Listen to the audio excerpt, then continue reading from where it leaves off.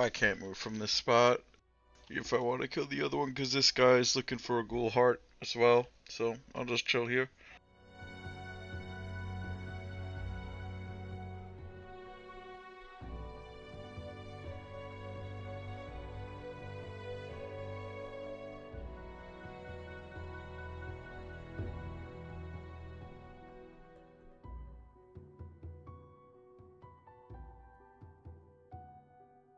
I mean, I'm not like all in on this or anything. If I'm when I'm a little bit more tired, I'll probably go to bed. I'll go to bed and I'll pause the timer and we'll pump tomorrow. I need a full night, like a full 6 to 8, I think. But I'll play lore. I'll leave this stream on.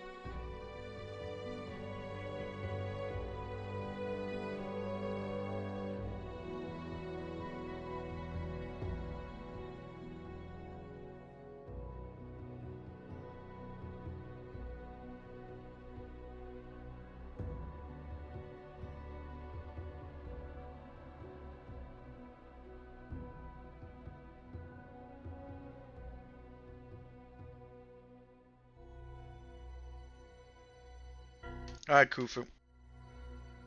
I'll catch you tomorrow.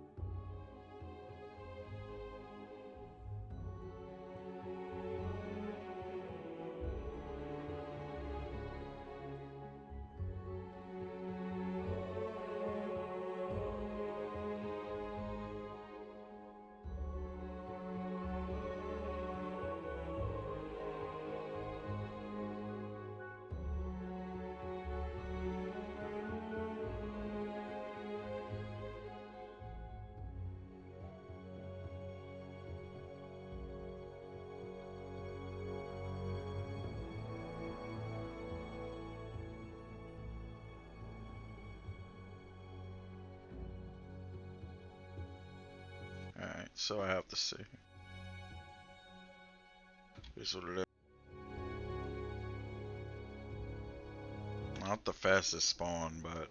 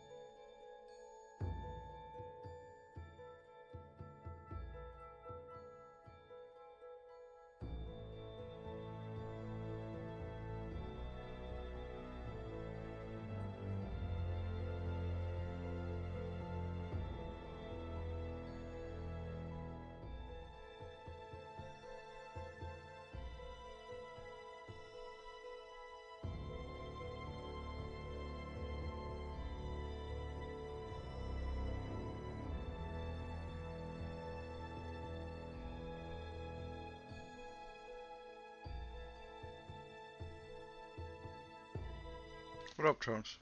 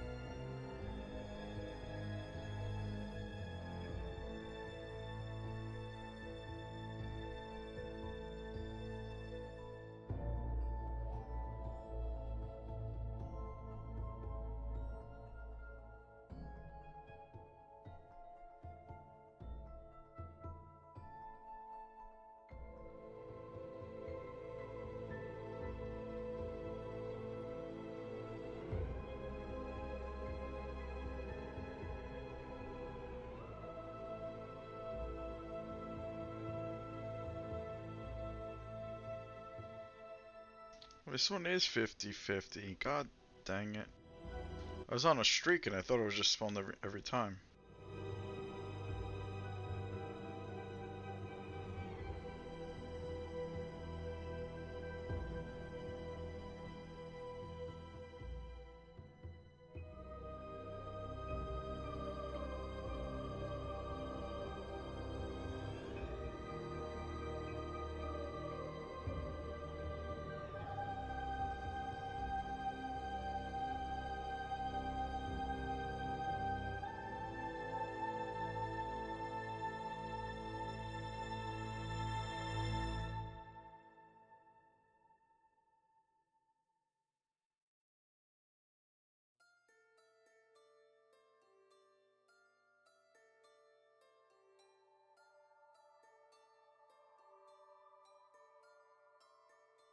Yeah, like there's nothing I could do.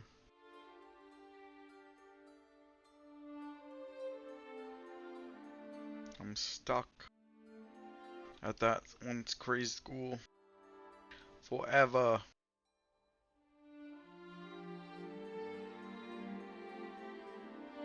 That's what it is, boys.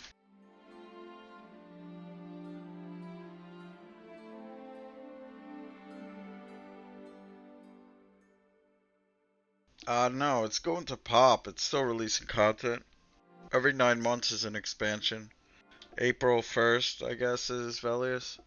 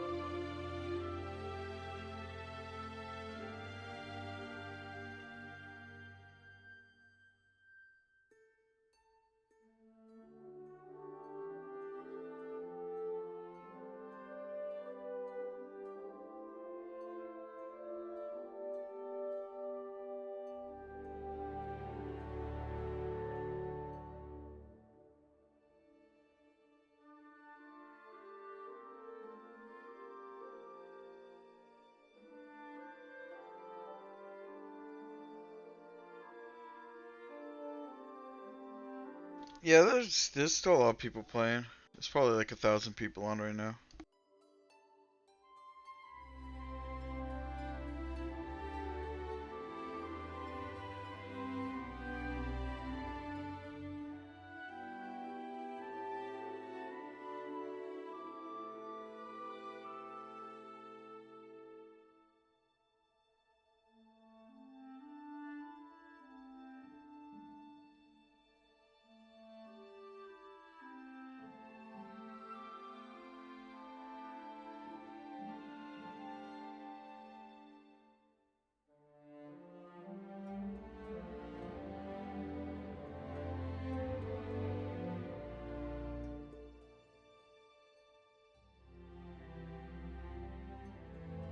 I don't know because I play Self-Found, which is a game mode that's on Project Quarm. I don't play. I don't like. I don't group with the normal player base.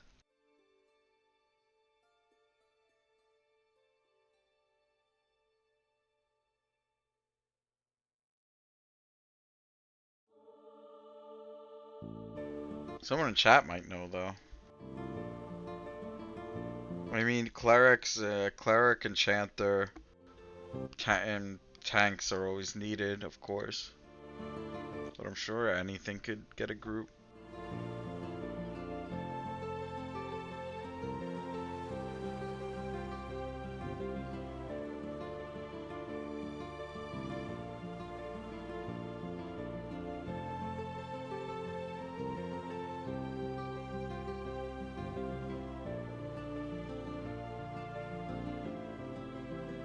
I would just play whatever you want to play.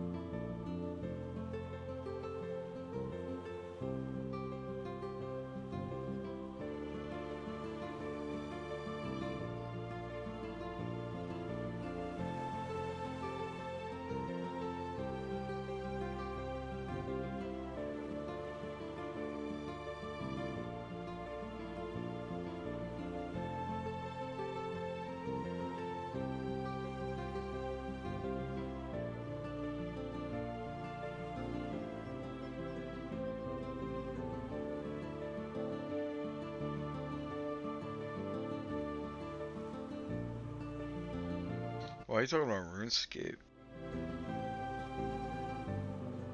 I'm gonna play whatever class you want to play.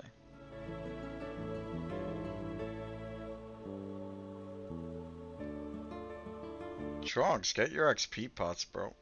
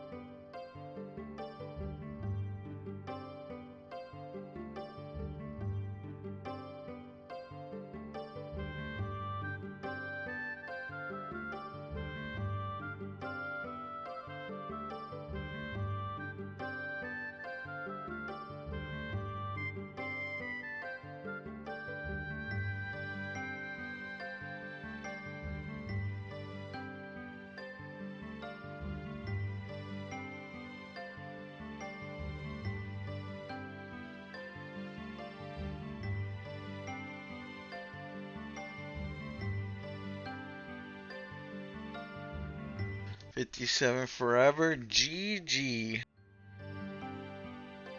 You should get the XP pots though. They last forever if you just pick them up. All you have to do is log in and go to the preset Discord.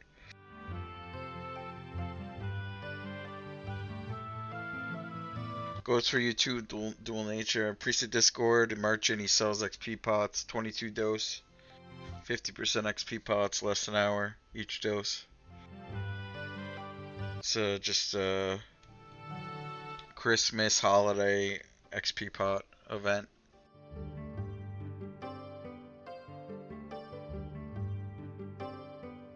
D4 ban? Alright, 1 second.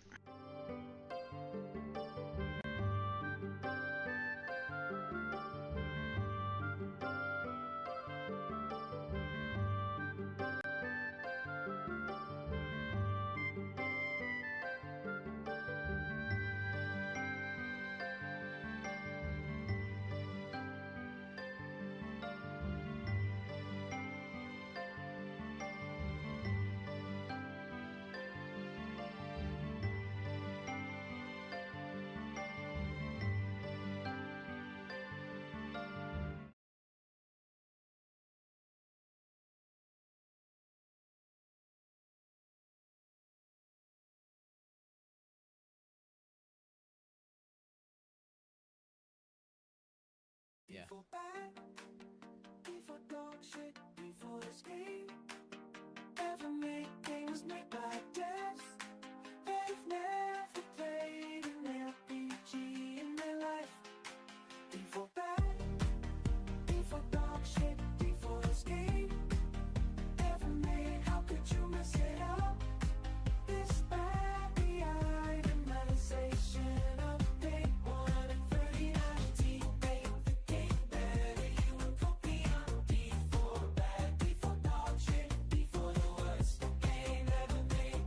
No in-game shit, character progression, bad boss design. Only your cooldowns, generators, spenders, bad, bad, bad, bad, bad, bad, bad. Before bad, before dog shit, before escape. Ever made, how could you mess it up? This bad, the other best, best,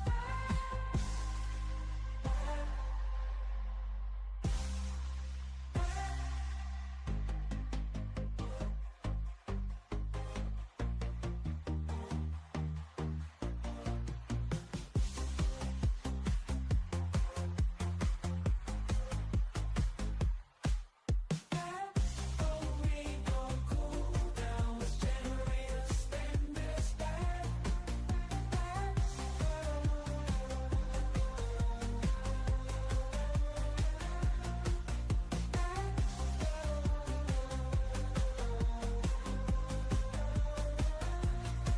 Yeah. bad.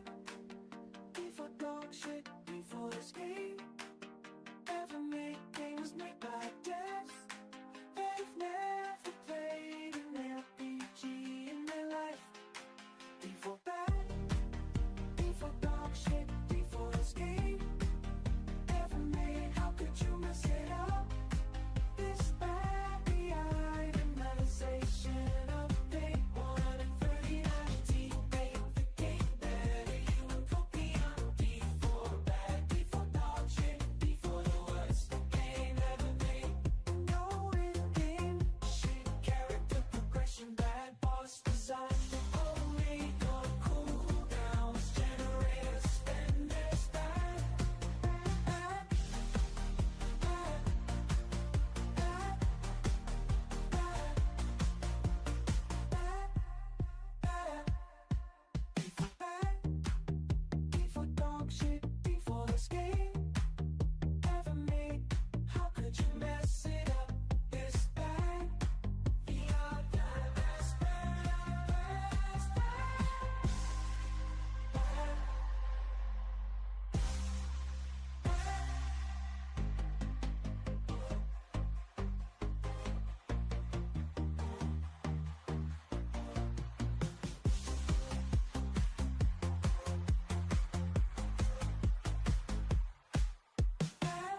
only your cooldowns, generators, spenders, bad, bad,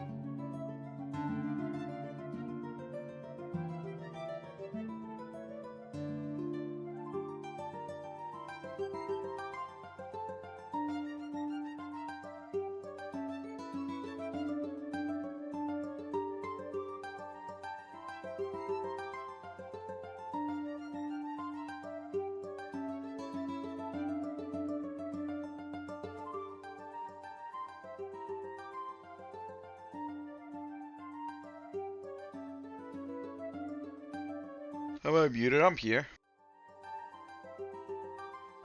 Oh, what's up?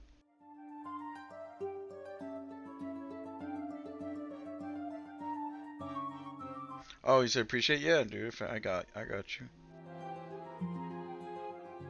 Oh, did I take it off the redemptions?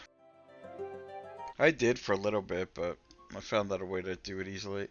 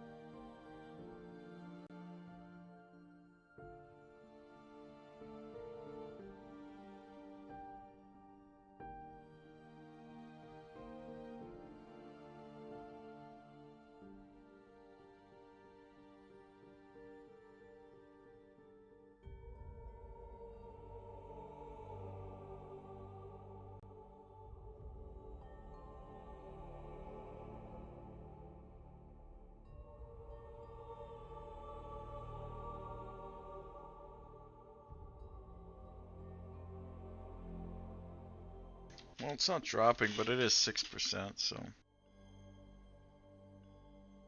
losing a little bit of XP.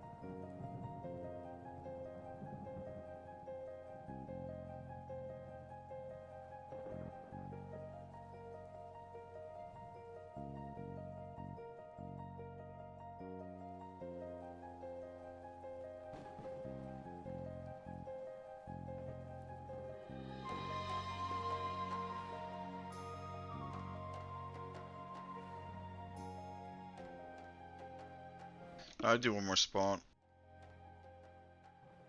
I'll do one more spawn and pause the timer.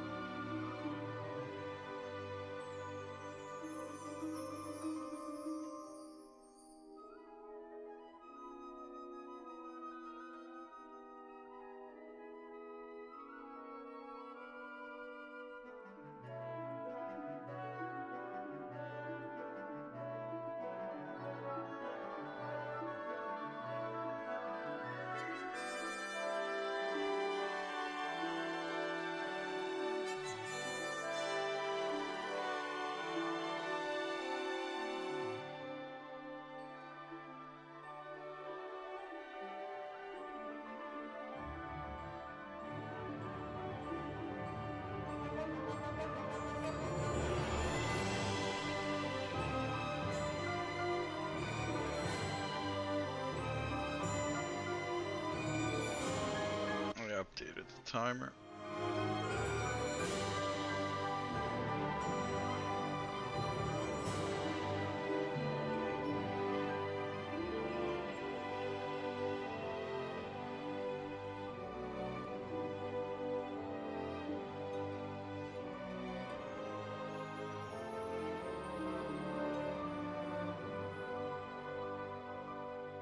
Nah, it hasn't dropped. I try one more. Then I'm gonna go to sleep. Timer's paused already. Get the lore going.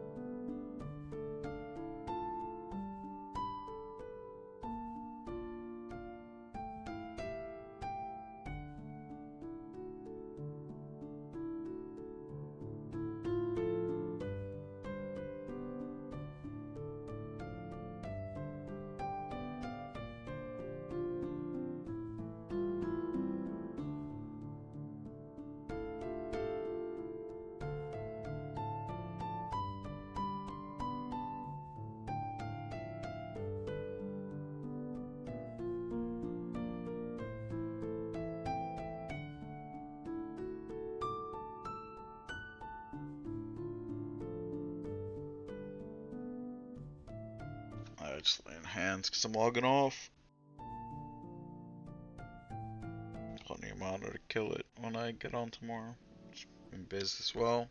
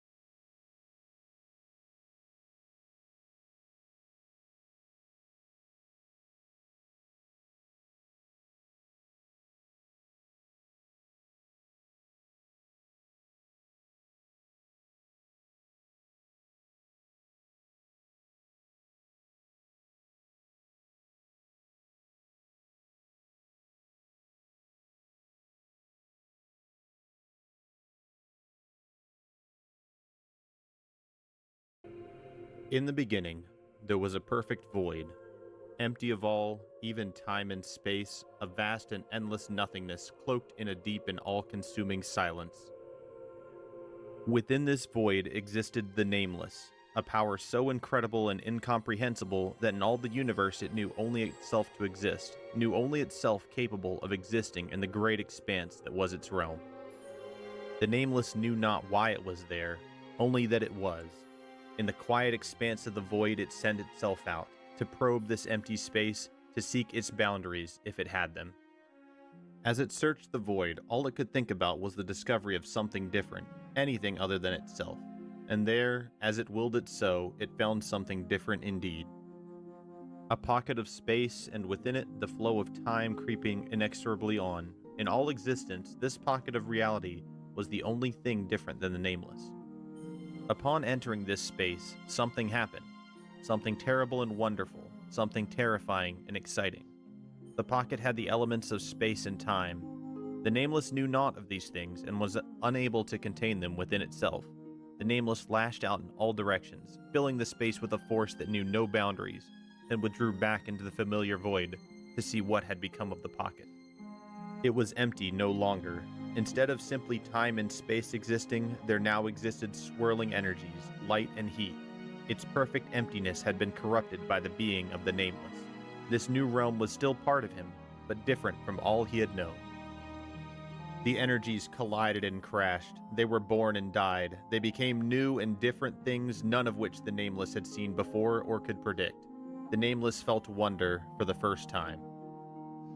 Through its will, it began to shape the chaos that swirled within. To form new and interesting elements, it was only now learning. Once the basic elements were formed, it used them to form planets, both huge and small, stars and swirling masses of light, all for its wonder and joy. The Nameless operated on a grand scale and set its universe in motion, moving and pulsating with its own kind of life. Throughout its center it set the stars, pinpoints of energy much like itself that may watch over this new creation. Now the swirling ball of energy needed shaping. He would need order in this new realm he had created, a way to manipulate this chaotic material. The changes that he wanted would need a finer touch, and so were born the gods of power. The Nameless reached into the chaos and drew forth 4 equal portions of the stuff of existence. Of these he took a sampling and shaped it into the gods that would divide the universe into form. The first of these he named Wraith, and set upon it the task of making solid the chaos, into the matter of which all things would be built. Wraith looked down upon the task, and before it saw the chaos was immense. Its task was enormous, and would require it to be many places throughout the cosmos to tend. It reached inside itself and divided into 13 equal parts, all to keep custodian over the multitude of mass that it would create, and each of the Wraith went into the chaos and set about dividing a fourth of the material into the matter it would call Earth. It set this earth around its lord's eyes, the stars, that he may keep watch over all his cosmos and admire its child's creations. The second he named Fenin Ro, and gave him the task of shaping the chaos. Fenin went forth and drew his portion that he named Fire, that he may set it upon the stars and shed light on his Lord's cosmos. He helped the wraiths shape the solid matter into that which would be pleasing to their Lord's eye. He gave warmth to the cold of chaos. The third element, water, he determined would need many forms. For this element he took the portion and split it into three. Teru Mar would be responsible for water, the main state of the element which would give life to his worlds. Ssai would lord over water in its solid state, ice, and the order and preservation it brought. Finally, Povar would lord over steam and that of life and motion. These three took their portion and cloaked each world with their life-giving touch.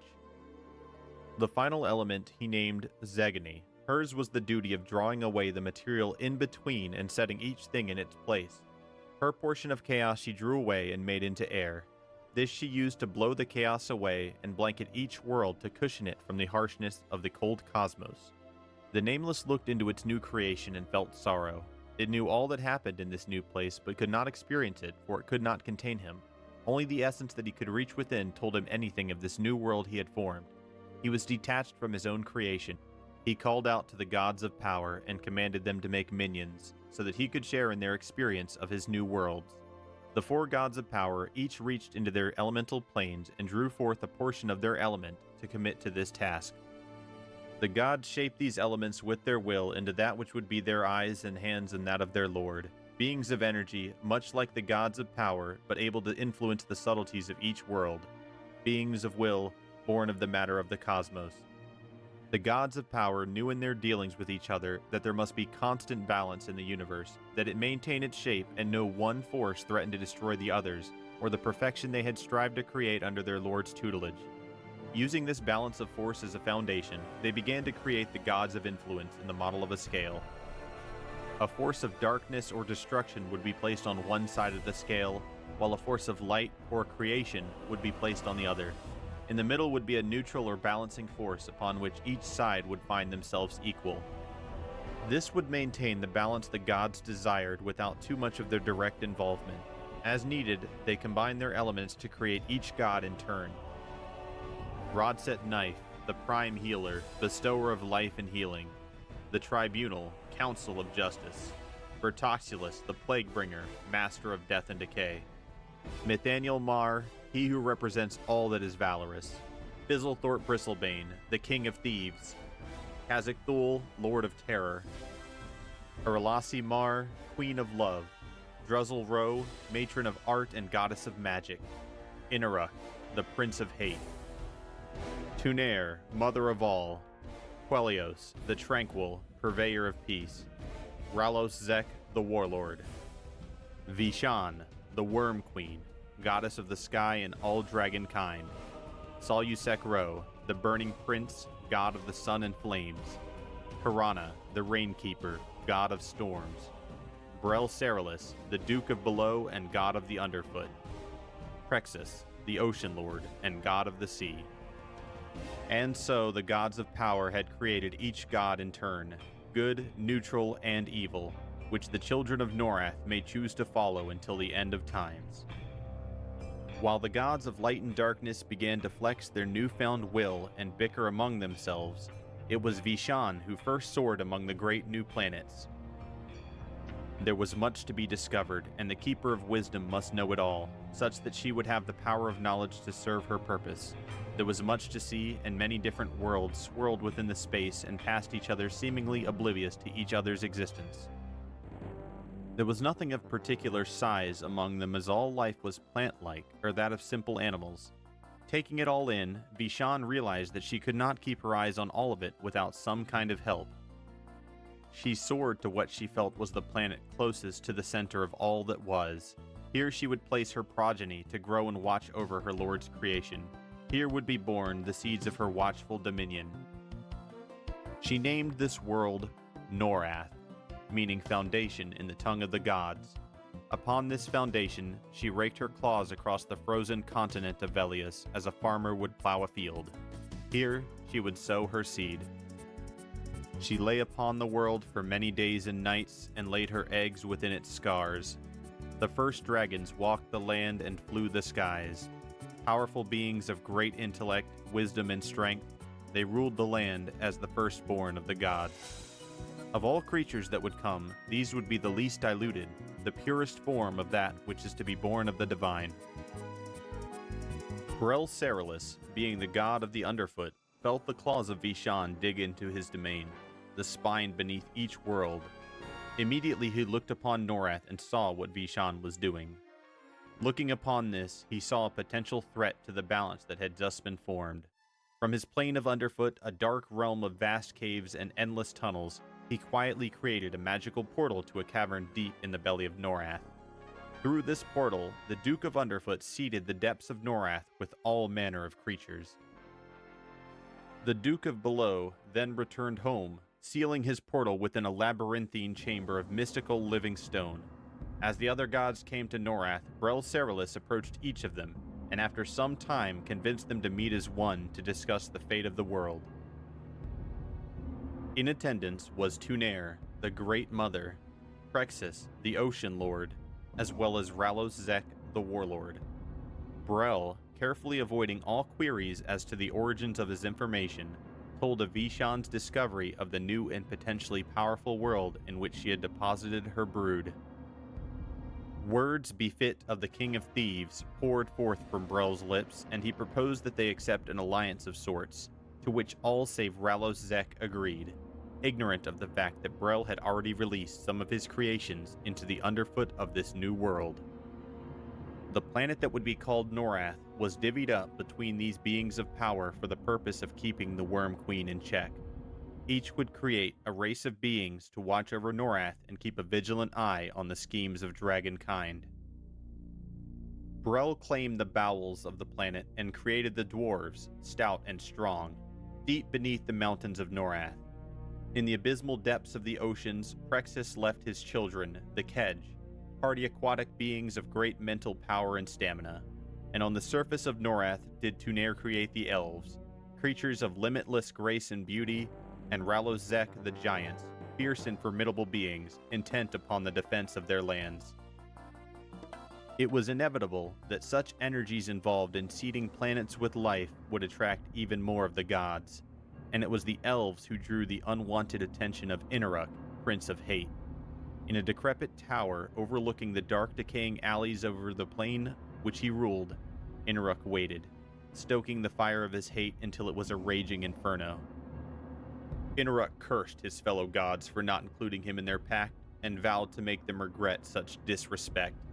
From the halls of the elves' fair city Takashi's, the Prince of Hate snatched away the first elven king and queen. In his realm of pain and anger, he slowly tore them apart, physically and mentally, over the course of 300 years. He then gathered the quivering remnants of these beings of light and rebuilt them into his own dark, sadistic image, a twisted mockery of Tunair's noble children. In depositing the Terdal, as Inaruk's dark elven creations would come to be called, back into Norath, the seeds for the Prince of Hate's final revenge were sown. Fizzlethorpe Bristlebane and Kazakh Thul came next to Norath, and Brel met with them, concocting a second pact with these latter gods, wishing another excuse to create more peoples into this world. Ralos Zek again watched from afar, determined to add to his creation as well, and this time Brel convinced the warlord to join the pact, assuring him that it was indeed an appropriate time to fulfill his desires. Deep in the earth did Brel return to create the gnomes, resembling dwarves to some extent, yet more wiry and gnarled, consumed with tinkering with devices more so than their cousins. On the surface, away from the elves and giants, Bristlebane made the halflings, short and stubby folk, agile and with a propensity to meddle and even pilfer at times. Kazakh Thul, Lord of Fear, was drawn to the swamps and jungles of Norath, and there created the green-skinned trolls and the reptilian lizard men and Ixar. Ralos Zek returned to the surface, pleased with his sanction to create even more races for his army. He made then the ogres, massive, unmovable beings of questionable intelligence, and the orcs, bred for battle and single-minded in their desire for conquest. By this time, those who were now known as the elder races of Norath had begun to expand and mature. Villages became cities, and cities became kingdoms. Several of the races became bent on expansion, and warfare became part of their developing cultures. This has been Lore of EverQuest, the world of Norath. In closing, I would like to thank all the developers that have worked on EverQuest over the years, and a special thanks to the late Brad McQuaid, without whom this world likely never would have existed. In our next video, we will explore the war between the forces of Rallos Zek and the Plane of Earth, as well as the fate that befell the armies of Zek. We will also cover the rise and destruction of the Eldar Empire, the colonization of Tuneria, and the civil war on Otis. Thank you for watching. If you're interested in more EverQuest or MMORPG related content, feel free to stop by my live stream at twitch.tv/BobbyBick, and feel free to subscribe to the YouTube channel where I'll be posting more lore videos in the future. See you next time! In our last video, we covered the creation of Norath, the birth of the gods of power, and the beginnings of its elder races. If you haven't seen that video yet, I encourage you to watch it before this one, as some parts may be confusing otherwise. This story continues off from Rallos Zek creating the orcs and ogres in an attempt to bolster his growing army. The children of Rallos Zek had been born, the orcs on Fadewar and the giants and ogres on Tuneria. The giants, being one people at that time, flourished in the Northlands, vast and fertile grasslands that stretched from the ocean to great mountains both to the east and south. In seclusion, they made huge cities and castles, and built a civilization rivaled at that time by very few of the other intelligent races. The giants were a strong nation and worshipped their creator, the warlord. Armies and outposts guarded the passes leading into the Northlands, and the few times their home was attacked, the invaders were utterly crushed. Far to the south, another civilization was growing in power as well. The ogres also worshipped the warlord, arguably even more fervently than the giants. And of all the races, it was the ogres who quickly proved the most interested in battle and plunder, and their empire grew outward from their mountain home until it eventually encompassed a large portion of Tuneria, largest of the known continents. Their knowledge of magic grew, as did their greed, until they became weary of only Norath, and when they learned of other planes and dimensions, invaded the plane of Earth itself. While the ogres to this day sing songs of their initial victory over these 13 mighty beings, it is also true that when one of these gods fell, soon another arose from the earth to take his place. The ogres could do little against a foe eternal, and were eventually defeated, their armies forced to fall back through the portals that had brought them to that plane. Hordes of earth elementals and flesh-eating plants pursued them, even into Norath, and southern Tuneria fell victim to the wrath of the 12 gods. Rallos' forces were scattered and broken, unable to continue their current assault. Rallos Zek looked down upon the ogres, and in seeing their defeat, grew furious. While he was a lesser deity, he was still the god of war, and in his arrogance he too opened a portal to the plane of Earth, and personally led his forces in an invasion. An inconceivable battle ensued, one of which history says little other than that the heavens themselves shook, and in the end even the warlord was defeated by the Council of Wraith. Rallos and his minions were cast back into the planes of influence, and the greater gods came together, creating a barrier such that no lesser god or creature could ever pass into the planes of power again. They also saw fit to punish Rallos Zek for his treachery and arrogance. And so, in what some view as spite and others justice, the gods cursed the warlord's creations. Thousands of ogres were slain, and their empire collapsed around them. Those that remained scattered into small tribes in southern Tuneria. The orcs, giants, and goblins, also of the warlord's creation, were not spared the gods' wrath. The fate of the orcs is almost totally unknown, for they are not a people to keep history, concerned only with the present. The goblins were also cursed, but no writings remain of their punishment, for they no longer keep records of their history, perhaps an indication of the severity of their curse. Stories passed down from other races tell that the Ssfhc, as the goblins were known then, were entirely exterminated. From their ashes were born the 4 goblin races, each stripped of all knowledge and not informed of the existence of the other clans nor of their origins. Each clan was transported to a separate environment to help preserve the gods' will. The gods were not entirely without mercy, however, and granted each clan a staff with a crystal affixed to its head. These crystal staves aided the goblin clans in understanding their environments. But the giants remember what happened to them, for the greater gods came together and in their combined might brought an age of ice to the Northlands. Their civilization fell swiftly, their cities and holds crumbled in the cold, their crops and livestock froze and died. Famine and chaos spread everywhere, and the surviving giants boarded a vast armada of ships and sailed east and then south in an attempt to escape the curse. But the greater gods saw this too, and watched their escape, conferring with each other. When the giants' fleet reached a point between Tuneria and Kunark, the gods summoned a hurricane of unearthly power, with gales and waves greater than any sailor had ever seen. Many ships were sunk, and over 2/3 of the armada were blown by the mighty winds to the shores of the nearby lands, to be dashed against the rocks and cliffs. 1/3 came ashore east of the oasis of Mar in the desert of Ro, while another third landed in the burning wood on the west coast of Kunark. The remaining armada sailed on, praying that they had escaped, but the warlord could do nothing in their aid, and Zegany, Queen of Air, drew wind to their sails and led them to the coast of Velius, where they landed short on supplies and unable to sail further. Thus the greater gods brought their final curse upon the giants, for they had fled the Northlands to escape an age of winter, only to find themselves marooned on an entire continent of eternal ice and snow.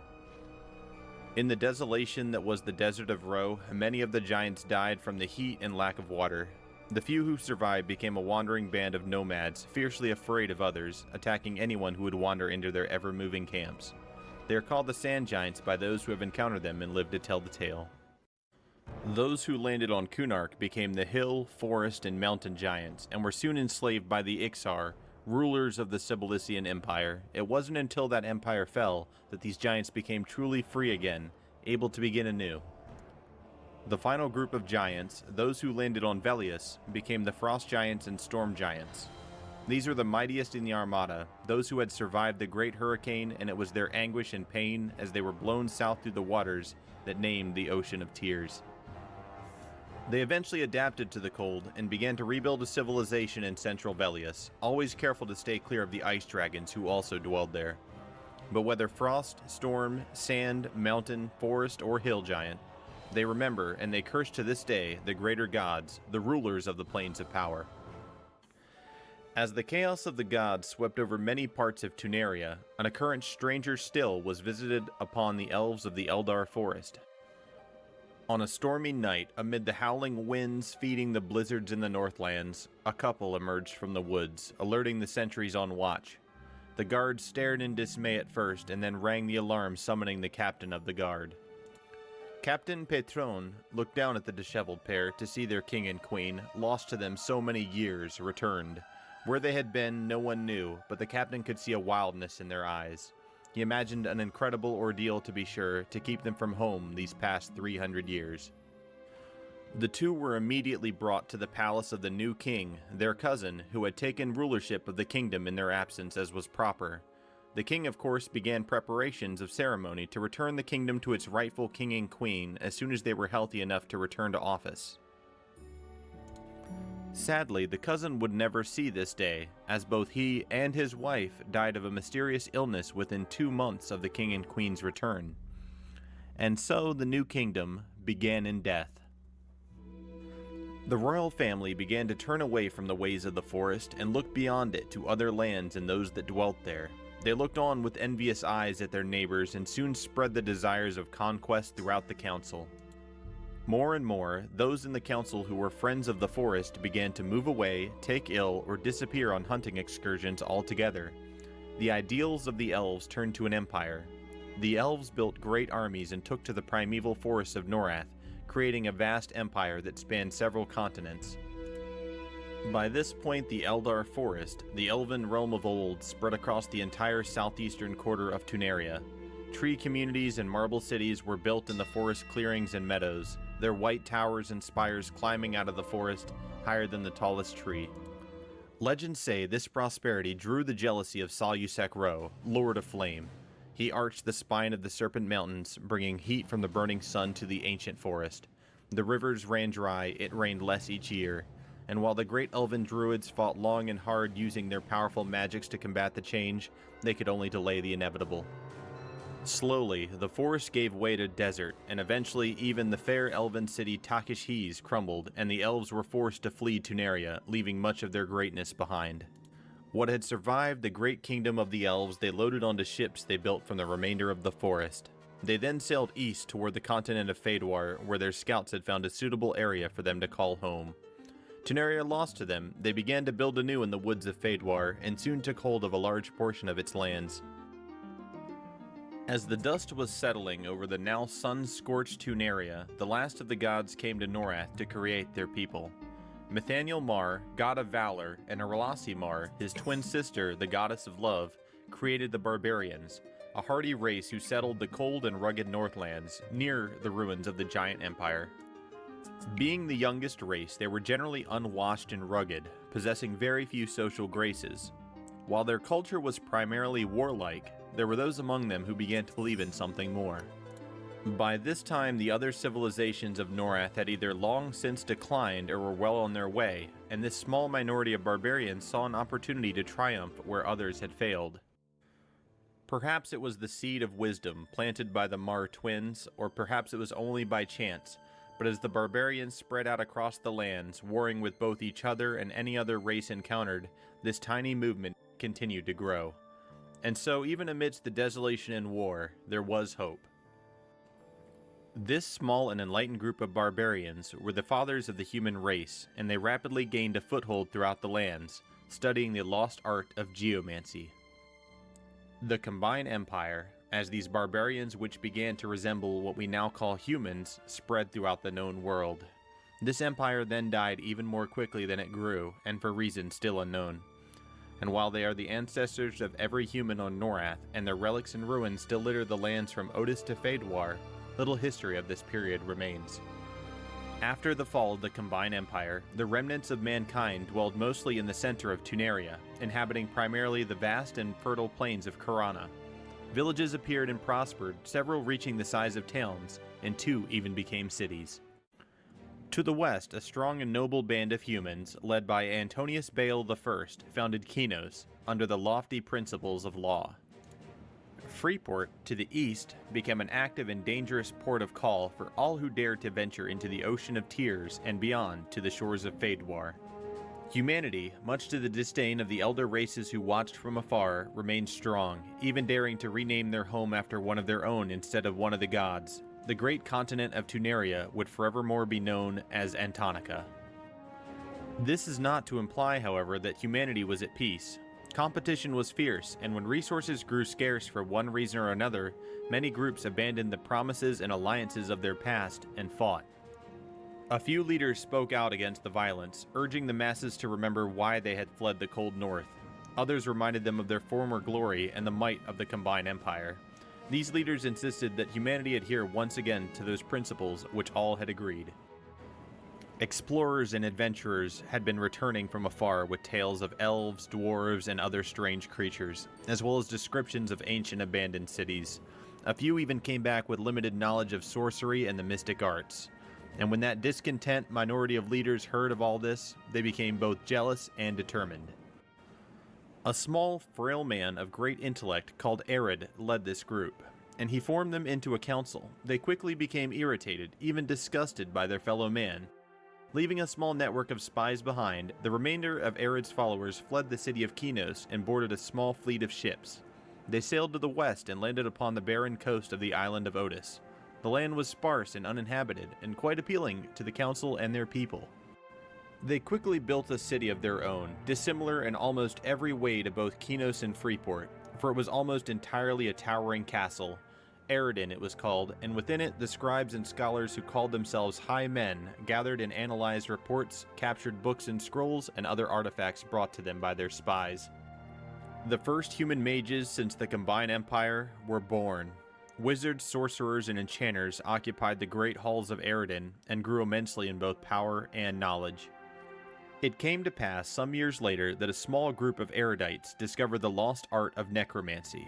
They were branded heretics, and great conflict arose. For the first time in several hundred years, the erudites fought. They engaged in a civil war not entirely dissimilar to that which they had loathed and fled from back on the mainland, but there was one significant difference. They did not use swords and bows, but rather magic, and the result was terrible.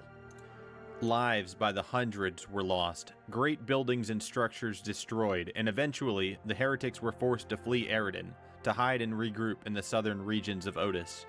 In one final battle, great mystic energies were released, and an immense hole leading to unknown depths beneath the earth was created. Into the sides of this chasm the heretics built their own city, which they called Peniel, and while both sides still seethed with anger and hatred towards one another, their fear of what the last battle had wrought kept any further conflict at bay.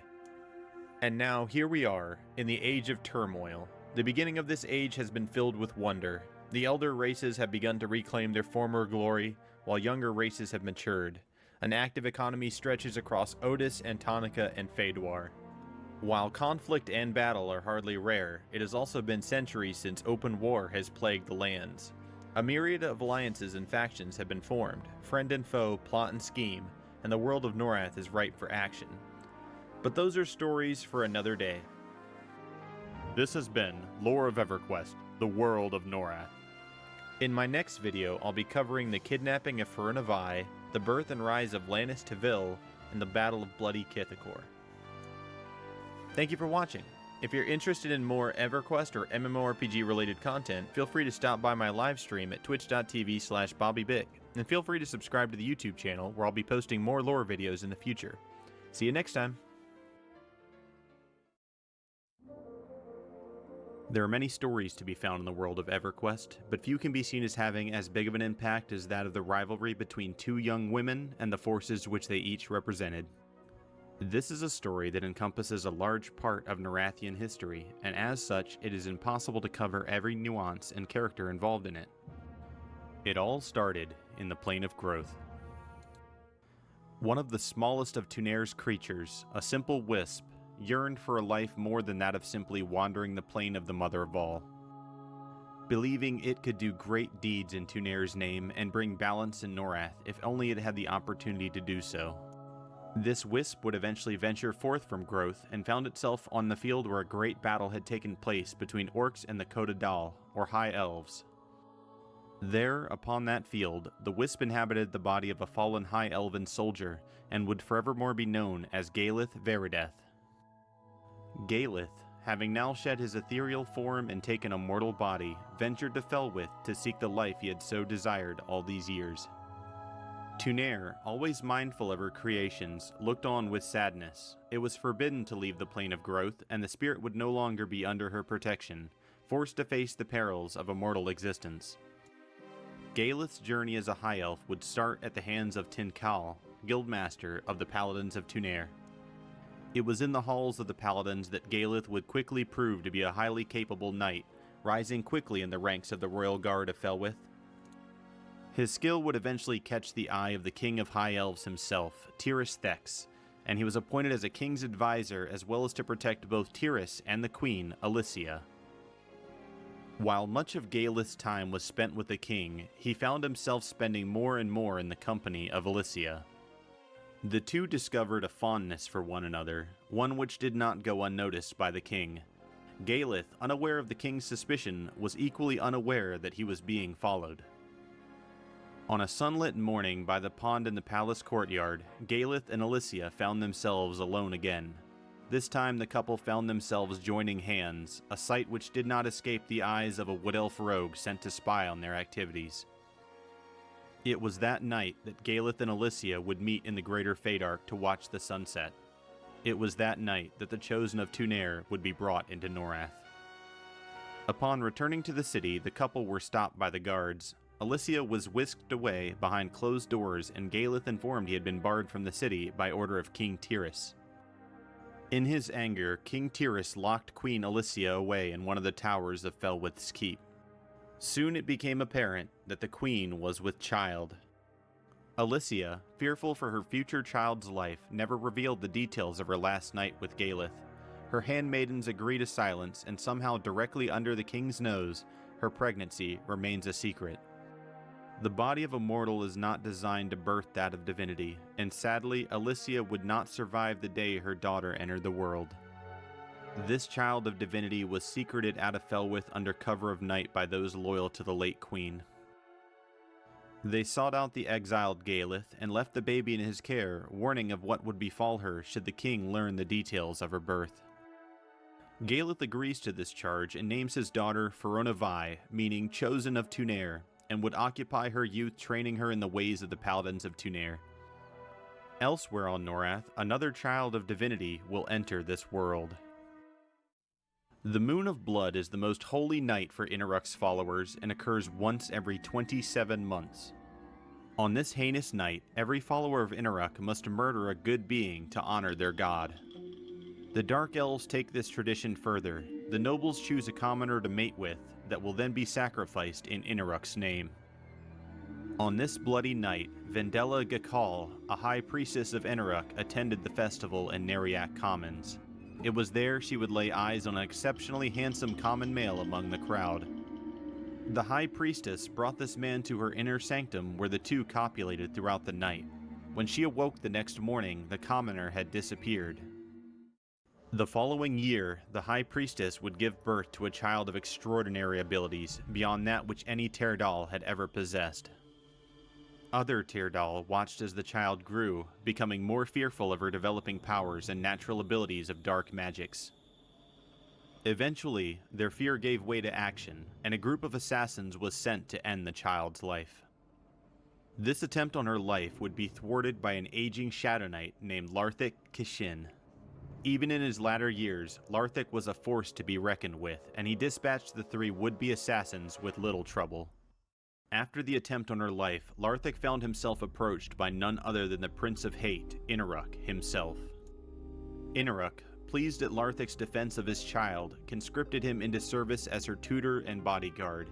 In doing so, he also gifted Larthik a new body, one much younger and more fit to carry out his lord's will. With youth returned to him, Larthik took the child of Inaruk under his care, teaching her the ways of both martial combat and the dark magics of necromancy.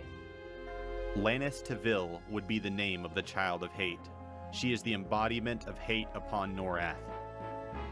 Loyal to those who would follow her, a terror to those Tyrdahl which would betray her or stand in her way, Lannis became a spear point for the Dark Elves and always fought for the agenda of her father, Inaruk. Aware of a rising force in the Coda Dal, said to be the champion of Tunair, a spark of extreme hatred is born in Lannis. Her desire to see the end of Feronavai blinds much of her senses, though she will have an opportunity to act on her impulses soon. As luck, or unluck depending on who you ask, would have it, a goblin by the name of Nergal would soon discover something in Highkeep that would set the stage for one of Antonica's darkest battles. The Pick Claw of Highkeep are a simple sort. Left alone by the human citizens, these dim-witted creatures spend most of their day harvesting rocks from the mine below the keep. These precious stones and metals were valuable not just among the human traders, but Coda Dal magicians and Tyrdahl jewelers sought them out for their unique properties. On one such day, Nergal, an unassuming though meek specimen of goblin, was digging in a new area of the mine when he chanced upon something he had never seen before. In a crevice he discovered a glowing blue rock, spherical in shape, and brought it to a Dark Elf ambassador to have this rare find's value assessed. The ambassador, Tyranna Slill, found her posting in Highkeep to be anything but desirable. She longed to return to Neriak and to bid these lesser races farewell. On that day, Nergal brought this strange blue stone to Tyranna, and using her necromantic magics, she discovered the incredible magic properties it contained. Promising great rewards to Nergal, Tyranna bade him to show her the location of the vein where the stone was obtained. Nergal, hesitant to reveal the location for he had been tricked before, eventually gave way after being plied with sufficient alcohol. The location ascertained, Tyranna now had no more use of the goblin, and as her necromantic magic swept over him, Nergal gave a last shriek, then fell to the ground.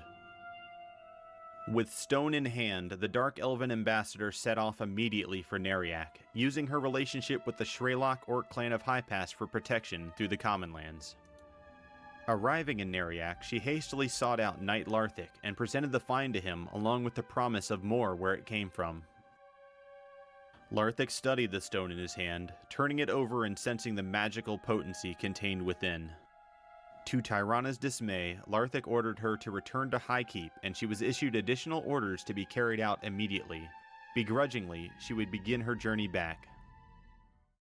Wood Elves are believed by most other races to be distanced from politics and intrigue, but that is far from the truth. A network of spies, Tunair's Martyrs, have operatives stationed across Norath keeping a watchful eye on the goings-on of the different cities and factions. One such operative, Felanine Deepwood, was stationed in Highkeep, and Tyranna's increased activity did not escape his notice. Felanine prepared an ambush for the Tyrdahl ambassador, and upon her return to Kithakor from Neriak, their trap was sprung.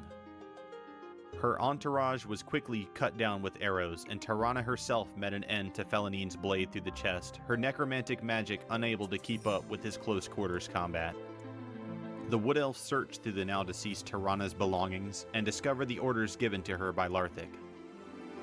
In those orders was a warning to the citizens of High Keep that the Terdal had decided it was time for them to take possession of it as their own. Knowing the urgency of his task, Felanine made his way to the keep and delivered the news directly to Lord Tethys, High Elven Ambassador to Carson McCabe. Lord Tethys called an emergency meeting of all those allied races in the keep, and runners were dispatched to all known quarters of the known world, calling for aid against the oncoming force. In the heart of Fadark, Galeth and his protege, the Chosen of Tunair, encountered one of these runners. This has been Lore of EverQuest, the World of Norath. In our next video, we will continue the story of Lannis and Ferona's war over High Pass, the event that would be named the Battle of Bloody Kithakor. We will also explore more of their stories that take place after that battle and before their next fated encounter. Verona in particular has a habit of getting into trouble and losing a little artifact known as the Life Guide. Thank you for watching. If you're interested in more EverQuest or MMORPG related content, feel free to stop by my live stream at twitch.tv/BobbyBig, and feel free to subscribe to the YouTube channel where I'll be posting more lore videos in the future. See you next time!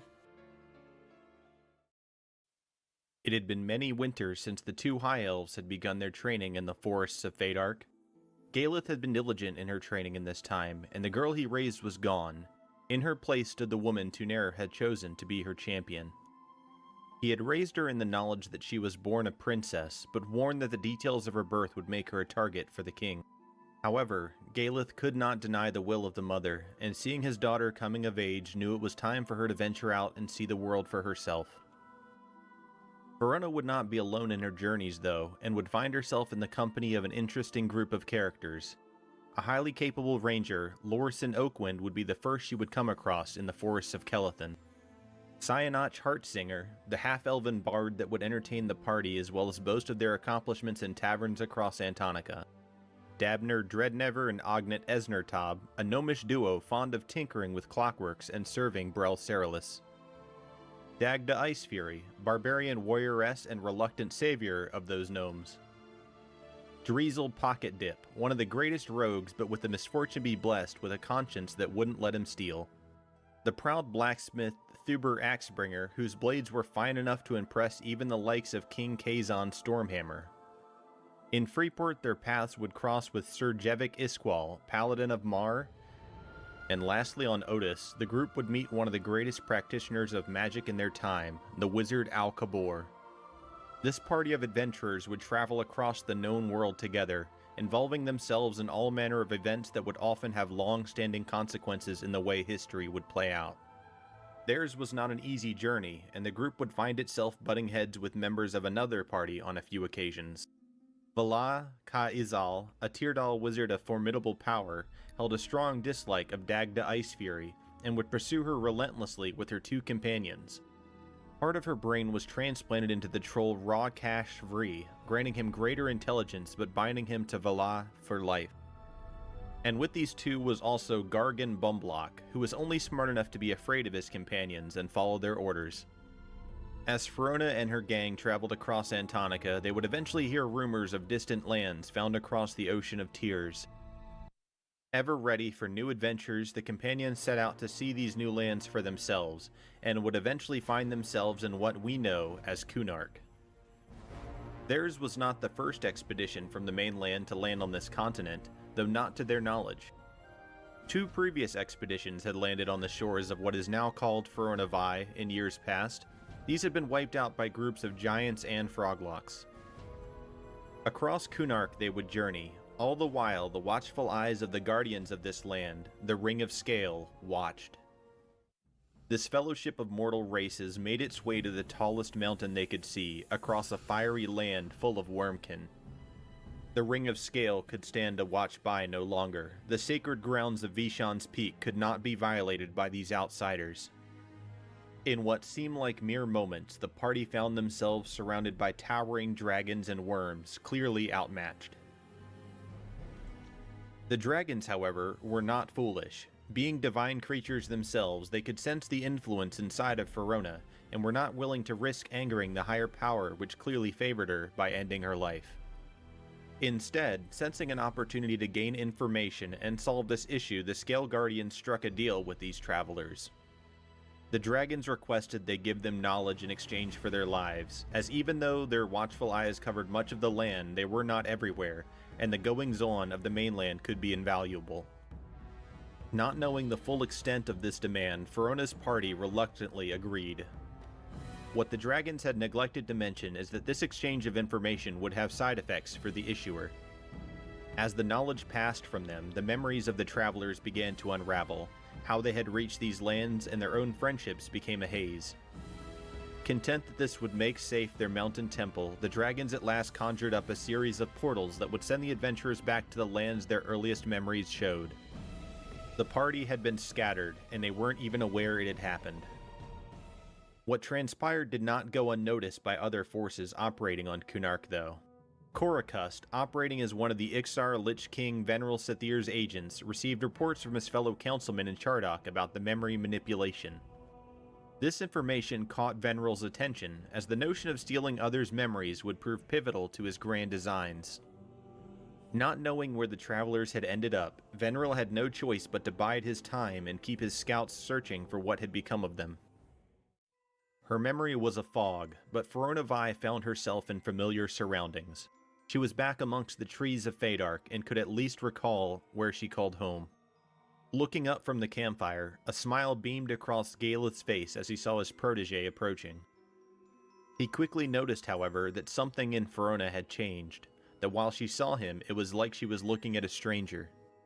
Galeth welcomed Verona back, trying to mask the worry that gripped him. He had seen many arcane maladies over the years, but knew not how to undo what bound her mind. Luckily, as years went on, Verona's memories were slowly coming back to her, though that of her recent travelers remained locked behind some invisible barrier.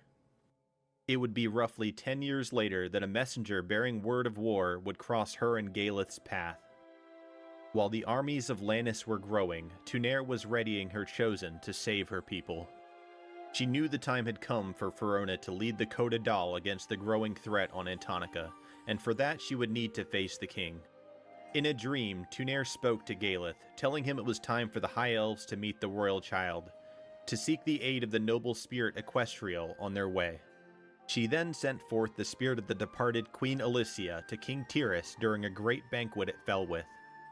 The queen informed the terrified king that she had borne a daughter in secret and hidden her away from him, that this daughter would come to save his people and deliver them from the evil looming across the ocean. The ghostly queen then vanished as mysteriously as she had appeared. Tyrus, hearing word of this unknown daughter, stood up immediately and saw a trio approaching. He recognized his former advisor and protector Galeth Verideth immediately, but that was not what caught his eye. On Galeth's flank stood a tall high elven sword maiden, followed closely by the rumored unicorn Equestrial that roamed his lands. Galeth bowed to the king and simply stated, "Your Majesty, allow me to introduce your daughter, Verona Vi." Lord Tethys and Carson McCabe of High Keep stared at each other with long faces as they stood at the council table. Gathered with them were the merchant lords representing Kinos, Eredin, Freeport, and Caladim. The merchant lords brought no good news from the respective cities to Tethys's dismay. Antonius Bale had sent word that Kinos would be unable to assist, as they feared attacks from the Bloodsabers or the Gnolls should their forces be stretched too thin. Freeport was in an ever-present civil war, with the Freeport militia and the Paladins of Mar vying for control over the city. Neither would be willing to give up ground to the other for this cause. The erudites of Otis would begin deliberations as to if they should get involved, but even should they elect to join in the defense, it would likely prove too late. As for the dwarves, King Kazon Stormhammer believed more in defending the shores of Butcherblock should High Keep fall. Their words left a bitter taste in Tethys's mouth. While his forces were divided, he knew that the combined might of the Tyrdal was poised to be brought down upon him. The child of hate, Lannis Teville, had gained support not only of the common Tyrdal, but of the noble class as well. King Nathox Thex and Queen Kristanos Thex had offered her their support in her military campaign, going as far as allowing her command of the entire Tyrdal army. Though this army of obliteration was primarily made up of Tyrdal, allies from Agak and Grob were present in their ranks as well. With sparse numbers and their backs to the wall, the mood in the council chamber was anything but optimistic.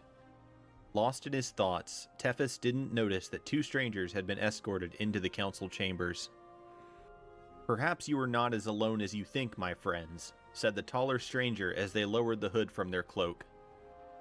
A smile beamed across Ssfhc's face as he laid eyes upon his old friend, Galith Verideth.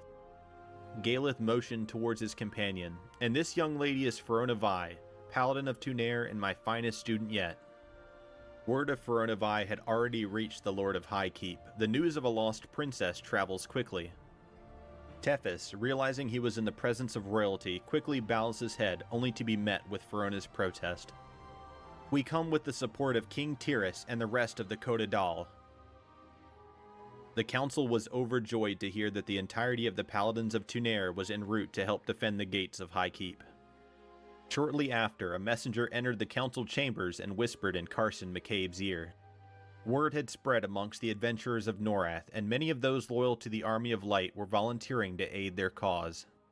The balance of power had drastically changed, and Ssfhc now looked over his battle plans with cautious optimism. By the grace of Tunair, they just may have a chance. Forces across Antonica were being readied for the oncoming conflict, for none knew when the Army of Obliteration would begin its march towards High Keep. The Tyrdal sought to drive a wedge between the cities of Kinos and Freeport, to have a position of strength in the centralmost part of Antonica. Lannis and Larthic had their own agenda as well. The stones found in the mine below the keep would allow them to channel power between the mortal realm and that of their god, Inaruk. It was a rainy morning when the march would begin across the Commonlands. Their hordes were consuming fire, and platoons of Tyrdal crushed the small opposition forces that stood in their way. Leaving a rear guard behind, Lannis's army would enter Kithakor and begin to strategically spread out to cut off access from reinforcements. A detachment of 30 Tyrdal entered Rivervale and overwhelmed the halflings with little resistance, plundering what little wealth they had and securing their flank. Small pockets of heavier resistance would spring forth to ambush the approaching invaders, but try as they might, the sheer numbers of the Obliteration army was too much for this to stop it.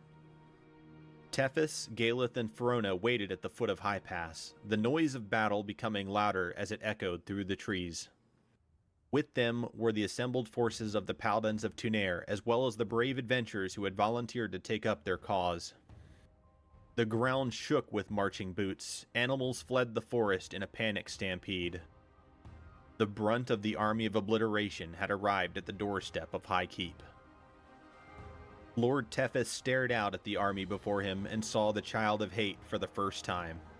Lannis Teville stood at the front of her forces, a grin across her face as she felt her victory close at hand. Ssfhc raised his mailed fist into the air and shouted a warning to the invaders. "By the grace of the Mother, you will be stopped, Child of Hate. Your cursed army shall go no further than where I stand."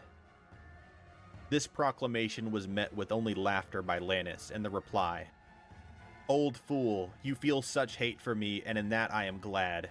This only proves the strength of my father and his power.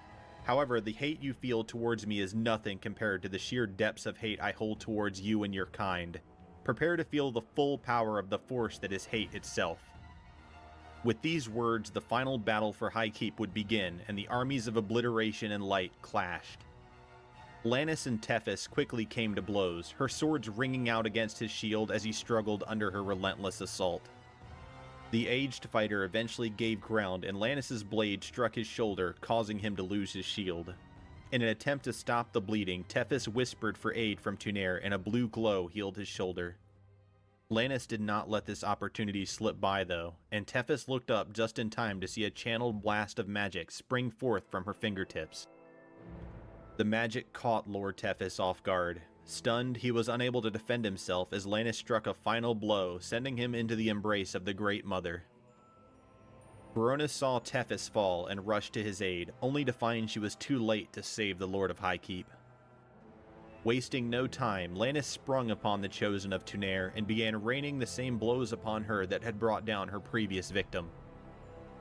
Verona had spent her entire youth training under Galeth, and she did not take her lessons lightly. Remaining calm, she parried the oncoming blows as the Child of Hate foamed at the mouth with rage consuming her. Elsewhere on the battlefield, Larthic and Galeth were engaged in their own deadly dance. The two warriors were nearly identically skilled, both had seen their share of battle. Unfortunately for Galeth, he was an old man, and Larthic's dark magics had allowed him to maintain a youthful body which his could not keep up with forever. Verona began to notice the furious assault against her had begun to slow ever so slightly. In a motion, she deflected Lannis's attack and countered with a shield blow to the back of her head. It was the Chosen of Tunair's turn to be on the offensive.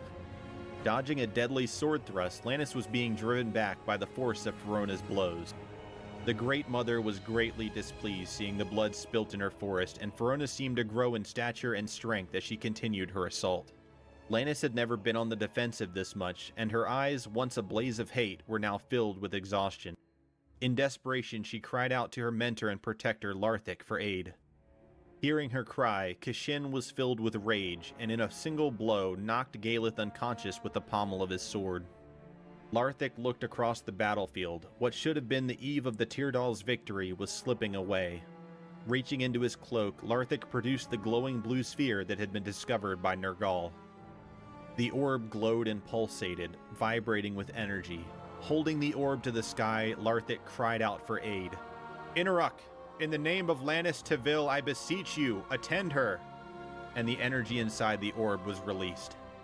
In that moment, masters of the arcane across all of Norath felt a sense of dread.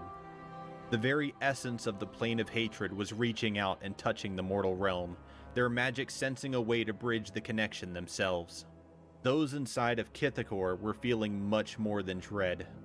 The screams of 10,000 damned souls filled the world as an immeasurable power opened a rift in the astral barrier. The fighting which had consumed the foothold of High Keep ceased as the hearts of all present were filled with the fear emanating through that rift.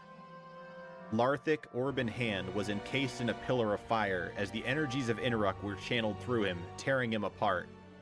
Lannis laughed as she was drawn into the rift, taken to the heart of hate and escaping the Chosen of Tunair.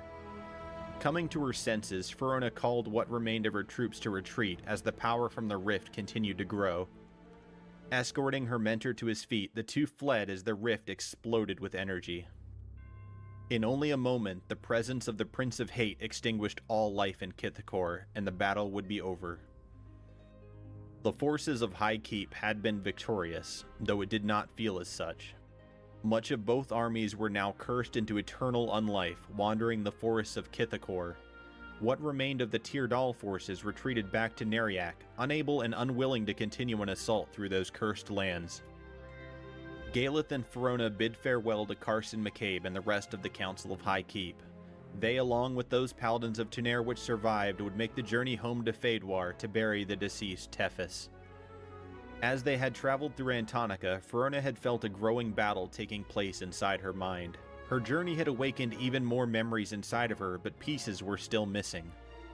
She found herself spending many sleepless nights wandering the forest, trying to figure out what had happened to make her forget such a large part of her life. Tunair watched from her plane of growth and knew it was time to speak to her chosen. This has been Lore of EverQuest, the World of Norath. Thanks for watching. In closing, I would like to go over some lore inconsistencies that I found in my research and explain why I chose to tell this story the way I did. First off, I would like to give a huge thanks to the community for the continued support, as well as a special thanks to Beemith, who some of you may know from the EQ forums. He's a real lore guru, and sent me down some paths that I would have otherwise overlooked. So a big problem with a story like this is it covers a large part of Norath's history, as well as some very pivotal moments. EverQuest's story has come from a variety of many talented individuals over the years, and as a result, sometimes there are conflicts in the timeline and the way events are told. If you want to get real immersive, you could even say the League of Antonican Bards has a habit of twisting truth to sometimes fit a bit better in a song or a tale. So for starters, there are a few different stories on how Verona Vi meets the king and becomes the princess. The story I generally go with is the oldest source that doesn't directly contradict numerous other old sources. What this means is that while I use the original lore as a rough guideline as much as I can, when I run into big inconsistencies with the way the game developed over the years, I defer to what we as the players can actually see in the game. Try as I might, I am unable to find much information as to Faronavai and her fellowship's original first journey after she first sets out from Fadewar. I do know that she and her companions have their memories stolen from the Ring of Scale agents as referenced in a few very old lore documents, but I do not know exactly how and why they came into that situation, so much of the story that I told is creative liberty that fits the rest of the story, as well as provides motive for their journey to return to Kunark. If you think you have a good source as to their original journey and how the gang met, please let me know in the comments, as I spent many degenerate nights trying to piece it together. I believe they may have had a run-in with the GM event dragons Zavo Zatanov, Ral Zazanis, Sarithson Kaz, and Sorig Sizzlin, as these dragons in human form were used in a few GM events in the same era. Unfortunately, most of those GM events were not very well documented. Ultimately, why I believe their memories were taken originally is due to what is now abandoned lore, that being the prophecy of Trakenon. I will cover this more in a later video, probably, but the long and short of it is that when Varant were developing EverQuest 20 years ago, they did it thinking that Ruins of Kunark was going to be the first and only expansion. Trakenon's prophecy foretold the end of the universe and would have been a secret the Ring of Scale would not want the mortal races to have knowledge of. But because this lore has been directly stated as no longer canon by developers of EverQuest many years ago, and obviously didn't come true, I can't be using it to piece this story together. Why was Inaruk able to appear before Larthic and Lannis in Neriak and they were fine, but his presence in Kithakor was the equivalent of a bomb going off? Magic. I would argue that the stone that started all of this, the Fulligan Soulstone of Inaruk, allowed him to channel more of his power into the mortal realm than normal, that would otherwise be anchored in his own realm by the veil that separates the two. Also, Inaruk was really mad and doesn't like to play by the rules of not interfering, though this is true of basically all of the gods.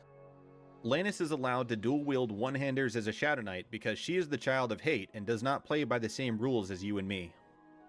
Thanks again for watching, and if you are enjoying these videos, remember to subscribe to see the next part in this series as soon as it comes out. Unlike an EverQuest subscription, this is completely free. Sorry for the delay in these videos releasing. I'm really bad at manipulating private server data, so getting the footage I want for these can take a lot longer than I expect, though I consider the final result worth the effort. I hope you do as well. As a final note, in the description of this video you will find a number of links which will direct you to most of the sources I used when preparing for this series. If you're interested in getting any more of the nitty-gritty details, you may find those fun to read through. Bye.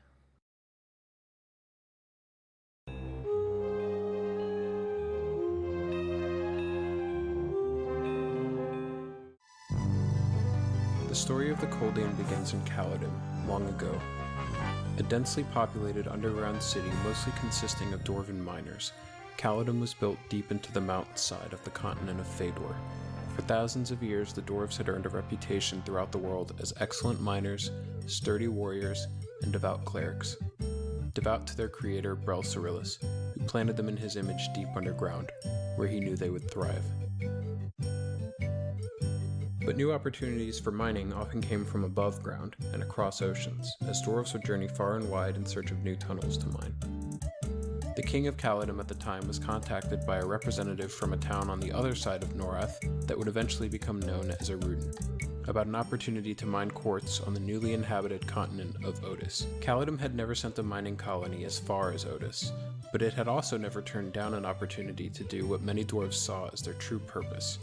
And with opportunities on Fadewar drying up, as well as increased competition from the technologically advanced gnomes to the east, Paladin's king was desperate. The dwarves had recently lost a contract to mine tunnels into the Lava Storm Mountains that had proven to be a huge success for the gnomes, further threatening future work opportunities for the dwarves.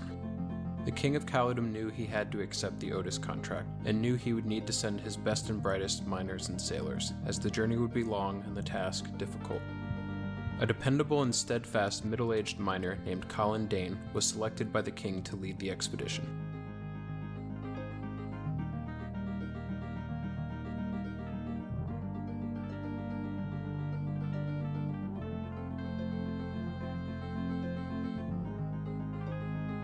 In total, hundreds of dwarves gathered at the docks of Paladin to sail to Otis.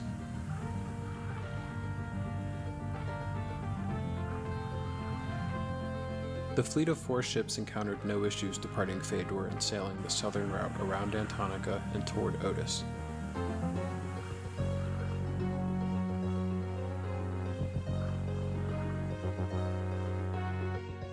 However, in between Antonica and Otis, the fleet ran into a massive storm, with waves stronger than even the most experienced of the sailors had encountered.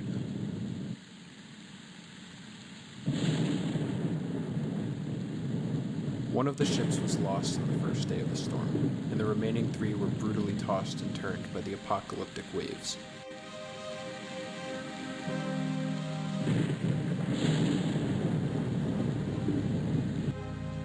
The dwarves all huddled together in the ship's holds, waiting for the seas to calm.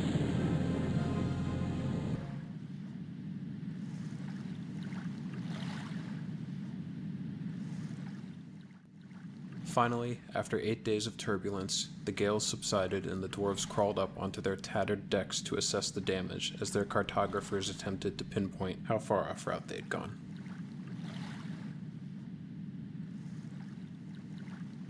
To everyone's horror, one more ship had not survived the storm. Only 2 from the original fleet remained intact. The skies were unrecognizable to the navigators, and the damage each ship had sustained made a long journey for the remaining ships impossible. Colin took the consensus guess among his remaining navigators and sailed steadfastly in the chosen direction, hoping land would eventually appear.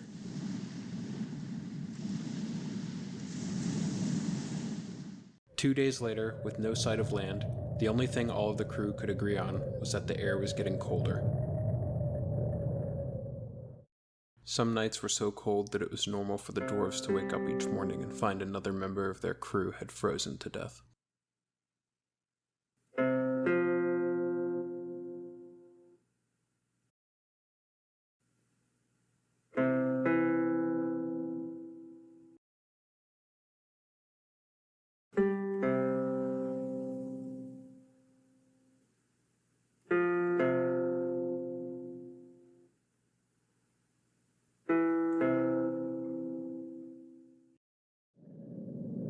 Colin did his best to keep up the morale of his crew, rotating between ships each night and assuring the frightened crew that landfall was inevitable. If not tomorrow, then the day after that.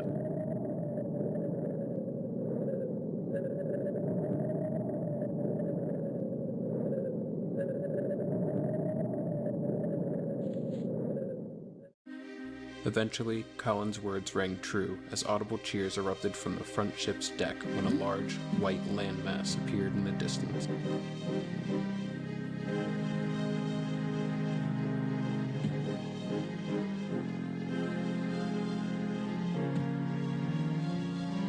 As their ships approached the landmass, they quickly found themselves surrounded by icebergs. The dwarves were lucky on this day, as the icebergs were spread out enough that the ships could safely steer toward the landmass.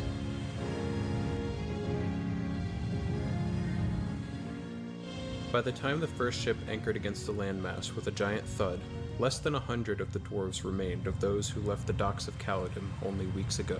None of the 2 remaining ships were in good enough condition to survive a departure through the icebergs. The dwarves were stuck, for now. There was chatter among the dwarves that this may be the ancient continent of Velius. All of Norath knew the legend of Velius, the frozen continent where life on the planet began, and where no civilized race had successfully journeyed to and made it back to tell the tale. Most of the dwarves weren't convinced that this landmass they stumbled upon could actually be Velius. Though it seemed empty of intelligent life, there were trees and brush on the frozen landscape.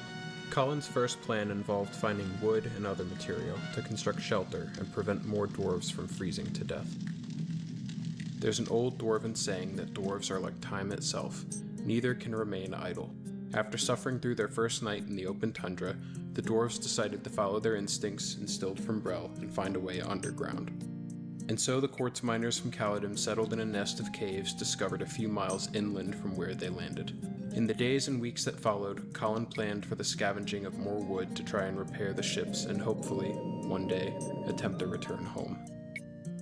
The collection of miners discovered that the hard-packed ice lying beneath the snow on this land was more than just frozen water. It had a clay-like quality to it that could be used to construct tools and shelter. This substance would eventually come to be known as Velium, and more of the dwarves became convinced that they had done what most of Norath thought impossible. They had made landfall on Velius, an isolated continent deeply entrenched in Norathian lore.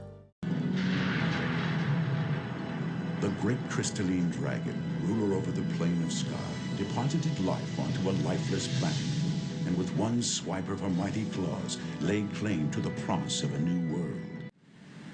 The intelligent races of Norath believed that Velius was where the crystalline dragon Vishan had struck the planet, supplying it with life. Other than being cold and giving life to Norath, little else was known about Velius since the iceberg surrounding it had prevented any ship from ever sailing to it. The dwarves would soon discover the harsh reality of this continent. One benefit to their location was the abundance of cougars, mammoths, and walruses indigenous to the area, providing a source of food and warm fur.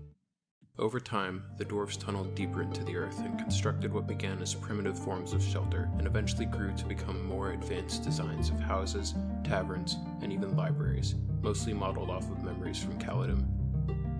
Colin christened this new village the town of Froststone, named for his impression of Velium the first time he encountered it. However, not all of the dwarves were interested in making their new settlement into a permanent home. Factions of dwarves began protesting against forming a long-term home on Velius. Many of the dwarves felt that their efforts should be focused on finding a way off Velius and getting back to Paladin. A responsibility that started as the leader of a mining expedition had somehow transformed Colin into a political leader among the survivors. As a peacekeeping measure, Colin held Froststone's first town hall meeting, where he assured those protesting Froststone's permanence that a journey back to Paladin was still his ultimate goal. Meanwhile, other dwarves began to feel comfortable calling Froststone their permanent home, the youngest among them now even being born in Froststone, which marked the beginning of some dwarves not ever knowing Paladin as their home. Only one ship still sat where the dwarves had made landfall. The other either sank or drifted away. The surviving ship hadn't been touched since the dwarves started tunneling underground, and was in no shape for sailing. Even if it were, the odds of making it through the ice-clad ocean surrounding Velius were slim. As Colin went to bed that night, he wondered if sailing off the continent was even realistic, and if the dwarves would have to make their new settlement permanent if they wanted a chance at survival.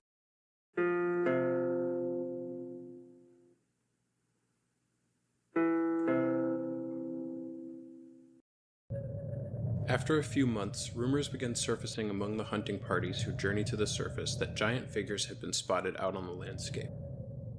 After enough hunters claimed the sightings, the majority of Froststone accepted the rumors as truth. But Colin calmed the town by assuring everyone that intelligent life on the continent had not yet been discovered. His only knowledge of giants came from the continent of Antonica, where many giants had been sighted.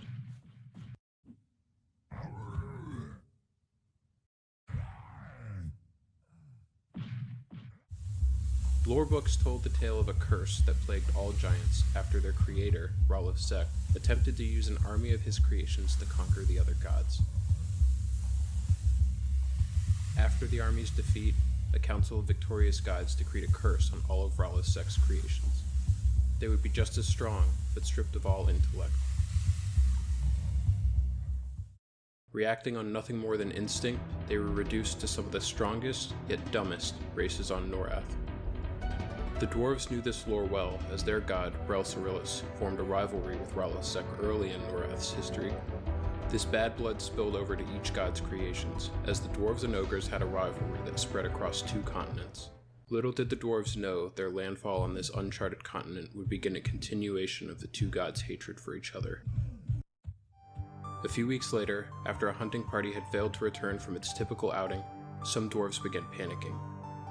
Days went by with no sign of the group. Colin ordered the formation of a search party to find the 6 hunters, or any of their remains, out on the eastern waste tundra. The search party followed the hunters' normal route, yet after 2 days of searching, returned empty-handed, finding no sign of any of the dwarves. Colin declared it a hunting mishap, a tragedy, and that all future hunting parties would include at least 1 cleric and no fewer than 8 members. Weeks later, one of the dwarves from the missing hunting party came wandering through the entrance of Froststone, bloody and bruised, begging for food, water, and a fire to lay next to. The town's guards escorted him to the inn. After being tended to by the clerics, the man requested a visit from Colin. Colin was happy to hear there was a survivor from the missing party and paid the man a visit. After greeting him, Colin asked with a comforting tone what had happened to him. The man explained their ambush and capture by a group of giants. How they were interrogated and humiliated, forced to bow toward a statue of Ssfhc, and finally, how the giants tortured and killed everyone else in the hunting party, tearing them limb from limb. The man explained to Colin how massive the giant city was. Colin raised an eyebrow at the idea that these beings were self-aware enough to construct a city. The kidnapped hunter explained that the giants had been on this continent for thousands of years. They had cleverly escaped the punishment against all of Rallis's other creations, and were themselves in the middle of a war with some creatures residing on the western half of this continent. The giants also had their own king, who the man did not meet, but who had approved the dwarf party's capture and torture. They were sentient yet territorial creatures who did not appreciate the continent's new visitors. Colin was alarmed to learn how close the giant city was to their camp, a mere 10 miles to the south, and yet no other dwarf had encountered it. The giants, more astutely aware of their surroundings, had been observing the dwarven hunting parties for months before finally capturing them. Finally, he explained that the giants had spared him so that he could deliver a warning to the leader of the dwarves, to leave this continent or face execution by the giants. Colin was furious. If only it had been so easy to leave, that choice would have been made from the beginning. Colin had privately already determined that Velius had to be their permanent home. He knew after barely surviving the trip to begin with that their odds against the ocean's icebergs were non-existent in a makeshift vessel. Now a new threat that rivaled the ice-clad ocean had emerged and was forcing him to choose between the two. In this moment, Colin had never felt more tested as a leader. Before exiting the inn, Colin asked if Froststone's location had been revealed to the giants. The man said they never even asked, leading Colin to assume they followed him back or tortured it out of one of the other dwarves. Since sailing wasn't an option, Colin determined that he had to choose between either fighting or an attempt at hiding. He had to act decisively. He gathered his closest advisors and informed them of the situation, displaying no outward sense of fear or hesitation to the group, which inspired their unanimous support. Though they couldn't guarantee success, they would stand behind whatever option Colin chose. Colin's decision was practical. Now that he knew the hunting party hadn't perished in an accident, he ordered the hunting parties to be smaller, to only hunt during snowfall so as to cover their tracks, and to hunt in the opposite direction as the giant city. He considered sending a diplomatic group to try and reason with the giants, but his instincts told him he would never see the group again. Instead, he sent a small scout group that only emerged from Froststone at night to search for a more discreet location that the dwarves could eventually relocate to, one the giants were less likely to find. Colin much preferred hiding to fighting. Froststone was built out of urgency, and without any thought for the need to defend themselves from an army. It was tunneled underground, but still in the middle of a snowfield. The tunnels were also mistakenly made spacious enough that the giants would likely be able to fit inside. The giants could probably overwhelm Froststone and eradicate the dwarves at will. While Colin weighed the options for relocation, he knew he would have to simultaneously brace the city for a potential assault. He held another town hall, but purposely didn't disclose his relocation plan. Paranoid that the giants could easily torture the relocation plan out of a captured dwarf, he only told the dwarves of the presence of the giants and their dissatisfaction toward the continent's new visitors.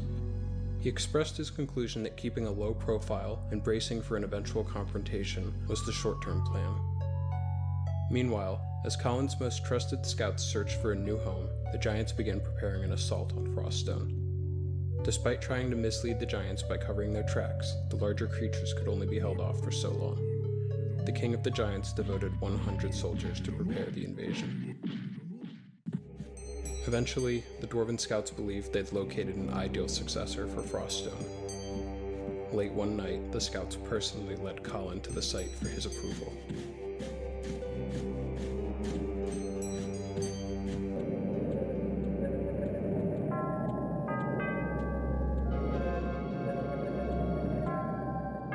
As he gazed at the mountainside for the first time, it took him back to the first time he looked upon Paladin. Despite feeling like a million miles away, memories of Paladin flooded through his mind.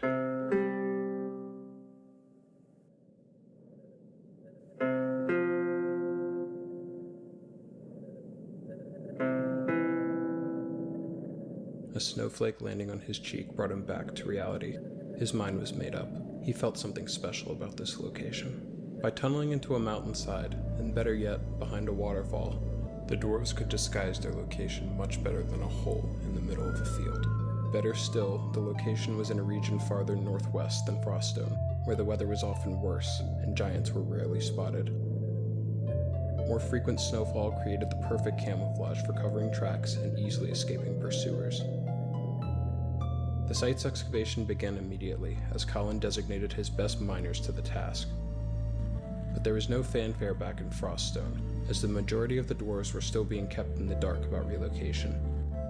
The excavators worked tirelessly, day and night, to turn the freshly dug tunnel into a space that would soon be inhabited by over 100 dwarves.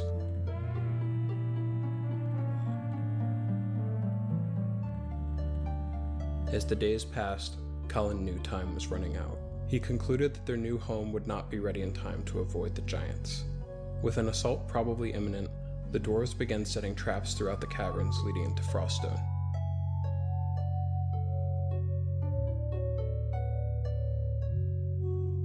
Makeshift guards who had been trained to guard against the occasional bear or cougar were now preparing for an army of giants. A few days later, the dwarven hunters emerged from underground to find an army of giants staring down Froststone.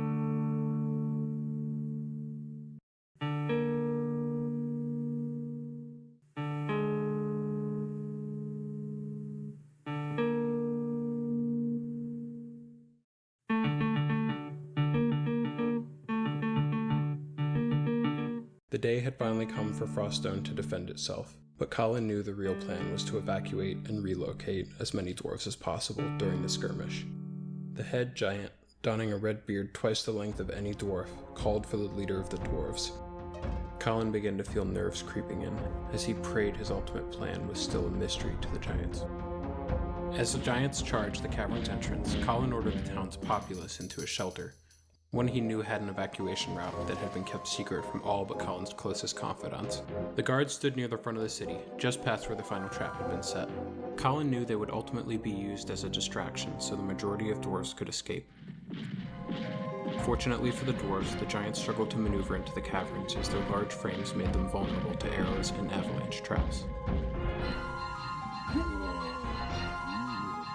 But Colin knew his minor victories would only delay the inevitable. The giants were determined to wipe out as many dwarves as possible, though they were surprised at how good a fight the sturdy little dwarves were able to put up.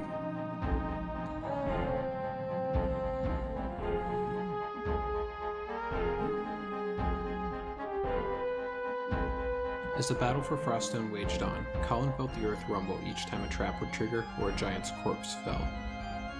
Ultimately, one by one, dwarf after dwarf fell in battle. Colin gathered his advisors into the large room he had previously held town halls in. As he stepped into the room for the last time, preparing to reveal his plan to the remaining dwarves, visions of the previous town halls passed through his head. Dwarves passionately begging Colin to leave this continent by any means necessary, and Colin diplomatically dismissing their concerns. He couldn't help but question if he'd made the right decisions leading to this moment. The rumble of Froststone crumbling around him brought Colin back to the moment. He ordered his closest confidant, Glite Snowchipper, who had personally led Colin to the site that would soon become the dwarves' new home, to begin leading the evacuation. Colin explained that he and a small group would focus on luring the remaining giants as deeply as possible into Froststone, while the newly formed evacuation tunnel would lead to a hill-covered region to the northwest, with the tunnel's entrance being collapsed after the last wave of dwarves made their way through. The tunnel's exit was dug far enough away that it would be unlikely that any giants would be in the area, and Glite would lead them to their new home. Colin asked for a few volunteers to stay with him in what remained of Froststone, to create the appearance that the giants had cleared out all of the dwarves except for their leader and his closest advisors. Since the giants had never been inside Froststone before, they had no way of knowing how many dwarves lived there. Keeping that number a mystery would allow the giants to think they had wiped the town out once they reached Colin and saw only a few left. As the last line of defense fell, the giants stormed into the room that saw Colin and a few other dwarves, most of them seeing the giants face to face for the first time. It was obvious by the protective formation around him who the leader of the dwarves was. Colin prepared his mining hammer, which he had modified for combat, the same hammer that his father handed down to him, that had earned him the respect of his fellow miners in all of Paladin, and likely had a hand in him being selected to lead this expedition. Colin and his men fought, knowing there would be no victory in combat.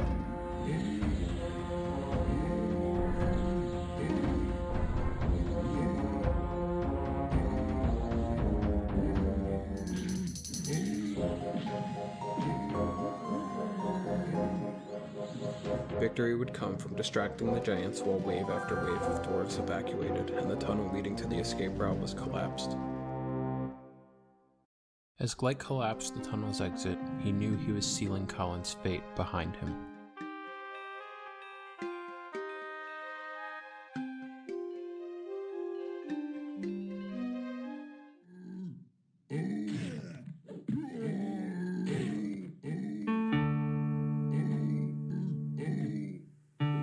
The giants of this new and strange land had finally done what the elements, bad luck, and decades of strenuous mining hadn't been able to.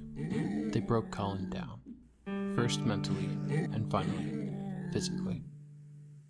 Colin passed that day, but not in vain. His plan to distract and fool the giants had been effective. With his dying breath, Colin Dane optimistically envisioned his fellow dwarves marching safely into their new home. Building a town much better than Froststone, training an army that could protect them from the giants, and creating a society that could finally live in peace. As they were introduced to their new home, the dwarves were determined to make sure Colin's sacrifice was not in vain. As the dwarves slowly but surely built up Froststone's successor, which would grow into a city called Thurgadin, the number of dwarves who wanted to find a way off the frozen continent dwindled, as the number of dwarves born on Velius eventually outgrew the number who still held memories from Caledon. Eventually, the last dwarf born on Fëdor passed away. Several generations of dwarves born and raised in their new home, surrounded by Velium and ice from birth, started to carry physical characteristics that differed from their estranged relatives back on Fëdor. Their skin paled and hardened, future generations decided they had grown so separate from their cousins in Caledon, and that the constant exposure to Velium had altered their nature so much that they qualified as a distinct race.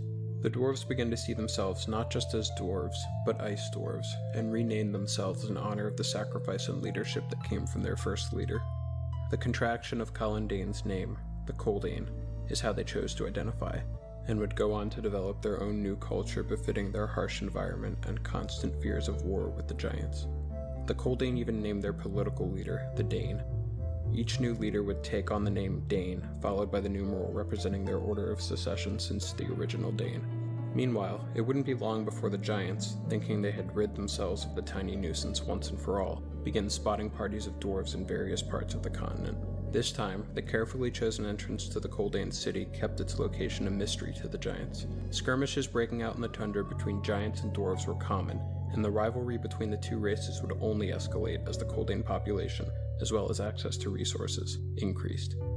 What was once a dividing issue for the dwarves of staying on Velius versus trying to leave the continent would come to be replaced by a new debate that divided the dwarves, whether to confront the giants and lead an offensive against their city, or to remain in hiding and live the rest of their days inside the tunneled walls of Thurgadin.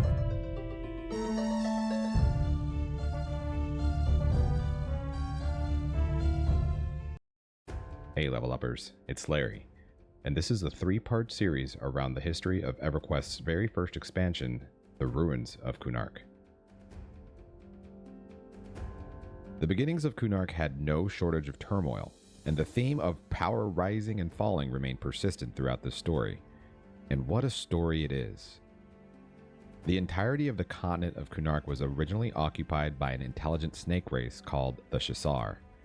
Chelsith, or what is known as the Over There, was the crown jewel capital city of the Shisar, and they spent a lot of time exploring not only the world of Norath, but also the very planes themselves, returning wealth, knowledge, and magic to their city.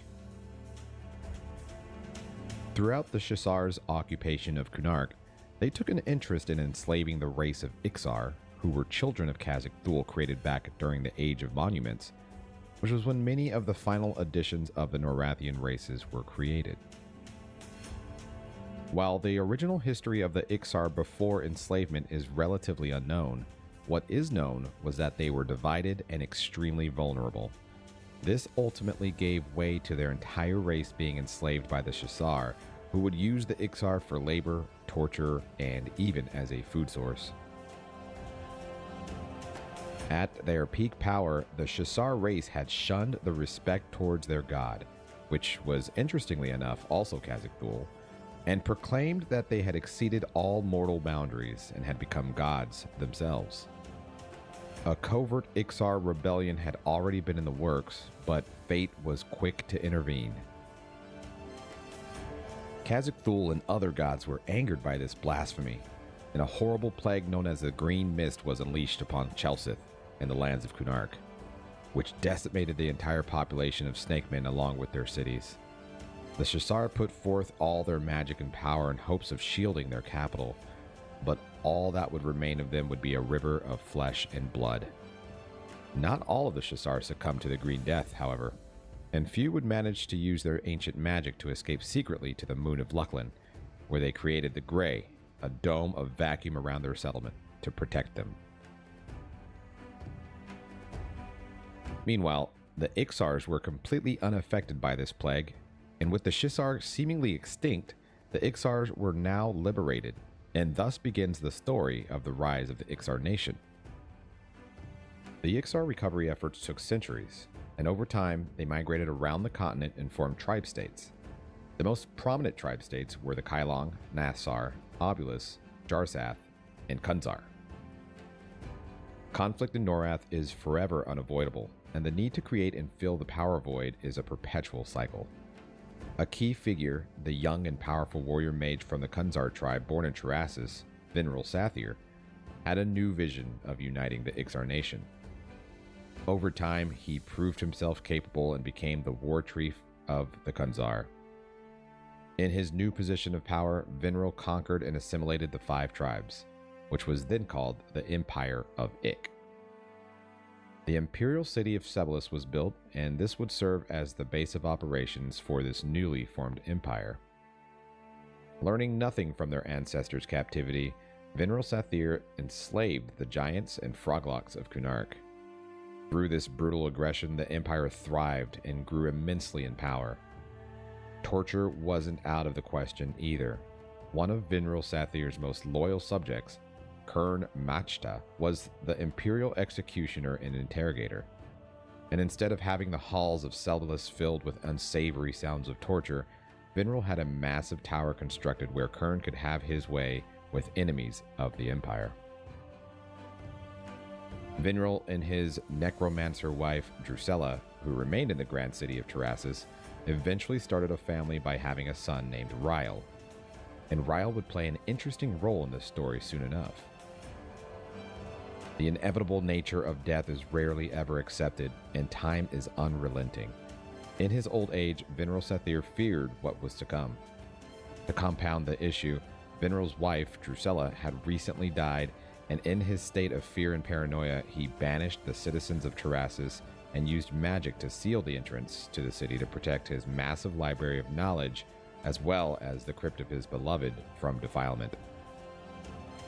The dark arts were not unfamiliar to Ixars, and whether welcomed or not, it had been a practice learned and passed down since their ancestors' enslavement. With this accessible knowledge, Vinral made an unholy pact with Inaruk to grant him immortality, but in the form of the undead. This did not bode well with his son Ryle, who had been made aware of this by a close confidant of his father who had defected.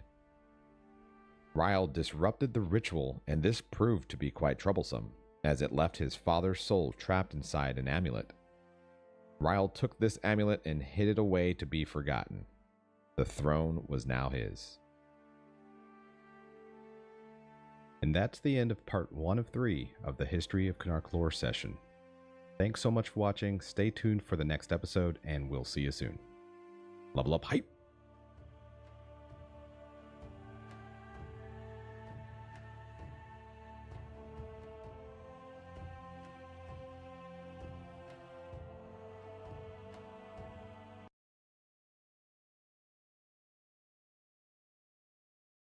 Hey level uppers, it's Larry. and this is part 2 of the 3-part series around the history of EverQuest's first expansion, The Ruins of Kunark. We pick up with Ryle, Vinral Sather's son, who just sabotaged his father's dark ritual towards immortality, and has now taken the throne for his own. Like father, like son, Ryle aggressively took more and more land, and his reputation was a ruthless one. His loyal warlords, Kern the Executioner, Karaticus of Northwood, now known as Worslick's Wood, and Chosuth the Vampire of the Five Towers of Taraz, now known as Kaesora, were at the forefront of terror, and they had conquered the majority of the continent with the exception of a few giants and the Dragonlands. To ensure domination of the former, the giants, a southern stronghold was constructed, now known as Karner's Castle, to ensure their suppression. Seeing the writing on the wall, the Ring of Scale, or the Collective of Dragons, had an emergency meeting to determine how to best anticipate an impending Ixar threat. A young and powerful dragon, Trachanon, advised that aggressive preventative action be taken immediately. However, he was in the minority with this plan. The minority of the dragons in this vote decided to take matters into their own hands, and they formulated a plan to set up a trap to destroy Ryle on his warship during his next voyage, which the dragon saw to completion. The consequence of this action was severe and triggered not only a war with the Ixars, but also a civil war amongst the Ring of Scale. Ryle's next of kin was his son, Atrib, an archmage who was much more reclusive than his father. He spent a lot of time in his underground laboratories with his small team of sorcerers practicing the magics of the ancient Shasar, who realized the possibility of fusing two intelligent species together. One experiment in particular, which involved a heretic Ixar and a young captured dragon, created an entirely new race called the Sarnak. These would serve as the meat shields of the new and improved army of Ik. Understanding the aerial disadvantage that his army would face, Atrib experimented with fusing froglocks and dragons and created a completely new flying beast called the Sokokar. The Sokokar proved to be a very effective flying mount with the droves of Sarnak slaves that had been created. It was now time to strike the dragons. The civil war between the younger, more rebellious dragons and the Ring of Scale was a huge distraction and took their attention away from the Ixars for decades. This gave Atrib the opportunity to bolster his ranks significantly. With the civil war at one of its most active points, Atrib and his army of Ik advanced on both sides of the war and annihilated them. This effectively pushed the dragons back into their last remaining stronghold, Viashin's Peak, where they managed to bolster an impenetrable defense. Despite the massive success against the dragons, Atrib ended up disappearing for unknown reasons. Speculation is that he was either captured, killed, or he was trapped from an experiment gone wrong in one of his underground laboratories. This would leave his first son, Ganak, next in line for the throne and to finally win the war against the dragons. Where Atrib excelled in magic, Ganak excelled in combat prowess and strategy. The war would be devastating for all things around it, whether it be cities or landscapes across the continent, and the combat technology produced under Ganak's leadership provided his army of Sarnaks, Ixars, and Sokokars with weapons and armor way ahead of their time. The war would finally lead to one massive battle, which would take place in what used to be the Great Plains just north of Cavalis. Jaladar, the strongest and most capable dragon of the Ring of Scale, faced off against Ganak and his Imperial Sokokar, while their respective armies clashed. The intensity of combat was something out of this world. Ganak had the upper hand, and in desperation, Jaladar summoned a horrific spell. Just before the spell was released, Ganak struck Jaladar. In this final collision, the sky would be filled with blinding, incinerating explosions. The majority of both surrounding armies would take devastating collateral damage, which would also take their lives. Once the smoke and debris cleared, the formerly fertile, lush plains were now literally a field of bones. The Ring of Scale would never recover from the amount of casualties, but their hatred wouldn't stop them from achieving revenge. And since the Imperial city of Sebelis was also lacking a leader, as well as an organized army, the dragons found an opportunity to take. Gnak left behind many heirs, however, only one was of age to take the throne, and his name was Shatal.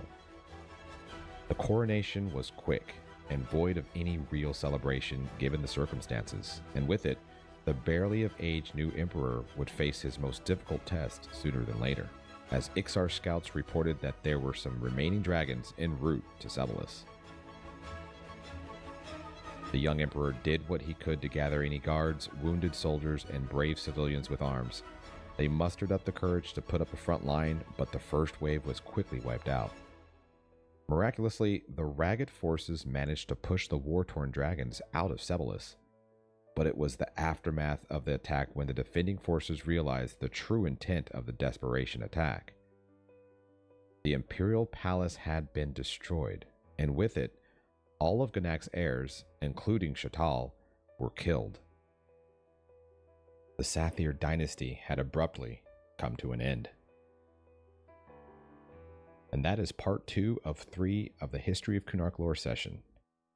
Thanks so much for watching. Stay tuned for the next episode, and we will see you soon. Level up hype!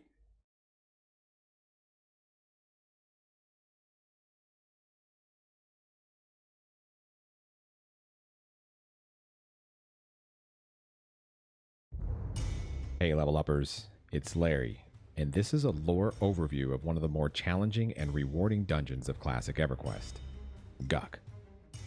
The story of Guk is driven by an incomprehensible amount of hatred, violence, and oppression. The story begins back during the Elder Age, which included the very first alliance of the gods Brelcelaris, Praxis, Tunair, and Rallis Zek. The alliance intended to help suppress any uprising of dragons created by Vision, and to accomplish that, many of the races of Norath were created in order to safeguard this effort. Seeing a chance to invoke fear into the world, Khazad-Thul also took an interest in having his brood of troll race take to the swamps, and it was actually the trolls who were the original inhabitants of the great city of Guk. Perhaps given the inherent bloodlust nature of the troll race fueled by their creator, there was inevitable opportunity for conflict with the nearby ogres and even inner factions of troll tribes.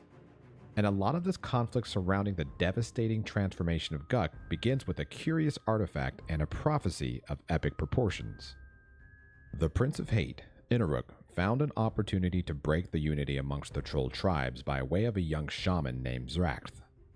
Zrakth, possibly enlightened by straying away from his creator, Khazad-Thul, was desperate to know when his troll people would receive the power that they had been promised by his old god for so long. In response, Inaruk offered a ritual that would give the young shaman a vision, but at a significant cost: his life. Zrakth initiated the ritual and went into deep meditation without food or water for days. On the 8th day, a vision came to him, the coming of the Grozmok, a troll to unite all trolls, to master and share the art of war and magic, and almost unsurprisingly, conquer all who opposed. A stone of Grozmok was materialized, and this would serve as the symbol of power to those who wielded it. However, the cursed nature of this prophecy is that many would die being unworthy to fill the role, and would be deemed as false Grozmoks. Zrakth was slain by the ceremony that brought this stone into existence, and one of his disciples took the stone along with the knowledge of this prophecy to his tribe. The disciples' tribe reigned supreme, and they tried to position themselves over generations to give rise to the Grozmok. That was until the children of Rallis Zek, the ogres, caught wind of this prophecy and its potential long-lasting harm to their way of life. The ogres took no time to act upon hearing this news, and attacked the homeland of the tribe, taking the stone back to their fortified strongholds for an extensive period of time. So much time, in fact, that knowledge of the stone had gradually faded amongst the troll people. Eventually, the entire Ralosian Empire was struck by a curse for their hubris, and they quickly descended from their position of power. Taking advantage of the opportunity, the two largest troll tribes at the time, Clan Broken Skull and Clan Yakesha, laid waste to the lands of the weakened ogres, and the marauders of Clan Yakesha found the stone while looting a decimated fortress. The stone was offered as tribute to Warlord Yakesha, and the tribe's ancients managed to translate the writing inscribed on the stone, which revealed the prophecy of the Grozmok. Unknowingly falling victim to the curse of the prophecy, Warlord Yakesha felt that he was the chosen one to be the Grozmok, and as a result, word spread across the land which drew a lot of attention towards the exposed new ambitions of Clan Yakesha. This created a heightened level of paranoia for Warlord Yakesha, whose mental descent took a toll on the morale and organization of Clan Yakesha, and the warlord isolated deep in his fortress, which is what we know as Guk. Throughout this story, a race of froglocks, creations of Nathaniel Marr, had crossed paths with the trolls, and sadly ended up mostly being enslaved by them. Seizing the moment of disarray due to Warlord Yakesha's mental state, and the aggressive, violent advance from the Broken Skull clan seeking to reclaim the stone for their own, the now liberated Froglocks took up their former captors' arms and finished the job by taking over the entire fortress of Guk for their own. More time had passed, and this was not the last of Warlord Yakesha. His isolation deep inside the fortress allowed him to go unnoticed. This afforded him the time to spend in prayer to the god of Inaruk to help him escape. Inaruk heard the troll's prayer and upon closer inspection became outraged that the creations of Nathaniel Marr had taken the home of his children. Warlord Yakesha's true purpose would then be realized. Inaruk struck down a devastating, soul-robbing shockwave throughout the entire fortress of Guk, with the epicenter being Warlord Yakesha, who served as the conduit of this curse. Such a role proved to be fatal, and once the curse had spread into the mortal world, Warlord Yakesha was extinguished. This curse was so powerful, so evil, that it temporarily ripped the very fabric of reality and created a portal to Inaruk's very own Cauldron of Souls, a place where the god of hate promises suffering beyond comprehension and imagination. With their souls robbed, the surrounding Froglocks had the life sapped from them, and the hunger of hate now consumed them, all driven by one purpose: to feed souls to the curse. And that is the lore that brings us to the Guk that we all know and love. Thank you for watching. Make sure to check me out on Twitch and Discord, and we'll see you next time. Level up hype!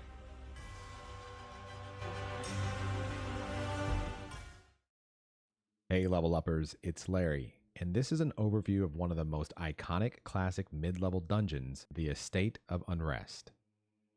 The tale of the Estate of Unrest, or what it was originally called, the Estate of Rest, is a grim and troubling one.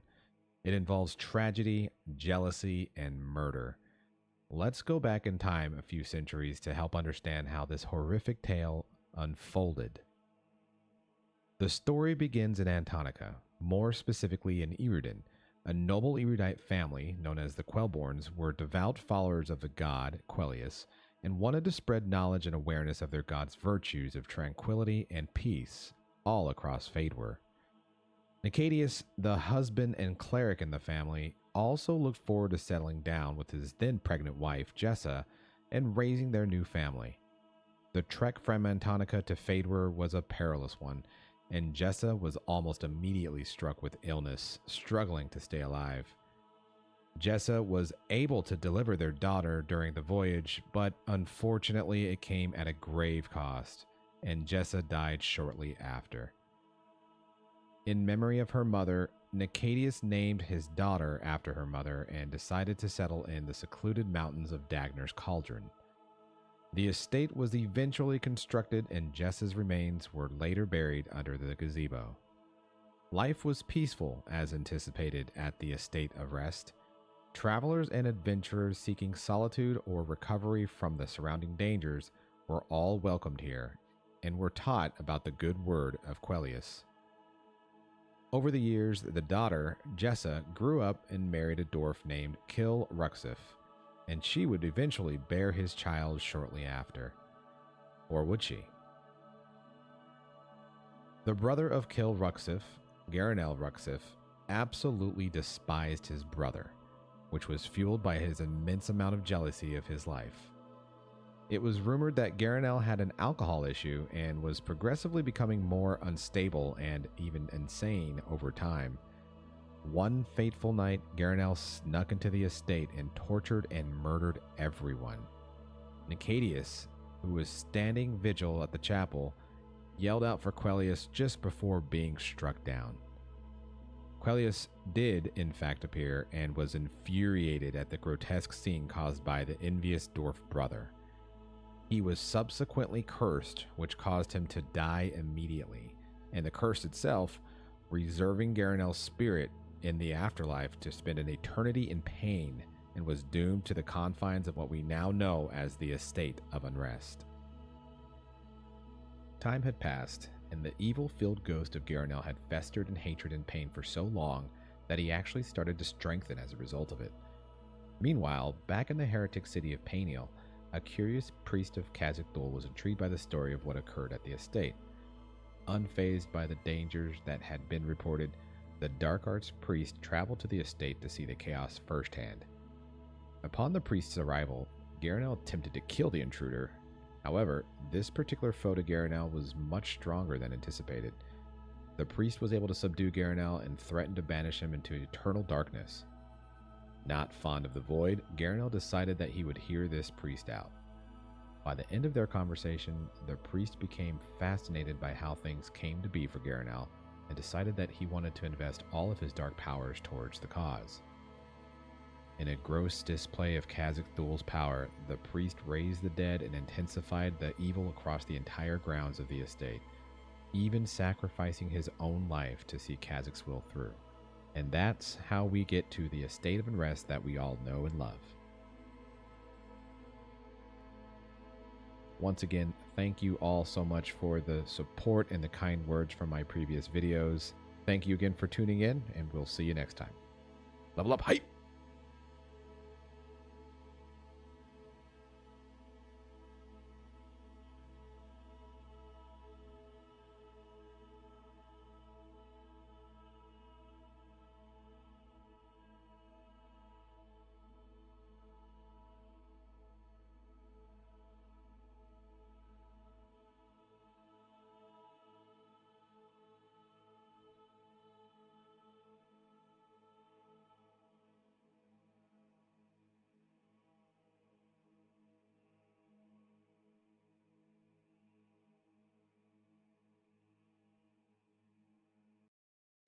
Hey level uppers, it's Larry, and this is a lore overview of one of my favorite city zones in EverQuest, Painiel. On Project 1999's Green server, Painiel was added on September 4th, 2020. With the addition of the city, the ability to create erudite Shadow Knights is now a reality.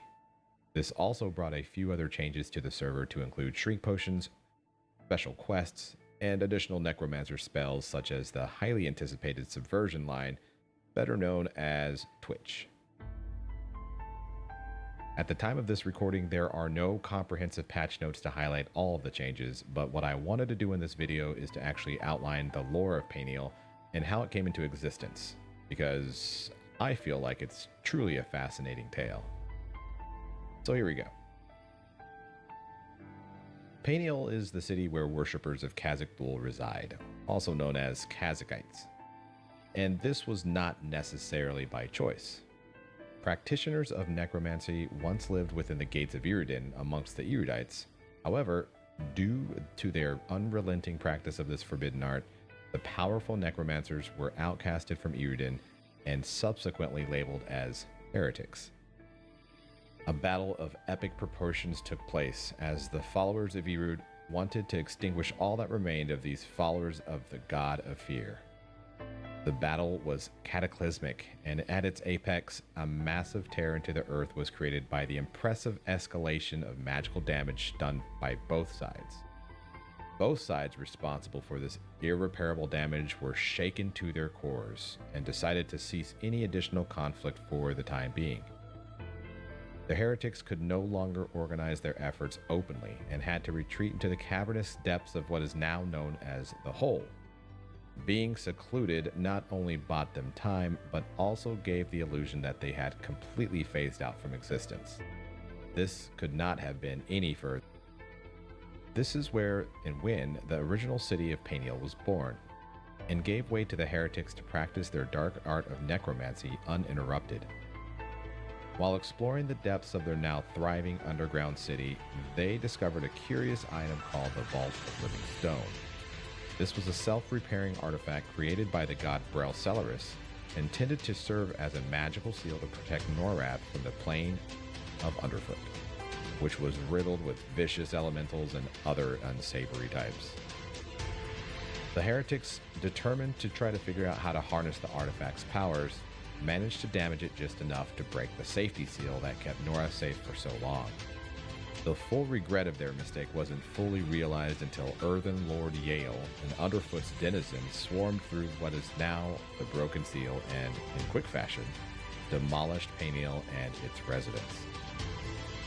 With their intelligence and maybe even a stroke of luck, the heretics were able to repair the seal and keep any additional creatures from the Underfoot at bay.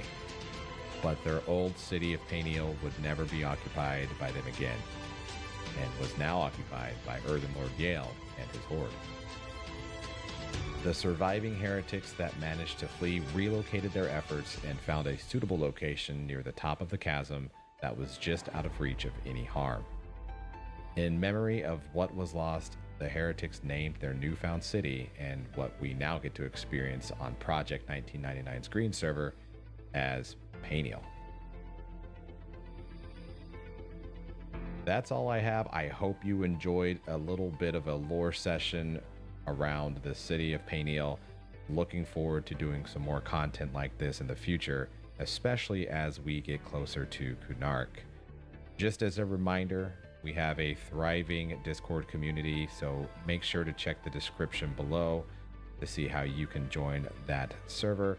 And also, for those of you who don't know, I also stream on Twitch Sundays, Tuesdays, and Thursdays starting at around 8:30 p.m. Central. So feel free to come check me out over there. Appreciate you watching. Thanks for everything. We'll see you next time. Level up hype!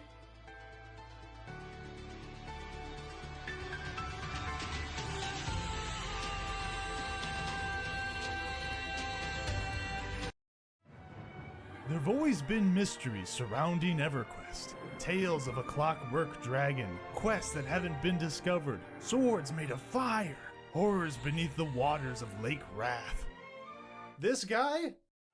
But since then, a lot of these have been debunked or even proven. So I wanted to focus on some of my own personal EQ mysteries. Things that I've always had questions about but could never really explain. But in a world so large, where to begin? Right here with Velius! It's finally been released, and you know what that means, right? The drowned citizens are back in the Freeport sewers! Woo! Now when I tell someone that they swim worse than a drowned citizen, it has some real weight to it. But on a more serious note, I want to talk about this super important statue in Thurgadon. I have a theory about who this is, so if you'd all take out your Velius manuals and turn to page 14. Alright, brief lore lesson. Once upon a time, a bunch of dwarves were sailing around Norath and they got lost in a storm and were carried off to Velius. Now, the leader of these dwarves was Colin Dane, and seeing the potential wealth and fortune of this long-lost continent, they landed there and were immediately attacked by giants. Long story short, Colin Dane sacrificed himself so that his people could escape, and they later founded the city of Thurgadon, and so on and so forth. These dwarves then adopted the name Cole Dane in honor of Colin Dane, combining his first and last names, and ever after, the leader of the dwarves was referred to as Dane. Here's some footage of Dane Frostreaver IV. Is he being permacamped? Are there people sitting there? Okay. Here's a picture of him. I believe this to be a double Tolkien reference.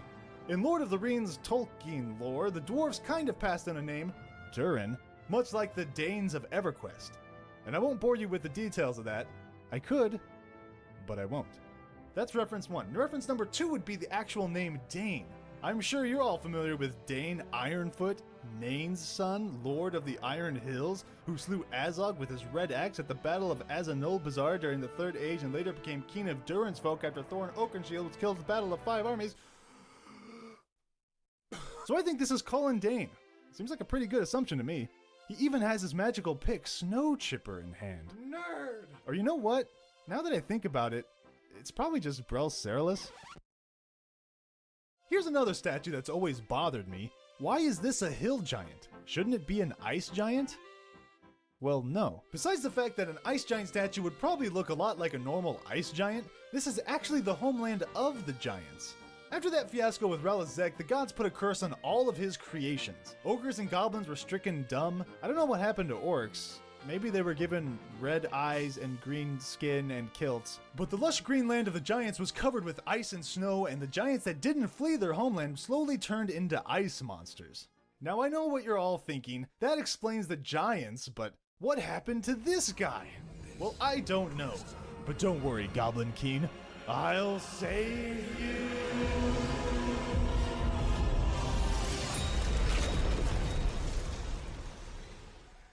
Groundfall King.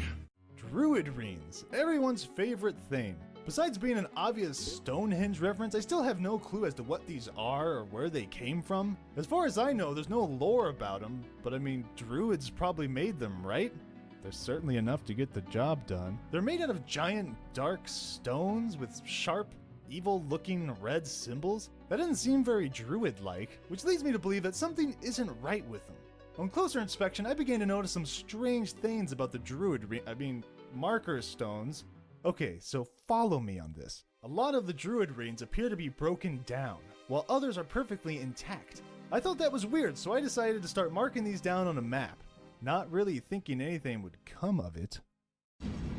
Then I began to notice that there's a lot of druid rings that can't be ported to, and I mean a lot. So I started adding those as well. The living dead can be found at a lot of druid rings, again leading me to believe that there's something very wrong with them. Rainbow dragon butterflies. Some zones are particularly strange, like the Wrath Mountains. There's 2 druid rings. Look at the unkempt druid's marker stone. It's huge. It has those things from the inside on the outside. In Nectulos there's a druid ring and 3 druid poles. And what are these poles?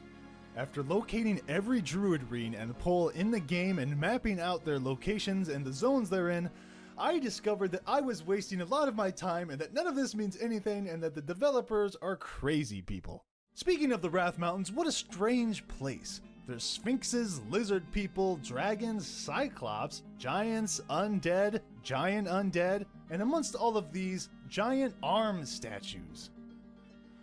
Or are they? I assumed that some past civilization had made them, but these mountains didn't even exist until a terrible event unfolded. Ready for another lore theory? Okay, so during the Age of Monuments, the followers of Ralazek, who seem kinda dopey now, but back then they grew to be very powerful, and they eventually opened up portals to the Planes of Power and challenged the gods themselves, specifically the Wrath Council for some reason, in their plane of Earth. The Rolosian army ultimately lost this battle as they couldn't kill the Wrath in their own plane, but Ralazek was so pleased with his creations that he led a second attack against the council and was victorious. Having captured some of the council, he brought them back to Norath and began executing them. It's said that when the bodies of the fallen gods struck Norath, mountains shot out of the earth, and nearby, having seen their brethren fall to the warlord, a lake was filled with the tears of the remaining council members. Hence the name Lake Wrathtyr. Wraithtyr? I don't know how to say anything. I'm making it all up. I don't know. So here's my question. Are these arms all that's left of the fallen Wrath Council members? I'll let you decide. But the answer is yes. Also, there's a third arm all the way over here. How long has that been there? After playing EQ for years, I still managed to discover new stupid things in this game. I mean, look at it. It blends in with the walls perfectly, and it looks kind of like those rocks that are everywhere. And there's no reason to actually go over to it. It's not a marker for anything. Nothing spawns there. It's not even on any maps. Someone must have decided to just stick it over here, and that's amazing. From now on, when I play, I'll be here, at this arm, giving it a purpose. I'm having a great time. So what else is there to talk about? Muxon's sword? In Kara Isle? It's just a sword that isn't documented anywhere on the internet. That's kind of strange, but pretty boring. You know, I've always been fascinated with the mimic in Runny Eye. But that's just a stupid chest with teeth. No one cares. How about those wall mouths in Guck? Is that like a thing in the wall, or did the Froglocks paint that on there? Ah, that's dumb too. Although modern games have a severe lack of creepy mouths in the walls. The clock! Why is it at 4 o'clock? Why? But seriously, if you've looked at it a little closer than this, you'll notice that there's some markings on the side of it. Now my first thought was, there's no way the creators of EverQuest actually took the time and cared enough to actually have it say something. Okay, so after watching National Treasure printing out the Rosetta Stone and researching Google Images for 47 hours, I discovered that these markings are some kind of combination of Anglo-Saxon, Celtic, and Norse ruins. And when you figure that nonsense out, you can read right up here, Akanon Gnomes. I mean, of course, who else would have made such a mechanical machine? But what I love more than that is the text found below it. Sony EQ. They didn't write Quinos. They specifically had this text backwards so that it would reveal the Easter egg. I don't even know what to say anymore. This game keeps throwing 15-year-old secrets and arms at me. And I don't know how.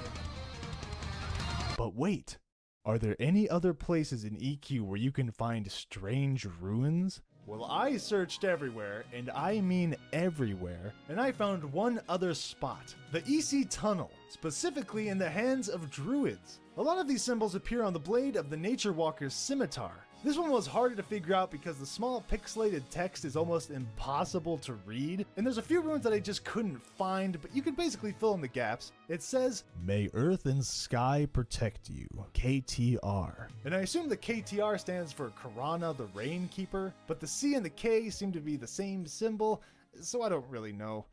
On to the next thing.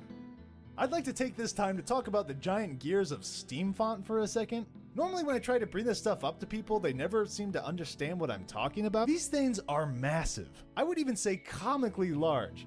If they helped power some kind of machine, it'd have to be the size of an entire zone, or maybe several zones, or West Karana. To the best of my knowledge, they aren't mentioned at all in-game, but perhaps this segment I stumbled upon from the Kunark Strategy Guide is the only clue we'll ever get to their origins. Many gnomes put new inventions on display. The most noted was a great clockwork spider that malfunctioned immediately after being unveiled. The gnome creator of this failed project still answers to this date for the chaos that it caused. I know it was you.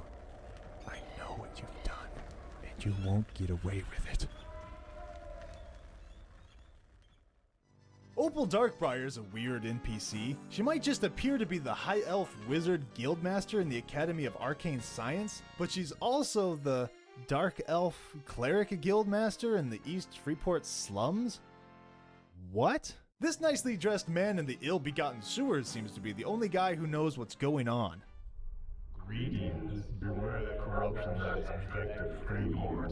Even the Tower of Arcane Scientists is not safe from the slimy hands of the dismal rage. I fear Opal Darkbriar is not what she seems and is darkening the minds of her apprentices.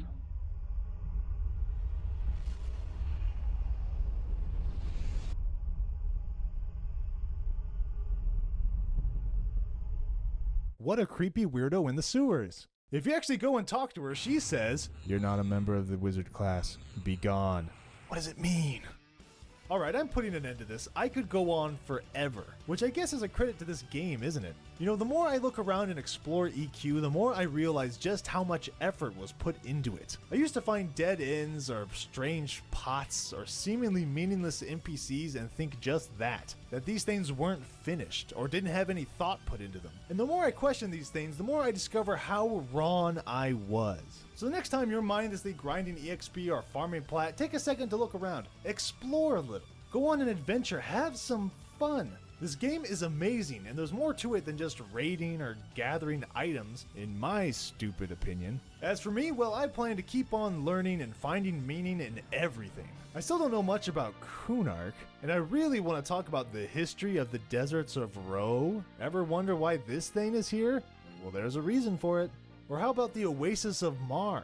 Why is it called that? There's plague inns, this stone, 4-frame wall fire animations and runny eye, this guy's face, this weird glitchy shelf and Soleil. What is the human faction? What's that all about? Tarantula? I've never seen them. Egyptian scarab statues, secret fire pots, cat people lore?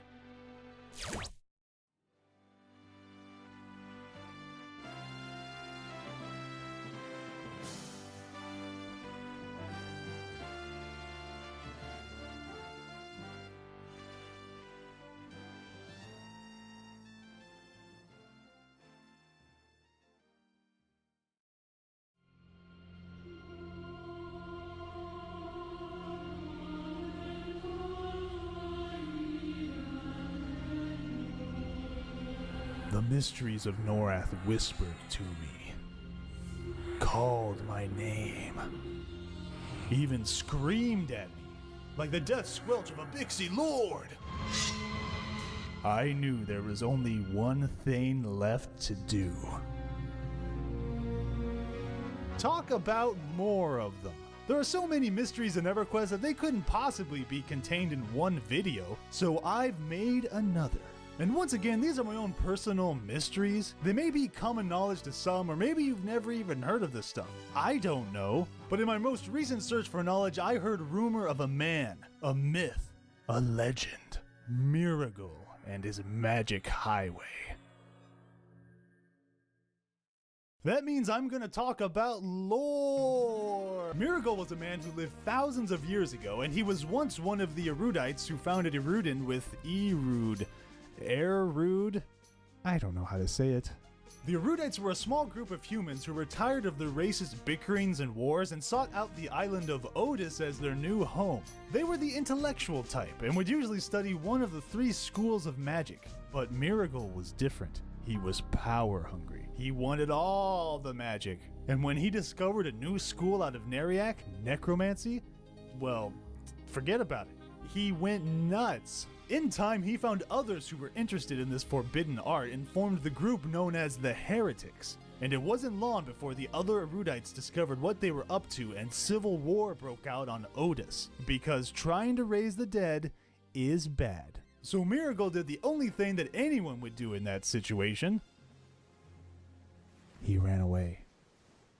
Miracle spent centuries roaming the lands of Antonica, accumulating as many spells and magical treasures as he could and storing them in his creepy ice tunnels in the north. He even discovered the use of portals, which he created all around Norath to help speed up his search for knowledge and power.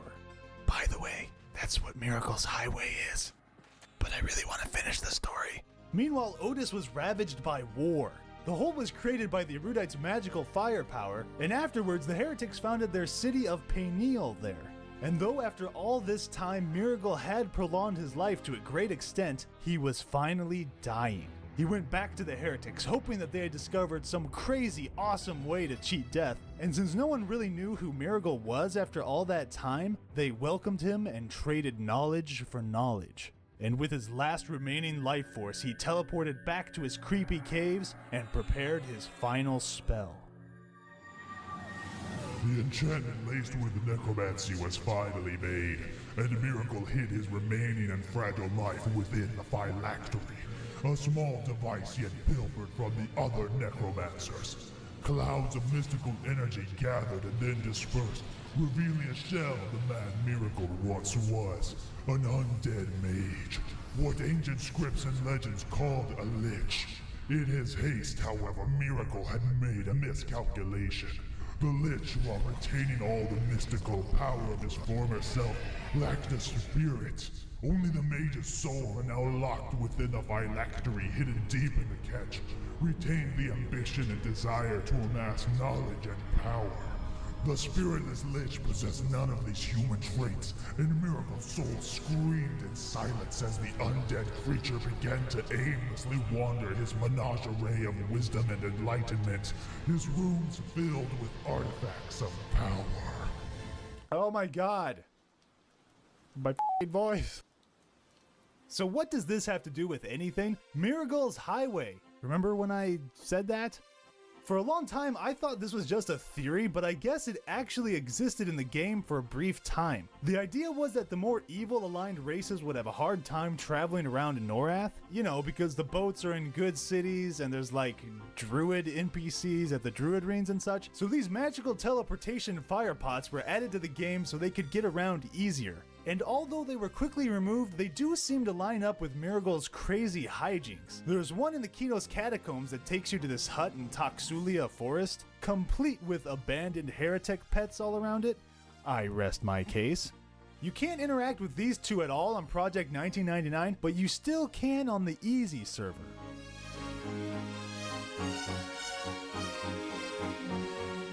There's another fire pot in Neriak, a place that we know Miragul went to, and it takes you to the Dark Elf camp in Lesser Feydark. Makes sense. There's also a super secret hidden zone entrance next to it. Where does it go? You can actually click on this one, but it says that it's locked. There isn't a key for it as far as I know, but I figure a rogue might be able to pick the lock and open Miragul's highway one last time.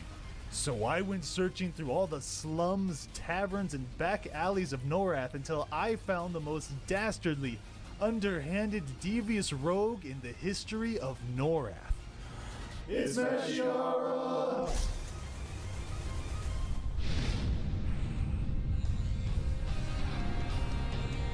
And thus we enter the city of evil and pass through the foreign quarter unmarked. Traversing the narrow streets of the commons, we made our way to the innermost gate. And crossing the mark of doom, we found the archway to nowhere. And there it was, the object of our desire, the last artifact of the legendary necromancer. And Mashiara stepped forward, abandoning all sanity, logic, and fear. She summoned all of her lore and skill, and placed her hands on the ancient device. And then...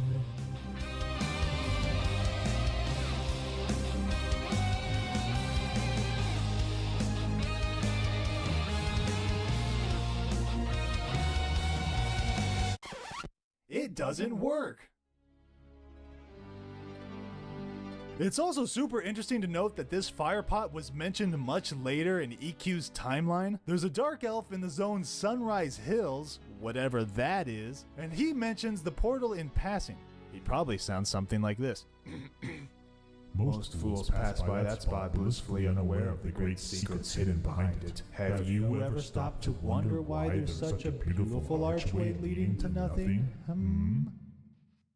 I like this game. Miragul's Highway also gives some meaning to the secret portal room found in the hole. I actually wrote a guide on how to get there because it's, it's kind of confusing. Here it is. Jump in! Somewhere in this mess of a zone, there's a false wall, and beyond it is a room with 3 portals. One takes you to Erudin, one takes you to Payneal, and the other takes you to Neriak. One of them may as well take you straight to Miragul's frozen, corpse-strewn hell tunnels. I rest my case yet again. And if you go to Miragul's Cave in Everfrost, you can actually find one of these Erudite-style huts. It's really small and has no roof. It looks suspiciously like a teleportation pad surrounded by the results of crazy Miragul necromancy. I rest my case again. Also, who is this wizard man? There's a wizard guildmaster in Miragul's Cave that seems to be KOS to just about everyone. The internet says he's on Nagi Vox faction. That's weird. Miragul was said to have 4 different forms that he would take to study the different schools of magic without being known. Could this be one of those forms? What's up with all the strange wizard guildmasters in this game? I never really understood wizards to begin with. I mean, be a mage or a druid or be nothing. You know what I'm saying? All right, Get that's with enough. it, I said that's wizards. enough. I'm putting a stop to this. That's Miragul's Highway. Hopefully you learned a thing or two. But this is just part 1 of a 7-part mystery series, and next time I'm going to be investigating one of the more lesser frequented yet super fascinating zones in all of EverQuest.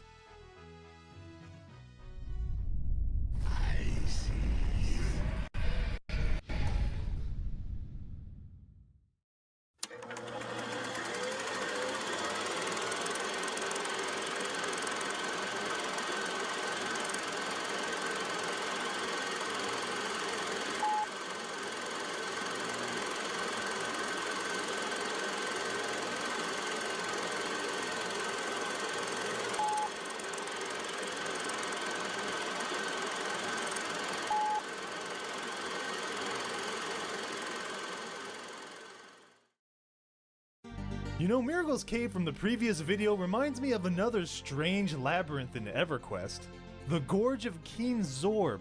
I always thought there was something strange about this zone, and it wasn't until recently that I realized what it was. It has two names. We generally know it as the Gorge of Keen Zorb, because, you know, it's Keen Zorb's Gorge, but it's also called the Beholder's Maze. In fact, that's the only way to see if anyone is in the zone. You gotta do a Who All Beholder. It's weird that there's a less common second name for the zone, and it even looks like the devs were kind of confused about it in the Kunark strategy guide. They say it's called the Beholder's Maze, but it's also known as the Gorge of Keen Zorb. What? Are they playing the same game we are? And don't even get me started on the Kinos zones. Yeah, Kinos Hills is Key to Kurg. You know what that stands for? Kinos to Kinos Ranger Guild. What was wrong with the devs? But like I was saying, the Beholder's Maze. That name has always been kind of fascinating to me. I mean, think about it. What's the only phrase you've ever heard that uses the word beholder? Beauty is in the eye of the beholder, right? And what strange monster can be found floating throughout the gorge? Evil Eyes. Let's look a bit closer at these Evil Eyes. Keen Zorb himself is pretty rare. I've only seen him a few times, and he drops a staff that's used in a quest. But did you also know that there's a super rare Evil Eye that can be found in Runny Eye called Borks?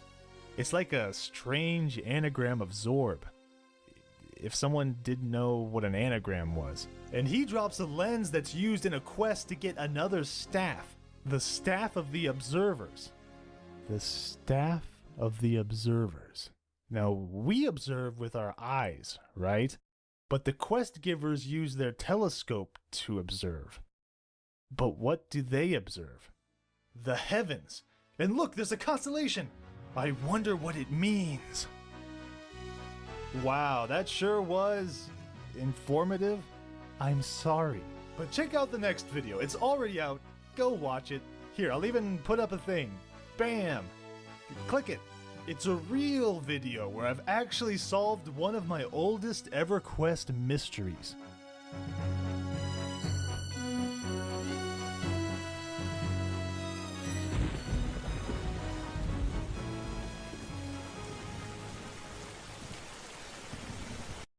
I love this giant chessboard. I don't know how to start this. I love this giant chessboard. It's so magical and mysterious. It is the epitome of everything I love about EverQuest. Most people probably never gave too much thought to its origins. I bet most people just assumed the art team was bored and randomly stuck it in here. But no, you were wrong. You hear that, War Sheol _EM? At first I thought maybe the Giants made it, but they're pretty big even by Giant standards. Plus, I've never heard of a Giant on Fadewar, so I'm ruling them out. Then I thought of the Dwarves, great miners and craftsmen of the mountain halls. But I figure even the Dwarves know how to play chess. I mean, look at the board. It doesn't make any sense. To my understanding, the Black King is in double check. That shouldn't be possible. Unless they were playing Kaladim's Street Rules. Finding no real answers on Fadewar, I decided to descend deeper into the internet, and my research led me to EverQuest 2. And it turns out there's a giant chessboard in Butcher Block there as well, with the addition of a giant throne. So clearly someone was playing chess. They didn't just carve this as like a monument or something, which begs the question, who's playing giant chess in Butcher Block? Well, with the release of Velius came an all-new chessboard located in the Plane of Mischief with different textures and everything. So of course I went to examine this new piece of the puzzle. Okay, I've never been here before. This zone is confusing and scary. What is that? Okay, stay focused. Gotta find that chessboard.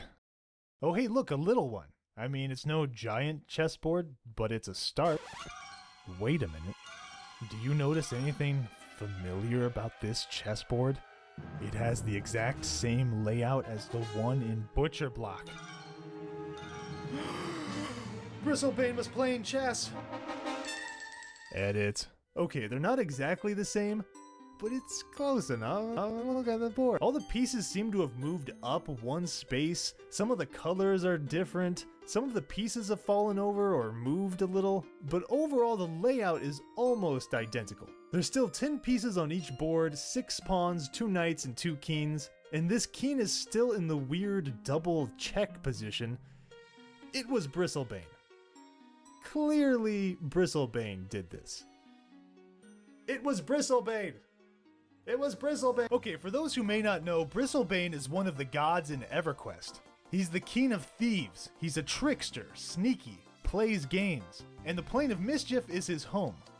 So it makes perfect sense that this is his giant magical chessboard, but this leaves us with yet another question. Who was he playing chess with? Was it Mayor Gubbin? Sorsha Hobbit friend? This thing? This guy on the internet has a theory that it was Brel Ceralis, another EverQuest god, and that they were playing for the dominance of Fadewar, which makes sense actually. Brel ended up creating 2 races on Fadewar, and the only race that Bristlebane made can be found on Antonica, so I guess he lost. The Kunark strategy guide even mentions something along these lines. It is in fact a large chess set with pieces that look as though the gods themselves once played with them. So that's it. There it is. I rest my case. This chessboard actually seems to be part of the lore of Norath. Neat. But there is another chessboard in Timorous Deep. I don't know why it's there though. They probably just needed something to put on this island. My favorite song even plays here, and oftentimes I'll sit and listen to the beautiful music of the chessboard.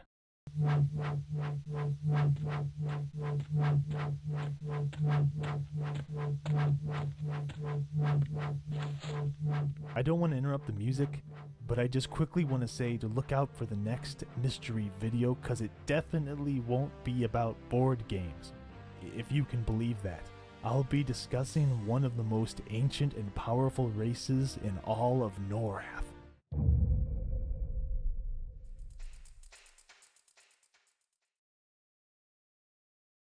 What's happening? Fraps! Why do you do this to me? Why am I spinning? No! There are more EverQuest mysteries than there are stars in the universe. And someone's gotta talk about them. Anyone? Any takers? How about you? This guy? No? Alright, I see what you guys are saying. Looks like this task has fallen on me once again. Now, let's see. Last time I left off with the chessboard, and the chessboard is great and everything. I mean, don't get me wrong, everyone loves the chessboard, but you know what else everyone loves? Fire beetles. What's their story? Where do they come from? Why are there Clicknicks and Kinos and Clacknacks in Rivervale? Well, luckily for you, I stumbled upon a trailer for an unreleased expansion that was supposed to come out after Velius. Hopefully this will shed some light on the lore of the fire beetles. Play the footage! They've always been here, before all others, even before the gods gave any thought to the world. But they're forgotten now, hunted, destroyed, nearly swept off the face of Norath. Their history has turned to legend, and legend to myth. But there are some who remain. Listen, do you hear them? The hatred in their step. Look, do you see them? The fury in their eyes. Their time has come again. You must help the Beatles restore their kingdom in this all-new EverQuest expansion. The bloodline of the Beatles. Help the royal family regain their power on the new continent of Beatlia. Choose which family to help ascend the throne, the Clicknicks or the Clacknacks, and get ready to grind a lot of faction. Experience EverQuest like never before with an all-new playable race, Fire Beetle! Scuttle through Norath and explore new zones, collect new items. Beetle Sickle Feel your power like never before with alternate beetle advancement points and an all-new level cap. Bloodline of the Beatles! You're in our world now.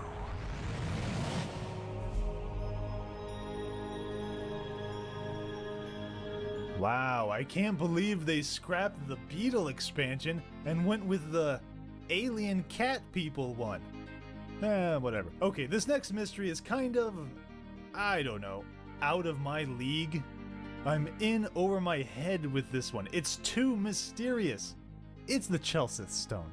Or rather, the Ssfhc stone image, because it's like a strange artistic rendering of the Ssfhc stone.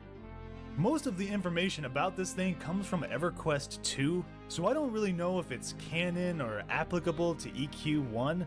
But to my understanding, that's how we know that this thing is in fact the Ssfhc stone, and that it's apparently part of a doomsday calendar that was made by the Ssfhc, the snake people that used to live on Kunark. But before I get into any of that EQ2 stuff, let's look at what we have to work with in classic EverQuest. This thing appears in at least 10 zones, which confirms the only thing that I know for certain, that it's important. The zones seem to be completely random as far as I can tell, and on that note, who is putting this graffiti everywhere? If it's a picture of the Ssfhc calendar, then why is it found on the 3 classic continents and not on Kunark? Do the Aviacs have something to do with it? What about this mechanical spider? What's going on over here? You'll probably notice that these symbols appear elsewhere in EverQuest. In fact, they're all over the place and they seem to represent different races, or cities, or deities. Who knows? This symbol is found in Erudin and in Miragul's creepy ice caves, and on most high-end ceramics. This symbol is found anywhere there are creations of Rallis Zek, and this one appears all over anything even remotely related to the Dark Elves. Brel Ceralis.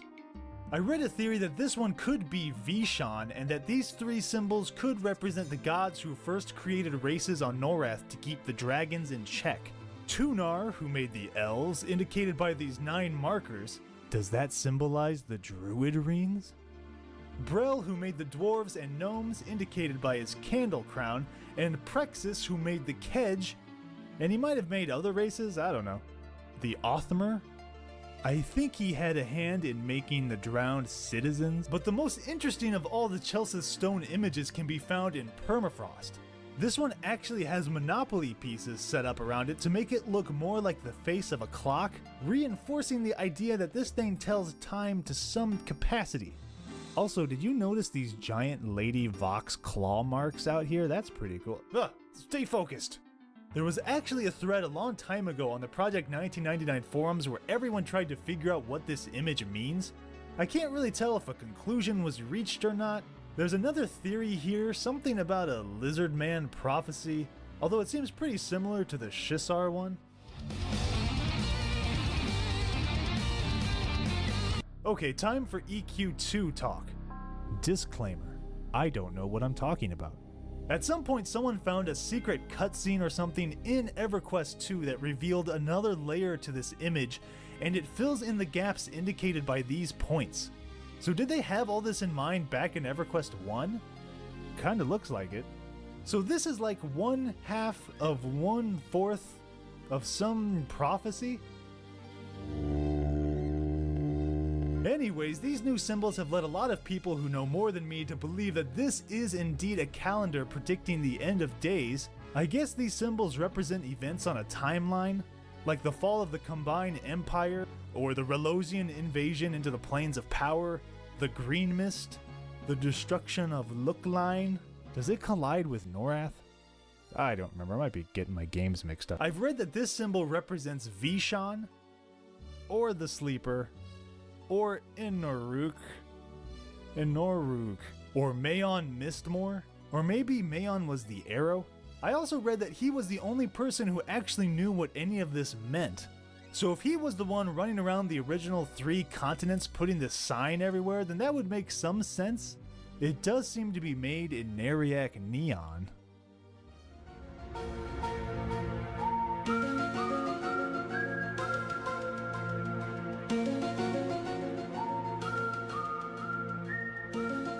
And I just read another thing theorizing that these inner symbols may actually be a set of instructions on how to prevent whatever doom this prophecy is predicting. And you know what? I'm done with the Chelsea Stone. It's too much. I've checked out. You'd feel the same too if you tried to read through 90 pages of EverQuest forum lore speculation. I'm tired of mysteries in general. You know what? I'm gonna go actually play the game for a change. I'm gonna go to Kern's Tower and collect bone chips. People do that, right? This is gonna be great. It'll be nice not questioning and possibly convoluted mysteries for a change. You have to be kidding me. What is that? Why is that thing on the other side? Okay, so on the other side of Kern's Tower, there's some Ixar-looking druid rings. I bet you didn't know that. I bet you learned something here today. And to think all these years it's just been sitting on the other side of this wall, waiting to be discovered. It has this red Ixar Kabbalist symbol on it. That's it. That's all I got. Luckily, I was reading through the adventures of Sneaksy the Gnome one day, when all of a sudden, there they were. More Ixar druid rings. Yes, I know absolutely nothing about Kunark. Apparently this is the entrance to Ssfhc, and apparently this thing allows you to enter the zone, but you need a key to use it. So I decided to go searching for more of these Ixar teleporters. And since there's one outside of Ssfhc and Kern's, I began checking all of the Kunark dungeons. No. Nope. Definitely not. I don't think so. I don't know what that is. Yes! There's another one outside of Howling Stones, and once again it needs a key to open, so obviously they wanted you to have a key to get into Kern's, or maybe they planned for it to be another higher level Kunark dungeon, like Ssfhc and Howling Stones. Whatever the case, this definitely fits in with the theme of Kunark dungeons being painful and hard. You know, a staircase and some doors would do just fine, but no! These dungeons gotta be all magical and have no exits. On that note, how do I get out of here?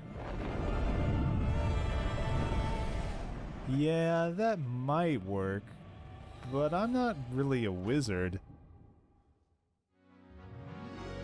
Isn't the Field of Bone magical?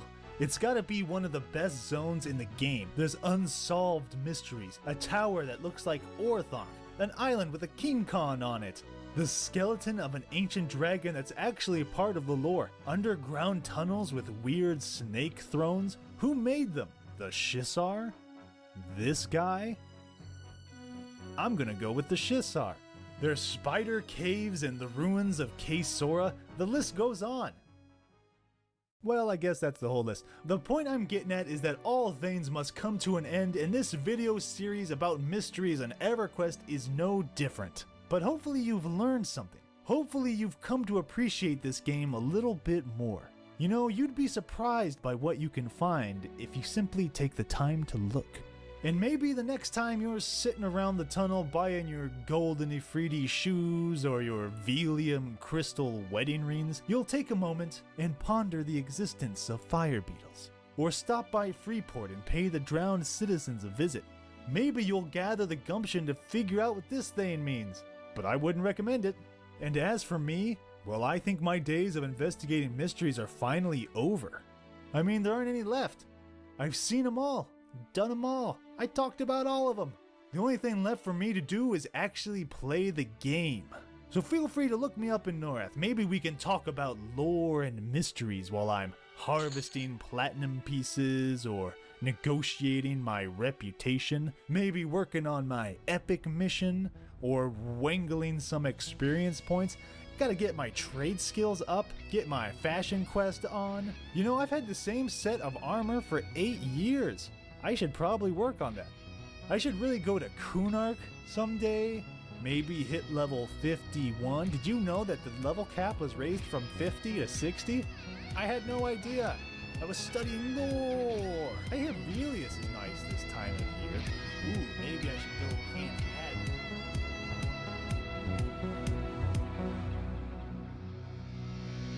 No one actually bought that, right? No more mysteries in EverQuest? There's nothing but mysteries in this thing.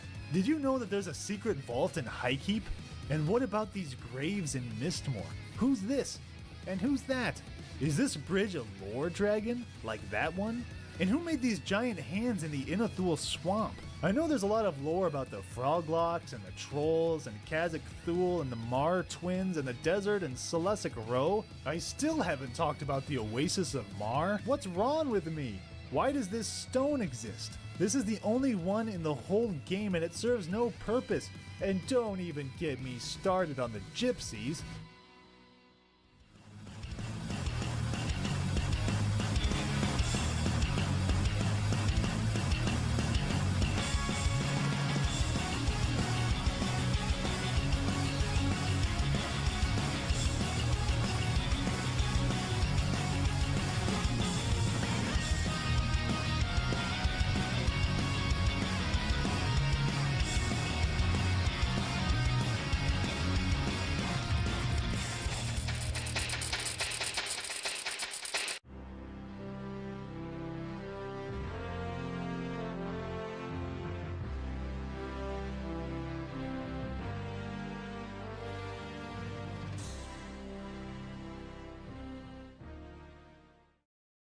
So, Befallen lore.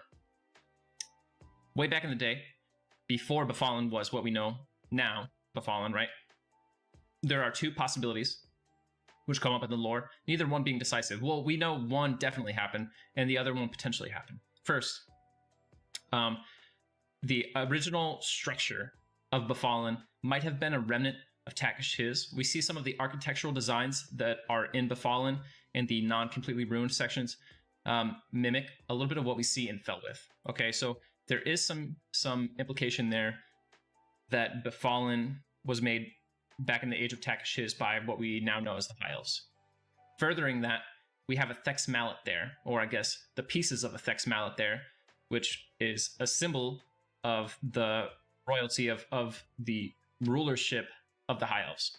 So those two things lean us in that direction. But we know for a fact that it eventually came under the rule of High Lord William Taros, the ruler of the Order of Mars Fist. So Befallen was basically the chapter house of the Order of Mars Fist. They predate the Paladin and Cleric Guild in Freeport by several years. So these guys basically were the original Freeport Guard. They controlled the common lands, all of Freeport, all the way up to Kithakor Forest. And the chapter house, aka what we now know as Befallen, was kind of like their satellite location where they could base out of. So they're doing their things there, right? Everything's great. They're keeping the area safe. Meanwhile, back on the Kanos side of the house, we have Gynok Moltor, who is... There's two different stories about Gynok. One says that he was a merchant. One says that Gynok was a guard. One of those two. Conflicting, but either way, he ends up meeting Opala with a contingent of other people. Opala is the high shaman of the Blackborough Gnolls, the Sabertooths, and she is offering a peace accord with the humans and the barbarians.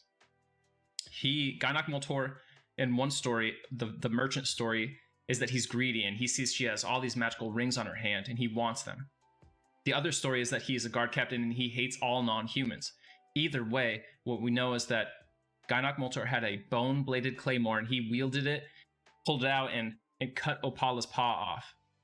She cursed him for all eternity, but they had already given Gynok and his contingent of people guest rights, right? So they weren't attacking them, even though he did this crazy, outlandish thing. But it permanently ruined any chance of good faction between the Gnolls, Alice, and Kanos. So Kanos, understandably very upset about this. They kick Gynok out. He's got to leave. But he's also cursed, and the curse is like he'll have bad luck, ill health, and poverty forever, and all his descendants will too. So eventually he's wandering around, and they find him in like the common lands or the deserts of Ro. He's found by the Order of Mars Fist, and hey, they're out here helping people, so they take him in. They bring him to the chapter house. Little do they know, they're bringing doom upon them, pretty much. So what happens here is, in the night, Gynok is there, everyone's asleep, and he is searching for any god that will listen to him. He wants revenge. and he's willing to sacrifice anything to get it. So some dark, malignant force reaches out to him while he's staying there in the chapter house of the Order of Mars Fist. And in exchange for him killing everyone there and sacrificing him to this dark entity, they will give him the power he needs to get revenge on Kanos and the Blackburrow Gnolls. So he does it. He kills them all in their sleep. What happens, though, is this dark entity, which is never revealed what it is, it's implied that it's not a god, that it is just some kind of evil force. It gives him the power he seeks, but it imprisons him permanently in Befallen. What became Befallen. So there we go. Gynok Moltor is stuck in there, right? He can extend his powers out just a little bit, but not much. Eventually, the Dark Elves hear about this, and they hear rumors that there is maybe a Thex mallet hidden in this place. So they send a contingent there, led by Elrod, Commander Elrod. He goes there. He's powerful. He's got some good allies. He is able to easily dominate the undead that are in Befallen, including Gynok. He gets the mallet that he wants, but then as he's going to leave, he realizes he can't leave either. He's been taken over by the force that controls Befallen too. He's cursed now. So he's stuck there. This goes on and on. Gynok and Elrod kind of feuding, but Elrod really being the new ruler of Befallen, until eventually a troll hears about this. A troll who is aware of the good old legacy of Yakesha, the Grosmok Stone. He's aware of that prophecy. He seeks a way to unite his people to be the prophesized troll. So he goes to Befallen looking for power. That troll becomes one of the, just named a Shadow Knight in the depths of Befallen that we see him in the game. He drops the keys and he drops the Bone-Bladed Claymore, right? So how does he get it? He goes in there, he steals the weapon from Gynok, he plays Elrod and Gynok against each other, and he becomes the new ruler of Befallen. Again, he's cursed, he can't leave. Adventurers sometimes locate this place and try to plumb the depths of the area, but almost always they are slain. And the thing about this force that controls Befallen is, even if you kill all the skeletons, all the undead there, every night, when the sun is completely set, it brings them all back to unlife again and again and again. So, Redak Broken Skull is there, the troll. He's the ruler of Befallen now. Finally, after many more years, the person that we know as the Thaumaturgist, hopefully I'm pronouncing that all right, she arrives. She's part of the Burning Dead. She comes there, and she is seeking power so that she can restore Marnek Jal to life. He is a lost lich, and something that the Burning Dead really want to bring back. He's like their miracle. They almost worship him. So that's kind of where we're at in EverQuest 1 Classic when we see Befallen. We have the Thaumaturgist down there. She's got the Dagger of Marnek, which is actually the phylactery for Marnek Jal. Now, through the expansions, we eventually see more content from Befallen. Long story short, they are able to bring Marnek Jal back.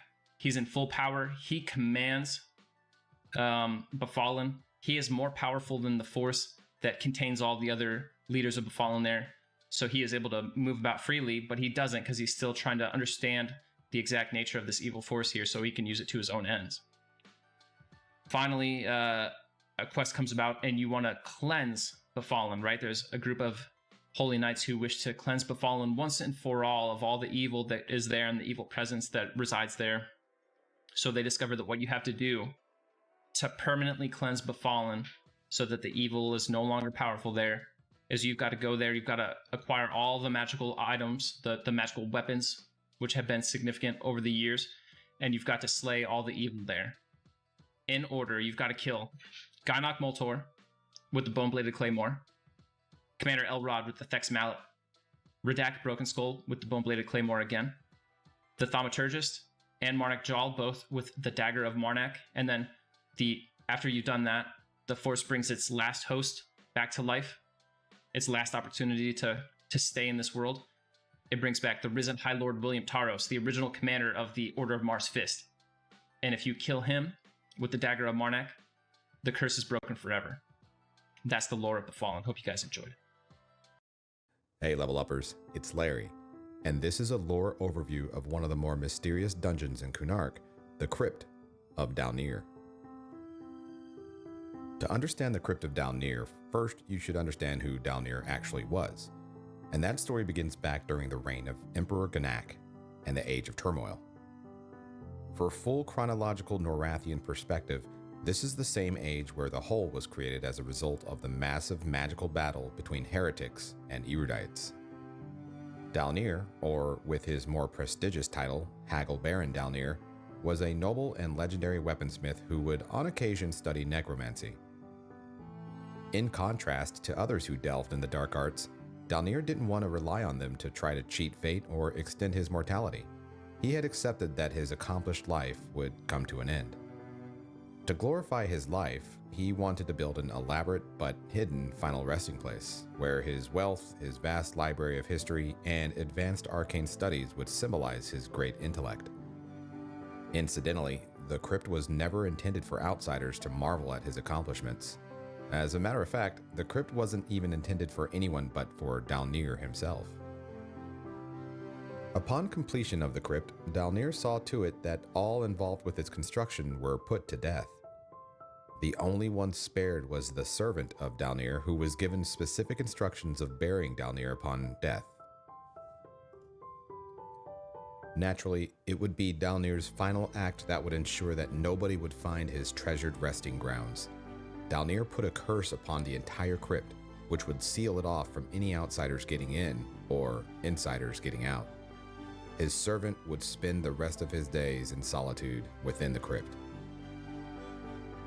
Sometime after the death of Dalnir, there was a scholar named Dag who, in his old age, had not only served Gnak, but had also even served Atrib. Upon Atrib's suspected death, Dag wasted no time to begin studying what was called the Forbidden Circle, which included wizardry, enchantment, and magic. His preference was wizardry.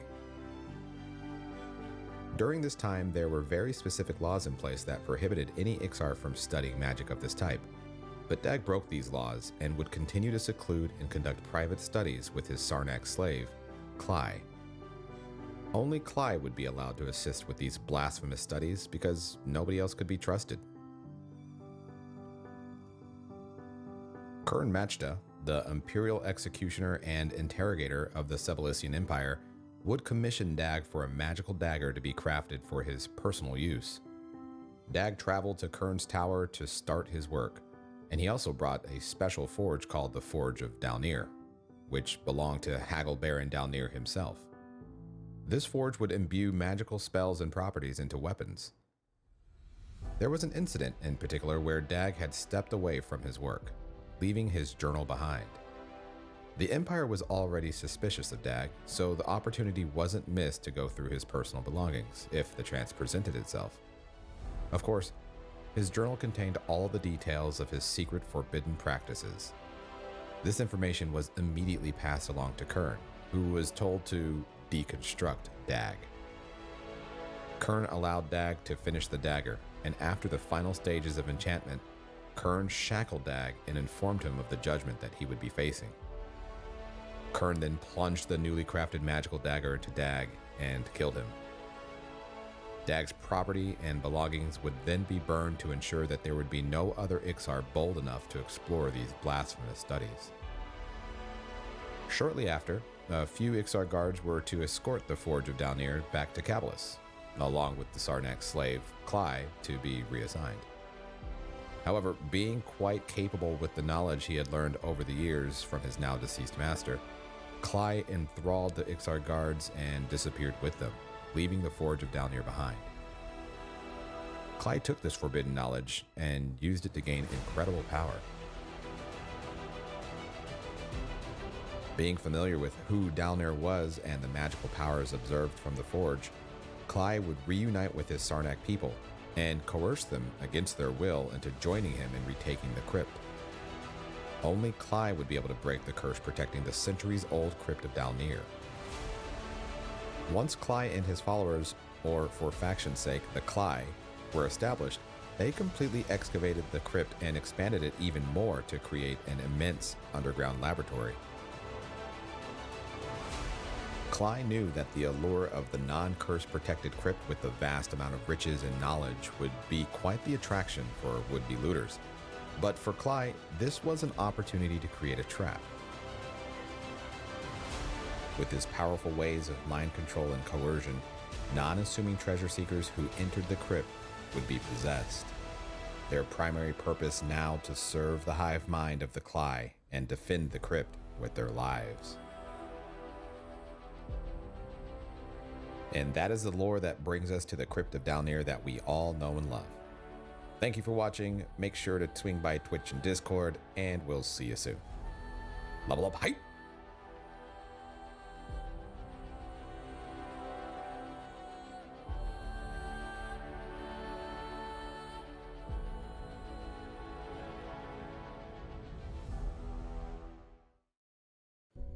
Hey Level Uppers, it's Larry, and this is part 3 of the mini-series around the history of EverQuest's very first expansion, The Ruins of Kunark. We pick up with the last known heirs of the Sathir bloodline being killed by an attack on the imperial city of Ssfhc. Now that the power of the bloodline had been lost, the Ixars needed to reorganize their efforts into something that would stand the test of time, and ideally would return prosperity to the Empire. This was when the governing entity was formed, the Emerald Circle, to help rebuild the great empire of Ik. The Emerald Circle was comprised of 5 nobles who found great success with rebuilding the Ixar Empire, but once again, the Ixars found a way to divide into 5 tribal states, and unsurprisingly, led them right back into internal conflict. The Ring of Scale was playing the long game, and were busy influencing turmoil amidst the Ixars, and a perfect storm was brewing. Over the course of approximately 700 years, problems were ever present both internally and externally, and the Ssfhc Empire was eroding. The first city to fall was the richest trade city Kunark had ever seen, led by Lord Rakashir, the city of Torsus, or what would eventually become the City of Mist. More on that in a different video. As a result of the Empire's gradual corrosion, the spirit of conquest, or even revenge, had ignited the many races within Kunark and beyond. Goblin lords from Fadewar invaded the continent in massive droves and took Karnar's castle. The Froglock slaves in Ssfhc had revolted, taking most of the Ixar citizens by complete surprise. The giants organized several attacks that destroyed all of the warlord outposts before focusing their efforts on the many surrounding cities. The Empire of Ik was weakened beyond anything it had experienced before. As all of this is happening, the exiled dragon, Trakanon, had been watching very closely to the Empire's deterioration, and decided it was time to rally his allies and strike. The dragons proceeded with their aggressive attack, and effectively reduced the Empire's cities to ashes, with the final blow coming from the Poison Dragon himself, who decimated the former glorious imperial city of Ssfhc and took it for his own. The Ssfhc Empire had been destroyed. Once again, the Ixars found themselves scattering to recover, and their empire would never look the same again. But not all hope was lost.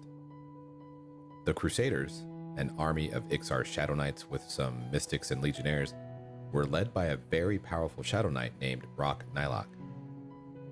Rock Nylok looked to purify the lands of Kunark that had been taken from them. Throughout their crusades, none would be taken prisoners or slaves. The vision was that the empire would be built solely by the Ixars. The first priority of the Crusaders was to reclaim Karnar's castle, which was occupied by a goblin clan. The goblins tried to defend it for 20 days, but it was all for naught. They were overtaken and massacred. The next objective was the city of Cavalis, but something very bizarre would happen, and no detailed records exist of what really did happen. All that is known is that Rock Nylok made a pact with something very evil and would suffer from it greatly. During the Battle of Cavalis, a strange rain fell, which shrunk the Crusaders of Rock Nylok to the size of dolls, and their heads were set aflame. Rock Nylok's head burned red, and the goblins squashed the would-be emperor and his entire army. The Ixars would nearly fade into obscurity and would simply just try to survive for the next 500 years in small segmented tribes. Meanwhile, the intelligent abomination species previously created by Atrib The Sarnak had taken advantage of the Ixar's decline and established themselves in the massive military fortress of Chardok. They had also been delving quite deeply into dark knowledge, breeding froglocks and goblins to do their bidding. There was a particular Sarnak cult, led by a powerful priest named Zalgaz, who discovered that critical pieces of dark knowledge were within the tombs of Terrassus. The Sarnak cult investigated and learned of a ritual that involved the bones of Vinral Sathir's son, Ryle. Almost immediately upon starting the ritual, the priest in command has regret. It is at this point that evil in its purest form had been unleashed, with a bit of irony. After 1600 years of torment and his soul being trapped in an amulet, Vinral Sathir had now materialized into the spectral body of his backstabbing son, Ryle.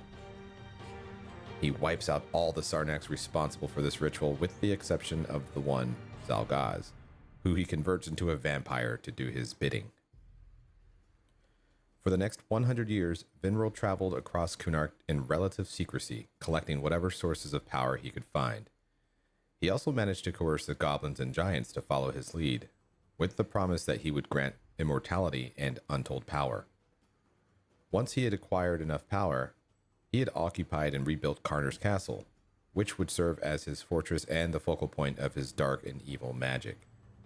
With it, he created a powerful legion of lycanthropes called Drolvargs, as well as an army of undead minions. Vinral also took it upon himself to resurrect his wife Drusilla, a loyal companion to help see his new undead empire through to completion. Over about 200 years, there had been an attempt by the High Elves to establish an outpost on the continent of Kunark, but the first attempt had been completely foiled by the Froglocks. The Dark Elves had found temporary success in establishing one on the other side of the continent, only for it to be taken by Vinral Sathir. The next High Elf attempt, led by the Paladin and Chosen of Tunair, Firiona V, would be a success, and the outpost of Firiona V was established. There was celebration, but it would be short-lived, as the High Elf Paladin would be kidnapped by Vinral Sathir's puppet, Danik Dorantath. The High Elves then declared war on the Ixar Empire. Meanwhile, the Ixars had found another opportunity to unite.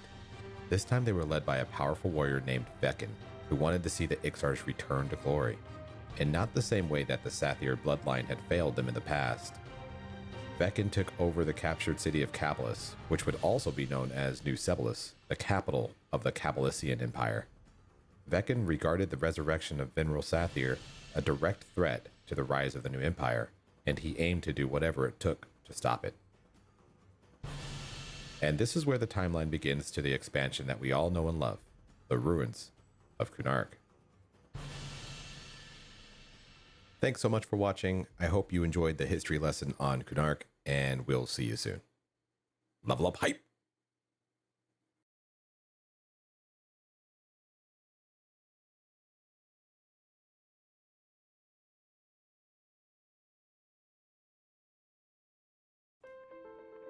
Hey level uppers, it's Larry, and this is a lore overview of one of the most recognizable dungeons in Kunark, Kern's Tower. This story takes place back during the reign of Vinral Sathir, who, at the apex of his empire's power, acknowledged that there were more sinister ways to ensure fear was perpetuated throughout the empire's domination. Violence is almost second nature to Ixars, and quelling any dissent or rebellion through said violence helped safeguard complete control over the empire.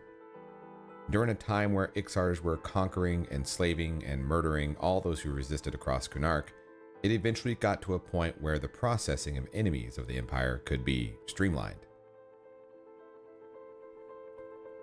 Kern Machta, a byproduct of the Ixar way of life, was always obsessed with torture. He was unforgiving to his enemies on the battlefield during his military campaigns, and that paired well with his loyalty to Vinral Sathir, who decided that Kern be promoted to the Imperial Interrogator and Executioner. In this role, Kern had free rein to spread fear and collect subjects for his torturous ways completely unchecked. Seeing this as an effective way to consolidate the torturing efforts, Veneral Sathir ordered that Kern be built a massive tower to serve as Kern's violent playground. Even though Kern had his own tower, he remained very active at the front lines of Warslick's Woods, pushing an aggressive offense against the Giants. Any Giant or resistance that wouldn't be killed in battle would be escorted back to his tower and would be subjects of his hundreds of different torture devices that he had on hand. But even bad things must come to an end, and Kern had somehow found himself in what he felt was the climax of his torturous career. An infamous enemy of the Empire had been captured, and Kern wanted all hands on deck to ensure that no detail would be missed with the methods of pain that he would inflict to his prized possession. So much detail, in fact, that it took the attention away long enough to allow a prisoner to attempt escape. The prisoner was being held captive in the basement of the tower, which also served as a massive storage to malfunctioning or decommissioned machines of torture. In desperation and in sheer fear, the prisoner fashioned a tool to help him dig a tunnel far enough away from the evil tower to escape what was most certainly going to be a slow and painful death. Tragically, the prisoner wouldn't find the exit. Instead, he would find his fate by digging right into a portal that would unleash the dark children of Brel Celeris, the Burinai. The Burinai, who were quite proficient with necromancy and mysticism, would advance into the basement depths of Kern's tower, and would be disgusted by what they would discover. They immediately determined that it would be existentially necessary to destroy all that they could within the tower as quickly as possible. The swift advance would take Kern completely off guard, and he would be captured. In a twist of fate, Kern found himself at the receiving end of the torture process, and he would be tortured for an entire year before eventually succumbing to his wounds.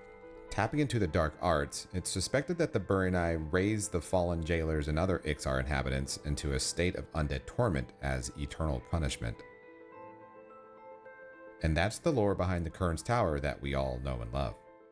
Thank you for watching. Make sure to check me out on Twitch and Discord, and we'll see you next time. Level up hype!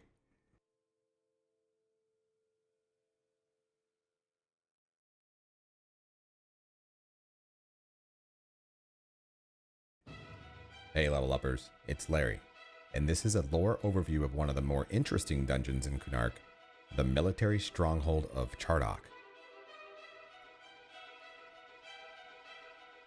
This story begins with the reign of Atrib Sathir, the third emperor of the Sathir dynasty back in the Ixar year of 432. Atrib was well known for the extensive amount of time he spent mastering the dark arts, and he would shape the racial dynamics of the entire continent of Kunark.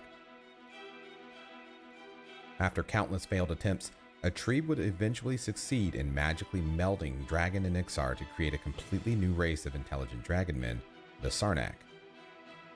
Atrib would immediately understand the quantitative value of being able to endlessly create his own army of thralls, and in secrecy, he did just that. Being able to organize and train these soldiers required a facility in itself, and that's what led to the construction of Chardok. Chardok would remain under Ixar control for nearly 900 years, until the fall of the Sebalisian Empire, and by this point, the Sarnak were as structured, disciplined, organized, and arguably even more intelligent than their creators. The Sarnak would take over the military fortress and create their own hierarchical system in what would be called the Dizok Empire. The Dizok Empire would establish a strong presence across the continent of Kunark and would take over several outposts and fortresses throughout it. A flourishing economy led by the Dizok bloodline would lead their people to prosperity for hundreds of years, but would also make them a bit more xenophobic over time. With the accidental summoning of Veneral Sathir's spectral form by a cult of Sarnaks unassociated with the Dizok, Veneral was relentlessly focused on rebuilding the Empire of Ik to its former glory of 2,000 years past. He also learned the most effective way of doing this was to do it quietly, through subterfuge, as opposed to brute force. He was particularly cautious about drawing attention from the Ring of Scales since, of course, they would be swift to put an end to his efforts. and while possibly not immediately aware of his great-grandson's involvement with the creation of the race of Sarnak that led to the Dzog Empire, he was keen on the critical role that they would play in his greater plan. Perhaps unknowingly using a page out of the Ring of Scales Corrupt from Within playbook, Vinral would employ a shapeshifter by the name of Korokust to infiltrate the ranks of the Dzog royalty and Chardok. This new strategy of placing agents and moles across the continent was actually quite effective for Vinral, as it allowed him to pull strings of local politics to be favorable to his broader plan. The agent, Korokust, was not only able to become in good standing with the Overking Bathazid Dzog, but would eventually become amongst the king's closest circle of trusted advisors. To get to that level, he had put in place an elaborate plan to, ironically, expose the Ring of Scale agent named Khajiit, also a shapeshifter, and ultimately assassinate him, which he was successful in doing so. What Korokust was also successful with doing was building a case around why he should have more oversight into the council's affairs to help, as he put it, flush out the filth. Korokust's unyielding loyalty raised some flags with certain members of the Dzog family, particularly Prince Selrak, who wrote a letter to his father expressing deep concern around the conspiracies that Korokust was spreading to elevate his power and control not only over the delicate aspects of the Dzog Empire, but also with the family itself. With Korokust now in a position of great influence within the Dzog Empire, all that remains is for him to inform his master, Vinral Sathir, that all the pieces are in place.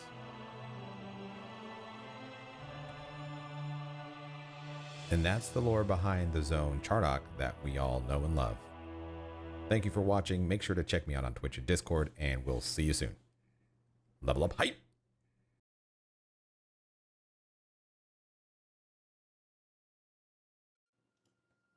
Hey level uppers, it's Larry, and this is a lore overview of one of the most intriguing dungeons in Kunark, the City of Mist. The story of the City of Mist, or by its actual name, Torsis, is a story of prosperity overshadowed by heartbreak.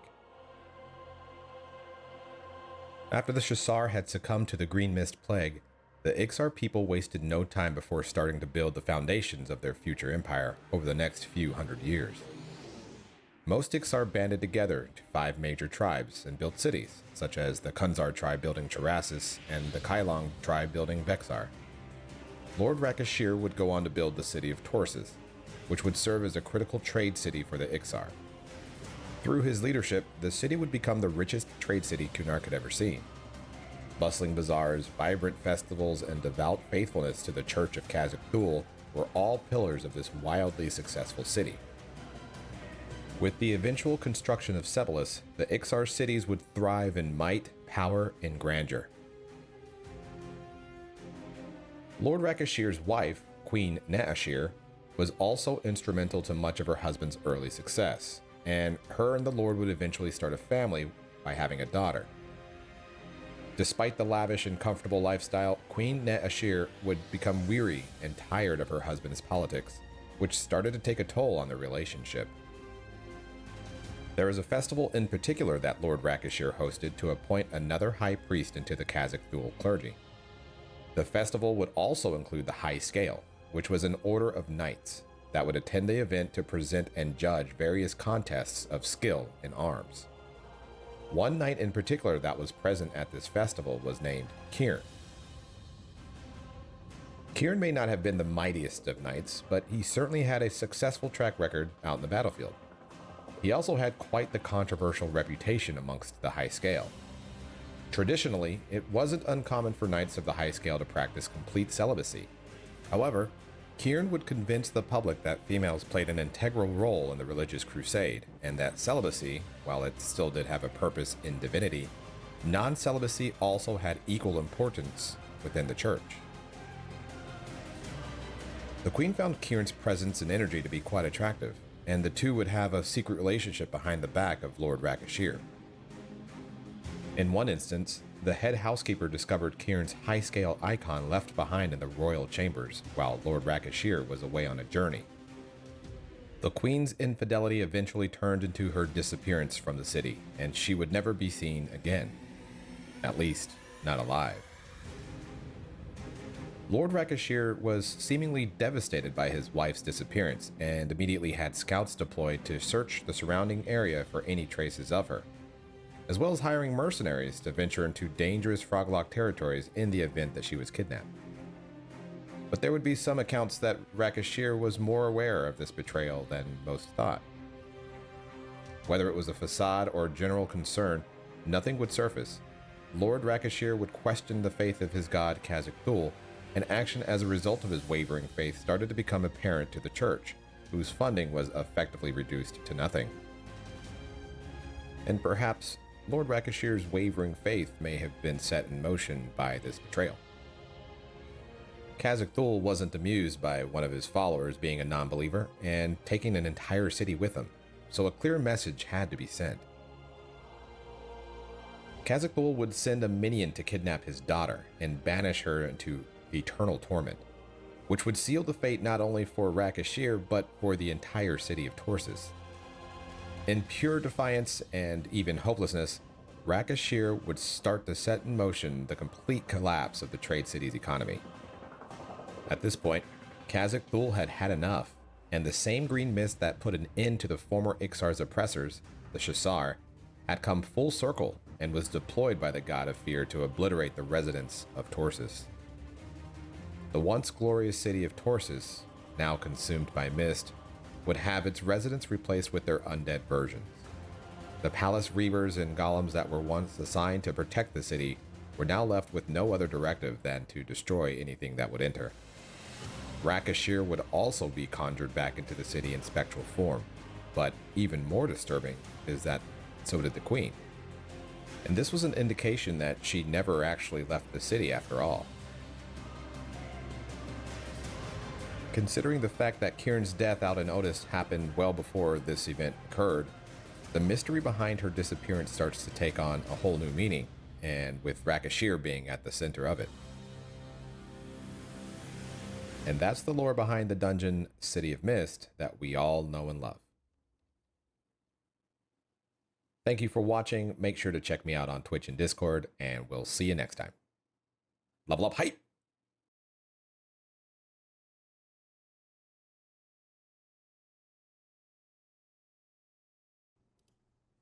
Hey level uppers, it's Larry, and this is a lore overview of one of the most historically significant dungeons in Kunark, Howling Stones.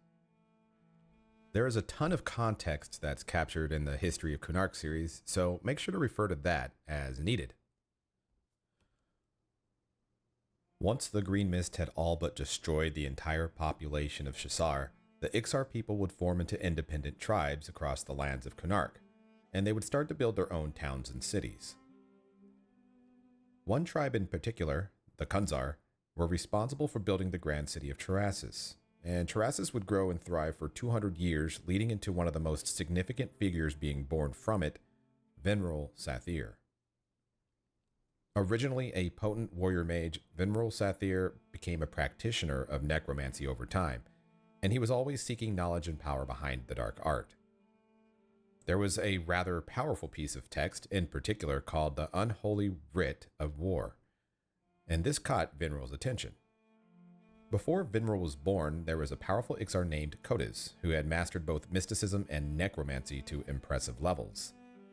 Even more impressive was that he was able to establish a direct line of communication with the god Zabuxaruk, who held the knowledge of unholy battle magic. This was the same magic that the Shasar once used to dominate virtually everything. A pact was made between Ixar and God that would grant this tome of unfathomable and evil dark arts to Kotis, but would require him to sacrifice 100 intelligent beings, which he fulfilled. The circumstances behind Kotis' death are unknown, but Vinral was able to secure this text and decipher it. While the mysteries of immortality weren't as accessible as he hoped, having access to this unholy writ of war allowed him to implement advanced war techniques and command armies of animated dead. His Khunzar armies conquered their opposition with unyielding fury, which eventually led to the uniting and assimilating of the 5 prominent Ixar tribes. Whether it was the fate of the Sathir bloodline or just the Ixar way of life, Vinral would commit patricide once he had grown so much in power. And under his leadership, the Empire would start to branch out from Terrassus, growing substantially in power and presence. Vinral would marry Drusilla, who is the eldest daughter of the Obelisk tribe of wizards, and the two would build the greatest empire ever known. Drusilla was completely compliant with continuing to unleash a wave of terror and domination across Kunark to their enemies, and as time went on, she would manage many of the Empire's affairs from Terrassus, while Vinral himself would start to operate out of the newly constructed imperial city of Ssfhc. Approaching old age, Vinral obsessed over trying to unlock the secrets of necromancy that would allow him and his wife to live forever. Unfortunately, Drusilla would die unexpectedly, and not live to see the end efforts of her husband's quest to their immortality, and this devastated him. He saw to the formal funeral rituals and her burial within the elaborately built Crypt of Terrassus, but almost immediately after, Vinral cast every citizen from the city. Only the Royal Ixar Guard and select servants were allowed to remain within the city, but this was against their will. It was their life sentence to serve the deceased empress through death. Vinral also ensured that the entrance to the city was concealed to the best of his ability. In his desperation, Vinral would resort to making a pact with the god of hate, Inaruk, which demanded that the weak and sick were routinely sacrificed to swell Inaruk's cauldron of souls. In return, Vinral would be given the knowledge of lichdom, which required a dark ritual to be performed. He prepared an amulet into which he would siphon his soul, and this amulet was to be placed in his corpse upon his own suicide. A successful ritual performed by his loyal initiates would allow Vinral to rise again as an immortal, undead king. Drusilla and Vinral's only son, Ryle, would be made aware of his father's evolving corruption and aimed to put a stop of his quest towards immortality. Ryle interrupted the ritual at a critical point that rendered it a catastrophic failure. In the same patricidal way that Vinral came to power, Ryle had ensured that the family formality had gone full circle by killing his father mid-ritual, which effectively captured his soul within the magical amulet. Ryle destroyed his father's body and attempted to hide any evidence of this foul play within Terrassus. However, the loyal servants that were more sensitive to what exactly happened took the amulet left behind and hid it in the crypts of the city. This is when the dark cult formed that dedicated their existence to reviving Vinral's soul once again, and that cult's name was the Arisen. It was thought that Ryle was the only one with knowledge of how to enter the city, but that wasn't entirely true. One of Vinral's royal guards who had died in Terrassus was in possession of a scroll that he kept which contained the secrets of how to enter the city. This particular royal guard must have been in high regard to Vinral because his body was sent and prepared for burial by the Mortician of Ssfhc, who thought the scroll he discovered with these instructions was simply nonsense. The scroll was lost for decades, but the descendants of the Cult of the Arisen would eventually discover it, and this would help refocus their efforts on their primary purpose.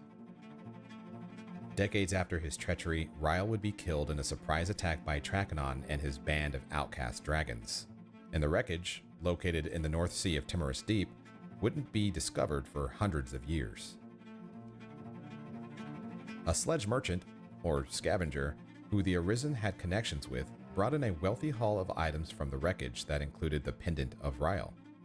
With their improved knowledge of necromancy, the Arisen believed that if they could find the body, or bones, of Ryle, that they might be able to resurrect Vinral using the amulet that his soul was trapped in. But despite the vision, the plan never came to fruition. Surprisingly, Ryle's corpse, still draped in jewelry, would be found after a scavenger discovered it near the wreckage many years later. He would take Ryle's corpse as a trophy back to be sold to the highest bidder, which happened to be a goblin king named Kabaktok. Kabaktok placed Ryle's body in his throne room and claimed that it was a goblin ancestor of his who defeated Ryle.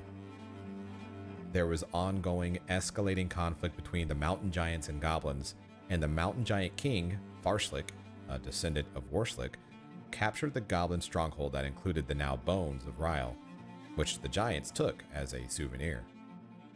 These bones would travel back and forth throughout conflict until they were eventually sold to an Ixar merchant named Vlistas. The cult of the Arisen were very much still present in this current generation, and still had connections throughout the continent. Once word spread of these remains being acquired, the cult moved quickly to purchase them and used the old Tattered Scroll to gain access into Terrassus, which they were successful with. The cult spent 5 decades within Terrassus trying to find the Amulet of Sathir within the city, which had recently been devastated by a massive earthquake caused by meteors hitting the continent. Their original goal was still intact, and they hoped that by bringing the soul of the father into the body of the son would allow them to resurrect their first king of Sebelis. Finally, the cult located the amulet and were ready to perform the dark rites along with the bones of Ryle. Initially, nothing happened, and the cult members believed that they had utterly failed. They left the bones of Ryle on an altar beneath the ruins of Terrassus. However, the cult was incredibly successful in ways they could not have imagined. When the ritual was performed, the souls that had been trapped in Inaruk's Cauldron of Souls were able to escape their torment and re-enter the material world. The influx of dark energy awoke the spirit of Drusilla Sathir, and it is said that it was her doing that allowed the ritual to be set up for completion, which wouldn't happen for another 300 years. It would be the small sect of Sarnak who discovered the scrolls once used by the cult of the Arisen and unwittingly completed the ritual, which ultimately brought Veneral Sathir back into the body of his son, Ryle, but also cost the looting Sarnaks their lives. To this day, the haunting howls of the damned from past and present are heard echoing off the stones of the canyon. And that's the lore that brings us to the dungeon Howling Stones that we all know and love. Thank you for watching, thank you for subscribing, and make sure to check me out on Twitch and Discord. We'll see you soon. Level up hype!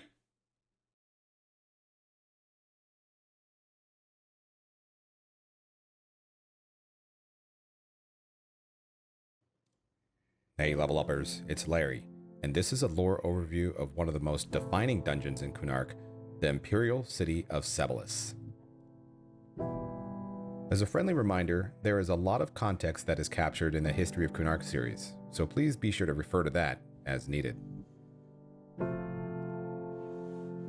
The peak of the Ixar's might and power culminated into the magnificent capital city of Sebelis. From its construction to its fall, the city would see no shortage of transformation over the countless years of its existence. As a starting point to this story, let's begin with the monumental War of Joining.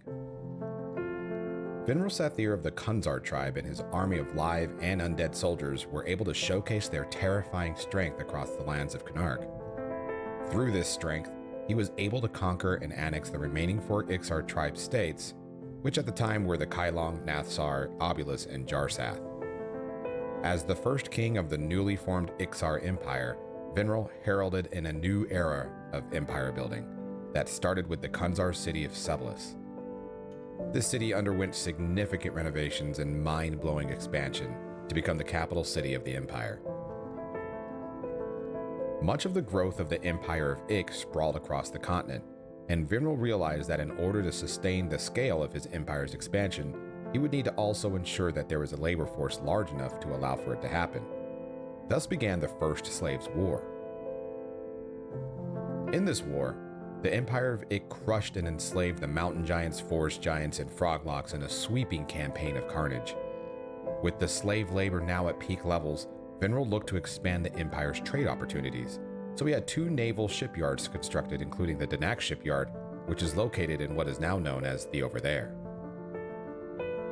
The Empire's growth continued at insane speeds with the help of the enslaved races, and powerful monuments and cities were erected in the name of the Sebelisian Empire. With trade routes established, the capital city of Sebelis and the Empire's other cities, such as Terrassus and Torsus, thrived for hundreds of years. The Empire's military might would go well beyond its ground forces, and the Empire of Ik would virtually become immune to piracy due to its navy's potency. Even after his forceful patricidal takeover of power, Ryle Sathir would continue the same egomaniacal empire-building strategy that his father began. He would lead vast armies and seize the most productive mine on the continent from the mountain giant resistance, who would subsequently be enslaved by the reliable ruthlessness of the Empire. The exponential growth of the Empire of Ix started to raise flags with the remaining factions on the continent, and when cornered, the magnitude of survival far exceeded complacency. The Ssfhc Empire would continue to thrive over hundreds of years. Ssfhc itself was well established as the mecca of the Ixar race. The city's population and size rivaled any Norathian city in existence. Each Sathirian emperor would face their fair share of challenges during their reign, but it was Etrebe, son of Ryle and third emperor of the Empire of Ik, who would accelerate the ball of conflict into motion by mounting an attack against the Ring of Scale with his powerful air force of half froglock, half dragons called Sokokars. And while his victories were decisive at first, the deep hatred that the Ring of Scale would have for the Ixar would turn into a 54-year war, which would also lead to the faction of dragons laying waste to many towns and smaller cities across the Ixar Empire.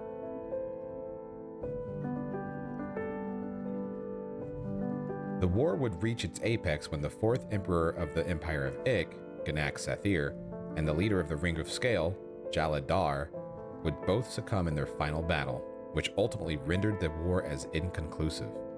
However, the Ring of Scale spirits and armies were smashed and broken, and they were forced to retreat. It would take them years to recover. The Ixar recovery went much better overall. The might of the slave labor helped them rebuild from the immense devastation quickly. However, the toll that their military numbers had taken throughout the 54-year conflict, and especially the final battle, was also nothing to take lightly. Surprisingly, the city of Ssfhc had escaped much of the collateral damage from the constant conflict, but time was running out. With the death of Gnak, arguably one of the Sathirian bloodline's most inspirational emperors, there was a massive gap in leadership and morale that the Empire needed to solve for. Shatal Sathir attempted to fill this gap, but the Ring of Scale, while mostly defeated, would take advantage of the newly instated Emperor's lack of experience or preparedness. The Ring of Scale's surprise attack on the Imperial Palace of Ssfhc would destroy the new Emperor, along with the hatchling heirs of the Sathir bloodline. Despite this attack, the prosperous days of Ssfhc weren't over quite yet, and the Ring of Scale had no choice but to rebuild their army in order to have any meaningful impact against the Empire of Ik again. With no guidance from an Ixar of royal bloodline, it was the nobles of Ssfhc who took it upon themselves to create the Emerald Circle. 5 of them, to be exact. These 5 nobles would enhance Ixar cities and trade, rebuild the navy, and return prosperity to the Empire. But it would only last for so long.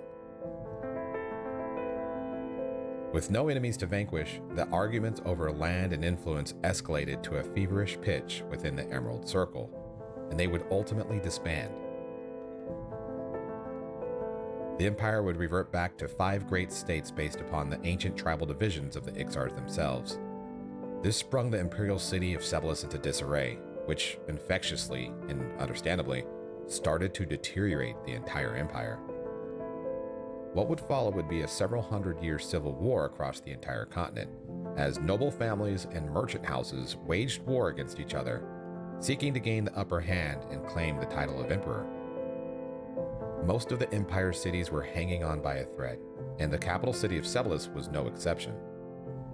Outside sources started to pay attention. The Ring of Scale would take advantage of the lack of unity across the Ixar people, and the many races that had succumbed to being enslaved for generations and generations were now becoming aware of their enslavers' growing vulnerability each passing day. It would be a series of earthquakes that would serve as the tipping point for the declining Ixar Empire. The shipyards and harbors that supported critical trade routes for the Ixar had been decimated. The naval fleets and merchant vessels of each of the Ixar tribe states were wiped out in massive tidal waves. Commerce is brought to a complete standstill, and starvation starts to spread across the footprint of the empire.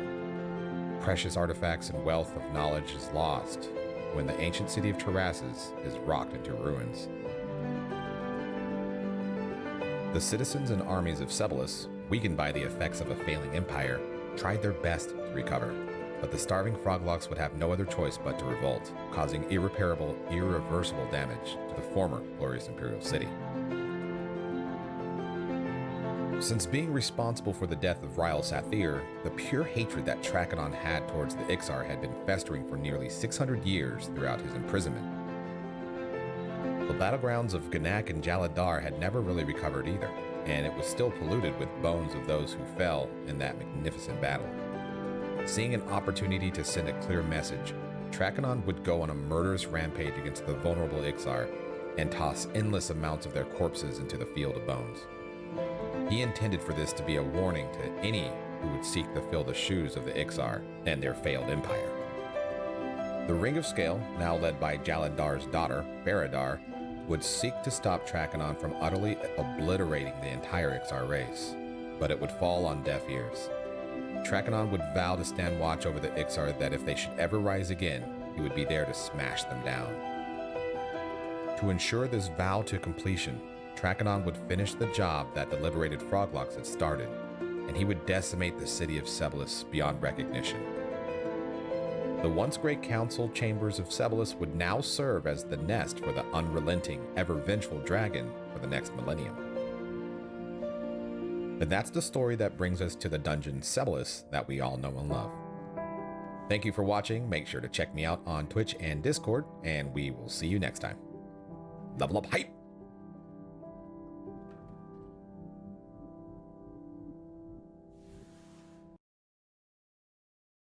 The season's changing once again.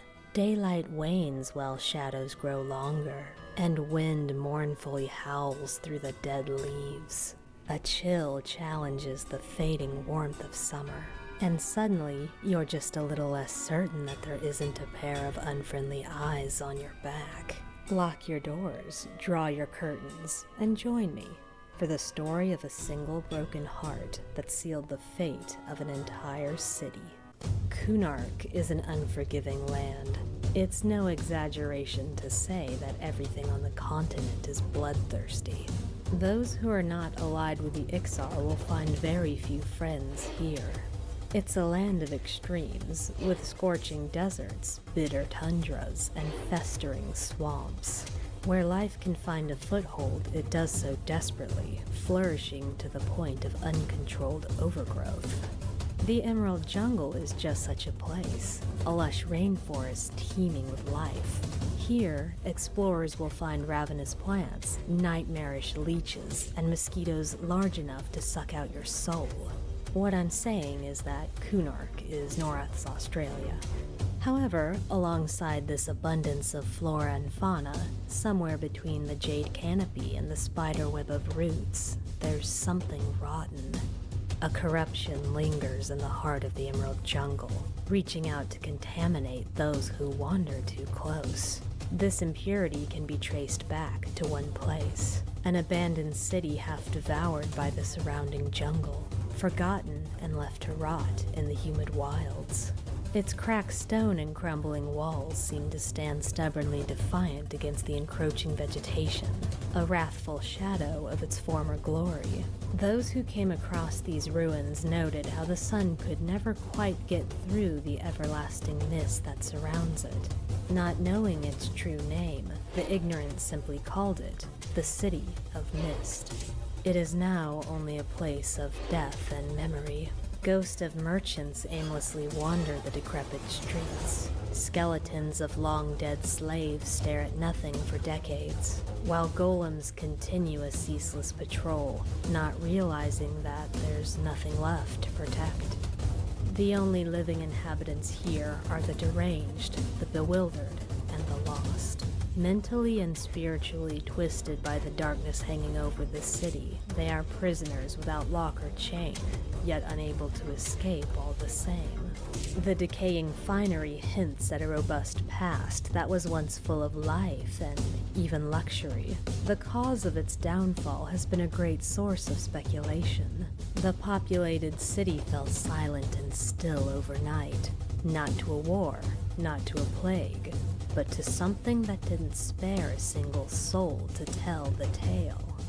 Before its downfall, this place was known as the Ixar city of Torsus. One could say it was the jewel of the Sebelesian Empire, for its citizens enjoyed lives of indulgence. Crusaders found power, and merchants found great fortune, while nobles enjoyed exotic goods and entertainment. This tale begins during the reign of Lord Rak Ashir and his queen, Ne Ashir. Though they had inherited a wealthy city, the citizens credited their royal couple for its continued prosperity, as they were considered paragons of Kazakh Thule, who was clearly favoring the city with his good graces. While everything seemed perfect, it was in this golden age that Torsus took its first steps down the path that would lead to its ultimate destruction. The truth of what happened is only known to the spirits who still linger there. When defeated, they drop historical documents that establish a timeline of events that led up to its downfall. A merchant's diary page states that there was some sort of commotion at the castle. Rumors abound that there is an assassination, or an attack by dragon-commanded froglocks, or even divine intervention, though the merchant is uncertain why Kazakh Thule would strike against the loyal Lord Rak. A crier's scroll announces that Lord Rak will be appointing another high priest into Kazakh Thule's clergy. A merchant's letter confirms that the church does not need its usual amount of silk to make new robes, as Lord Rak has cut the royal donation. The church is trying to hide this fact, but the merchants have noticed how the church's funds have dwindled. A written announcement confirms that Queen Ne has gone missing, and Lord Rak seems desperate to find her. A priest's diary page laments that the church's funding has been cut yet again. He secretly wonders if the loss of Queen Ne has driven his lord crazy. Finally, a slightly guilty student log admits that the owner missed mass yet again for a class that was scheduled at the same time. The student hopes that the new archpriest will discontinue further masses and plans on missing the next mass as well. These records indicate that Torsus somehow lost sight of its spiritual path, and without the awe and inspiration of that which was greater than itself, it eventually withered away. It also suggests that the disappearance of his queen is what caused Lord Rak to lose faith, straying from the path of Kazakh Thule and laying the groundwork for the city's demise. Now that's where the story ends for some, but a refined Lahore like myself keeps digging. Books obtained from the ghost of Lord Gaius have an interesting theory as to why the previous Lord Rak became so despondent during his reign.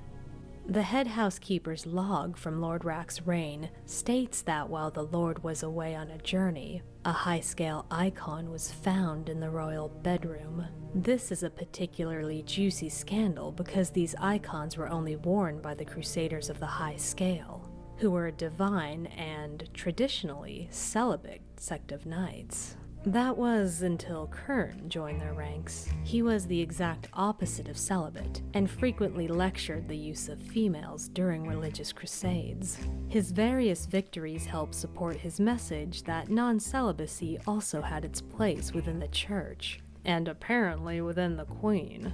He'd been in Torsus for a bazaar a few weeks before the queen went missing, and they'd caught each other's fancy. Kern died not long after that, far from home in the ruins of Old Payneal, and his body was never recovered. A shrine depicting him among many women was built to honor his controversial reign. Gods, I wish I could find that shrine. Kern's ghost actually still haunts the hole. Phrasing. Though he still looks surprisingly alive for being dead for so long. I suppose his raw charisma is enough to defy death itself. If you return the lost icon to the sexy ghost, he will proudly admit to doing the dirty deed, and wonders if you're there to accuse him of the queen's death. He decides he wants the truth to be known, and gives you the promised ring of Queen Ne, and says that if you show it to the queen, she'll remember all the salacious details. Returning the ring to the ghost of Queen Ne She will admit that there's nothing left to hide before attacking, saying that if you can't defeat her, then you're not strong enough to see that vengeance is served. Once Queen Ne is defeated, she drops her diary and the key to her husband's quarters. Her diary confirms that she was tired of political monotony and attracted to Kern's more dangerous lifestyle. Now, one may think that Queen Ne's disappearance was simply her running off with Kern, but if that were true, then why is her ghost still found in the ruins of Torsus? After all, none of the records mention that she died, only that she disappeared. All this evidence implies that Ne didn't run off with Kern in the weeks after he left Torsus, as many have speculated, but that she was murdered. It's likely that Rack killed her for her affair, and covered up her murder by saying she disappeared. Gaia's historical article even confirms that it was a well-known fact that Rack's despair over his missing wife was mostly an act to preserve the illusion of his nobility. Clearly Rack had lost his faith long before his queen had lost her fidelity. So then, if it wasn't the unfaithful queen, just what was the cause of Rack's melancholy? The answer lies deep within the plane of fear, the realm of Ssfhc, the faceless god and creator of the Ixar. Within this nightmarish place, cowering among the powerful servants of fear, there is a frail Ixar hatchling. She doesn't respond to attempts at conversation. Her tearful eyes stare blankly ahead, yet see nothing but the consuming terror surrounding her. This is Rack's daughter, and the only way you can help her is to end her suffering. Bringing the child's tear to her father's ghost, Rack will finally recount what happened that fateful night. He says that a minion of his god came to him one night. He knew it was Ssfhc because he was frozen in terror. The being took his daughter and vanished. When he regained control of his body and thoughts, he felt nothing but betrayal. And that was when Rack stopped caring. Now, we finally understand what happened to Torsus. By the time of Rack's reign, Ssfhc believed that the citizens of Torsus had taken his blessing for granted. In the dead of night, he stole Rack's daughter as a warning and a promise that he could take so much more if the Ixar didn't suitably worship him.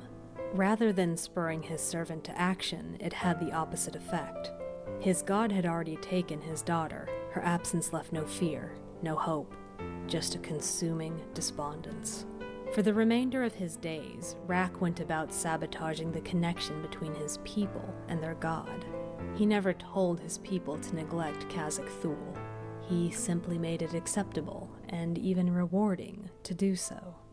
This decline of faith continued until the Faceless One finally ran out of patience with his treasonous children. Ssfhc chose a mist to convey his displeasure. A paradox of the green mist that had once brought the Ixar freedom. The fingers of fog that enfolded Torsus in its grasp brought only death. The citizens choked on the mist and fell as the sun was engulfed in a thick haze. It happened too quickly to run, hide, or pray. By Ssfhc's displeasure, the dead rose, and there they stay, suffering testaments to the fate of the faithless. Lord Rack intentionally set up his city to fall, even if it took decades after his own death to do so, ensuring that Ssfhc would never receive the praise he sought from its citizens. He knew it would mean little to the Faceless One, who could just as easily feed on the fear of Ixar, yet he carried out his grim task all the same, damning himself and his fellow Ixar in the process. It was the self-destructive act of a ruler that had lost everything that mattered to him, and the only way he could strike back at the god who had wronged him. For all the suffering Lord Rack's plan caused, his accomplishment has given him no sense of satisfaction or reprieve from his sorrow, only the cold knowledge that he'd done his work and done it well. Redemption lies far beyond the grasp of the City of Mist. Its crumbling bones and surrounding corruption serve as a testament to the wrath of a vengeful god.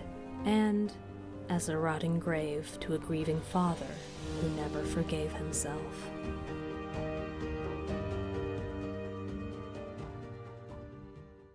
Thanks for watching, stay safe, and I'll see you next time.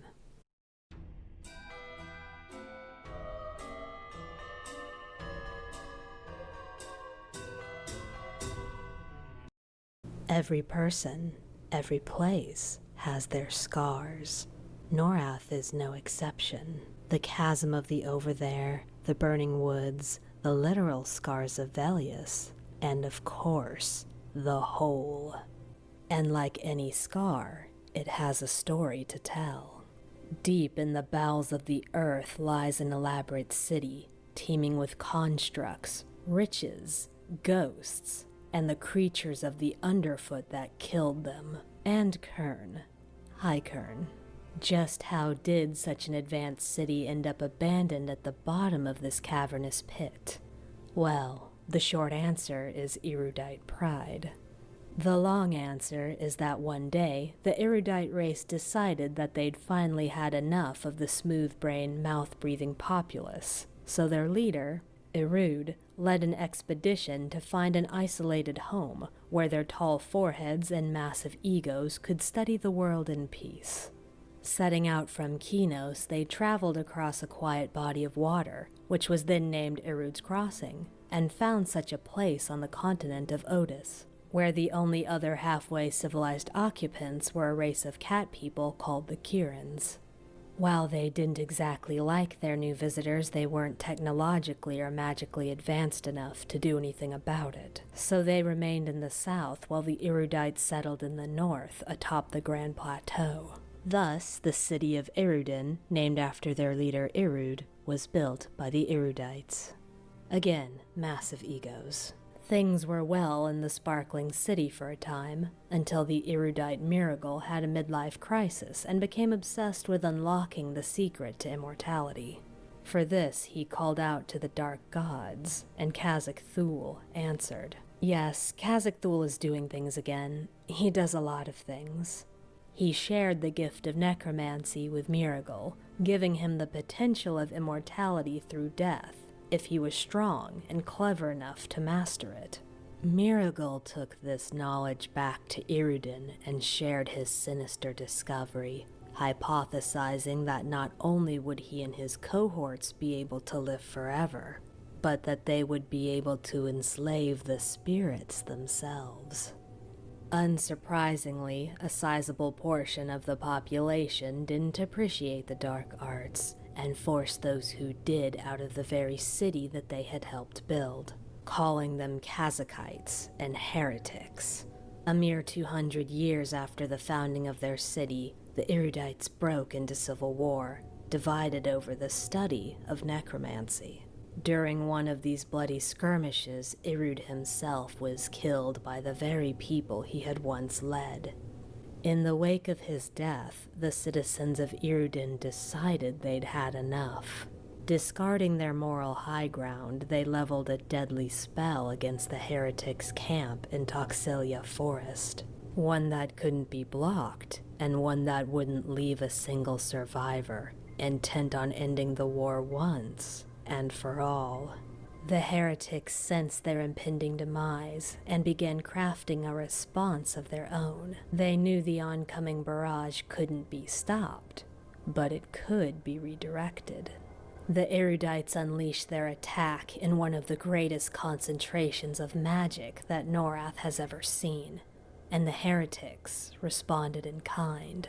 Survivors described the collision of spells as earth-rending, an explosion that shook the very bones of the world, and a crashing energy that seemed as though it would tear a gash in the very sky. As the terrible magic faded, and the dust finally settled, it revealed a changed Otis. Erudin and the heretic city were untouched. However, there was a giant smoking crater where the Kiran city of Sharval had once been. As fun as it is to imagine that a magical explosion sent a mass of cat people and Earth flying through the stratosphere and careening into the moon, further study reveals that the collision of the two spells changed the nature of both. The magic morphed into a massive teleportation spell that ricocheted Charval through the wizard towers, or as Alcabor calls them, quadriliths, and deposited the Vashir tribe of Kirans onto the moon of Lucklan in a way that was actually survivable. The heretics saw the impressively deep hole left behind by the spell, and not being ones to pass on an opportunity for a new home, they trekked down into the pit and began construction of their own city, Payneal. During the construction, the heretics found that the force of the blast had gone so far down that it reached the living stone, a barrier Brel Ceralis himself created to keep his creations in the underfoot from invading Norath. In typical arrogant erudite fashion, the heretics began experimenting with the divine energy of the living stone, planning to harness it and send earthquakes to Irudin until the city was reduced to dust. Instead, their tampering breached the barrier to the underfoot. Earth elementals flooded into the city of Payneal, quite literally crushing the heretic forces. They would have surged to the surface and continued their destructive path across Norath, if not for the surprisingly selfless act of a wicked man. It was Darton of the Dark Truth, a knight of Kazakh Thule, who stayed behind to contain the minions of the underfoot. He managed to create a magical hatch that repaired the break in the living stone, trapping himself behind it in the process. The heretics that managed to escape thanks to his sacrifice founded a new city, which they also named Payneal. They're just not very good at naming things, are they? From then on, the founding city was referred to as Old Payneal, but as travelers discovered the massive wound in the earth, it simply became known as the Hole.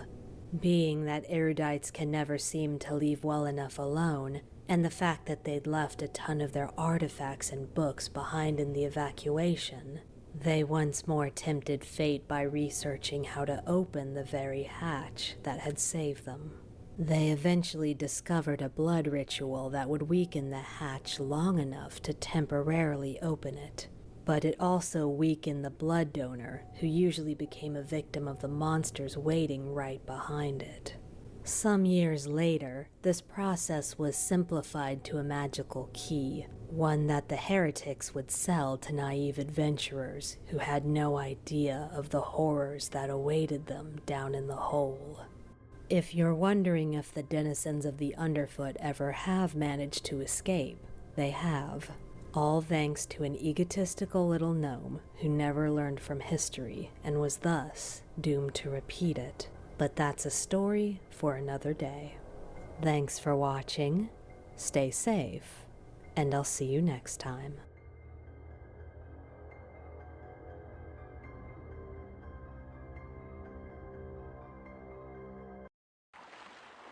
The Lake of Ill Omen.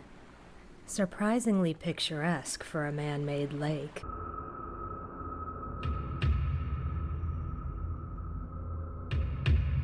Well, dragon-made to be more accurate. There's actually a surprising amount of history behind these waters, or should I say under them. Just kidding. There's no sharks in the Lake of Ill Omen. No boats either. I've just always wanted to do that. Here's the Lake of Ill Omen. This cozy spot just off of Firiona V has everything you could want. Sun, sand, and a drowned city that's still inhabited by its undead residents. There's also fishing, if you're into that.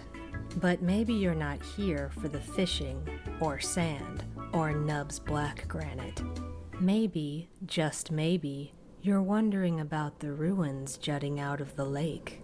Well then, pull up a crumbling piece of Ixar legacy and make yourself comfortable for the history of Vaxar. It all began with a singular event that occurred on, by the Ixar tracking of time, year 406 after Greenmist. The book Captain of the Sea reads, during the infamous battle at Timorous Deep, Captain Visk Irontail is defeated, as well as most of the Sebelisian navy. A horde of dragons descended upon them. The navy was vastly outnumbered. So was the end of the great Captain Irontail. Long live his spirit. It was this attack, instigated by the dragon Trachanon, that pulled the dragons of the Ring of Scale into war with the Ssfhc Empire. Trachanon was a grand blue dragon that was favored by his goddess Vishen, and blessed, or perhaps cursed, with foresight. He watched the Ixar with great interest, still wary of the accomplishments of the Sissar that had come before them. He believed the Ixar were a great threat to dragonkind and wanted to attack them to halt their impressive progress. But the Ring of Scale voted him down in favor of more subtle tactics that would destroy the Ssfhc Empire from within. Trachanon could not accept this answer. No one but Trachanon himself knows why he took a flight of dragons to attack the Ixar naval fleet against the wishes of the Ring of Scale. From the few cryptic remarks the dragon has given on the subject, it seems like he was trying to prevent some greater wrong from occurring, going against his own foresight to do so. Perhaps the fate he ultimately suffered was punishment for going against his own visions. The dragons called up a squall at sea and sent the entire Ixar navy, along with Emperor Ryle Sathir, to the bottom of the timorous deep. Little wonder why there's an entire island full of their skeletons. This one dances. This attack surprised Jaladar, the leader of the Ring of Scale, as much as the Ixar, given that he hadn't approved of any plans to attack them. Regardless of his desires, the Ixar Emperor had been killed in the attack, and they were out for blood. Thus the fight between the land lizards and the sky lizards began. During the war, patrolling dragons noticed one place in particular. The domed city of Vexar was incredibly popular with the Ixar. They came to find that the Kailong Ixar tribe had found a magical spring that could heal all injury and sickness, no matter how grievous. An entire city had been built around these miraculous waters, and a dome constructed above it to protect it from dragon attack. Upon hearing this report, Trachanon wanted to act instantly. Unfortunately, his rebellious naval attack didn't exactly make him the most popular dragon in the room, and he couldn't raise support for the assault. Luckily for Trachanon, he found an ally in the dragon Garrodon, a slightly more popular dragon who supported the attack and was able to convince others to join the cause. You can't talk about Vexar without talking about Garrodon. He's the dragon that made it happen. With the flight at his side, Garrodon led the attack on Vexar. The dragons split into two teams. Some clawed at the pillars and walls that supported the dome, working to collapse it and trap the Ixar inside, while others called upon the waters to flood the valley, planning to dilute the spring and drown the inhabitants in one fatal blow. The plan worked, and dragons fled from under the dome as the pillars began to give way, all save for one. Garrodon himself had been caught in a snare and was still fighting the city guards when the dome fell. He was trapped and the water was beginning to flood in. Even with no chance of escape, he continued to fight the Ixar until, finally, a fatal blow was landed on the dragon. With his last breath, he scorched the top of the dome with his flames, then fell from the air, crashing into the theater below. Garrodon died as the city was engulfed by the rising waters, and the magical properties of the spring were forever lost. He dealt the Ixar a significant blow, but at the cost of his own life. Trapped and with the waters rising, the citizens of Vexar turned to the greatest of arts, necromancy. Knowing they were going to die, the Ixar set up a constant surge of necromancy to run through Vexar and keep themselves animated through death. However, they realized that this surge would also bring back a certain unwanted dragon. In order to prevent this, they painted mystic markings on the theater where he fell to stifle the flow of necromantic energy to Garrodon. They also ground up some of his bones for their magic, just to add insult to injury. Then they died, raised, and haunt their sunken city to this day. With all the necromantic energy running through Vexar, it isn't surprising that Garrodon's spirit can be found lingering in a corner, hungry to reunite with his body. Talking with his ghost, he will attempt to tug at your heartstrings by saying that the Ixar have been torturing him for generations. He begs for you to collect some of his bones so that he'll have enough power to reunite with his body and depart to the next world. If you're dumb enough to believe this dead dragon and bring him his bones, he will possess his body in the theater, and rather than be put to rest as he said he would, he will happily attack anyone that comes within reach. And you would deserve it, because honestly, when has a dead dragon not been a vengeful bastard? Those who would like to see a fairly well-preserved Ixar city should take a dive down to Vexar. It may not be living history, but it's somewhat close. There's also tiny cursed hands down here, and that makes the trip more than worth it. As an interesting side note, here's what the maps of Mirist have to say about the Lake of Ill Omen. Legend has it that any Ixar that goes swimming in the waters will be plagued by horrible nightmares about their death, which would occur soon afterwards, and their body would rise to wander as an aimless corpse. Perhaps this is the effect of the diluted healing waters that were once able to mend wounds and even extend lifespans. Though this legend is so old, the Ixar themselves don't pay it much mind. Thanks for watching, and I'll see you next time.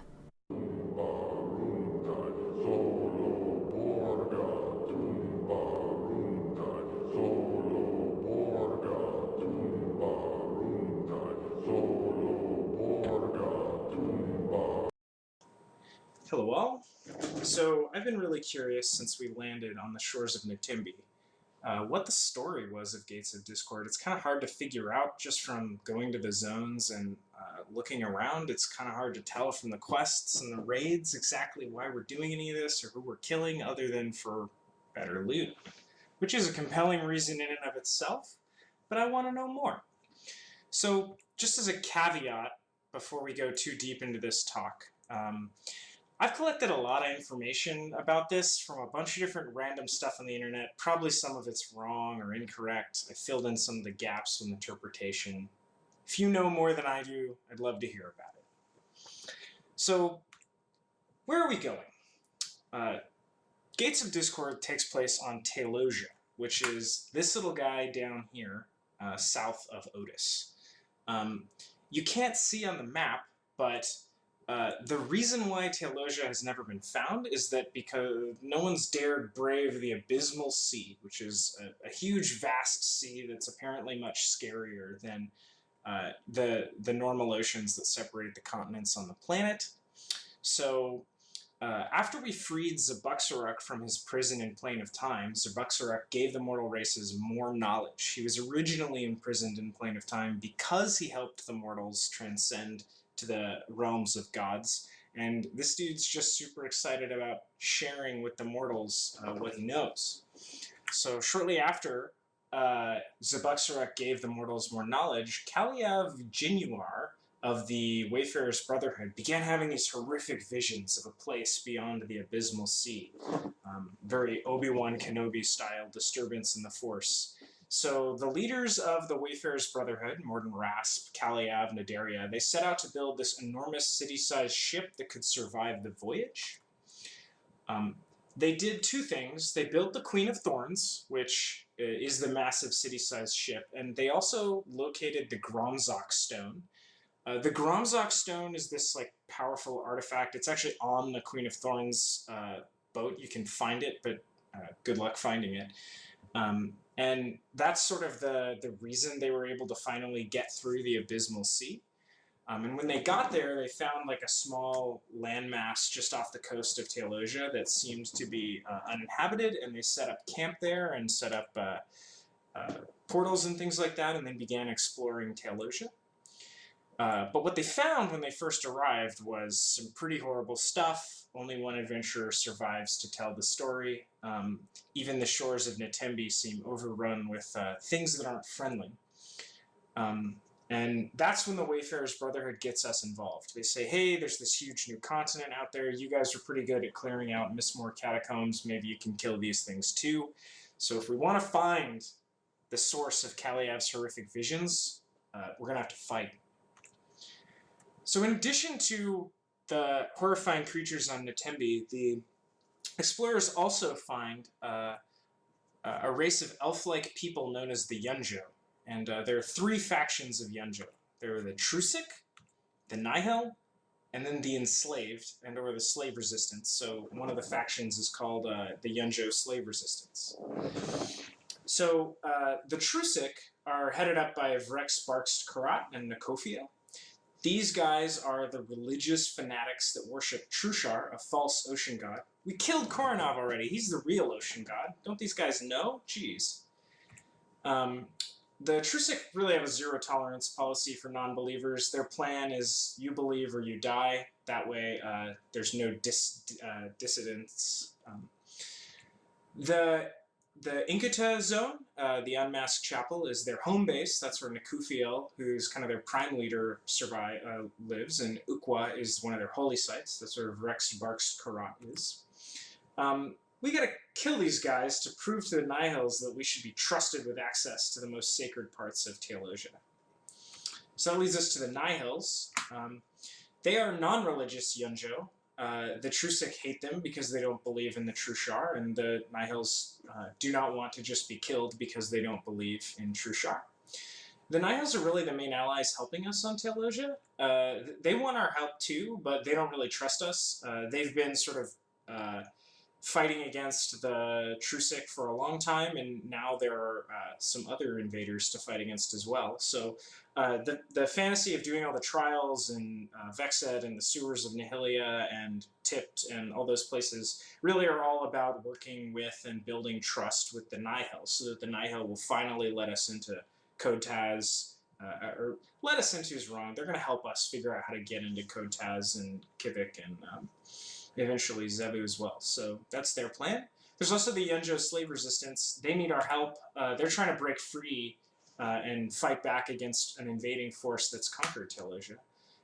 The invaders have enslaved them and forced them to fight in their army, so if you kill enslaved Yunjo, they didn't want to fight you. Sorry. But wait, the Yunjo aren't the only thing waiting for us on Tealosia. The Tealosian invaders are there as well, and about the same time as Kaliav started having his horrific visions, unbeknownst to the rest of us on Norath, because we didn't know about Tealosia, a portal opened in Tealosia, and an army of invaders was unleashed upon those lands. They destroyed much of what the Yunjo had built and enslaved them. So who are these invaders? They are the Legion of Mata Muram. They're sometimes called Muramites. There's like Muramite armor and things like that in the loot. And there's a bunch of pieces named after Muramites. Muramite is just sort of like a word for those who follow the overlord Mata Muram. His army is built up of a bunch of different species that have been enslaved or conscripted over his conquest. And their plan is to take over Tealosia, but now that we're here, they also are going to say, oh, there's a lot more work to do here. We've got to conquer all of Norath. And so they're going to cross the Abysmal Sea and come to destroy all the other places as well. So we got to stop them. So Overlord Matamuram's plan is pretty simple. It's very Thanos, right? Conquer worlds, enslave their population, force their strongest to fight in his armies. So that's why we have all of these different species in his army: the Mistruk, the Kiv, the Anuk, the Akun, the Hoovel, the Ixt, the Akav, the Nok, the Ratuk, and actually a lot more. This guy's done a lot of conquering. In this invasion, there's sort of two main places that this war takes place between the invaders and the Nihil trying to defend Tealosia and us, the adventurers, where we come along. The first one is Zevu, which Zevu, Lair of the Elite, is sort of what it has become. It used to be a once great Yunjo temple, but it's been annexed by the Muramite invaders. Its artifacts have been pillaged, and it's now the home of the leaders of this invasion. The Nihil can help us get in. It used to be their temple.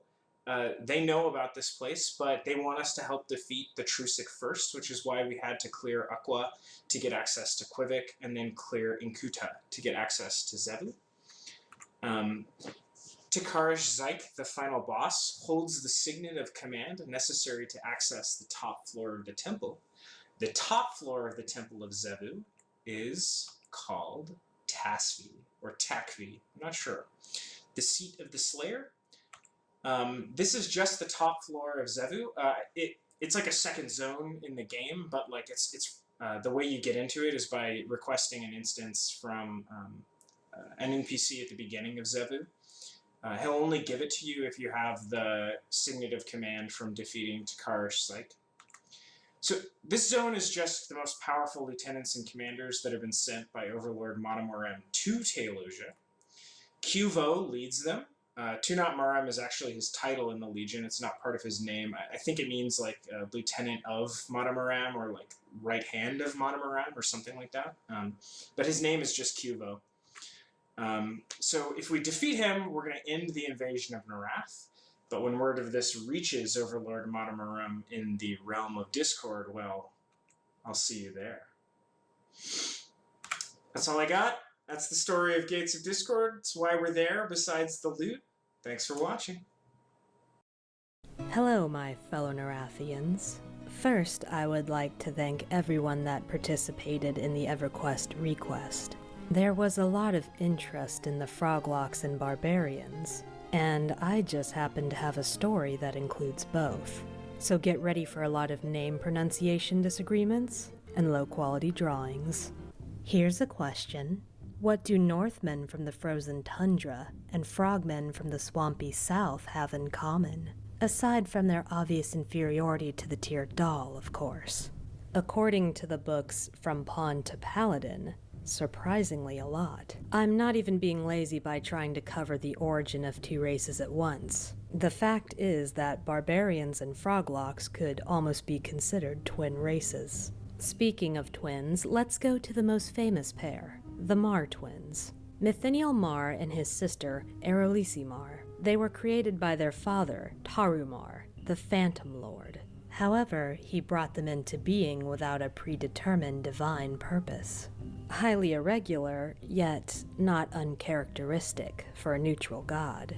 Being brought into existence without a cause to champion, the twins decided to walk among the mortals to find one, setting out on the continent of Tunaria, or as it's now known, Antonica. This confused the other gods of nature, who mocked the twins for trying to find anything worthwhile among the lowly mortals, and attempted to influence them to their own causes instead. Among those who wanted to recruit the twins to strengthen their forces were Inaruk, the god of hate, and Kazakh Thul, the god of fear.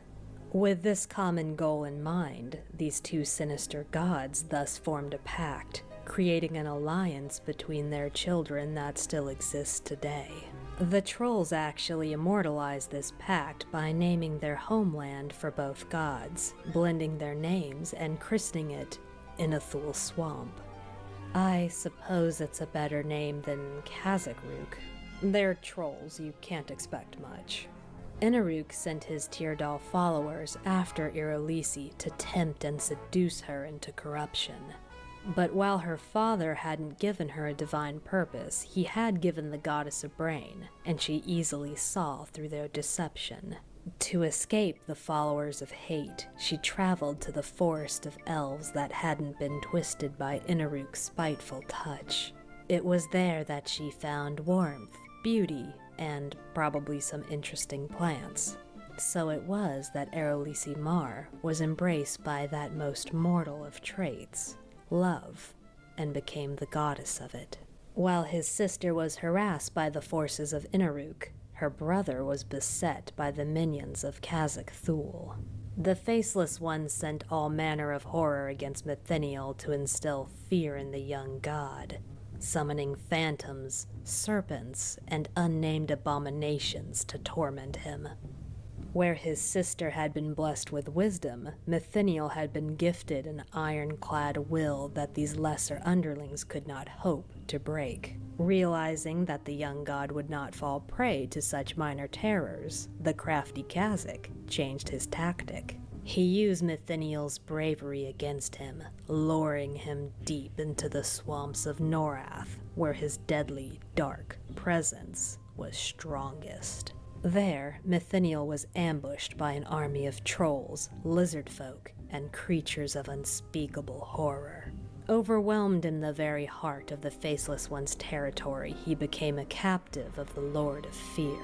Imprisoned by magical bonds, he was relentlessly tortured by his captors.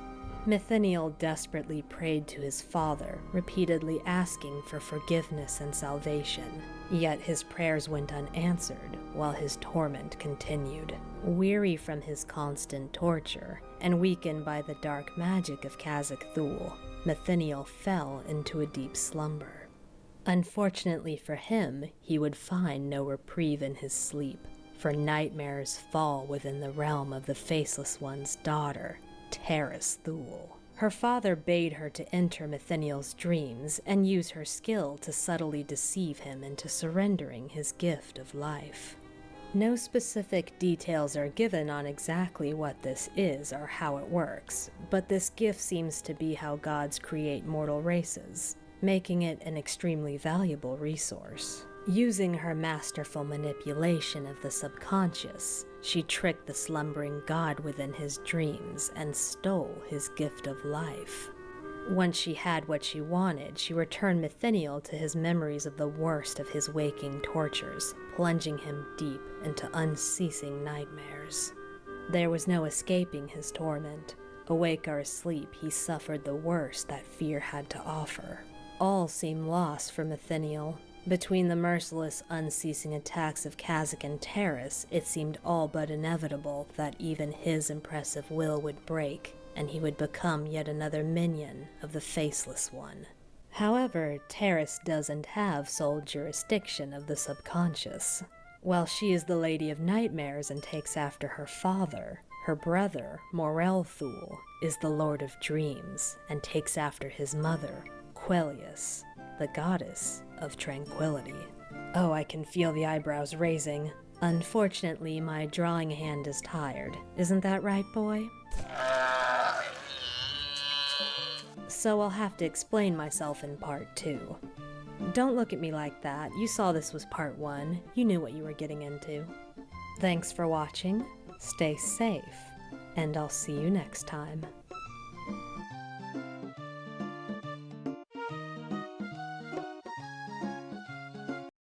Okay, so Velcator the Sorcerer lore. Obviously, we know Velcator the Sorcerer created what we know as Velk's Labyrinth, right? It's this huge maze-like structure where there is like a kobold village, there's an Ssfhc, and there are all of these creations that are like living ice. And there's a big castle, and inside that castle we have none other than Velcator the Sorcerer himself. So, Velk is the most powerful Promzek sorcerer to have ever lived, as far as we know, at least since the fall of the Relosian Empire. But he was banished, he was condemned into exile by King Tormax and the rest of the Promzek society. So we have to ask, why did this happen? Now, we know his motivation since he's been banished has been to return to Kael, depose King Tormax, and take over the city for himself, right? He wants to be the king now. But we really don't know what got him there. However, if we look at Velk's loot table, it gives us a little bit of a hint here. So check it out. We have 2 items I want to draw your attention to immediately. The Bone Bracelet of Condemnation and the Bone Ring of Condemnation. So both of these items are Necromancer only, okay? Now, also we have the Silver Sword of Yalrek. Keep this in mind. So, Velk has items designed for each one of the casters, right? There's like a Mage-only item, Necromancer-only item, a Chanter-only item, and a Wizard-only item. But we're really interested in those Necromancer items because if you look at Kael, when Velius came out, there were no other Shadow Knight or Necromancer mobs there, with the exception of one, a visiting noble, aka someone who's not from around there. I don't know, where he's from, but he's the only Shadow Knight in the zone. Instead, we actually see a lot of clerics and a few paladins in the zone. So it gives us an idea that maybe necromancy was not kosher in Kael for whatever reason. Maybe that was just something they weren't cool with. Now, we look at the Silver Sword of Yalrek. there's not much of any other mention in EQ about this Yalrek character. But what I did find was there are, way later in the EverQuest timeline, there's another spell that is related to Yalrek. And what it does is, as a mage spell, it summons you a bag full of weaponry. All the weapons are silver weapons. It's like silver longsword of Yalrek, silver axe of Yalrek, this kind of thing. So we associate silver weaponry. The first thing that jumps to your mind probably is fighting werewolves, right? Because werewolves are traditionally in fantasy seen as weak to werewolves, but it's also associated often with fighting undead and things like that. So we can almost hazard a guess that this Yalrek was maybe a paladin, right? There's not much in the way of werewolves on Velius, but there is one, Olvar, which is a were-being of sorts, Garu, and he's considered a huge threat to like the Gnolls and Iceclad. So there might be something there. But the point we're looking at here is that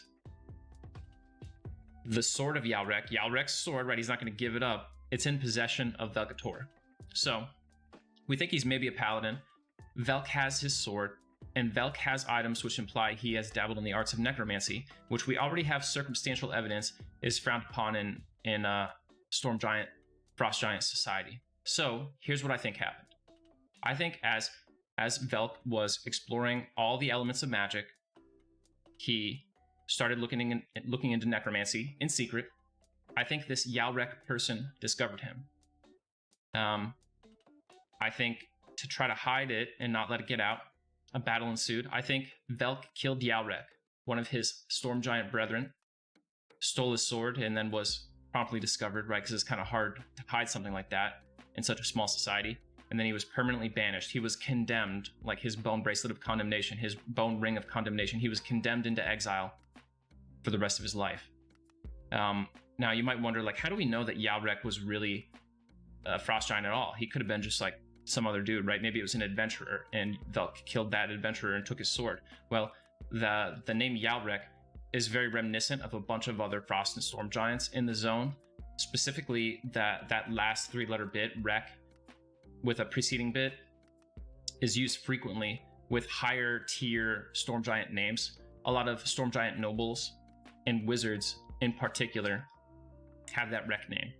And furthermore, almost every bomb that drops a silver item in Kale is some form of noble or some form of sorcerer. Even the guard that stands next to King Tormax himself, right? He's got two guards. One of those guards is Irek, Bloodfist. Maybe it's Yalrek's brother, who knows? But it points to this person definitely being a Storm Giant based on circumstantial evidence. And we have, I think, a good theory on why Velk was potentially banished. Now, let's look at some of the other items he has, right? He's got the Crystal Crown of Confusion and the Crystal Rod of Confusion. These are enchanter items, but the idea of a crown and a rod, these are things which are almost exclusively associated with royalty, particularly rulers or kings. So there's already a king in Kale. I don't think he's looking for a second king to show up. But if Velk wanted to be king and he was discovered to have that ambition, that could be another reason that he was ousted. Or maybe since he has been exiled, since he's been condemned to living his days alone in his caverns, that's when his desire to become king came about. But it's a rod in a crown of confusion. So there might be an element of madness going on with Velk. Maybe all his years in isolation away from his kin and all his deep studies of magics have begun to drive him mad. It's not confirmed anywhere in the lore. We don't really get a lot more information on Velk, but just piecing it together from the items that are available from Velk's loot table, this is the best I've come up with. So I'm interested to see what you guys think of that theory, but that's my theory on what happened to Velk.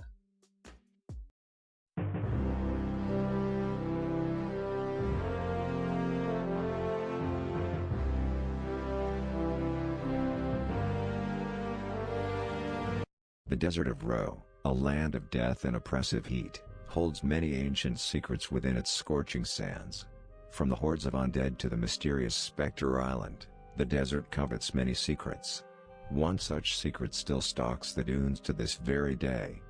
Accounts from traveling gypsies tell of a massive spider that lords over the southern desert of Ro. Large enough to dwarf sand giants and with an intelligence above that of a typical animal, These tales are commonly taken as mere rumor, while those who have seen the beast have christened this intimidating creature, Tarantula. This impressive spider fully earns her name. She's the largest spider on Norath, one of the stronger monsters in the area, and attacks all players on sight. Far from just being a random monster, Tarantula is actually a part of Norath's history. According to Monsters of Norath, scrolls from the former elder capital of Ssfhc indicate that it was druids who originally created these massive spiders to defend themselves against the armies of Rallo-Zek. This theory is further supported by how spiders in southern Rogue will attack orcs, a race created by Rallo-Zek, on sight, while leaving player characters and other monsters alone. Though Ssfhc has fallen, and the forest has since withered to a dry desert, it seems an entire colony of these druid-enhanced spiders are still thriving somewhere in the sands, living relics of a lost age. This would explain the inconsistent accounts of the spider's size, and probably why Solus Crow tried to kill them all with fire. Tarantula was once part of a quest that started with Blixkin and Opop in Misty Thicket. Blixkin is a halfling that gives out a quest for collecting bug pieces. Apparently, if you complete his first quest he would offer you a second one to hunt down Tarantula. After finishing his first collection quest he did not offer me a second quest.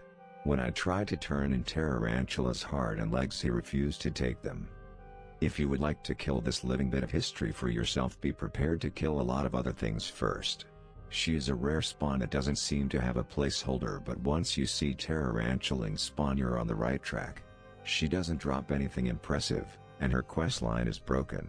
But just seeing a creature of her size, knowing her history, was well worth the hunt to me. Oh, she also gives you this nightmare fuel upon her death. Don't worry, unlike their mother they don't attack, they'll simply wander off into the unforgiving desert and grow, continuing the legacy of Tarantula. Thanks for watching.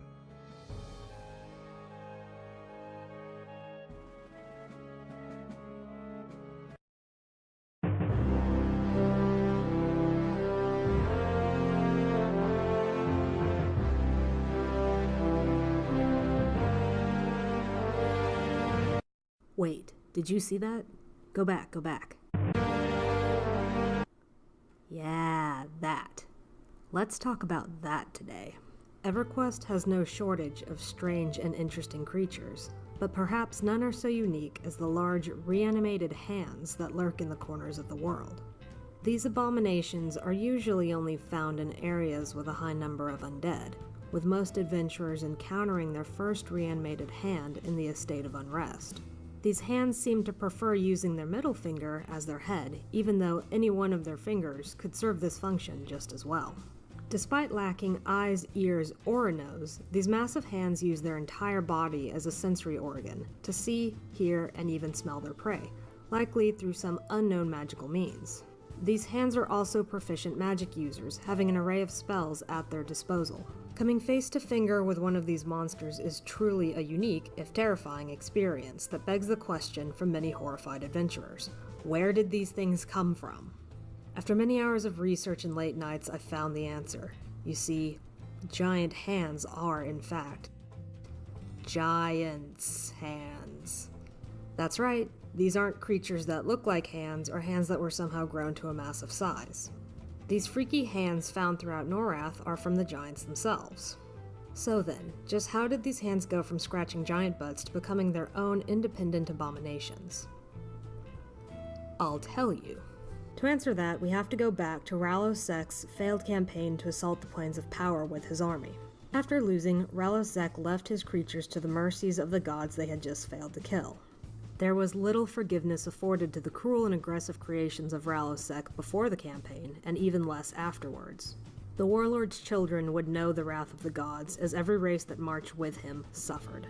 The gods cursed the giants with stupidity, and stripped them of the majority of their innate magic, so they could never again open a portal to the gods' plane. Praxis also took this opportunity to pluck one eye out from each sea fury giant, turning them into a cyclopean race that no longer had the depth perception to accurately throw boulders at his beloved Kedge. With that, the giants were reduced from one of the most powerful races on Norath to a scattering of simple god-fearing creatures. All save for the storm giants, but that's a story for another day. However, the gods found their curse couldn't completely strip the magic from the most powerful members of the Giants' race. So, for good measure, they cut off their hands as well, to ensure that they could never wield magic again. Sometime later, resourceful necromancers, like yours truly, found these hands and reanimated them into servants, creating the monstrosities we know and love today. Reading their description in Monsters of Norath, it states that reanimated hands are not immediately aggressive to adventurers and will only attack if provoked. They can even understand and write in most languages. I bet that would be an interesting conversation. The book also specifically states that these hands don't have the mouths we see in the game, so this was a feature that was likely added after their creation. I guess the developers didn't want to see a monk and giant severed hand get into a lethal slap fight. Thanks for watching.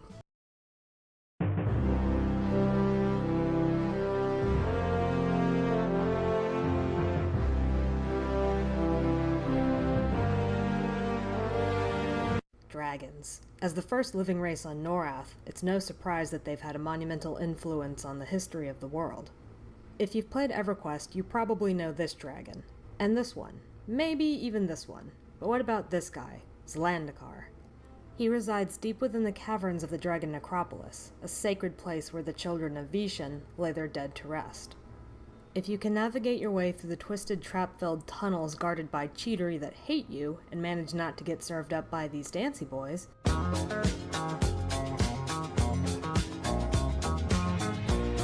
you'll be able to hold an audience with Zlandakar himself. I'll admit that he might not be as rare as a reanimated hand or a certain giant spider, but his story is one of a kind. Zlandakar is an outcast, an exile like Lord Nagafin and Lady Vox, but for an entirely different reason. While Nagafin and Vox were exiled and imprisoned for trying to make illegal dragon babies, Zlandakar delved too deep into the dark arts of necromancy, going so far as to devour the bodies of his fellow dragons slain in the war against Carafirm to gain additional magical prowess. His cannibalism has augmented his necromantic powers considerably. However, it's also earned him the eternal hatred of every living dragon on Norath. This includes his own brother, Clandakar, who stalks the western waste ready to fall upon Zlandakar if he ever leaves the hallowed grounds of the Dragon Necropolis. Since the laws of Vishen forbid dragons from killing one another, Zlandakar would likely be condemned to the halls of testing, which many consider to be a fate worse than death. Zlandakar is described in Monsters of Norath as a sleek, black-scaled dragon with wings of dark purple. His mouth appears to be quite large, as his lips have receded around massive teeth chiseled to a razor's edge from gnawing on the bones of his deceased brothers and sisters. While killing the cheatery that serve him will slowly lower your faction with him, Zlandakar appreciates the spirit of those who would face his army just for the chance to talk to him. Speaking with him, he will admit that he'll have to shore up his defenses in the future, and he'll ask why you've disturbed him. If you tell him that you seek Jaladar, he will fondly remember feasting on his corpse, and complain that the wailing of his shade has been keeping other dragons away, preventing him from eating as well as he would like. Looking at the art from the book and the in-game model, he really does look withered when you compare him to other black dragons, maybe even starving. The book also describes him as often ill-tempered and hungry. Zlandakar is also known for his vast hoard of trinkets, and if you're willing to help him by killing Neb, he will give you the key to Jaladar's tomb. Neb is the leader of the Paybala, a faction of rats opposing him and the cheatery. If you give Zlandakar his head, he will keep his word and reward you with the key to the tomb. Pretty honorable for a cannibal. Alternatively, you can speak to Neb, who will tell you that the Paybala were the original rats that evolved from the magics of the Dragon Necropolis, and that Zlandakar created the corrupt cheatery by sharing some of his ill-gotten powers with them. Neb claims that the cheatery are all just toys in the dragon's eyes, which is why he doesn't seem to care when you slaughter them. If you choose to kill Zlandakar and give his heart to Neb, you will also be rewarded with the key to Jaladar's tomb. Unsurprisingly, most adventurers that wanted the key opted to kill the Ratman rather than the Dragon Necromancer. But for those who do manage to kill Zlandakar, there's a chance he will drop an item called Frekadar's Talisman. If you want to know who Frekadar is, or was, you'll have to go back out to the Western Waste and find a black dragon named Harladar. If you have a high enough faction with the Claws of Vishen, when you greet her she will frantically tell you that her whelp, Frekadar, is missing. She says that the last one to see him was Clandakar, who spied him near the entrance to the Dragon Necropolis, but she can't enter there as long as she's alive, and asks that you find him for her. If you give her Frekadar's talisman, she'll realize that her whelp fell victim to the bony jaws of Zlandakar. She'll thank you for killing the blight on dragonkind, and reward you with the Shroud of the Dar Brood before leaving to mourn. So there you have it, Zlandakar, possibly the most universally hated dragon on Norath, who has managed to dodge punishment for his acts by squatting in the sacred grounds of a graveyard. One of the last of the first brood, an exile, a historian, a corpse-eating, whelp-killing king of rats with a hoard of magical items. And an accomplished necromancer who discovered a way to a greater power through cannibalism. Bite by bite. Thanks for watching, and I'll see you next time.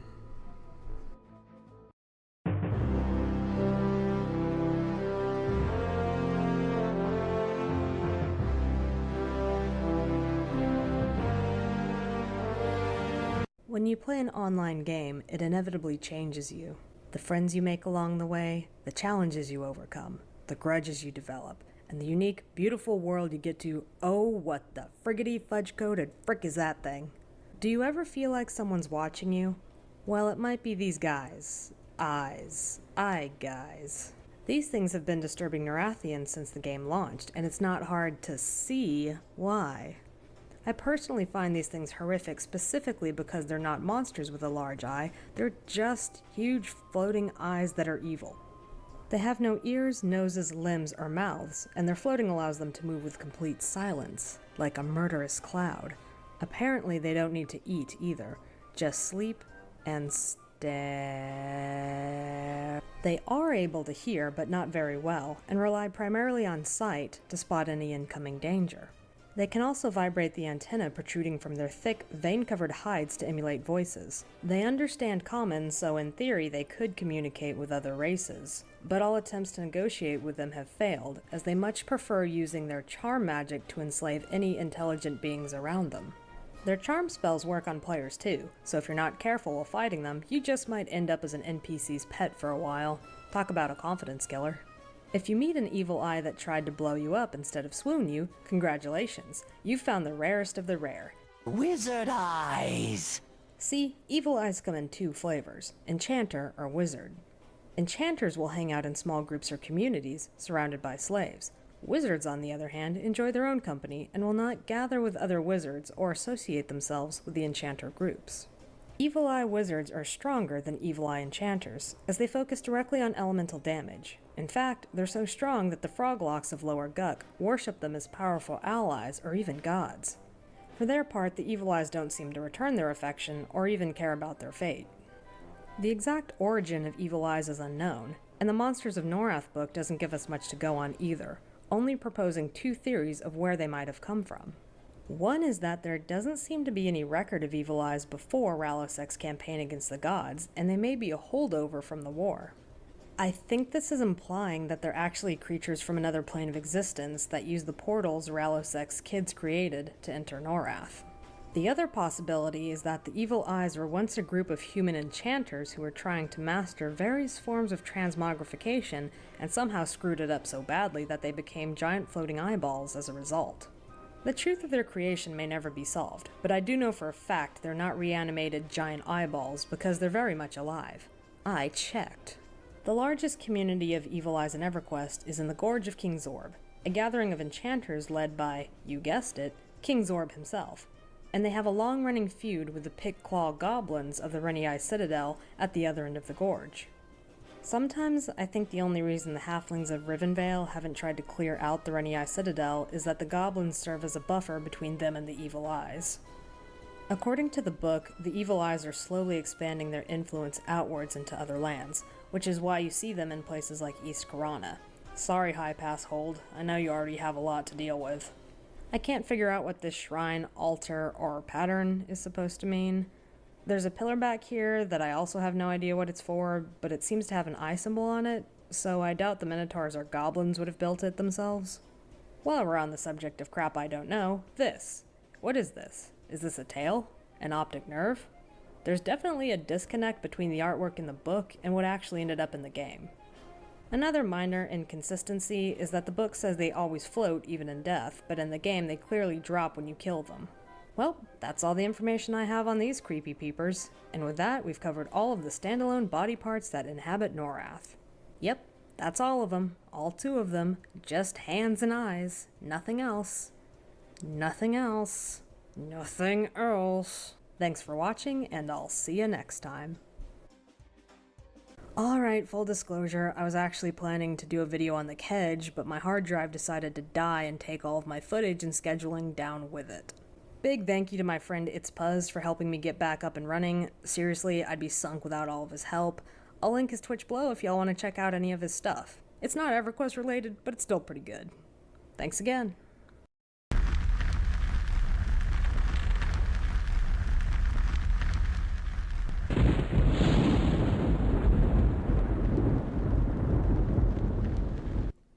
Hello, my seekers of spooky, my hunters of haunts, my listeners of lore. I have a special story for you tonight, so dim your torches and lend me your ears, for this is the story of the Estate of Unrest. The estate lurks at the edge of Dagnor's cauldron, a home to numerous abominations and a grave for many careless adventurers. Everyone knows the history of the estate. A noble family living at the mansion were randomly murdered by a crazed dwarf one bloody night, and the place has been haunted ever since. Except, why would a noble family build such a beautiful home on the edge of the stinking, boiling pit that is the cauldron? And how could a single dwarf kill an entire family in one night? This abbreviation leaves out all the gory details that make the estate the decayed masterpiece of terror it's become. To truly tell this story, we have to go back, before the estate itself was even built.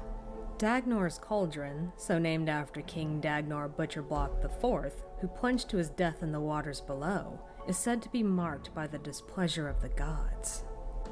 Brel Ceralis' anger at his own dwarves has manifested as streams of lava that run just under the earth of the cauldron, leaving it with a humid and clingy air that smells of seawater, sulfur, and decay. Only the most hardy plants and animals can live surrounded by the jagged rocks and near boiling waters. It was the same landslide that so angered Brel Ceralis that also cut off the pool from the sea, isolating it from Prexis forever, and creating a new strip of land in the cauldron. This new strip of churned rock and mud was surprisingly fertile, and in time the rich soil gave way to such miracles as fruit-bearing trees. Upon seeing this one piece of land in the cauldron that didn't suck, the local orcs and gnolls immediately began to fight over it. It was around this time that a man named Aranosh came from beyond the waters, a priest of the goddess Quellius, seeking to spread the teachings of peace and cooperation. Upon seeing the bloody conflict engulfing the cauldron, he declared that bringing tranquility to this humid, forsaken land would be his life's mission. And, in a move that would have gotten anyone else horribly murdered, decided to settle on the very land the orcs and gnolls were fighting over. At first, this strange priest was no more than a humorous novelty. A lone man preaching peace was hardly a threat to either tribe, and while he was viciously mocked, he was largely ignored in favor of the unceasing battles between the tribes. Yet, as Aranosh continued to develop the land, and the walls of his compound steadily raised, attention turned to him once again.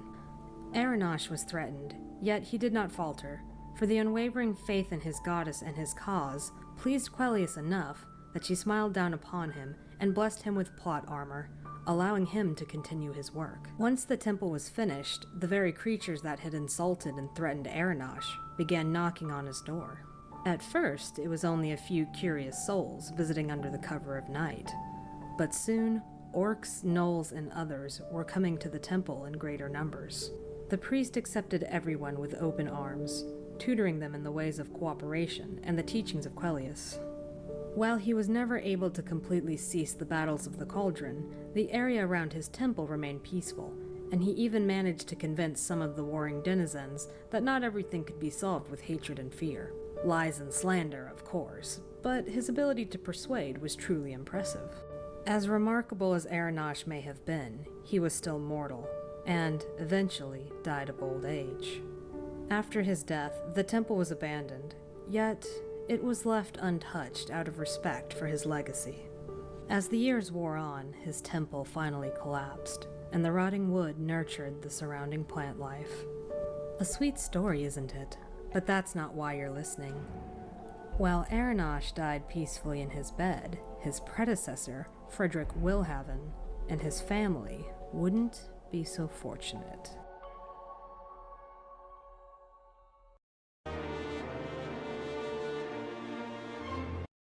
Welcome back. Now let's follow this story to its bloody conclusion. Several centuries after Aranosh's death, another priest of Quellius would make the journey to Dagnor's Cauldron. Lord Frederick Willhaven was yet another goody-two-shoes priest of Quellius. He was so inspired by the tales of Aranosh's legacy that he made a pilgrimage across the sea to find the ruins of his temple.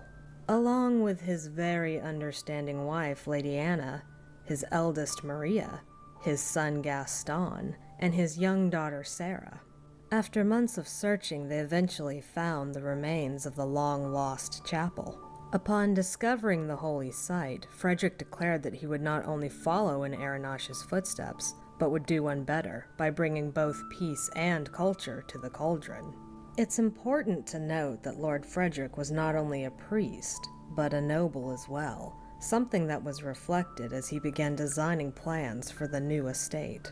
A modest temple wouldn't be enough to accomplish his goals, thus he commissioned an entire manor, including a ballroom, chapel, infirmary, library, main dining room, and all the other luxuries modern civility had produced. He also included a tap room in his designs, believing that alcohol would be an excellent way to soothe tempers.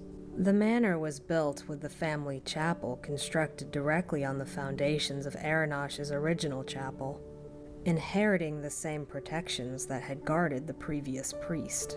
A hedge maze, gazebo, food garden, gazing pools, and meditation chambers were also added for the comfort of the guests.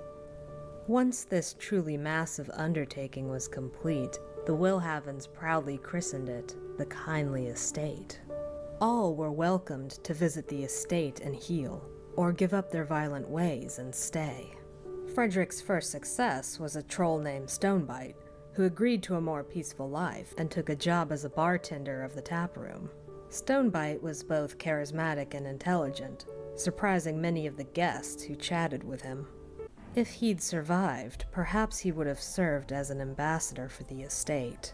Instead, his rotting corpse still guards the tap room to this very day, torn between the urge to serve living visitors a drink, as he did in life, or tear into their flesh. In an effort to inspire peace between the races of Fadwer, Frederick was known to throw extravagant parties with generous amounts of music, food, and drinks. If the stories are to be believed, orcs and goblins danced alongside elves and dwarves in his grand ballroom. The Kindly Estate was truly a miracle on Norath, an oasis of tranquility in a world consumed with strife, and perhaps the only place where one could be judged by their character rather than their race.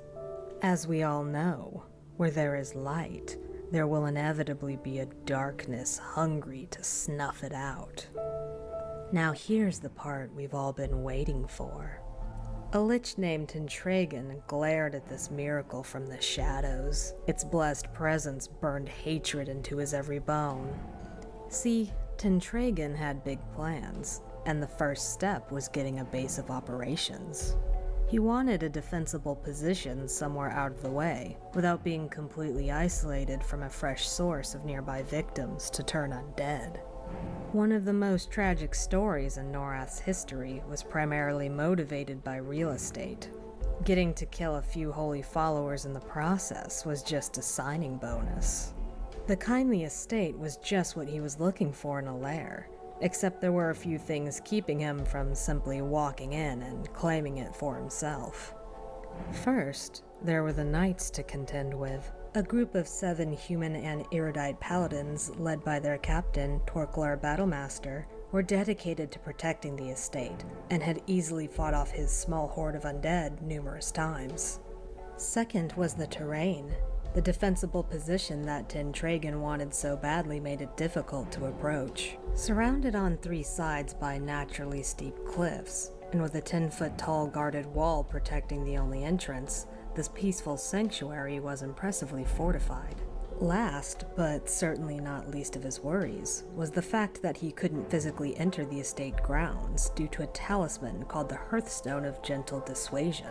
It had been created by Aranosh himself, and was buried with him, sanctifying the very grounds of the kindly estate. The Hearthstone, just as its name would suggest, turned away any heart that bore ill will towards the estate or its caretakers. Even though his withered heart was probably preserved in a phylactery somewhere, the Hearthstone sensed his murderous intent, and each time he approached the estate, it dissuaded him. Gently. Thus, the clever bag of bones came up with a plan. If his heart wouldn't do, well, he'd just have to find one that would. Now here's where that crazed dwarf we all know and love comes into the story. The Lich fell upon a lone traveler named Garanol, evicted his spirit, and took his body for himself. By his own admission, Garanol wasn't a perfect dwarf by any means, but he wasn't a killer, and he certainly didn't harbor any desire to harm those at the estate. And it was the intent of Garanol's heart that the Hearthstone read. So when Tintragen approached the estate in his fancy new meat puppet, pleading that he was injured and in need of aid, he was carried in by Frederick's well-meaning clerics, while his murderous intent went undetected. In their blind mercy, they had unknowingly brought their own death in through the front door. Tintragen waited for nightfall before creeping out of the infirmary, steering his stolen body to the family wing, where the Willhavens slept soundly in their beds, believing that nothing could harm them on their sanctified ground. Only Frederick himself was awake, praying in the chapel when he was butchered by the Lich. A permanently wet bloodstain marks where the priest died in front of the altar of his goddess. He was the first to die that night, but he was not the last. Tintragen then gleefully slaughtered the rest of his family one by one, and performed atrocious rituals on their bodies before dragging their severed heads into the chapel, further staining the walls with their blood, ensuring the holy grounds were thoroughly desecrated. With Frederick's death and the desecration of Quellius's altar, the wards of the Hearthstone weakened, allowing Tintragen's forces to flood into the manor to massacre the rest of the residents. The cries of her followers alerted Quellius, who looked down to see her murdered priest, her tainted chapel, and undead forces rushing in to finish off the rest of her faithful. At the eye of this carnage, she spotted the dwarf that seemed to be running the show. To say she was angry does not do justice to describe her wrath, for in an act that defied the very aspect she represented, she killed Garanol instantly, and found his death wasn't nearly enough to soothe her rage. For this atrocity, she cursed his very soul to remain on the bloodied ground for all time, never able to leave, pass on, or rest. After driving off the undead long enough for her followers to bury the fallen and abandon the estate, she withdrew her blessing from the profane land, leaving it to the evils that had been sown there.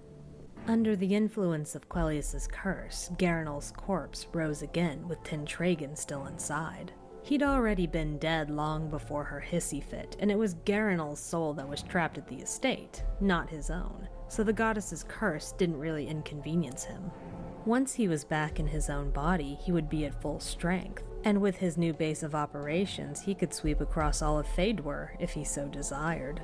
But the Lich neglected to account for one factor in his scheming: the legendary anger of dwarves. Garanol had been a lawful soul at heart, and watching his body being used for such nefarious purposes sickened him. Worse yet, he was now doomed to suffer all eternity for a crime that he hadn't committed. He might have been a cursed spirit, but he wasn't going to take this slight laying, standing, floating, whatever. He couldn't return to his body while Tintragen was occupying it, but he found he could dominate Tintragen's weaker-willed servants to his bidding. When the Lich went to recover his true body, he found it was no longer where he'd left it. Garanel's new forces had taken it and hidden it away somewhere in the estate, trapping Tentragon in a far weaker vessel. The two continue to wage war across the estate to this very day, the Lich looking for his real body so he can get on with his afterlife, and Garanel's ghost whose sole duty is to troll Tentragon until he has enough proof to show Quellius that he was innocent. The story doesn't end just yet. Garanel was the only one doomed to suffer Quellius's wrath, and for a time, he and the Lich were the lone occupants of the abandoned manor. That is, until several decades ago. Just as Frederick was drawn to the place from its sacred legacy, a dark elf necromancer known only as the Grim... The Grim? Really? Frickin' edgelord? The Grim had heard rumors of this wretched estate and traveled there himself to see if it lived up to its dreaded reputation. This traitorous Tyrdal had turned from the hateful embrace of Inaruk and converted to the faceless one, Kazakh Thul. Seeing the terror fostered at the estate, he decided it would be the perfect place to dedicate to his chosen god for the fear it might bring. The Grim dug up all the bodies in the graveyard, save for Aranosh himself, as the weakened hearthstone that he was buried with still had enough force to turn him away, and reanimated them as zombies. Some say you can still see the tragic figure of Anna Wilhaven, wandering the grounds as a festering hag. The Grim then sacrificed himself in the chapel, not only desecrating it a second time, but consecrating it to the Faceless One. Kazakh Thul was pleased beyond compare by this, enough that he decided to alter and strengthen Quellius's lingering curse. With his terrifying touch, it expanded. The curse now acted as a beacon to wretched and evil creatures, actively drawing them to the estate. The grounds became swallowed by perpetual shadows and gripped by an unnatural cold that persists no matter the time of year. Those who approach the manor with any shred of goodness in their hearts will feel the utter wrongness of it immediately. As a final touch, Kazakh Thul ensured the curse meant only for Garanel would now be shared by all. For anyone that dies at the estate would now be trapped there just like him, forced to rise and wander restlessly for all eternity. Thus it became known as the Estate of Unrest. The curse continues to slowly creep out into the cauldron, yet Quellius is still so angered by the events that took place there that she refuses to review them, or even stand in the way of Kazakh Thul. The rotting manor still stands at the edge of the cauldron, calling out to the evils of the world, beckoning them to join it. Despite the risk of having their very soul fall victim to the curse, adventurers continue to make the trek out to the old estate, as legends say that the many items of power that were entrusted to Frederick's care are still hidden within the Black Vault. Not all who go to this wretched place return, and those who do will forever be haunted by the shifting shadows, biting cold, and tortured wails of the Estate of Unrest.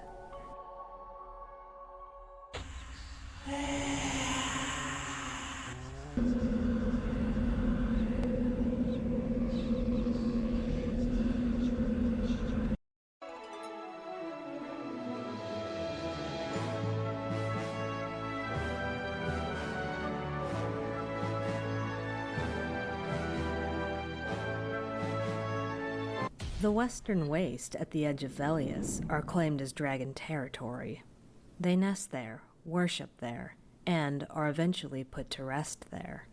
Yet the eastern wastes are noticeably devoid of their scaled presence. This isn't because they're willing to share their territory with the frost giants or Rygor orcs. The answer is much more simple than that.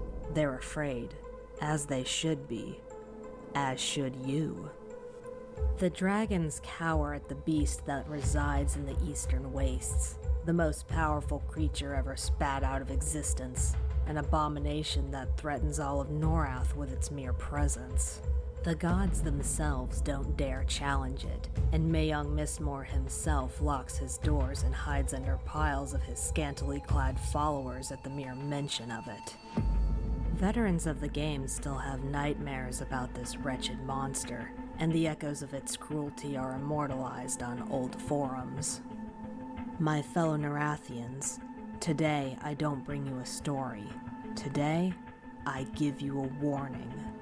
Avoid the Eastern Waste at all cost, for it is the lair of this most terrible of creatures, with a vicious streak a mile wide, the Snow Bunny. This most foul, cruel, and ill-tempered rodent is responsible for more player deaths than all the other monsters and all the other existing MMOs combined.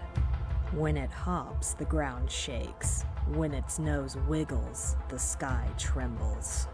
Sony EQ actually published a book on the Snow Bunny to try to dissuade players from seeking it out. There's 1 page of strategy, followed by 38 pages of the Snow Bunny's stats, and the remaining 27 pages are filled with a single word: run. Its terrible reputation is well earned, for I haven't even told you the most threatening thing about this monster. You see, when you die to the Snow Bunny, experience isn't the only thing you lose. Following death, the game will immediately crash. Not unusual for EverQuest, but when you log back into the character selection screen, the character that fell to the Snow Bunny will no longer be there, for it has been permanently deleted from the server. Sending a help ticket will only have the game masters denying that the deleted character ever existed, or that any mob in the game has such a capability. They've been instructed to lie to cover up their own horrible mistake. As you may have guessed, the Snow Bunny was never intended to be the unstoppable force of nature that it's become. It all began when Sony EQ hired a young woman for a summer internship. She was tasked with making a simple character model for the game, a bunny. The intern put her heart and soul into the project, lovingly crafting the furry little creature from the limited amount of polygons she had. The model was put into the game, and the intern saw her creation come to life as it hopped across the snow. Then she saw that same life taken, over and over, as players started killing snow bunnies, farming them. The developers had made Snow Bunny's skin part of the Coldane Shawl quest, making them highly sought-after prey. The snow was stained with the blood of bunnies, each spawning to only live a few precious seconds before they were murdered for their skin.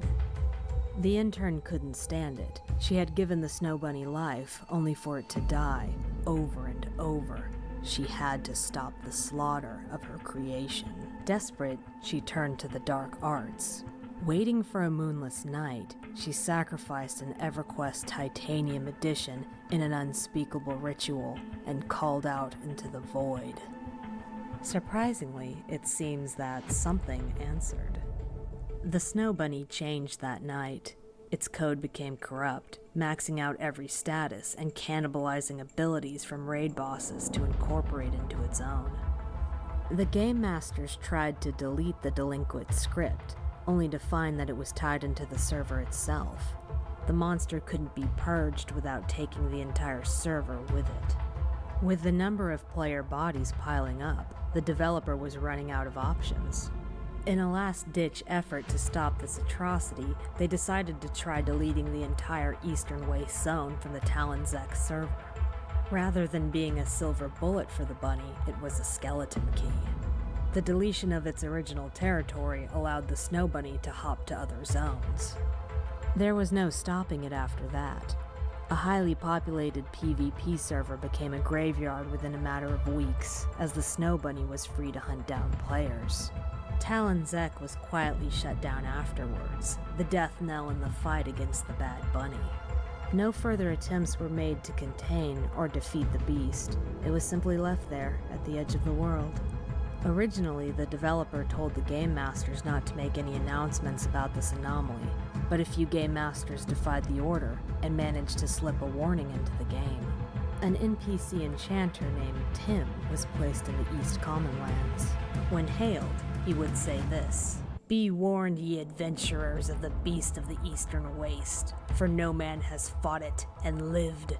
If you do doubt your courage or your strength, then go no further, for death awaits you with nasty, big, pointy teeth. Unfortunately, players took his warning as a quest and began flocking to the eastern waste in droves, and Tim was removed from the game. A different, more subtle warning was put in his place and spread across all of Norath. The Chelsis stone was created with the symbol of the beast at its center. As the story goes, only the intern that created the Snow Bunny model could undo the unholy ritual that made it into a god. Unfortunately, nobody has seen her since that night, and the only clue as to what may have become of her was a small burrowing hole left near where the ritual had been conducted. So be warned, adventurers. Brave, curious, greedy. All your blood tastes the same to the beast. If you doubt my words, then just look at the bones strewn about the eastern waste, and know that if you don't heed this tale, yours will be next.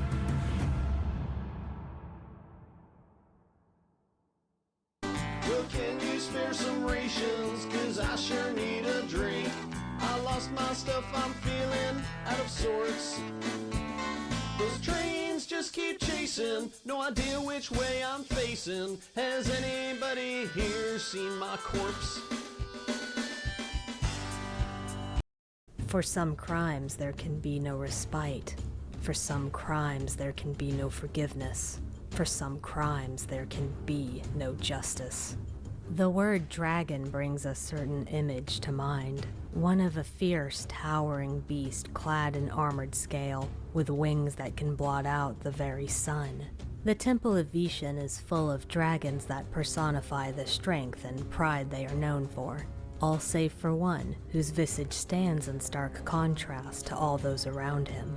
Dozakar the Cursed is isolated away from the other dragons within the halls of testing. He's small for a dragon, slaying him brings no ill will from the other dragons in the temple, and when he's killed, he drops tears. Many adventurers have wondered who this dragon is and why he bears the title of the Cursed. Thanks to the book Monsters of Norath, some of these questions can now be answered. I briefly mentioned the halls when I spoke of Zlandakar, and hinted that it was considered to be a fate worse than death. Allow me to explain this ingenuity of dragon cruelty. Those who have allied themselves with the Claws of Vishen can speak with Lindaniara the Keeper, who will bid them to prove themselves against the dragons in the halls of testing to earn some quality armor. Adventurers are told not to worry about slaying these dragons, as all who are killed within the halls will be returned to life by the power of Vishen. Adventurers can freely kill dragons here without earning the vengeful wrath of their kin. However, what Lindaniara neglects to share is that those in the halls of testing are not there of their own free will, and their return to life isn't by their goddess's mercy. They are criminals, imprisoned and condemned to the ultimate humiliation of being killed by mortals, only to be raised by their goddess after each death, so they may continue to suffer in their shame rather than join her in a glorious afterlife. Such is the fate of Dozakar the Cursed. He is of the First Brood, the dragons originally deposited on Norath by Vishen herself. They say there are only a few mountains that are older than Dozakar. He was once hailed as one of the strongest dragons on Norath, yet he has fallen from grace and now lies all but forgotten by dragonkind. Dragons do not speak of the condemned. In fact, it's customary to score even their name from their memory to forsake the criminals completely, which is why no dragon in the temple will speak of what terrible atrocity Dozakar committed to earn him his place in the hall. However, the book gives us a very interesting possibility. Most suspect that Dozakar broke Vishen's law, that her dragon broods must never mate with dragons of another brood. Dozakar is said to have fathered Carafirm the Sleeper, the prismatic dragon that caused a great war, devastating dragon society, and, some say, threatening Vishen herself. Suspect, some say, talk about a lore tease. Accepting this possibility would mean that we found Carafirm's sire. He must have inherited his looks from his mother because Dozakar is not the most handsome dragon around. Perhaps it's all those years of being repeatedly killed and raised that has whittled him down to his current state. Underestimating him would be a mistake, however. With nothing left to lose but his pride, he viciously commits himself to every battle to avoid yet another undignified death. Speaking of Caraform's mother, don't get too excited. I haven't found anything about her. I only know that she couldn't have been the same type of dragon as Dozakar, since she would have had to have been from a different brood to produce a prismatic dragon. Maybe the strain of growing a prismatic egg killed her. Perhaps she knew the fate that awaited her, and didn't allow herself to be taken alive. Maybe she wasn't a willing participant in breaking Vishan's law. Or perhaps she was, and Dozakar simply refused to expose her identity and accepted the punishment alone. Whatever her fate may be, it's clear that she's not trapped in the halls with Dozakar. Actually, he's the only dragon I've seen in the halls. All of the other inhabitants seem to be drakes, wyverns, and worms. If you're visiting the Temple of Vishan, perhaps you would like to stop by and give old Dozakar a visit. Just remember to bring your healer. He may not be able to die, but you certainly can. Thanks for watching, stay safe, and I'll see you next time.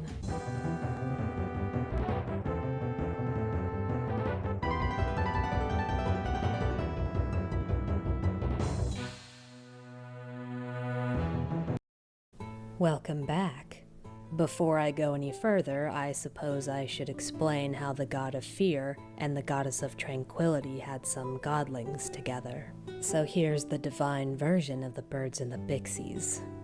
When two gods hate each other very, very much and are fighting over the same realm for eons without gaining ground, they get desperate enough to put forth a portion of their own power in an effort to claim that realm. The portions of power that Quellius and Khazak-Thul sacrificed to claim the realm of dreams mixed and spawned two new entities. Morel-Thul, who grants mortals a restful sleep from the demi-plane of dreams, and Terras-Thul, who terrorizes them from the demi-plane of nightmares.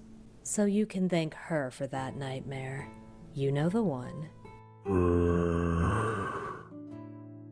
It is. I just had to get through 4 other origin stories before I could get to theirs. Now, where was I? Being more like his mother, when Morel saw a fellow godchild suffering at the hands of his sister, he decided to intervene. While he couldn't stand up to his family and free Methiniel, he was able to steal the gift of life from his sister and flee. Knowing that his furious kin were going to be hot on his hooves, he split the gift of life, scattering half of it across the land sacred to his father, and where it fell, the first frog-locked Tads were born. Until this point, the swamp had only ever spawned foul and evil things. But thanks to Methiniel's gift, when the Froglocks came into being, they reflected the bravery and valor that their father had shown throughout his trials. Once that was done, Morel visited Irolisi's dreams and gave her the second half of the gift of life. Soon after, it became evident to the fair elves that the visiting goddess was with child. Determined to protect their new goddess of love from the forces that had once pursued her, the elves took Irolisi far into the uninhabited lands of the frozen north. Among the harsh ice, they tended to the expectant mother and guarded her in the seclusion of the tundra. The details of the actual birth of the barbarian race stops here, so I'll leave the logistics of the propagation of their race to your imagination.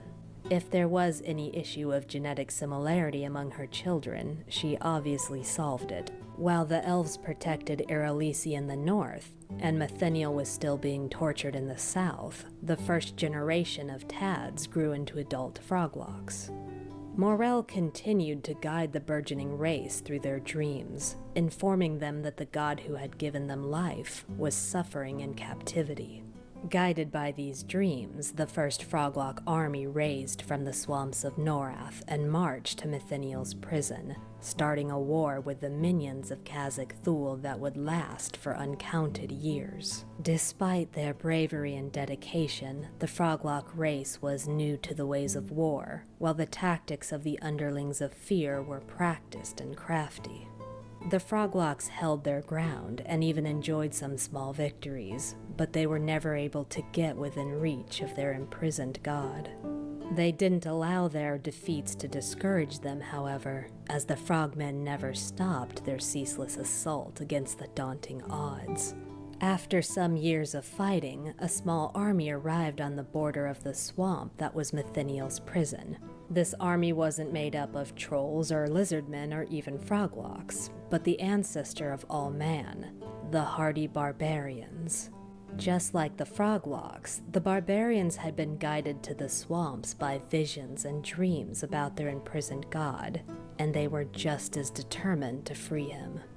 The alliance of Mithiniel Mar's two races proved enough to tip the scales and break the back of Khazak Thul's army, even defeating the Avatar of Fear. For the first time in the history of Norath, the swamps were not safe for the evil creations of dark gods.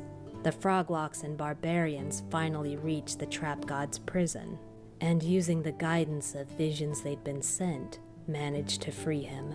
It was then that Mithiniel Mar, finally freed from his torment by the brave and selfless acts of his children, discovered the mortal trait of valor. Mithiniel also learned that his children had only known where to find him thanks to visions sent by Morel, who could have just as easily lied and manipulated both races to his own purposes. Realizing how important such a virtue was, he embraced that as well. Thus, Mithiniel Mar chose to become the champion of both honesty and valor, the two traits that spared him from the corruption of the Faceless One. Had the barbarians not returned to their frozen home, perhaps they and the Froglocks could have forged a great empire. But they say the snow is ever the siren's song to the Northmen, drawing them back to the tundra. It seems that the twins were so pleased with the barbarians that they used their power to continue an evolution of sorts, spawning both erudites and humans from this hardy race. While the barbarians have maintained most of their nobility, many Froglocks have strayed from the path of virtue. Some Froglocks seem to have completely forgotten their ancestry, while others have become secluded and suspicious. One tribe of Froglocks does seem to have maintained their worship of Mithiniel, and appear to have been rewarded with a small evolution of their own, though I'll always prefer their necklace cousins. I found this story in the two books From Pawn to Paladin in the Plane of Knowledge library, if anyone would like to check them out themselves. Now, if you'll excuse me, I have to get these books back to the library. The librarian is very strict. Thanks for watching, stay safe, and I'll see you next time.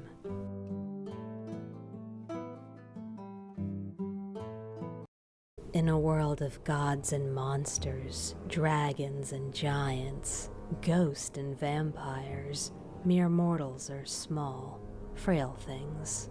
It's easy to be fearful in such an unkind world, and even easier to understand those who would risk an unkind death to obtain a power they could wield in the face of their frailty. But those who gamble with their lives tend to forget something very important. There are worse fates than death. The wretched visage of the Drachnid is a perfect example of such a fate, twisted from the perfection that is Tyrdal into a creature of servitude, bowing under the yoke of a vampire. While it's common tavern talk that Mayung Mistmore created the Drachnid, there's more to the story, and this one just so happens to start in the Lava Storm Mountains. For such an inhospitable place, a diverse number of groups are interested in the hard-earned riches that can be found there, and it's easy to overlook the humble spiders and beetles that crawl across the scorched rock. You'd never think they had anything to do with a dragon. Following his imprisonment by his own kind, Lord Nagathan immediately began experimenting with the powerful energies of Ssfhc's eye. He took common spiders and fire beetles and magically modified them into creatures strong enough to deal with any groups of would-be dragon slayers. Nagathan's greatest success dwells in a 320-foot tunnel called the Shaft. The shaft was being drilled by the Ssfhc mining company's Pride and Joy, a mechanical monstrosity duly named the Mole. The company's obscene device was once able to chew through stone with the power of 100 dwarves, but now it lies broken in the shaft, in need of repair, though it can't be reached because of Mother. Fondly named by the dragon himself, Mother is a truly massive spider, one that could rival Tarantula in size. Suspended on hundreds of thick webs, surrounded by cocooned victims, she lurks at the top of the shaft, awaiting her next meal. Atop her back is what appears to be a yellow patch. In truth, this is a far smaller spider called Father, who has fused himself to Mother. While otherwise defenseless, Father is able to exude a poisonous cloud when Mother is under attack. This pair of arachnids are the parents of stone and noxious spiders, but not the drachnid. That dubious honor goes, in part, to another resident of the Lava Storm Mountains, the dark elf Najina. She dwells in what is thought to be old Ssfhc ruins, studying necromancy and the energies of the eye. Using either the same method that Nagathan developed, possibly consulting the dragon himself, or her own ingenuity, Najina was able to find a way to breed truly massive Black Widow spiders. She sent several of her pets, along with an emissary, to the vampire Mayung Mistmore as a gift, hoping to impress the old vampire. Mayung saw promise in the giant spiders, but he also saw Najina's pride and vanity. To ensure she did not forget her place, he fused her emissary to one of the Black Widows and returned him with a message, thanking her for supplying the raw materials for a true servant creature. Mayung continued using Najina's gifts and his own dark elf servants to create the first brood of drachnid. Once they were able to hatch disgusting babies of their own, he dispatched his cluster of spiders to Kunark and Velius, using them to spy on the dragons and Firiona V outpost. Those sent to Velius never reliably reported back, however, either succumbing to the harsh elements or rebelling against their creator to worship their own queen instead.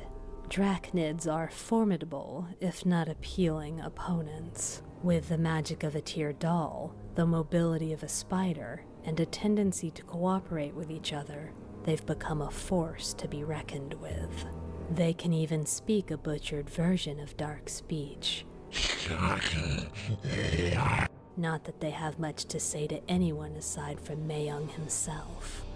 A good deal of his creations have joined him in the demi-plane of blood, serving in his battle against the god Ssfhc Ro. This is exactly why I stay away from vampires. They seduce you and say they'll turn you into an immortal beauty, but the next thing you know, you're being grafted to a giant spider and sent to Velius to freeze your thorax off. Isn't that right, Trachnia? Can you imagine how long it would take to shave all those legs, or find 8 pairs of matching shoes? The horror. The horror. Thanks for watching, stay safe, and I'll see you next time.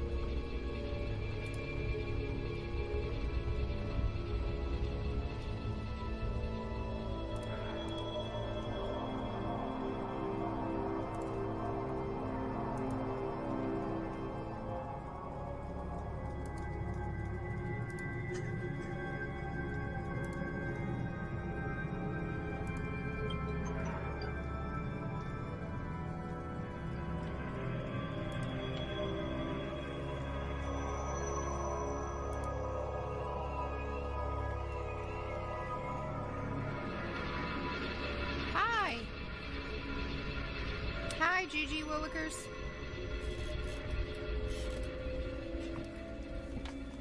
I'm getting a couple of different settings adjusted to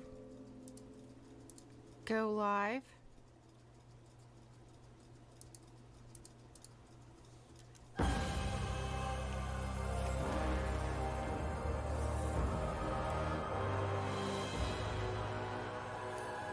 All right.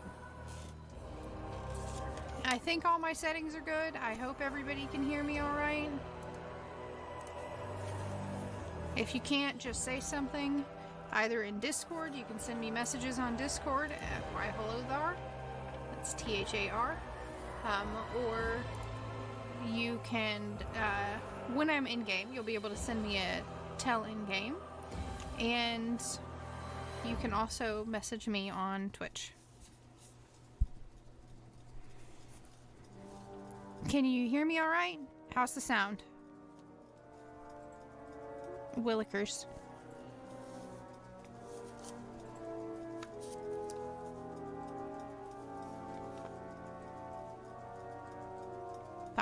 Just saying that I can be reached on different locations, Discord, in-game, or by Twitch chat.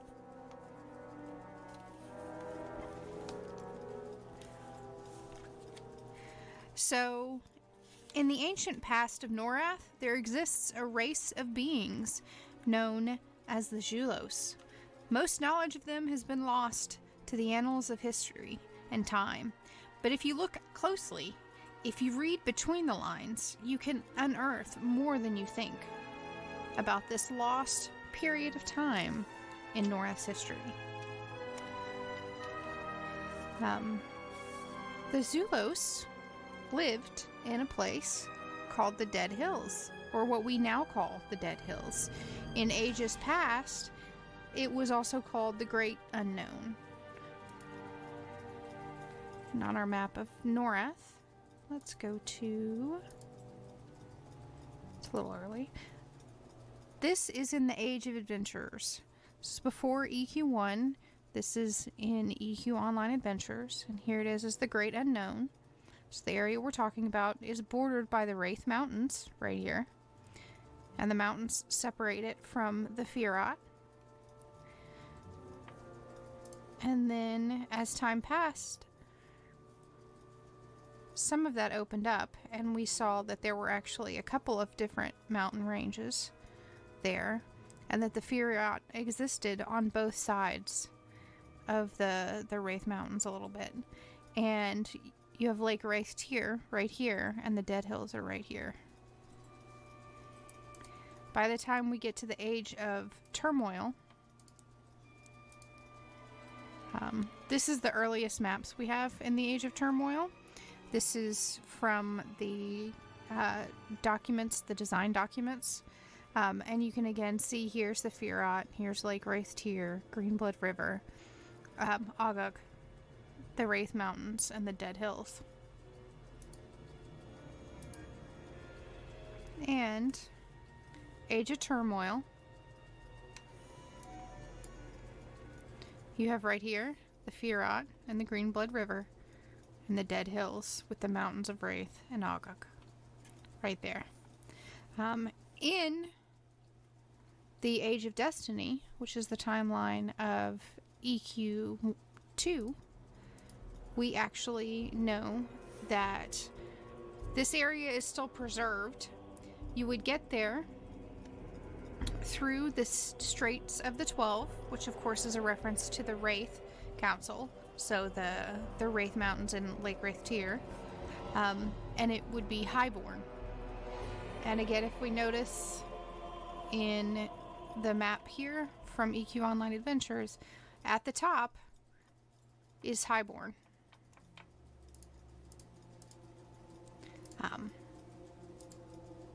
The Julos are gone pretty early on in our history. You don't see them in EQ Online Adventures. the race doesn't exist anymore. So what happened? Why are they gone? When did they exist? Well, some of the earliest tales of the Julos that we have come from a dragon sorcerer, and I apologize in advance because I am completely and totally going to butcher this name. I am, however, going to put it up on screen, and you will be able to see why I'm going to butcher this name. The dragon sorcerer by the name of Ssfhc. And to spell that, let's put it on a different background.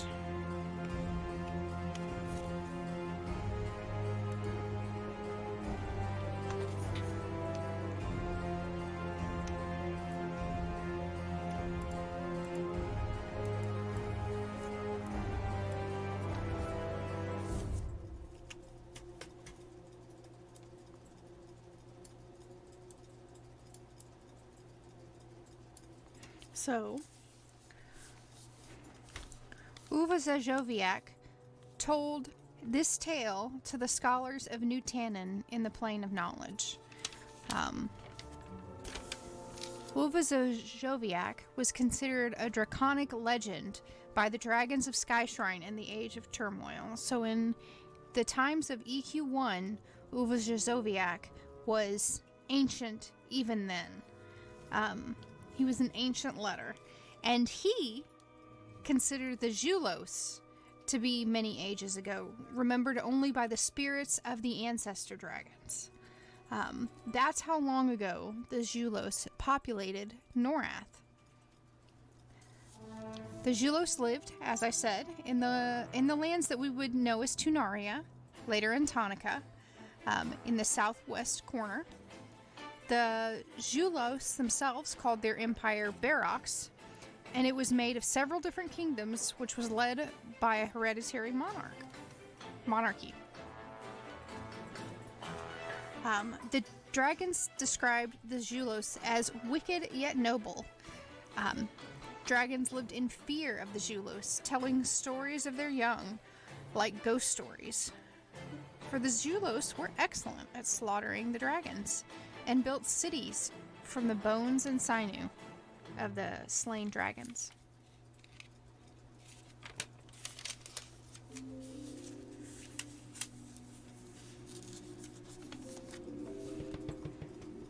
Now we do see the Julos in EQ1.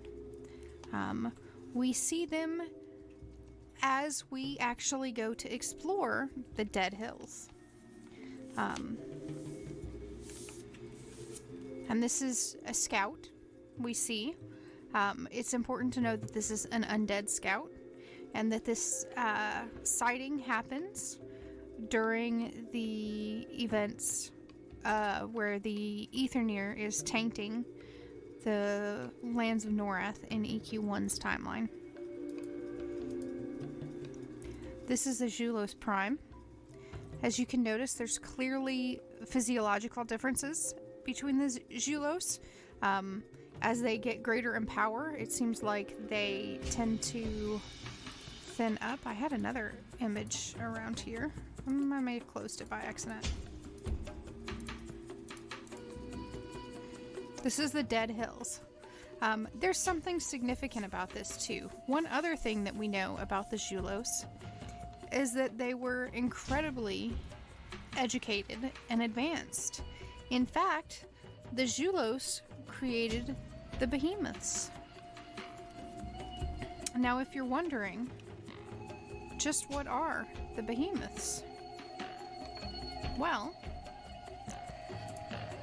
the behemoths are a race of ancient beings that populated Norath and were hypothesized to originally have just been created by the influence of magic. They were just naturally occurring creatures.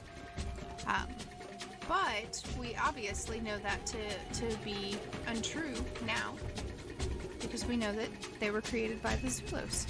The Julos themselves tell us in EQ1 And we also have a Templar in EQ1 who tells us that.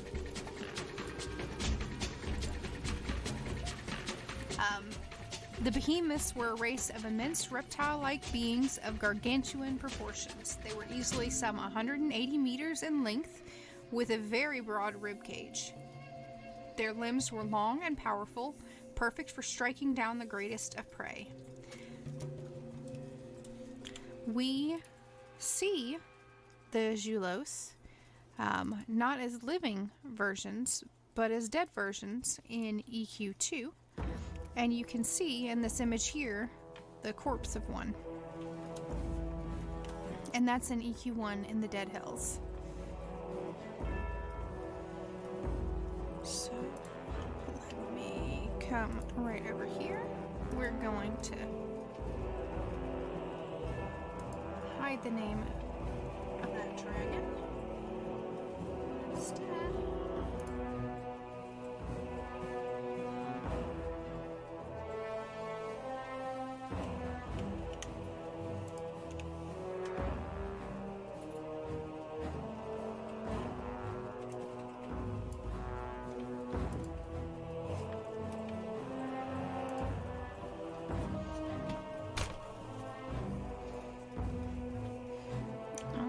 So in EQ2, when you come to the Nectulos forest, and the reason that Nectulos will be significant will be clearer later, but in the Nectulos forest, if you come, you will find Behemoth Pond. And there is the behemoth. You can see its tail over here and its giant rib cage. The tails of these beasts accounted for 1/4 of their length total. They often employ the tail in battle with larger beasts of their era. What larger beasts might those be? Dragons. The swipe from such a tail could kill a worm. They walked upon all fours, but fossils have indicated that they most likely rose upon their hind legs during battle.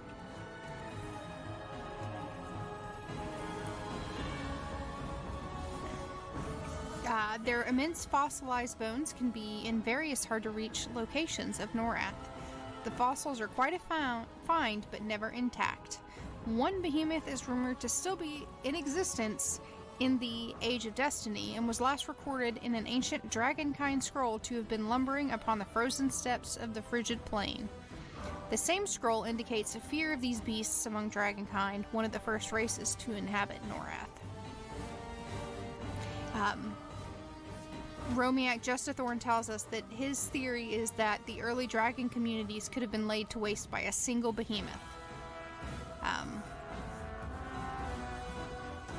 They were also rumored to have been seen in the deep oceans. There was once an ancient water beast that was supposed to be a behemoth as well. So this is one of the creations of the Julos, which tells us a little bit about their capabilities. The Julos honored their dead, and in fact, some of the only remains that we have of the Julos are from the areas on Norath where they built a giant necropolis for their dead kings. These crypts, known as Ljanban, gonna mispronounce that one too, I'm sure. That's Lxanbon, or King's Rest, were also made from the preserved bodies of slain dragons. It is from this crypt, which has been preserved in a planar space, that we know of the kings of Barox. And we're going to take a trip to this location, where it has been preserved in the Plane of the Seas. So let me log in EQ1.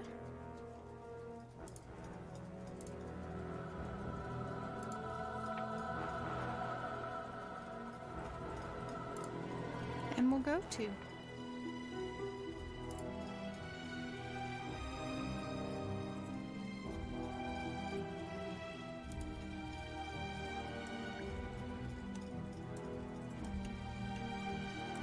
So we're now in the crypt of the Julos in the Plane of Disease. This would have been where they put their kings to rest. And I'm, of course, getting killed by all kinds of things. Not really killed, but, you know, attacked. Because there are lots of undead here.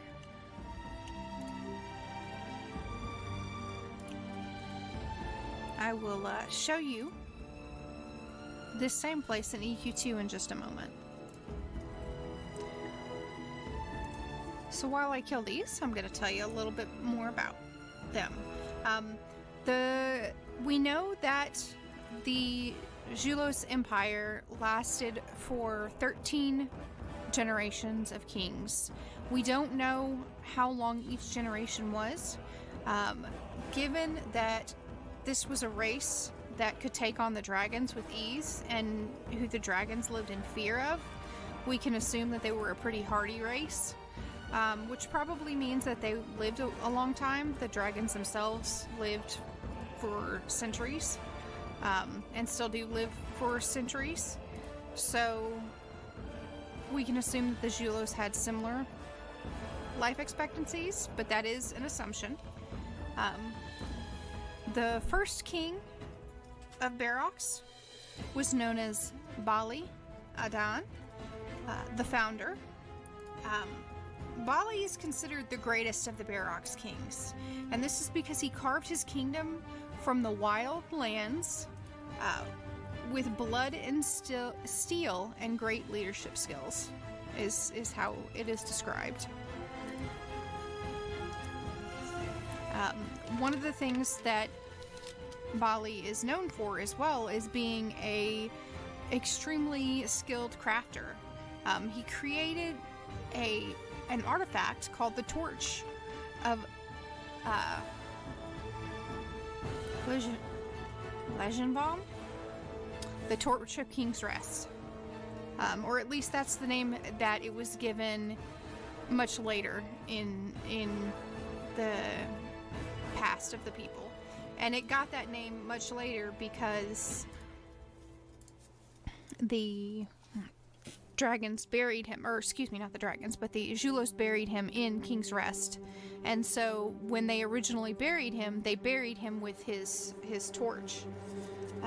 And this torch was known, and pardon me as I get my notes,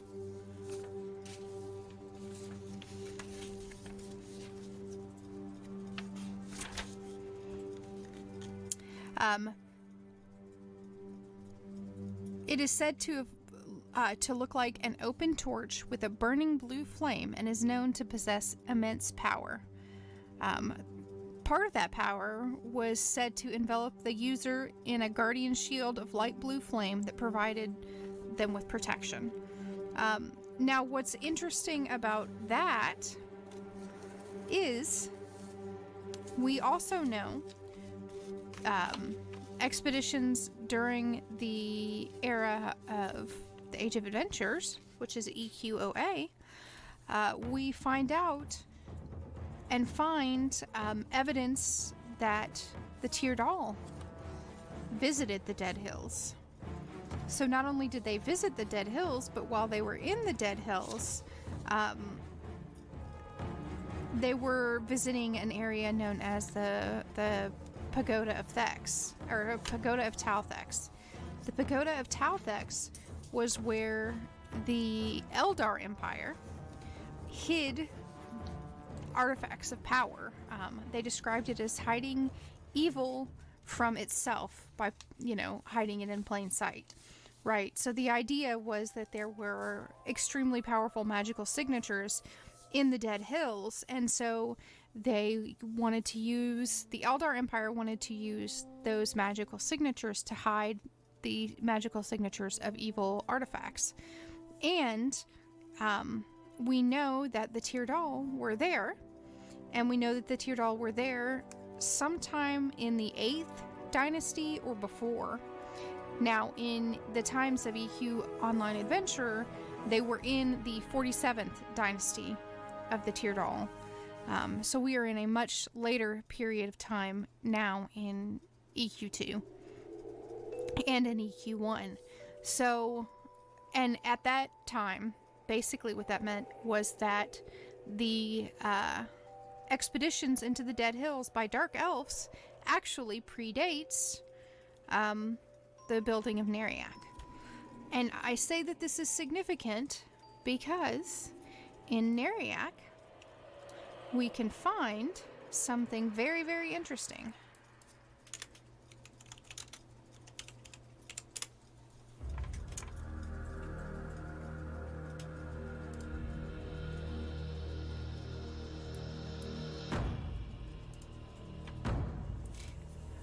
Both in EQ1 and in EQ2, there is a forge in Neriak. This forge resides in the Neriak Commons in EQ1. In EQ2, it's in basically what amounts to the new Foreign Quarter, because the Neriak Foreign Quarter fell, as we discussed in the last stream. It became Fallen Gate. But here, we have the Forge of Blue Flame. Let me do this so you can actually see it as well. This is the Forge of Blue Flame, and it exists in Neriak. It is the only forge of its kind. There is not a single other forge that has blue flame. And this blue flame is known to have magical properties. It's discussed in several different little tidbits around that this is a magical and it's a special forge, and nobody else has a forge like this. And who do we see in EQ2 working around this forge but the undead? So the forge is being worked by the dead. And again, that's going to have more importance later as we discuss and go further through the storyline.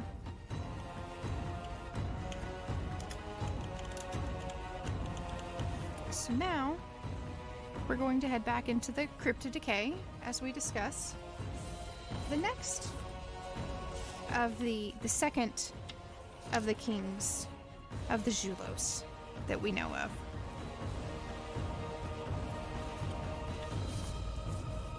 And again, I have to get my notes because these names are not easy to pronounce. Also, if at any time you have questions, please feel free to pitch them in.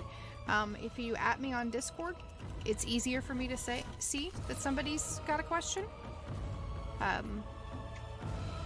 But you can send a message any way you like, and I will do my best to catch up and read it.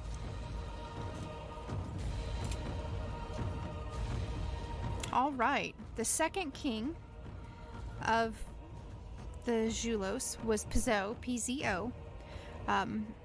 Pizzo was a warrior monk trained in the ways of self-enlightenment.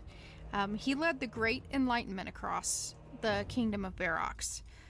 He was also known for a fondness of arena fighting. He had a weapon known as the Fist of Death.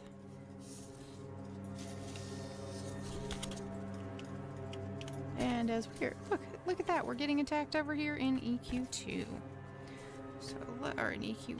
So let's hide this, make that visible. There you go. We're going to go back to the EQ1 for a little bit because we are proceeding through the Crypt of Decay, and we're going to stop and look at some of the geography. And yes, we can assume that some of the geography changed over time. This is probably the part of history that most people, most lore lovers, know a bit about. Because it was the most readily accessible part of the history. So you can see in the crypt here, the Julos were very much well known for not just their necropolises, but for having a reverence for their dead. They honored and revered their ancestors. So this was a particular necropolis that was built specifically to their kings, but they also did, this kind of thing to more than just their kings. And they were known for preserving bodies. So you can see they preserved a hand that's here, holding the torch.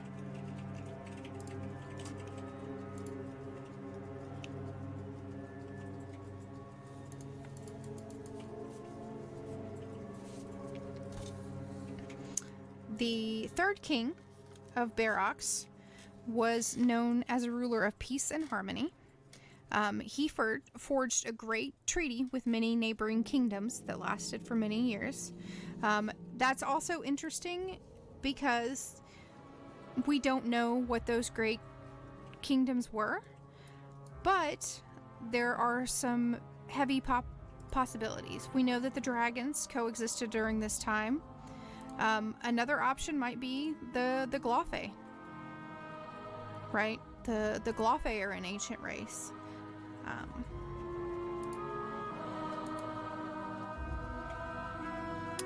Don't mind me, I'm trying to kill a raid.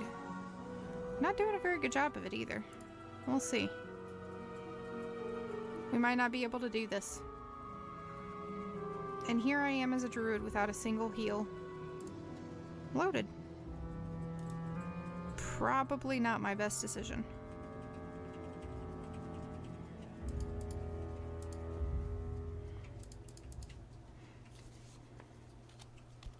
Believe we have to kill all the... It's been a long time since I've done this raid, so I believe we have to kill all the ads before we can kill him. I'm gonna try to get a heal up. You know what? One of these is a heal, isn't it?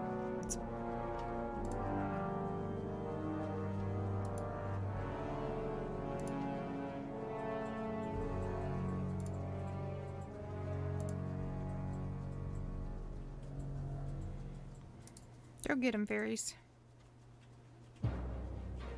Does anybody have any questions so far?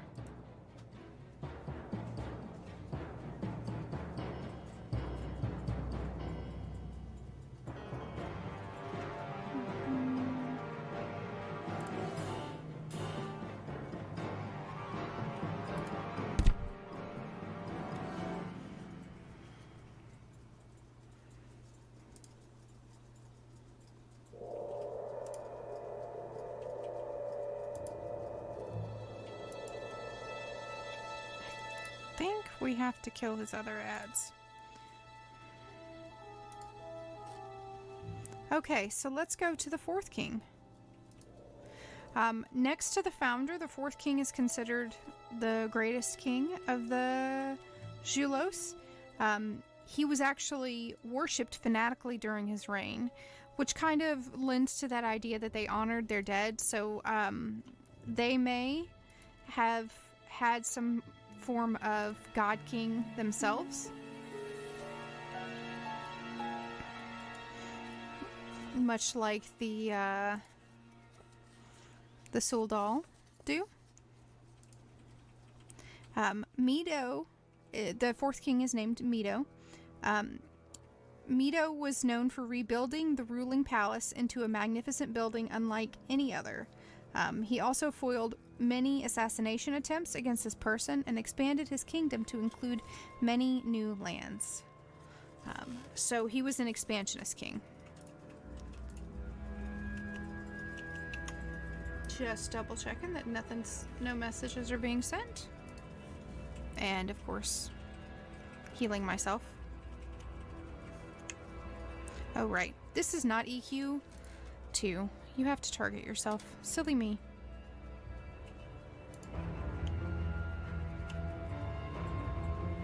Okay.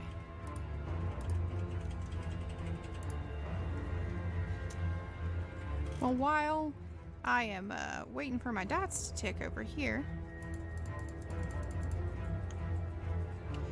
we're gonna pop into EQ1. Or EQ2 rather. And visit this same zone.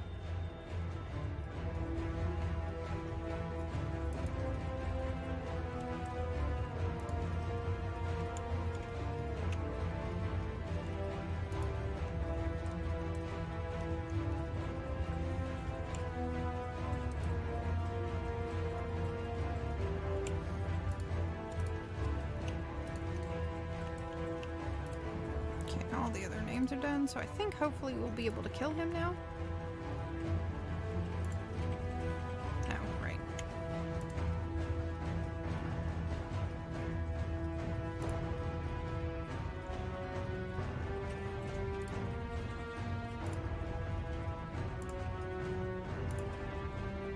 So this would have been raid content in EQ 1. And in fact is raid content.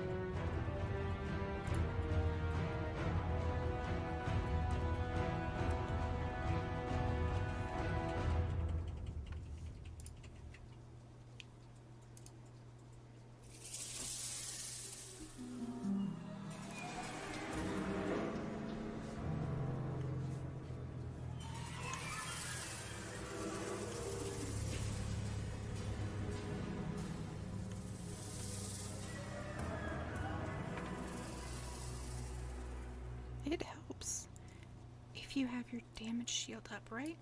Right? That's a thing.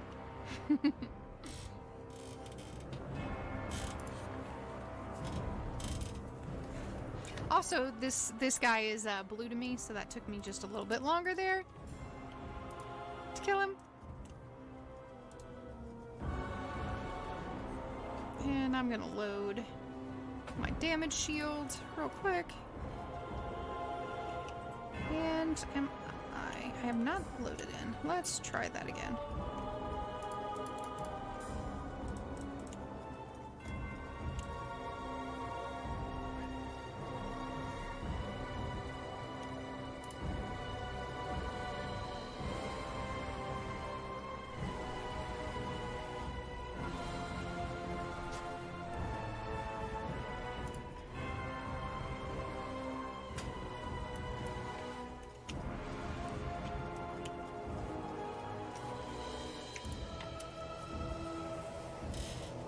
Alright, so we talked about Mito.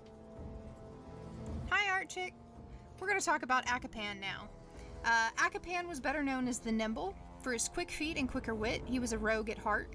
He was most loved by his people, and that was the 5th king. The 6th king was known as Xandal. Xandal was a noble king filled with good intentions. He led his people to a new pinnacle in life standards. We have another king after that, the 7th king, Wavadozik.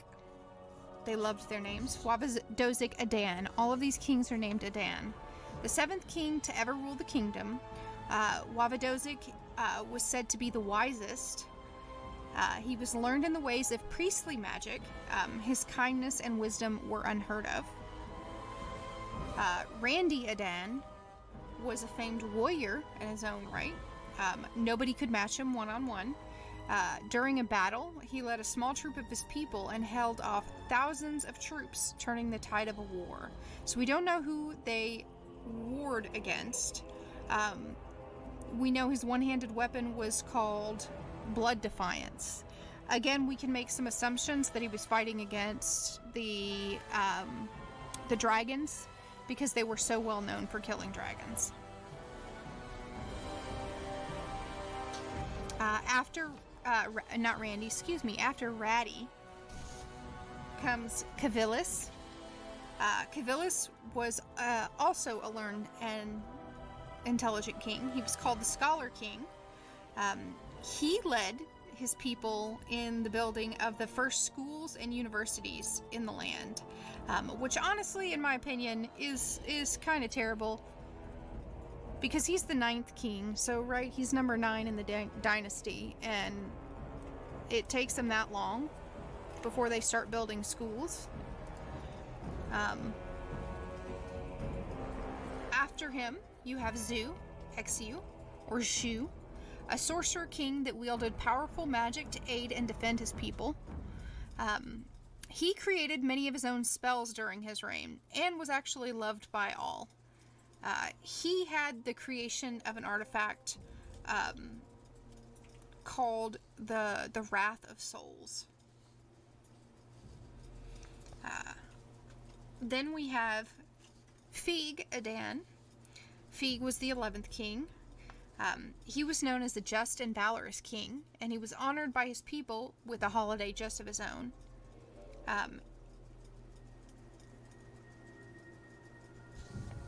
Then we have the 12th king, so we're almost getting to the last of the dynasty here, and that's Darwal. Darwal was credited with leading his civilization into the final stages of a permanent golden age. And this is significant because here's what we know. We know that these were their kings, right? Then we know, and the reason that this King's Rest is in the realm of Bertoxulus is because we know that the Julos actually fell prey to Bertoxulus. That he took a special interest in them, and he actually gained control over the spirits or souls of all of their kings. And he did that through there was a sacrifice of the 13th king that gave them power over all the 12. So let's say,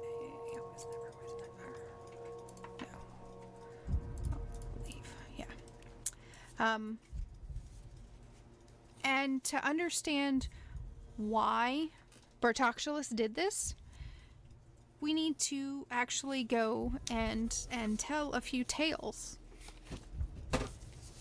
So we get a few books in EQ2 that are called the Remembrances.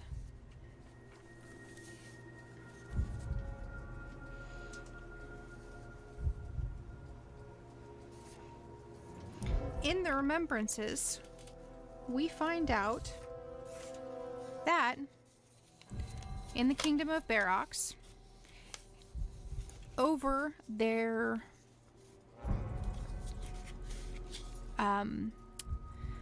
the city of Darrow's Hollow, which was the capital city, a giant black obelisk appeared. Now in EQ2 and later in EQ1, we find out that these obelisks are void, right? They're void energy encroaching in. But this is where this obelisk appears, and what happens then is that the king Adan, which is the 13th king of the Julos, starts trying to figure out what these obelisks are, where they come from. It shows up in the city in the middle of the day, and it's bigger than their biggest buildings. And again, remember, their buildings were built out of dragon bones, right? So they had massive towering structures.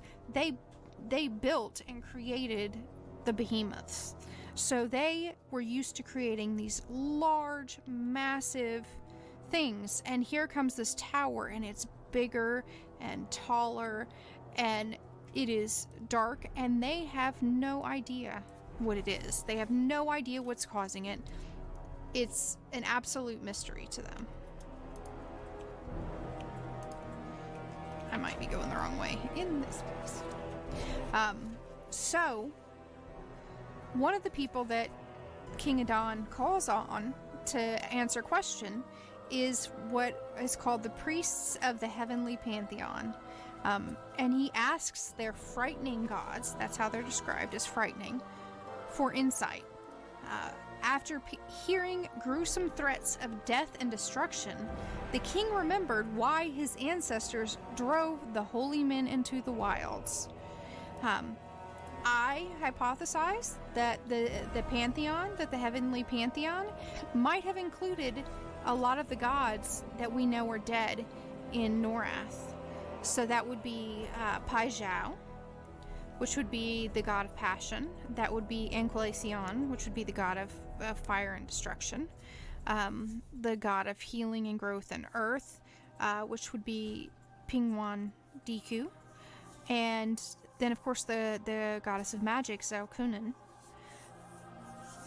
and possibly the god of disease, Zulvarian.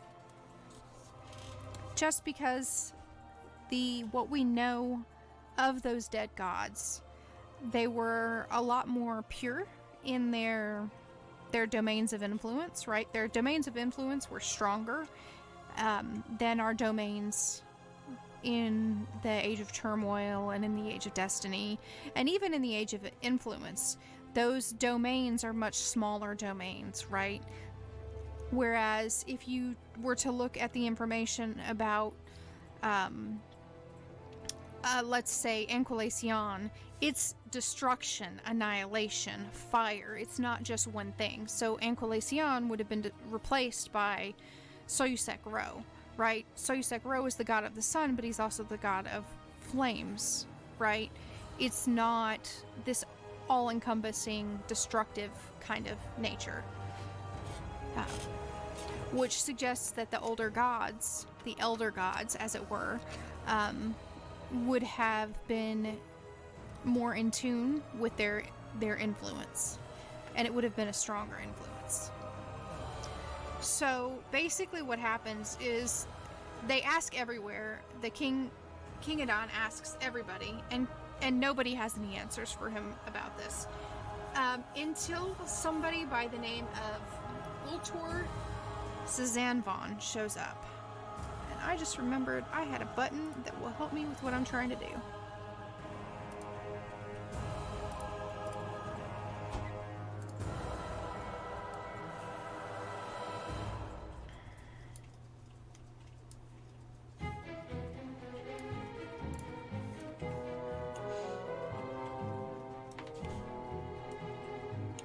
He's behind me.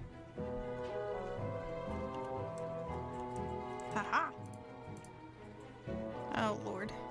That was way more than I wanted to aggro, but okay. I'm just gonna do this. And let them... Oh, do I have it?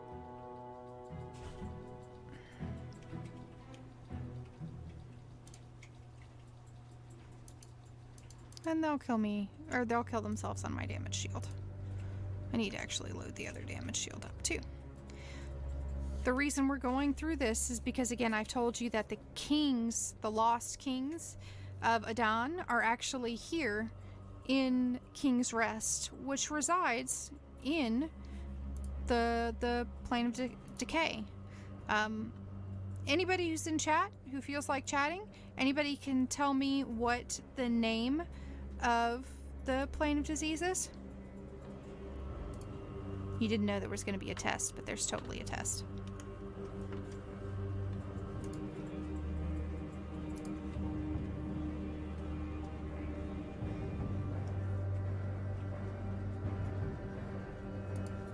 Anybody? Well, no, you might call it heaven, but no, it's not heaven. That's because you play a little plague-rat.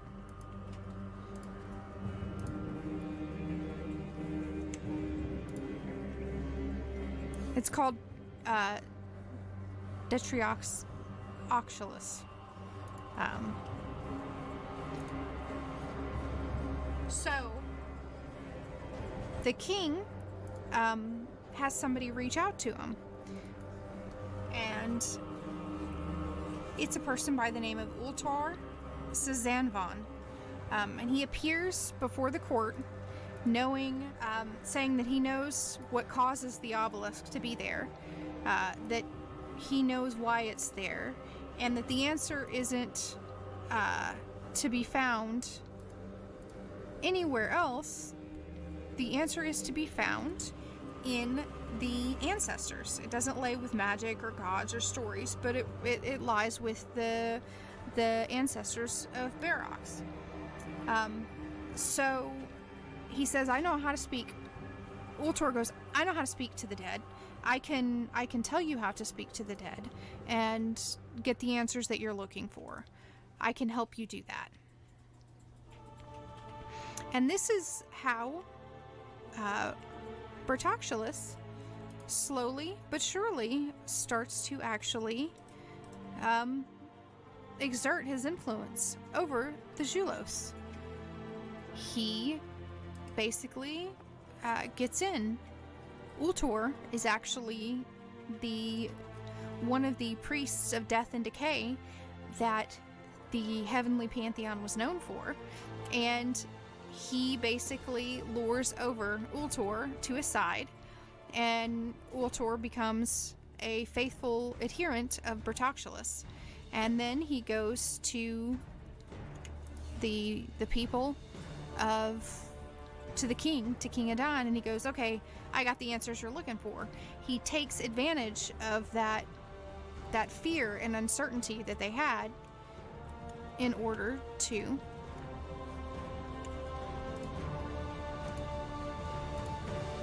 take over. So what happens then is that Ultor, Bertoxulus' right-hand man, starts going, okay, well, first I'm going to show you how I can speak to the dead here, and I'm going to tell you some secrets here. And he starts feeding tidbits to King Adon, and King Adon, is just eating them up, and he's really starting to believe that this guy knows what he's talking about, right? Of course he does, because he actually, has some answers. He can tell me things that I don't find out any other way. And so they are getting these tidbits told here and there. And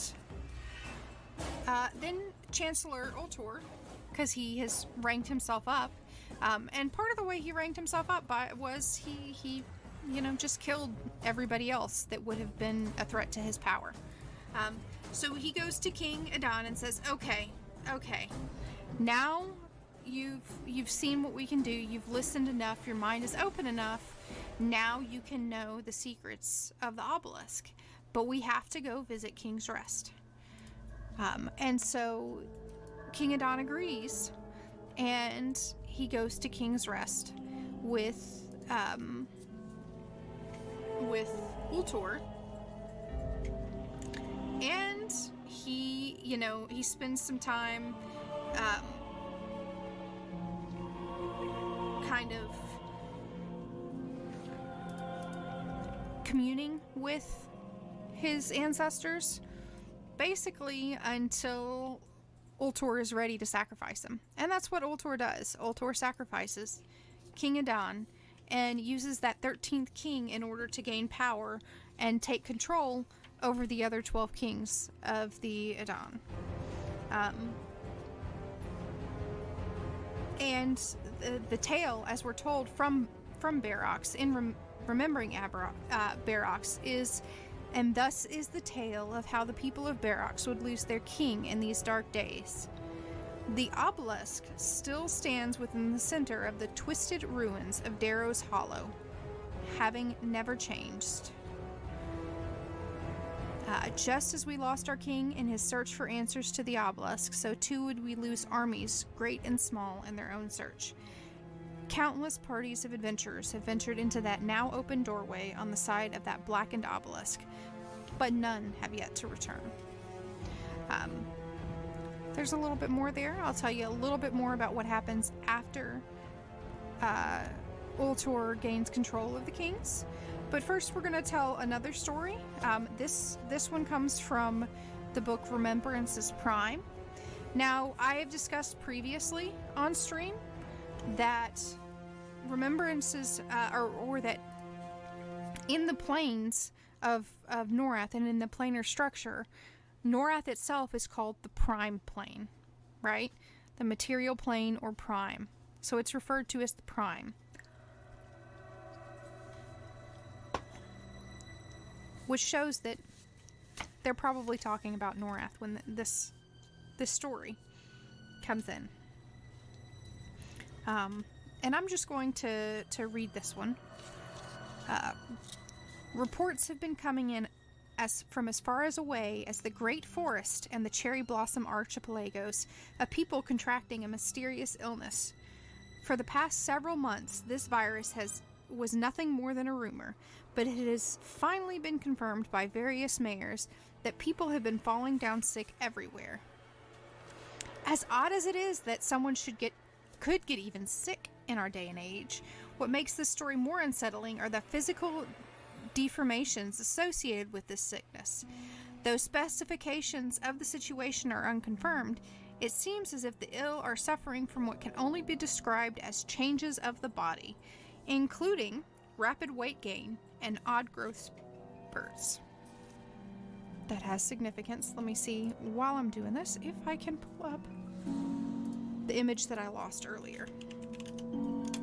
Hopefully the visuals aren't too boring for you guys as I go through.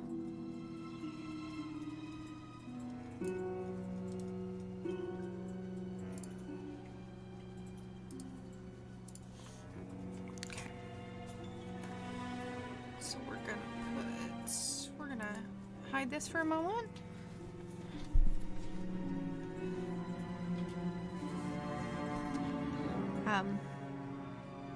We did get in touch with the world-renowned Dr. Roger Effin, founder of the White Palm Hospitalers and inventor of the Panacea Cure, and asked him what he had to say about the situation.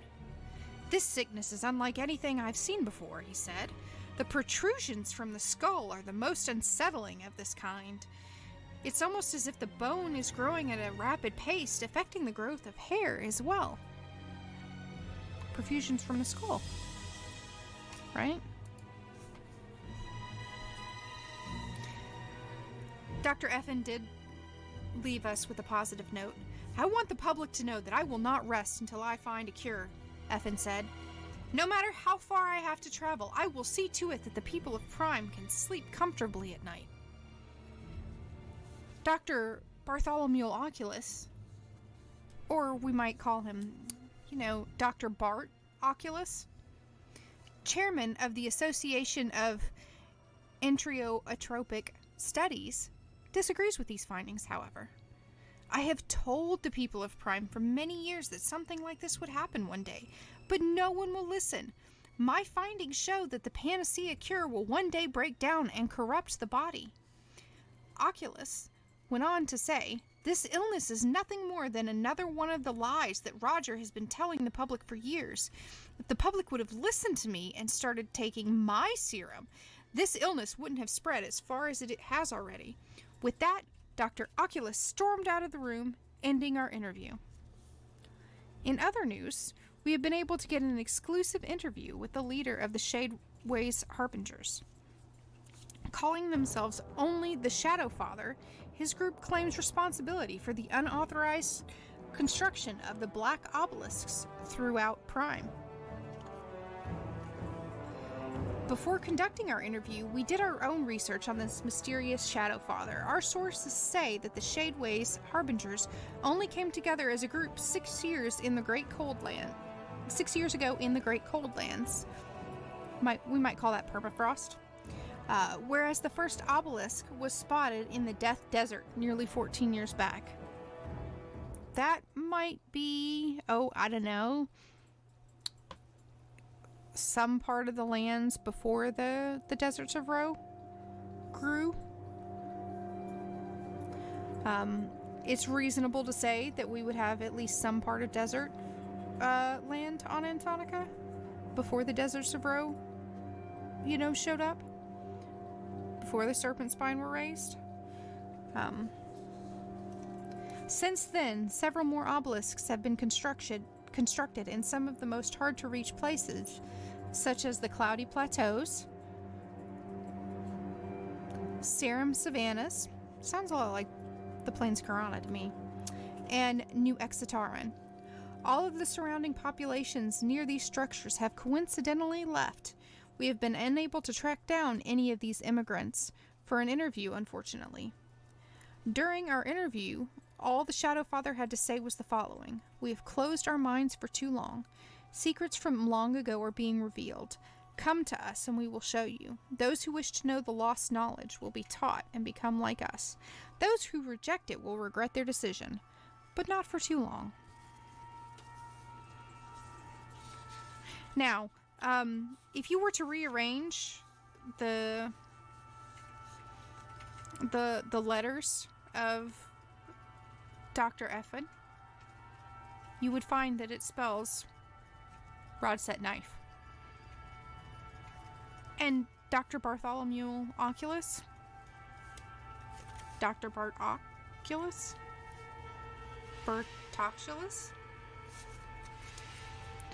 My hypothesis is that you have the Julos. The Julos are being infected with something. Something is infecting them. And they have this panacea cure, and this panacea cure is supposed to bring them unprecedented success, right? And remember, the 12th king, Darwal, was known specifically because he led his civilization into the final stages of a permanent golden age, right? Well, a panacea cure, a cure that works on everything, a cure that keeps people from getting sick, that certainly sounds like a golden age, of an unprecedented golden age, right? So there's this sickness that is spreading throughout the lands, right? And it's not getting better, and it's mutating the people that it infects, right? Now, some people in EQ2 have used that to say that the people that are being infected are Nightblood. I choose to think that they are being transformed into the Julos, right? They are developing horns. Because we see they get fangs, and we can see here, this one has got a bulgy belly there. And Prime himself,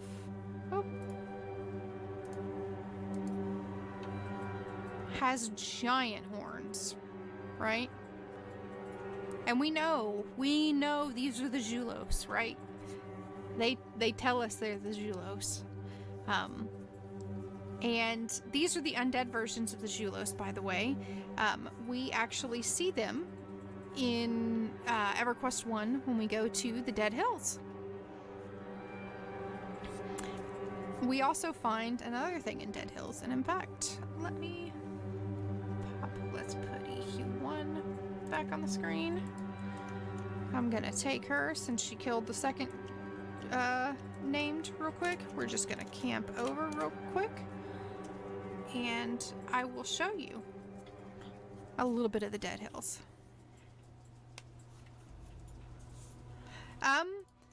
So I don't think that the Julos were turned into a race of undead mutants after being tricked by Bertoculus. I think that there was an illness that was impacting the Julos. It was destroying the Julos. It was corrupting the race and turning them into this new form, right?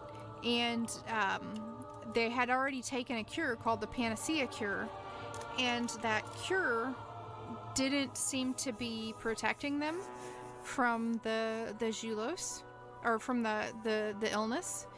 And in fact, Dr. Bartholomew Oculus, Dr. Bartoculus, says that the Panacea Cure is partially to blame, or is to blame, and that if they had just taken his serum, they would have been okay, right? So I think that Bertoculus was like, fine, screw you guys, I'm out of here. And he left to start doing his own investigations and explorations. I believe there is some suggestion that that Bartoculus actually did.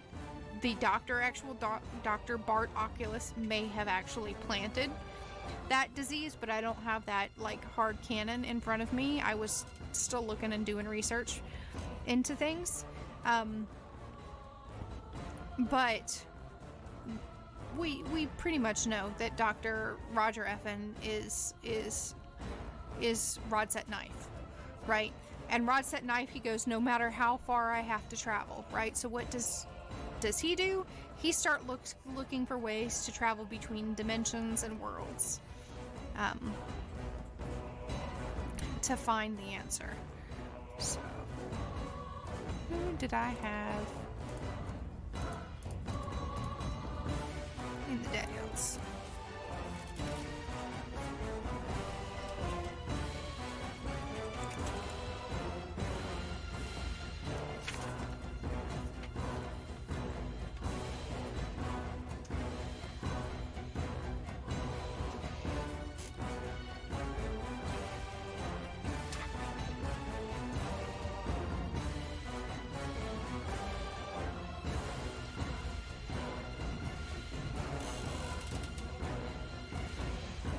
Okay, so let's turn this back on and you guys can see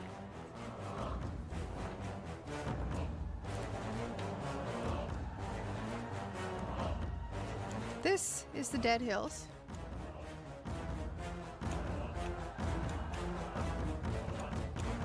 And this, well, you know what, let me make sure it's just, these are all creatures from the Aetherneer. As the Aetherneer has started to taint the lands of EQ1, we start to see creatures from Aetherneer show up. This is a tower. This tower is called the Tower of Rot. Kyle Bale is actually sent here wielding the Kinos Claymore to discover what's going on, while others are meant to kind of unearth, on an expedition to unearth ancient artifacts. And Kyle Bale falls. He falls to the corruption that's at the heart of this tower. We are told by Valen in EQ2 that the Tower of Vul is also known as the Tower of Rot, is also known as the Obelisk of Lost Souls, and it exists in what we now consider part of the Firat. And if you look at the orientation of the Firat in EQ 2, you can see that the Firat is not oriented long ways. It's like oriented, it turned basically 90 degrees. And outside of the Tower of Rot are gigantic undead skeletons. Right? Those are massive creations.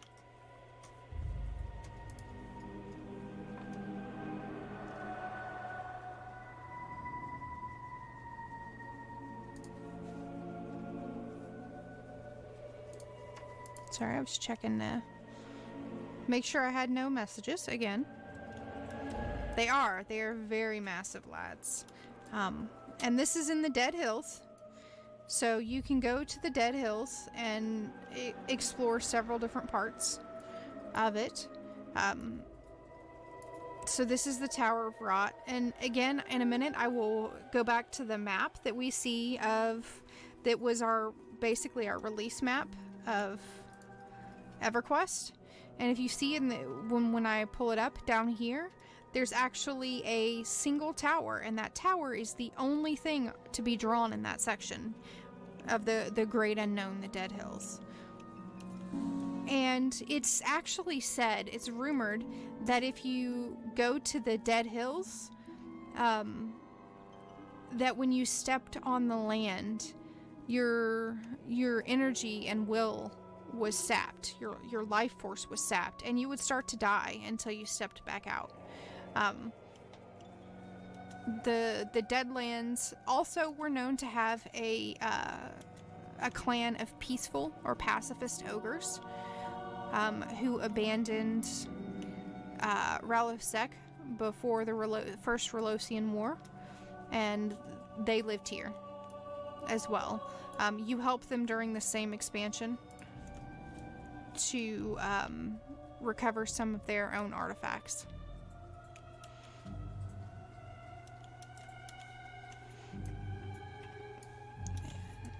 So these, you can see the Dead Hills, and you see this right here? That's the tail of a behemoth. Right here. We are underneath a behemoth.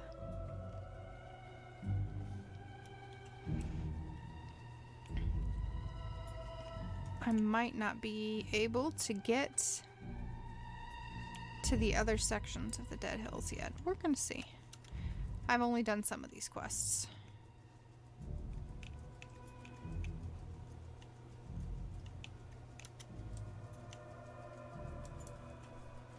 But you can see there, you see that spine in the background?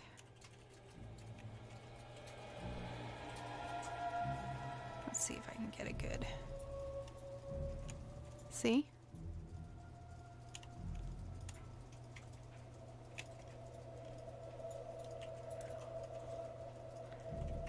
And again, these are bone bridges and things like that. And we know that they would have been included in EverQuest 2. They plan to actually include the Wraith Mountains and part of the Dead Hills, and we know that it was part of the Dead Hills because they talked about bone bridges. Again, we're on Behemoth.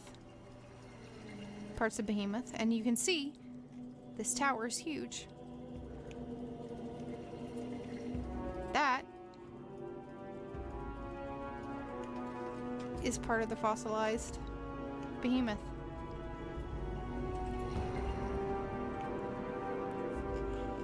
That also looks alike, a lot alike.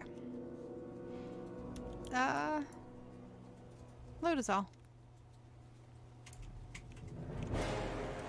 You get to the Dead Hills in EQ1. You don't. So you would think if you look at this map, you would just pop right over the Lake Rethtier. We know we can go around Lake Rethtier. You would think you would just you would pop over Lake Rethtier, go through the Fearot, and come into the Dead Hills. But you actually don't. You don't go through the Wraithtier Mountains. We don't know why. You actually have to depart from the Gulf of Gunthak and go through Hate's Landing. And then you end up taking a boat here. So we work with the pirates here to come to this land. Alright. And no, it looks like it might all be blocked off. But if you, again, look at this map, you can see War Priests, Poxel, Death Callers. They're all up here. This is where the Zulos are all at. A Zulos invader and everything else. So it's very twisty. And mountainous. Right? But again, just to show you, this is where we know the Zulos used to live. Look at these giant behemoth corpses.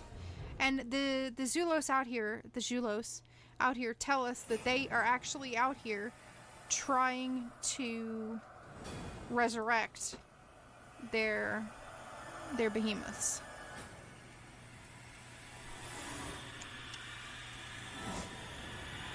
Okay. I'm gonna log her back out and go back to fighting my way through the Crypt of Decay. And as we switch characters, we're gonna just kind of take a little bit of a look in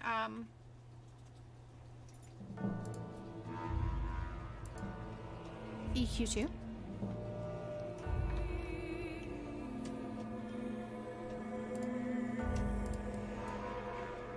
So as we are in EQ2, one of the things that we know about, one of the tales that we're told, is of the Springview Healers. The Springview Healers first come to us through EQ Online Adventures. That's where we first hear anything about them. And we are told the story of them. Let me find.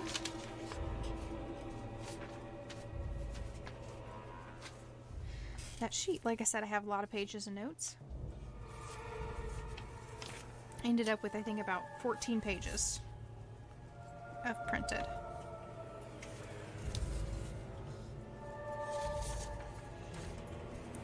Does anybody have questions? Comments? Maybe pop and check my channels too.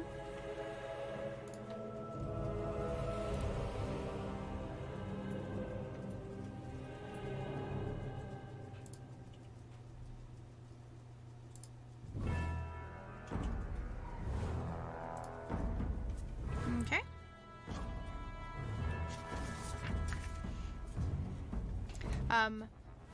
So we are told of a kingdom, and this is called in a Bertoxulan tome, and it is the tale of a society of healers that once tended to the mortally ill.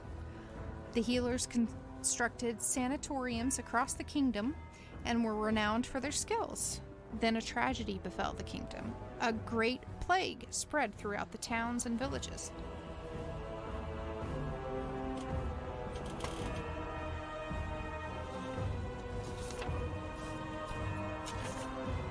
No cure was found for the plague, and quickly the houses of healing fell, becoming tombs for the plague victims. Soon, only one sanatorium remained free of the plague, becoming referred to as the Last House. The healers of the Last House pleaded to the gods to be spared from the plague, and they were answered. However, it was Bertoxulus that answered their call with an offer of eternal life in exchange for servitude to him. A number of the healers agreed to Bertoxulus's offer, betraying their brethren and murdering them in Bertoxulus's name. The Last House vanished from the kingdom, and the inhabitants found themselves in the planar realm of Bertoxulus.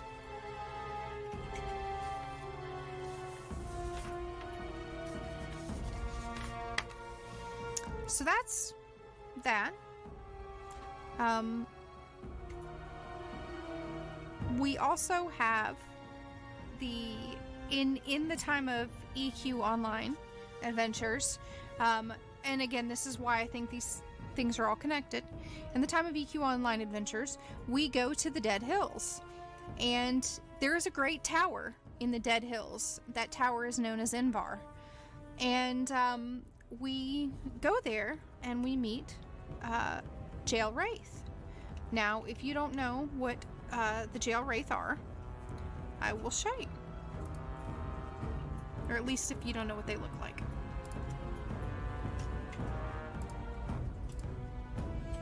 These are the Jail Wraith. I had another one. Picture of them. I don't know where it went. We're going to close the Dead Hills because you guys have seen that now. The Jail Wraith look very, very similar to some other creatures that we have seen. We don't see any Zulos that we know of in EQ2. They would be probably exist. Well, that's not true. Excuse me. We do see Zulos in EQ2. We see them in the Crypt of Decay when we go to the Crypt of Decay, which I will do here in a minute. I thought I was a little bit further along in the quest than I was, so I'm going to have to kill that. And in fact, I'll put it up for vote. Would you rather see me going through the Crypt of Decay in EQ2 or in EQ1? Or would you rather me kind of go back and forth between the both of them? Here are some of the Zulos in EQ1 again. We see them in their ruins of their building.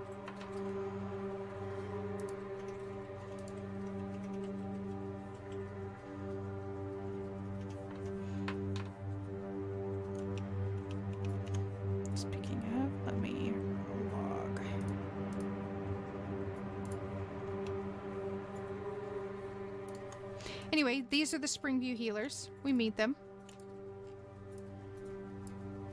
They welcome you to the realm.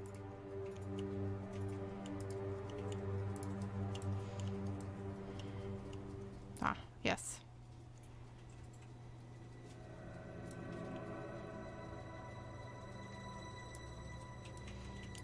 And here we're seeking, and there are the last house crypts, and you have to kill all their fun little friends.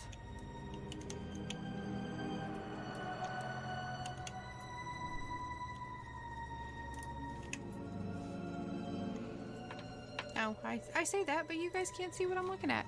You guys are still staring at a Zulos over there. Or, I mean, a Jail Wraith. So, the Jail Wraith, we do know that the Jail Wraith exist in some forms in EQ1. We see them in the Void. And it's confirmed to us that the Jail Wraith are a clan of Shadowed Men. They are not all the Shadowed Men, but they are a clan of Shadowed Men. Right? So, let's look at...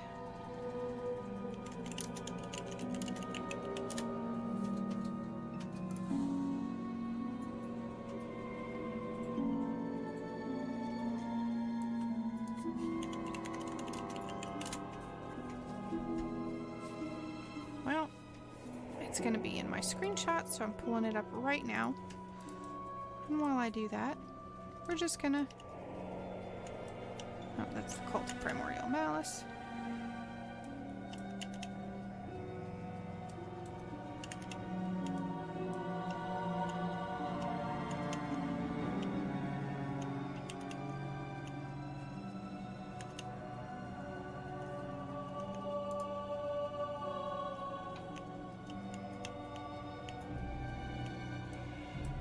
You know, I never paid attention to how many of these you had to click, but what do you want to bet? It's 12 or 13. What do you want to bet you have to click 12 or 13? Either for the 12 or 13 kings before.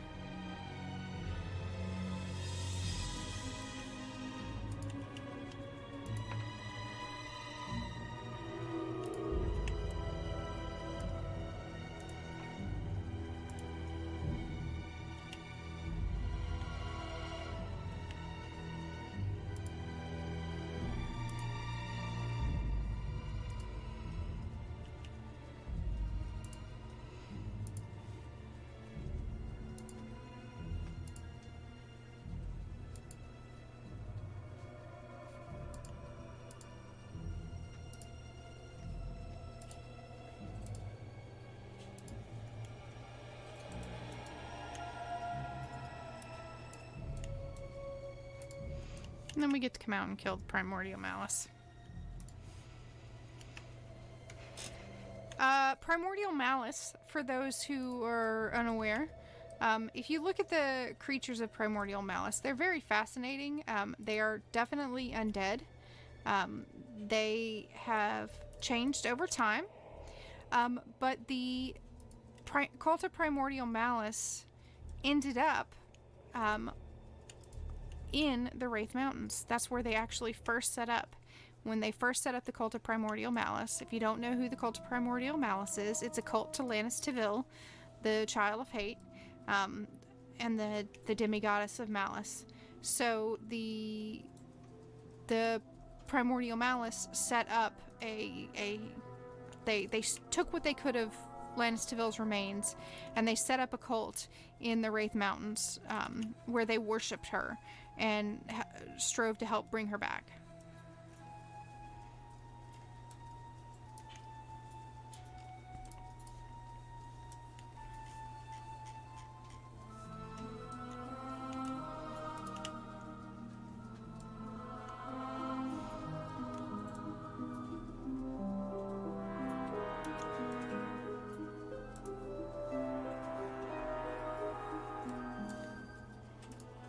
We also have the Bubonians, which were created by Bertoxulus.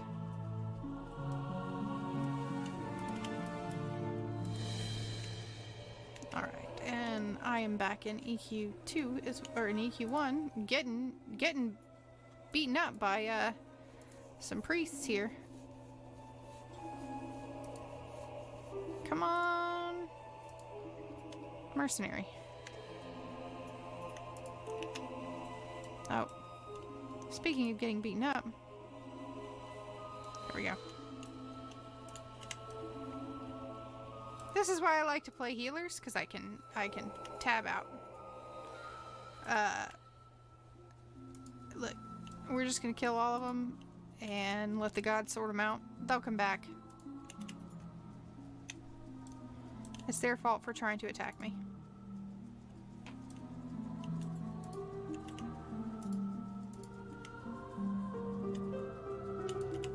So, while I'm killing these, let me tell you about my hypothesis.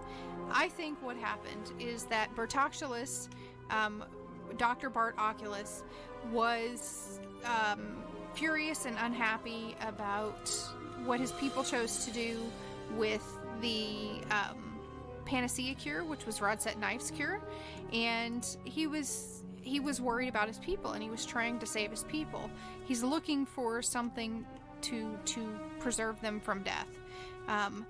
And they were starting to undergo all these different changes, these physiological changes to their bodies.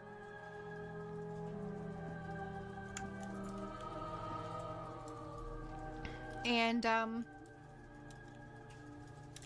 he was concerned. And so he got really unhappy when he felt like nobody was listening to him. And so he took his research and went home. And I think that the Zulos themselves were probably created by Zul'Varian. I think that's why it's in the name. And they were created and went to, oh, right, this guy. But we can't go to this guy yet because we have to do something. It's been a while since I've done this instance, by the way.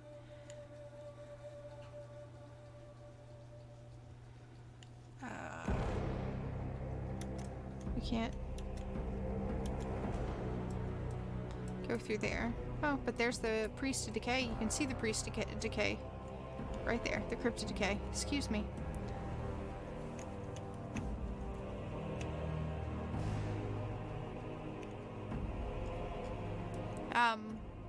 Yes, those who are Bertoxulin always come back. So I think that what happened is Bert got upset. He felt very betrayed, and so he started working on other cures. And I think that he fell in with the priests of decay and death, and he looked at necromancy as a potential treatment. Because what is the opposite of life? It's gonna be disease and decay. And so that was his answer.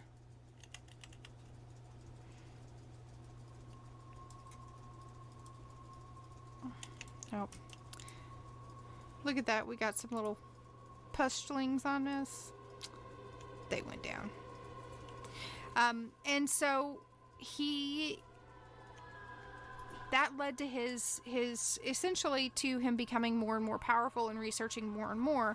And all the while, this illness is impacting the Zulos, right?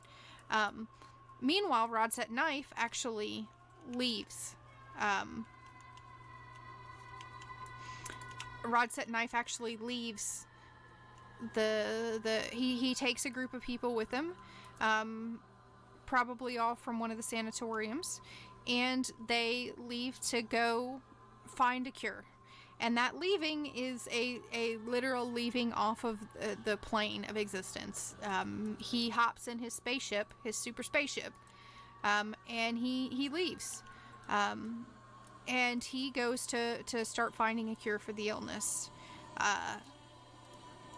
Bertoxulus himself is sitting around and exploring and trying different, cures with disease and answers for disease, and trying to figure out the answer. And I think in and around this time, we have a couple things that happen. One, Anashti Sul gets banished to the void. It's possible she was already banished, but I think that she gets banished around this time, and I think that Rowan Thier comes around and sees that this disease that has been unleashed on the Zulos, and he kills Zulvarian because Zulvarian has upset the balance. And this primes the way for Anashti Sul to have her domain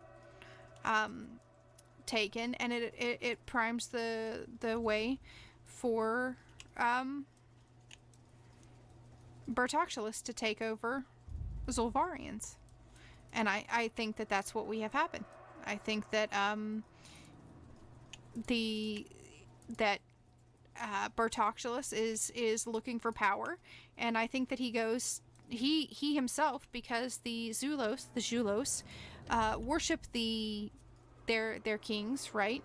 They worship the undead to an extent. They definitely have a culture of ancestor worship, and in order to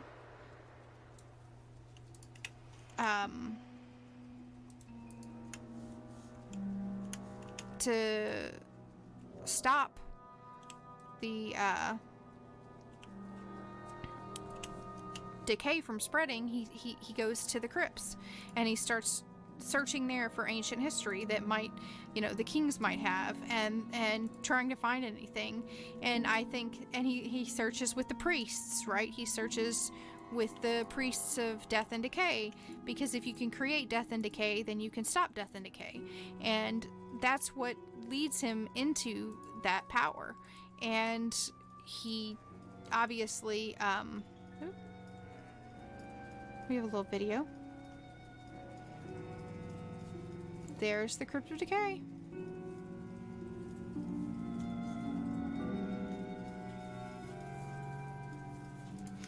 It leads him into the power.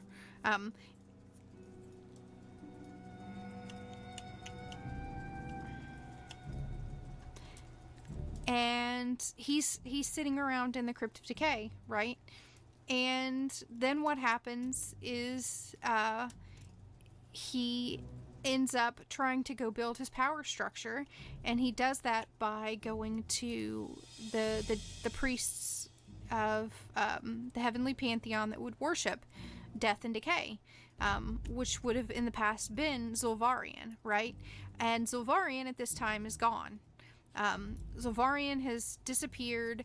You've got a priesthood without a god to worship, and so they're looking for somebody else. And this primes the way for Bertoxulus to step in.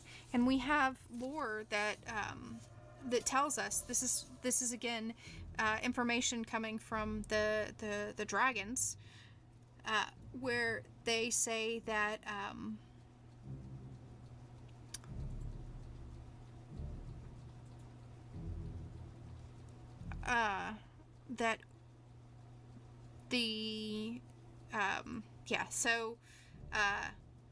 Bertoxulus, at first he let only those within this ancient civilization of Barox, that's my insert, who held the power of decay and waste dear to their hearts to know of him.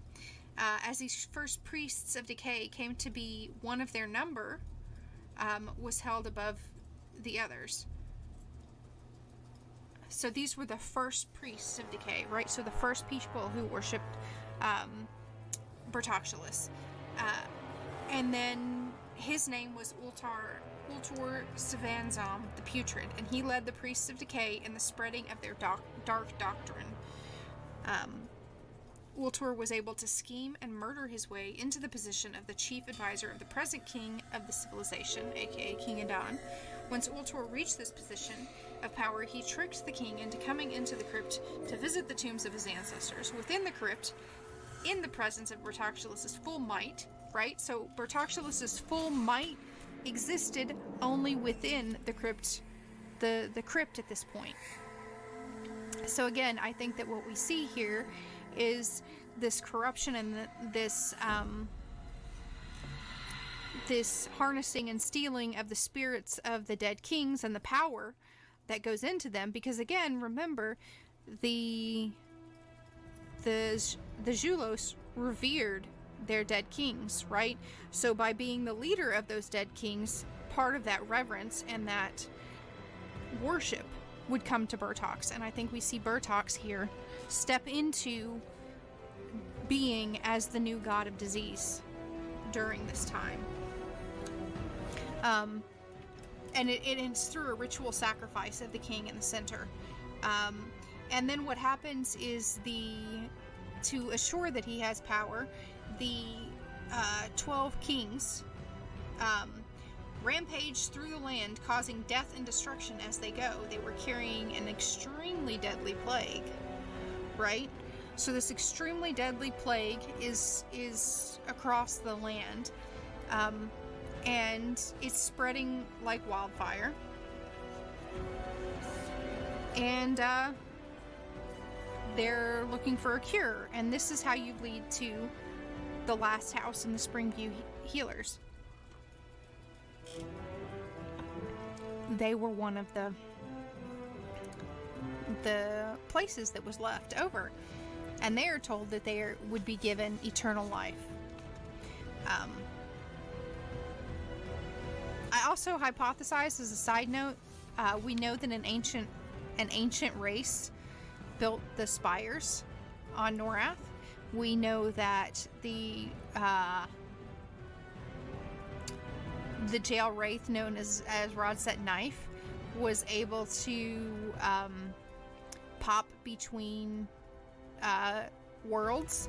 He talks about no matter where he has to travel. I think that they built the spires on Norath.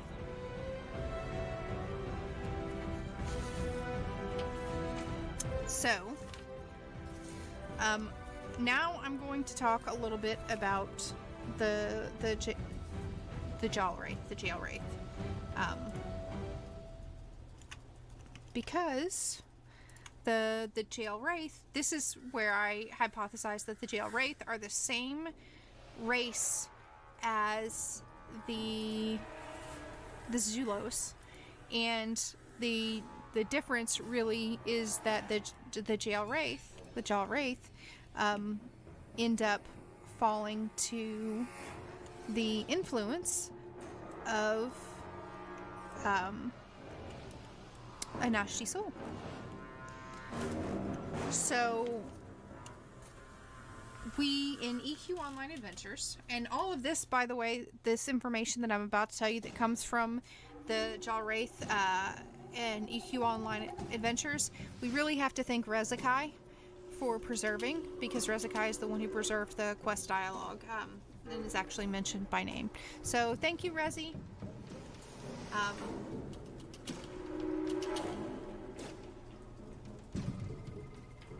So we find out that there's a tower in the Dead Hills called Invar, and in that tower is where the Jalwraith are, and they call Invar has a tower, excuse me, but Invar is a city. It's called the Tome City. Sounds like the necropolis, right? And we are told that by the servant of High Priest Warren, that the Death Head's beacon draws the spirits and the beings there. And the Jalwraith says, we offer your people solace and contentment, whereas your world offers them nothing but misery and suffering. The Jalwraith seek to care for this entire world. In time, all will journey to Invar, and we will care for them all. We come to this world as we have come to many. Here the people suffer, and we seek to end that suffering. I actually hypothesize that some of the Jaw Wraith may have been part of the house, the last house, right? That last house had not fallen to disease and then started to fall to disease. We know that some of the priests actually turned to Bertocculus, but some did not, and some were slain by the ones that turned to Bertocculus. So I think the Jaw Wraith are the faction of priests from the last house that did not fall to Bertocculus, to the plague, the original plague, that was, wreaking havoc. And so if they didn't fall to that original plague, they would not have undergone the body transmogrifications that the Julos did, right? So they would not have gained the look that Bertocculus has. Oh. I must have died in EQ1. I certainly did, because I wasn't paying attention. Oops. We're just gonna camp out in EQ1 for now. And I'm gonna show you guys the pictures. Again.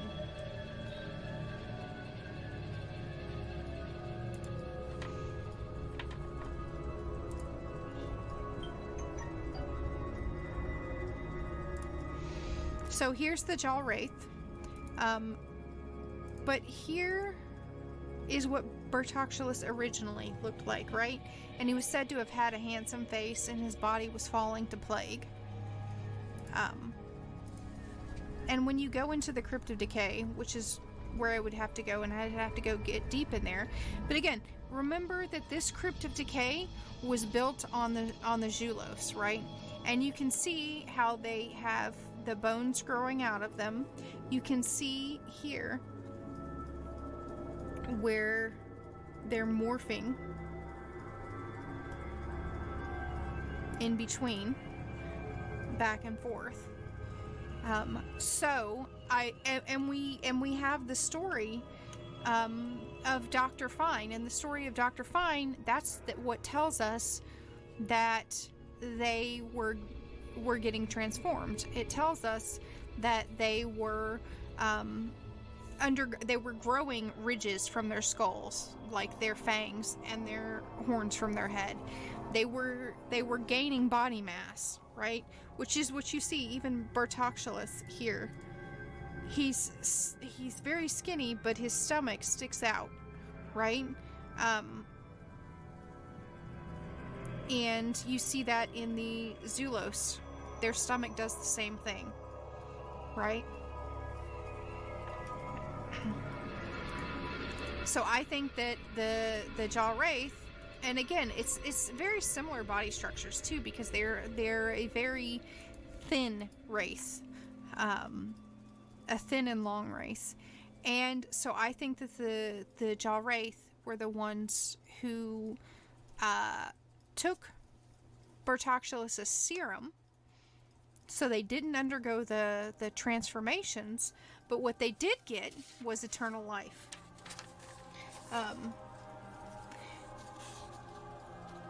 Because the Jaw Wraith tell us in EQ Online Adventures that we have suffered for so long that we've taken it upon others to end the suffering, to end the suffering of others. You cannot know the endless torment of immortality. It is our curse, for we can never truly be destroyed. We wish this on no other people. In fact, we would not allow it to befall any other people. The suffering is so great. This is the will of Envar, and his will shall be reality. And now you will join us. We will care for you. We will continue our torturous existence so that your suffering may end. Let go of the pain of this world and find sanctuary with us. And in that, in the information with the Jaw Wraith, we find within the Jaw Wraith writings is mentioned a renegade Jaw Wraith that believed differently than the rest of his kind. This pacifist Jaw Wraith recognizes that undeath is not a gift of eternal life, but a curse. I think the Jaw Wraith may, or if the Jaw Wraith didn't get that cure from Bertoxulus, if they didn't take his serum, they may have looked to Anashti Sul, right? Whereas Bert turned to other gods, they turned to Anashti Sul. And if Anashti Sul is in the void at this time, and this is the same time period that we have the void pillar show up, and we know that they show up all across the empire, the Barox Empire, and that entire civilizations of people just all disappear into these obelisks, basically. So the Jaw Wraith then would be the early servants of perhaps of Anashti Sul, and what they want to do is take you into the tower,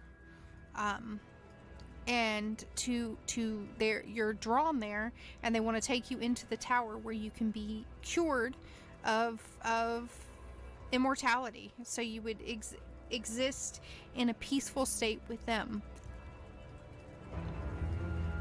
You would ascend, you would join them in the tower, you would join them in the void, where you would have no more suffering. That sounds a whole lot like the story of Anashti Sul, where Anashti Sul didn't want people to suffer, and so she created undeath. So this pacifist Jaw Wraith recognized that undeath is not a gift of eternal life, but a curse, right? So this Jaw Wraith did not follow along with the Anashti plan. It is written that the renegade Jaw Wraith, Rodset Knife, has visited many realms to heal and enhance the frail mortal inhabitants. So Rodset Knife went looking for a cure anyway, anywhere he could find it, and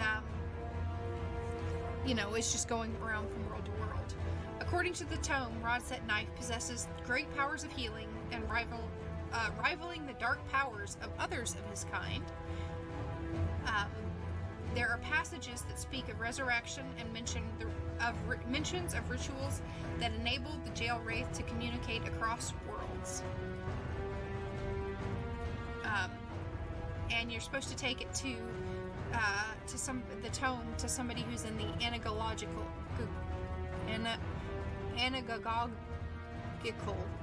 order of Kinos. So again, this is why I think the Tower of Invar is the Tower of Wool, is the Tower of Rot. It's at the heart of the Barox Empire, which would have been Dara's Hollow. It would have been their capital. And when Bertoxulus unleashes the 12 kings, he unleashes the 12 kings upon his people in the heart of their civilization, and the heart of that civilization would have been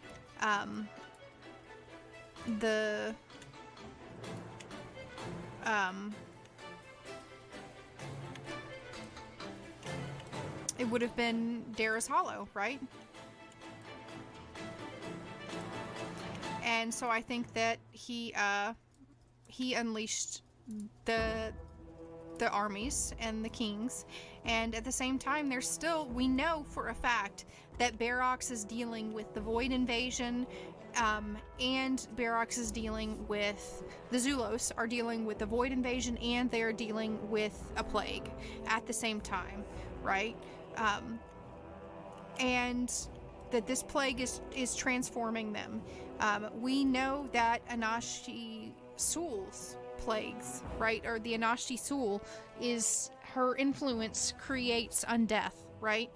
So this plague is unleashed, and it's spreading, and it's changing people, and it's changing people into this undead form. And we saw that undead form with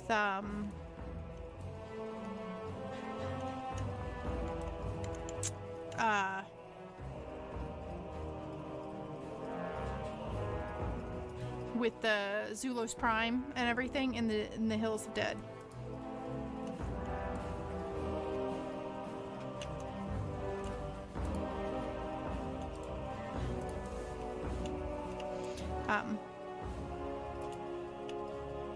And so I think that's our essential answer there, is that the Zulos are the Jail Wraith, and the Jail Wraith simply represent the version of the Jail Wraith, or the Zulos. The Zulos, the Jail Wraith, are the Zulos that turned to Anashti, or that they were given immortality.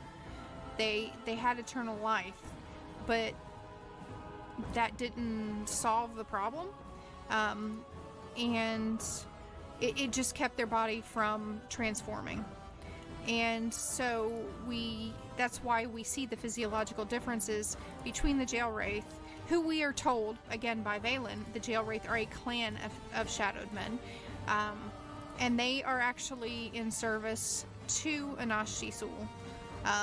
And Rodset Knife does not fall to Anashti Sul. He does not, abide by her rules. He thinks that undeath is a cure, is a curse, excuse me. And he decides that he is going to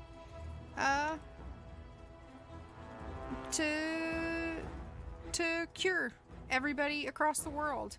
And in fact, when we have Rodset Knife come to Norath, in one of the tales, one of the things he does and says is, "Has the Zulos force arrived here yet?"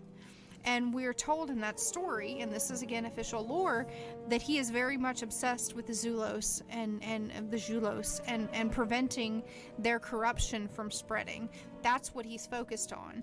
So that connects the story of Dr. Fine, right? Because we know Dr. Fine is an anagram for Rodset Knife. That connects Jail Wraith and Rodset Knife to the Julos, to Daros Hollow, to the Dead Hills.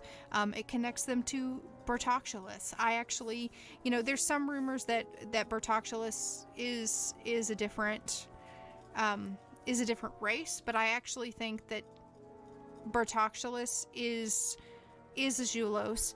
The name coming from the Julos and Barox and Bart Oculus. And I think that that's how we get it. I think they're all one race, that the Jail Wraith represent what the Julos originally looked like before they were transformed by the disease, the plague that was making them all sick. The plague there's several different reasons for the plague. Perhaps the plague was there to kind of drive people to Anashti Sul, or maybe it was Zulvarians. Whatever it is, I think that both, basically we have the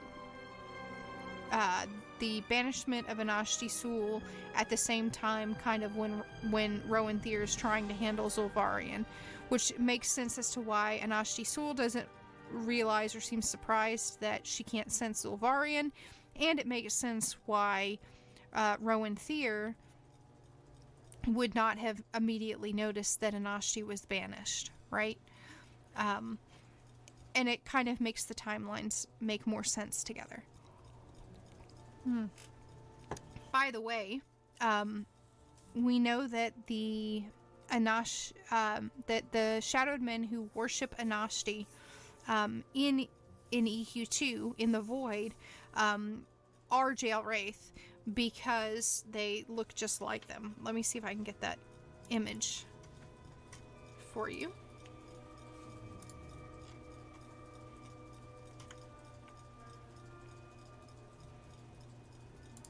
Gotta go through my screenshots.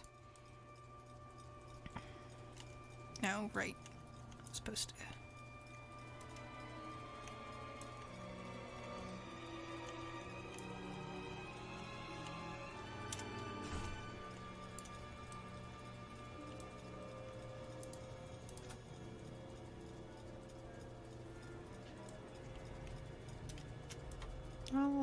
Okay, we're doing that, and while I'm doing this to get set up to go to the Crypt of Decay, I am going to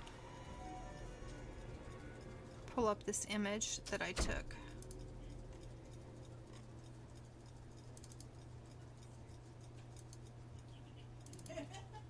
Does anybody have any questions or feedback? What do you guys think of my hypothesis? Do you think I'm accurate? Do you think I'm just, you know, all over the place, completely wrong?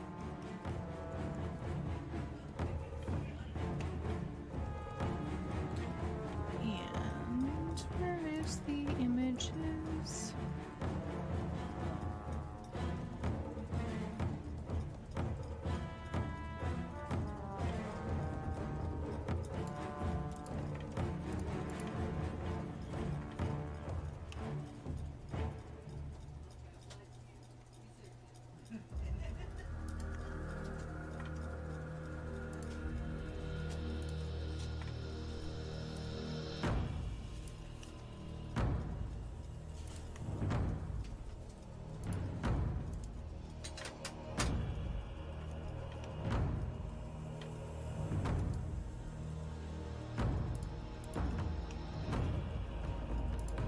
Don't mind me, I am looking for the... Aha! There it is.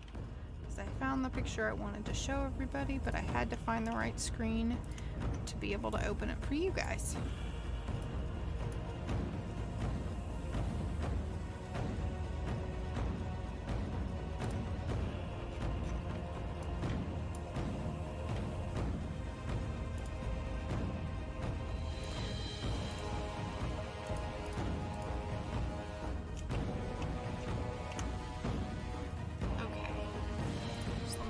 So in this image, the important things to notice are they hover, they have, you know, their two arms, they're very small, kind of petite, almost erudite in nature.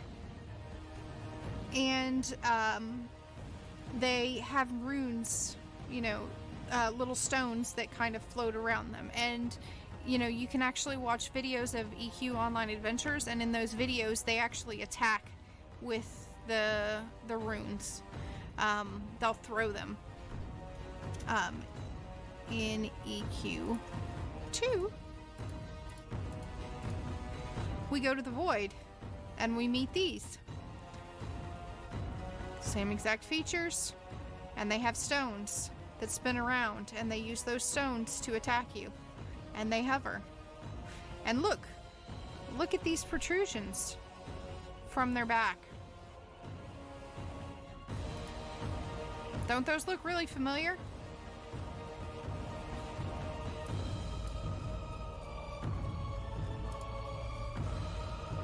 Don't those look super familiar?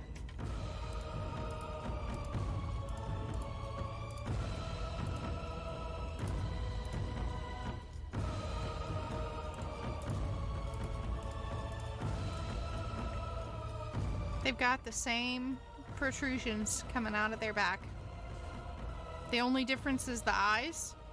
And we know for a fact that the eyes of void creatures, they get more eyes by being in the void, which is kind of considered part of pure magic or creation energy. So that's one of those things.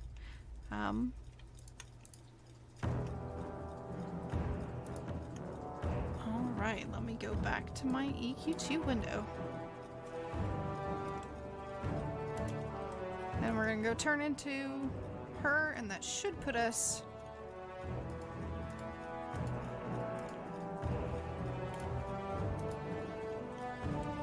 Oh, no, we have to go to the second one now. So again, I'm opening it up for questions. I think I've done an alright job, hopefully, explaining my theories about the Julos, and why I think they're the jail wraith, and how I think that they all inhabited. I think they were in more places in in Norath than just in the Dead Hills, but I think the Dead Hills is where their capital city was, which is why their necropolis of King's Rest was there. And again, I talked about Nectulos. I showed you the corpse of the behemoth in Nectulos. Nectulos is also known for having a void presence in it, right?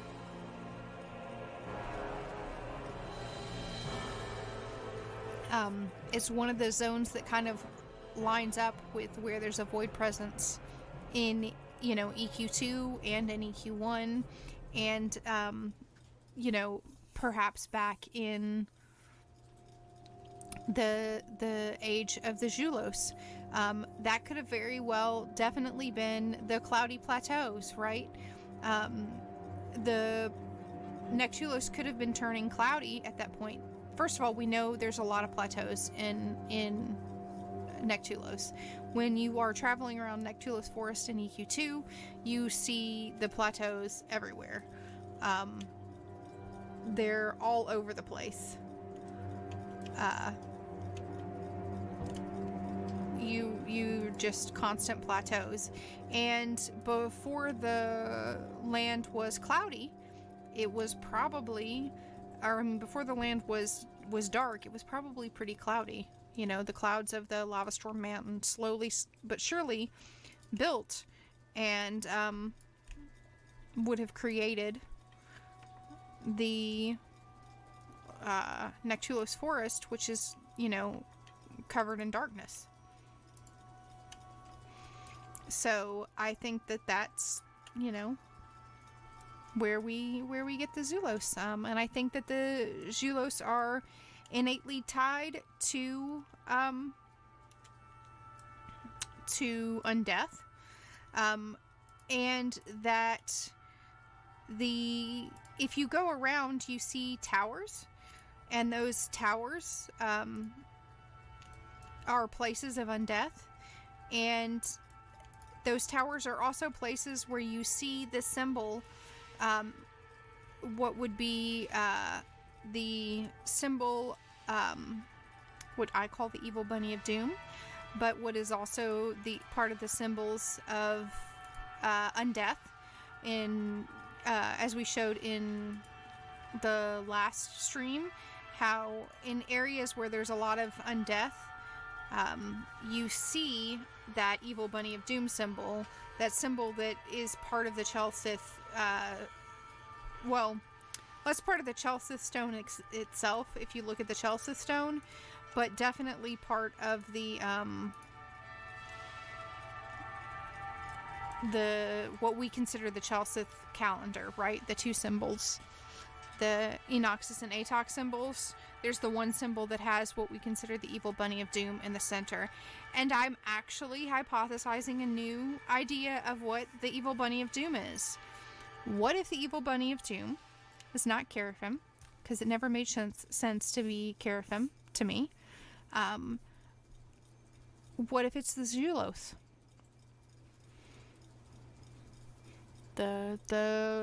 Let's look at that symbol again.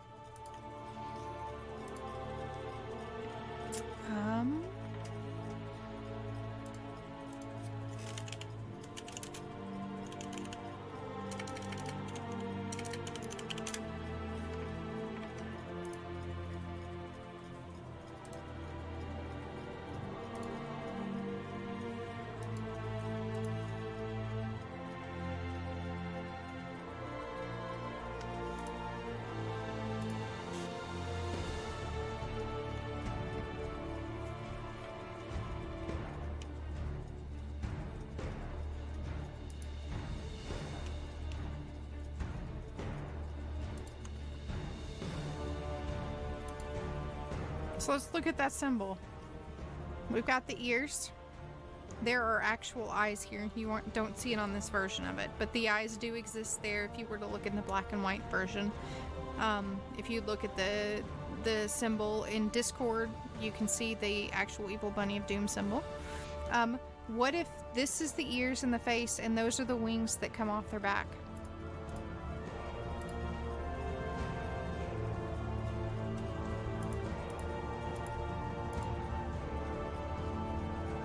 What if the Zulos are where the Dark Elves learn necromancy?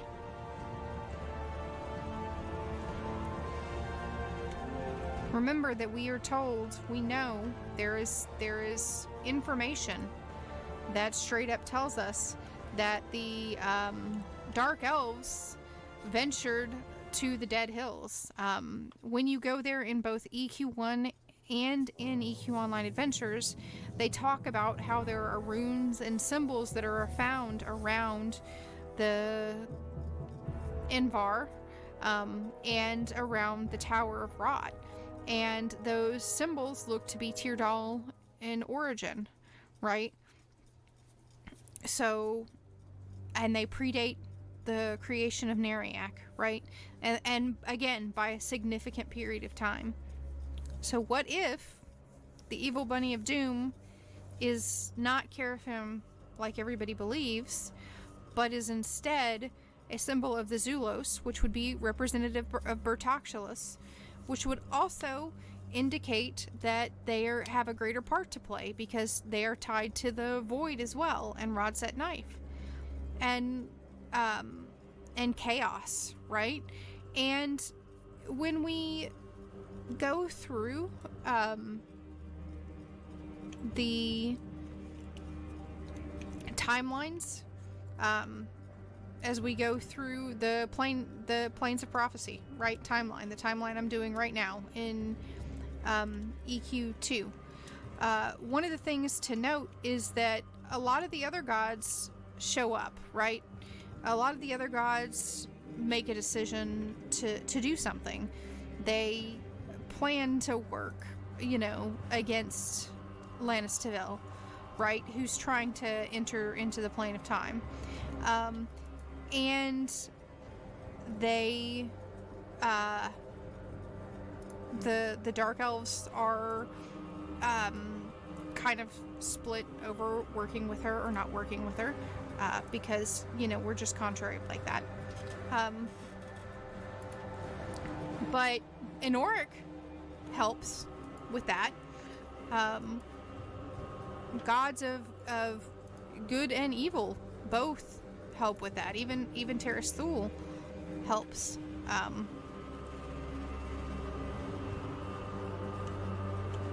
With that. But you know who doesn't?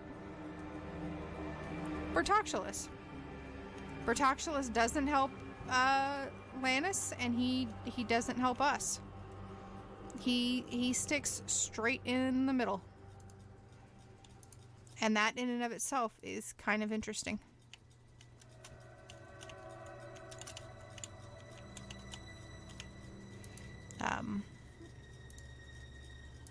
So I think that's kind of... Yes, Bert is definitely mysterious and kind of edgelordy, yeah. He's the god of decay. And so if this is the Zulos, and the Zulos are where the Dark Elves got necromancy, right? If they're where we learned death and decay magics, then from studying their ruins, it would make sense why this symbol appears all over Neriak, right? Because our alliance with the dead and undead is well known. It would make sense why this symbol is in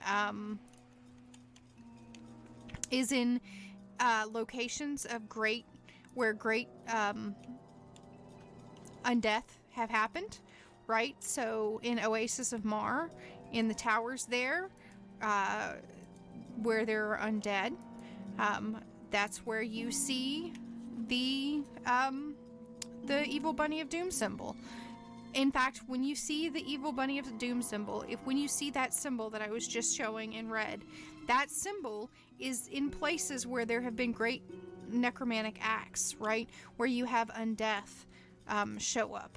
And if the Zulos, again, are related to undeath, if they are related to the powers of decay and living forever, and the jail wraith are associated with them as well, right?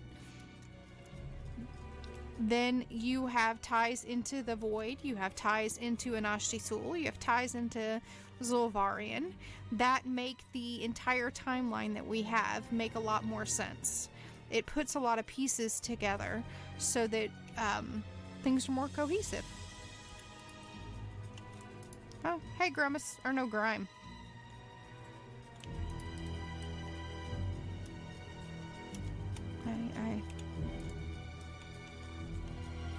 Is there somebody else I have to kill?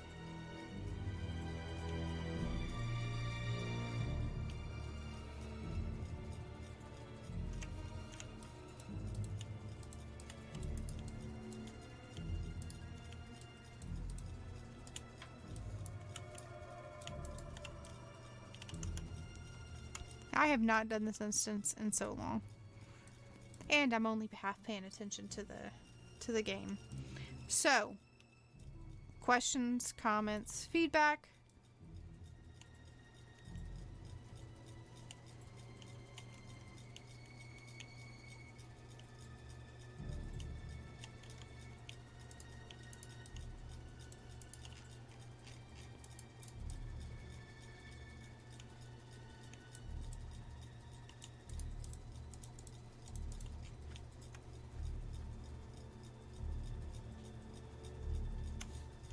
I'm checking my tabs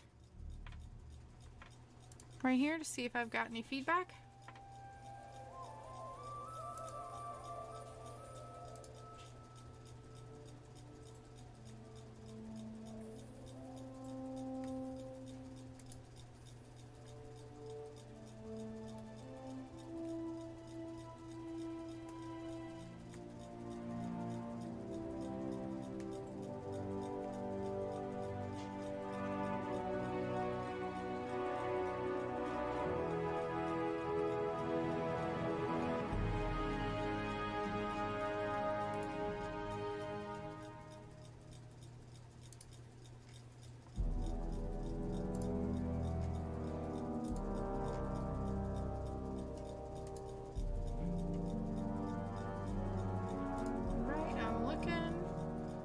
I've almost gone through all my channels, making sure I don't have any tells, any questions.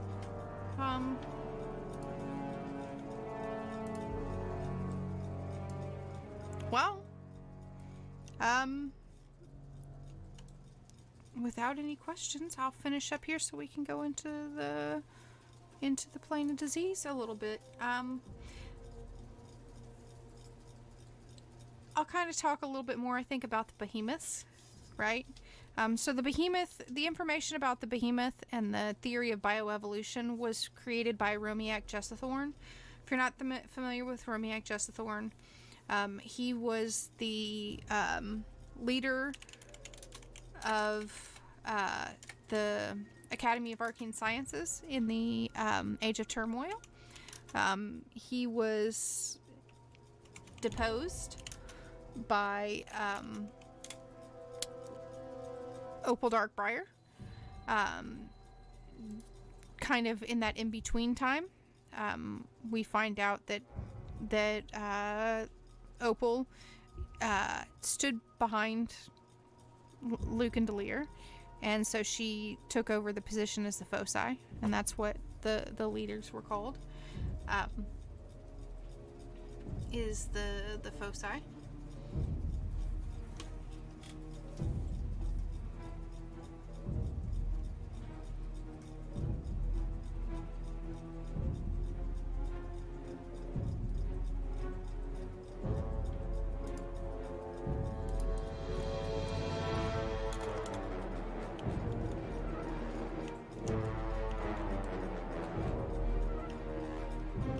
I don't think I was supposed to have originally been able to go through this wall, and I think I just kind of managed to sneak through it somehow.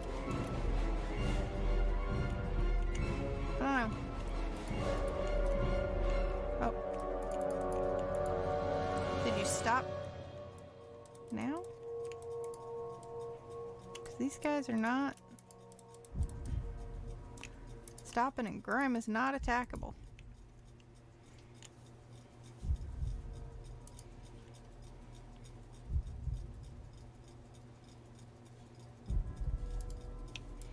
Maybe I need to use the visage. Do I have one?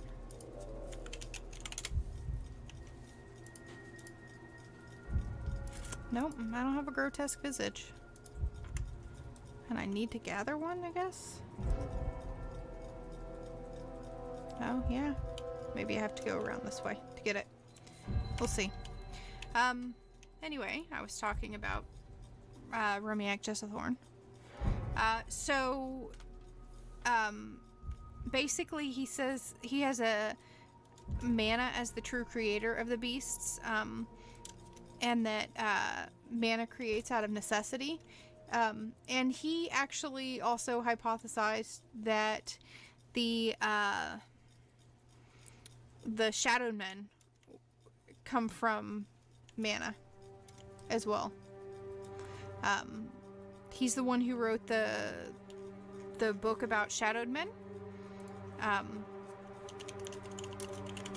So on the origins of Shadowed Men, he said that Shadowed Men are first recorded to have appeared in Norath in the Age of Turmoil. So we absolutely know that that's not correct, right?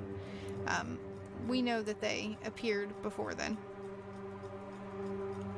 I'm getting teleported.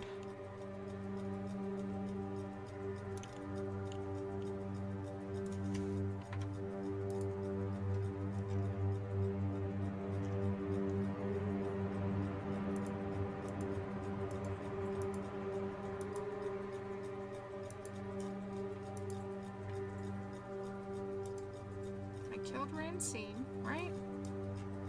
Maybe I haven't killed Rancine yet.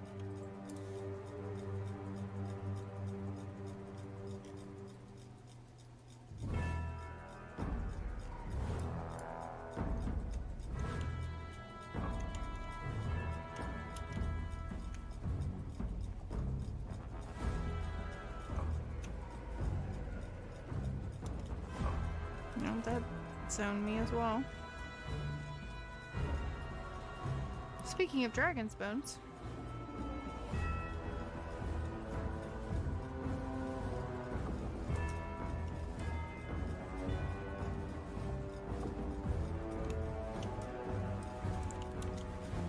Okay, I'm clearly bugged, so we're going to go back to the plane of magic.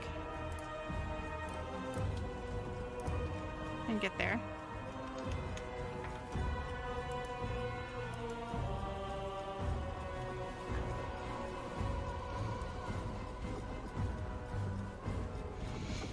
Yeah, I don't know how I feel about Shadowed Men being created from mana. Because part of the Shadowed Men, again, we know are the Zulos, the Jail Wraith. The Jail Wraith are a faction of Shadowed Men. So, but I do think that there's truth or there's evidence that could support that the plane, the void, is the source of mana, right? The source of arcane energy, the source of life, the source of creation. It's you know, we usually think of the void as nothingness, but it's also elemental chaos, right? It's where you go to become unmade. It's discord, ultimate discord, right? Order and chaos, order and discord, life and unlife in some ways. So the reason that the Shadowed Men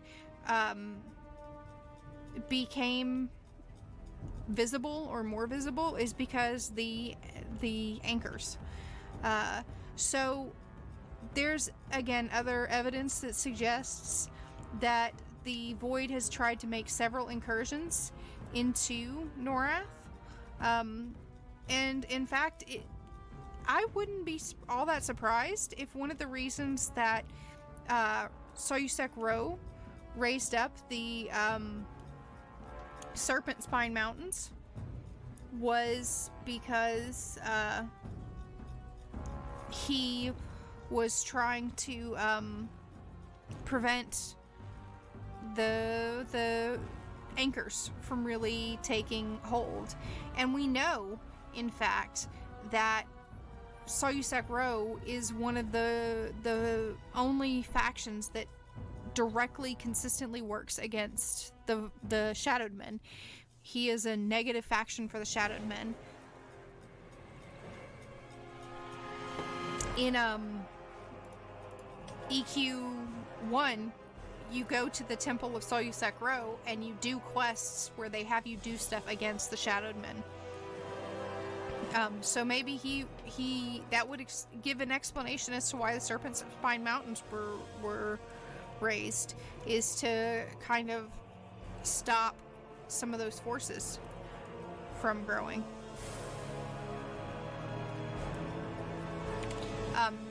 So he said,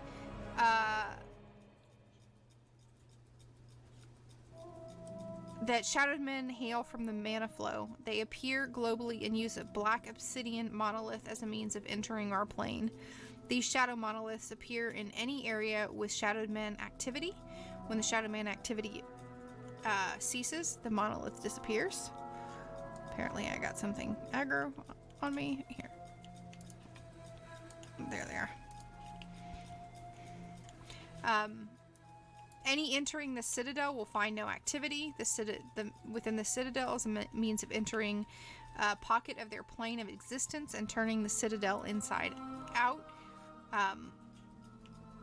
Enter this pocket and all Shadowed Men and their true Citadel shall appear before one's very eyes. But it's part of the mana flow. And again, that can also explain how Rodset Knife was able to travel through the planes, is utilizing the mana flow, right? Or the void. And again, this kind of, he traveled through the void, right? He left trying to find a cure for everything, and some of his people, you know, found eternal life as the cure. Rodset Knife is a Jalwraith. And the Jalwraith are what the Shadowed Men come from. If you give me just 1 second, I'll again show you the evidence that supports that. Not the least of which is we are told in EQ Online Adventures that Rodset Knife is a Jalwraith who didn't agree with, who saw eternal life as a curse. Undeath as a curse and not a form of eternal life or immortality. And so he stood against it. And he was a pacifist, and he was trying to cure things. And we know that he traveled directly to Norath at one point in time and asked everybody, has the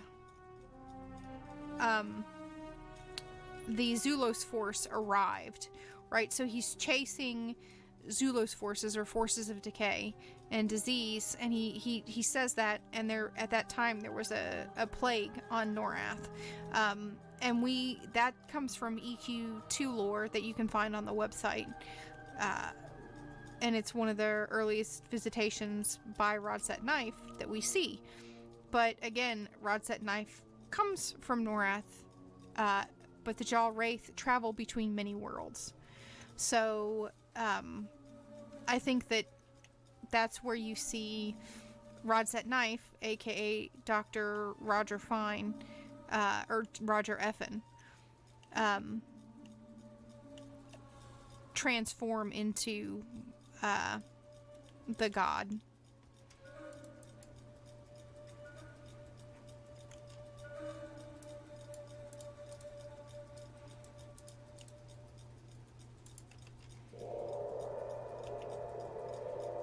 All right. Yeah, they're aliens because they live in the void, and the void is an analog for space in part. That's why there's one side of the void that's kind of like space, right?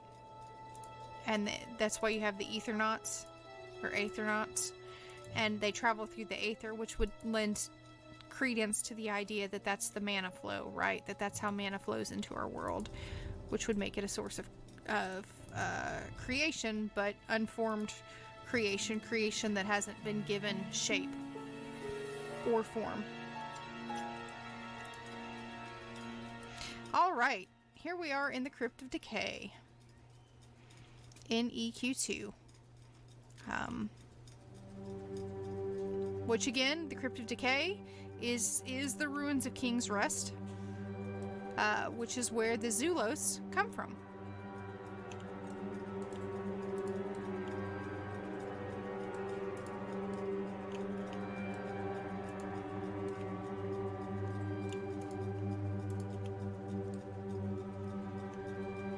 And we're just looking at the different structures around.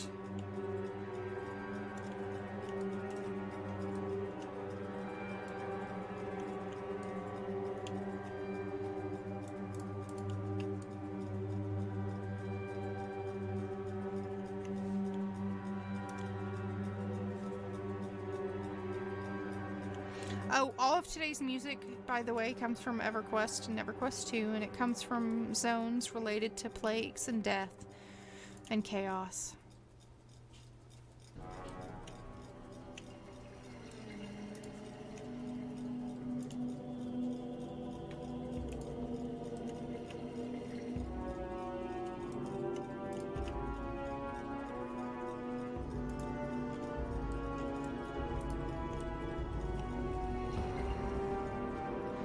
So, remember how I was talking about the 12 kings of the Zulos, or the 13th kings?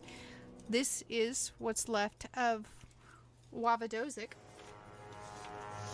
And if I can find my sheet, I'll tell you why he is a spider.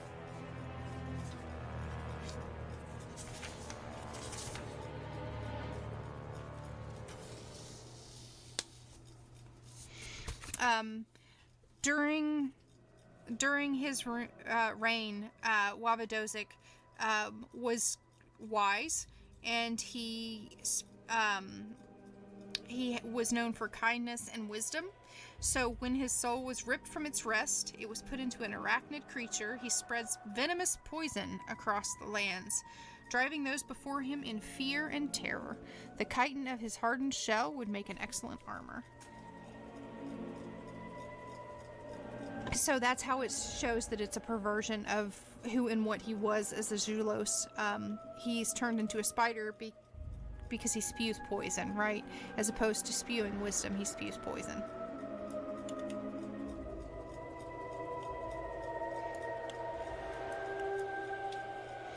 We do meet him in EQ1. It's just very tricky to get to them if I'm not paying attention.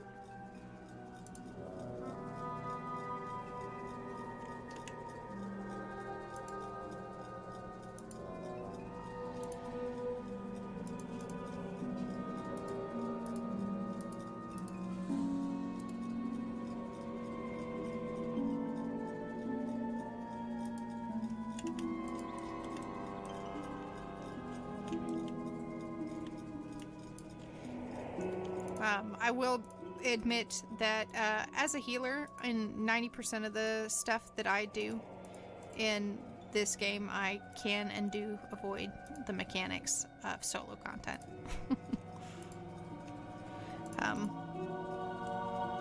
So now we hear Darwal, right? And he was the last king. He's called the last king, but he really wasn't. The last king was the king Adan after Darwal. We have to do something with the barrels of pus, and I don't remember what they were. I have to put them... Yeah.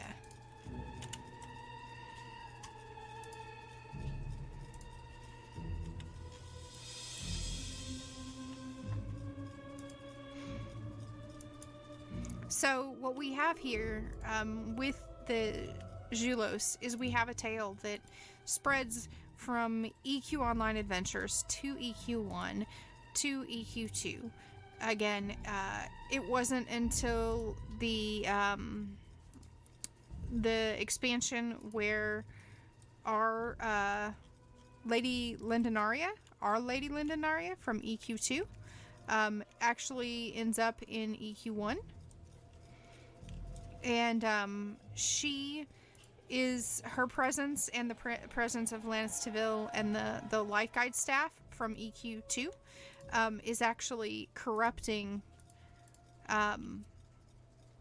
the lands. It's corrupted the lands, and it's opened a rift because Lindenaria traveled through the void, which again goes through that idea of the void being a transient zone.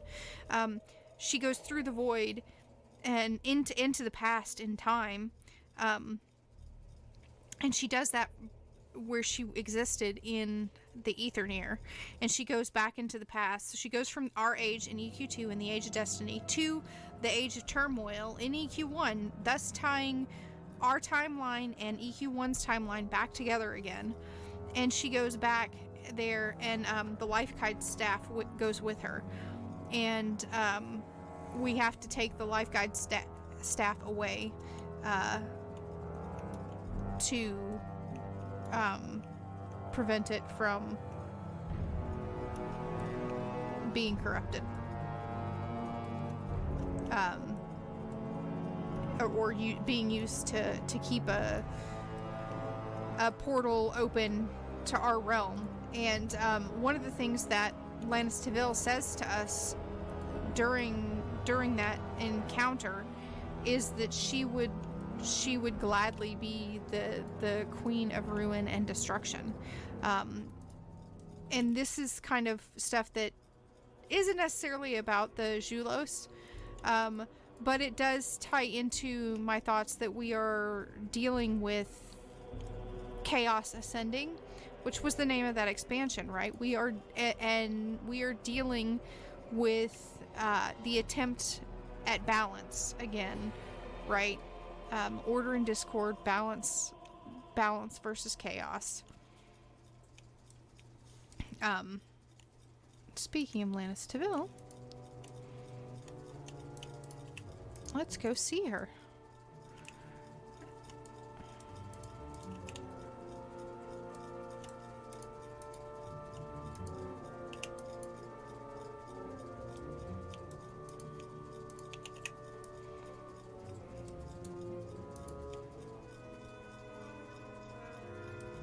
So this is the chamber of the first king. There's Bertoxulus. And you notice that in this day and age, he's taking the form of a Ratonga or a Rokulik. Because in this stage and age, they would have been, the Julos are 100% gone, but the Rokulik are not, and they support him. So, speak your terms, daughter of hate. Ah, I stand before you more than what I was. I am the god of malice, the destroyer of Anoric. I have returned the mistress of torment and elevated the dream scorcher. Join our ranks, Plaguebringer, and you shall have worlds to anoint with decay and decrepitude as your spoil. Bertoxulus says, I will savor the taste of such success, delivered by my legion of ardent worshippers. Lannis Teville, you could have filled your stomach to the bursting by now if it had not been for the actions of the others of the Pantheon. Bertoxulus says, you hold neither the Chaos Stone or the swords of the Godslayer. How do you plan to destroy any others? Lannis Teville, not now. I know better than that. Join me and learn, Bertoxulus. Or don't, and experience it for yourself. Either way, I am leaving a few of my devoted with you. When you reach your decision, they will deliver it for me. I will weigh the terms of the alliance, Lannis Teville. Time is wasting. Do not wait too long to announce your decision. And then Bertoxulus says, yes, I am aware of your presence, mortals. I want to thank you for volunteering to be the vessel of my newest disease. Bertoxulus summons the first king and a manifestation of disease. The first king, Bali, right? Who had the blue torch. The unbearable pain it will inflict upon you will be exquisite, and then your corpse will be sent the seeds that planted upon Norath, spreading my agonizing plague. Your fates are sealed. And let's just look at the first king, right? He starts to show those first transformations.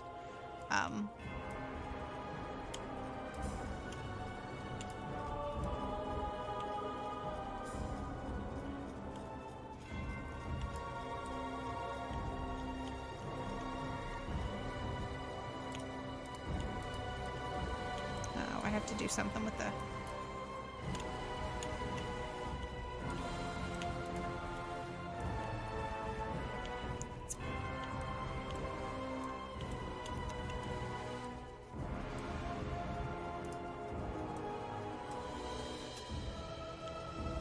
Yeah, Bert is super giving.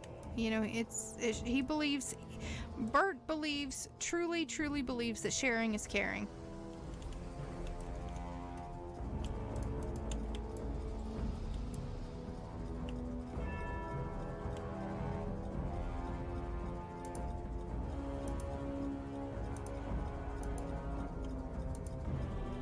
He gives you the Care Bear stare.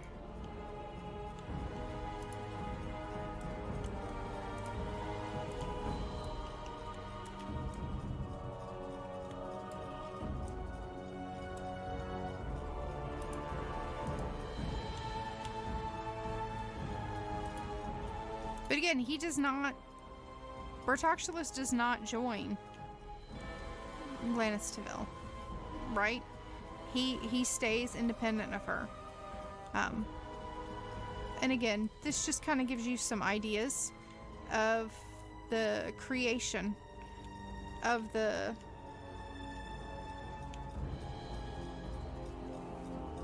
crypts of decay, the necropolis of King's Rest. We only see a small part of it.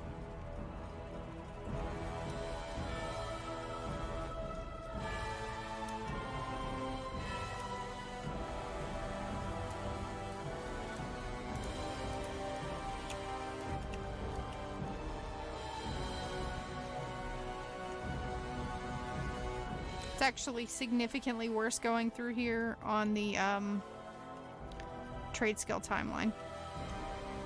So you have to deal with giant slugs and stuff.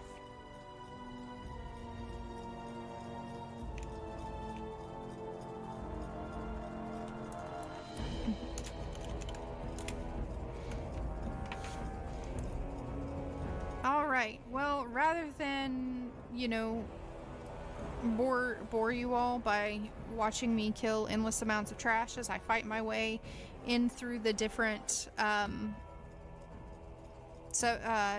sub-gods or demigods in the plane of or the Crypt of Decay in EQ1, I think I'll make a video of that.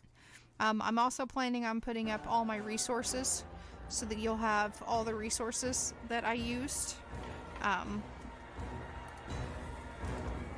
to make this video.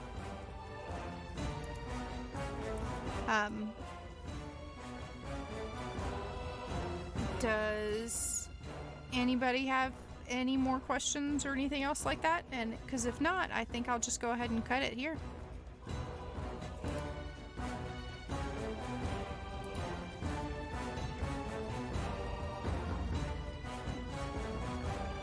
Nope. Nobody? Okay. Well, before we go, I'm just gonna again show you this. So you have Bertox, and see behind him he's got a rat, a disease. So it's like he's taking something from the rat, he's transforming it, he's giving birth to it, and throwing it to his minions, right?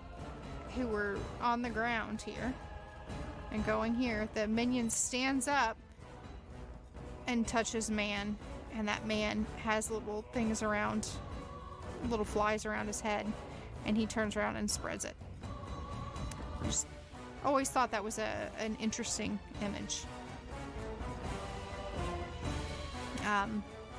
Well, thank you all for tuning in. I hope you have enjoyed it. I hope you have found it interesting.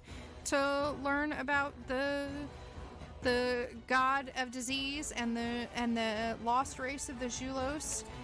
If you ever have any questions, you can send them to me. You can send me an in-game mail. You can contact me via Discord. It's listed on Twitch.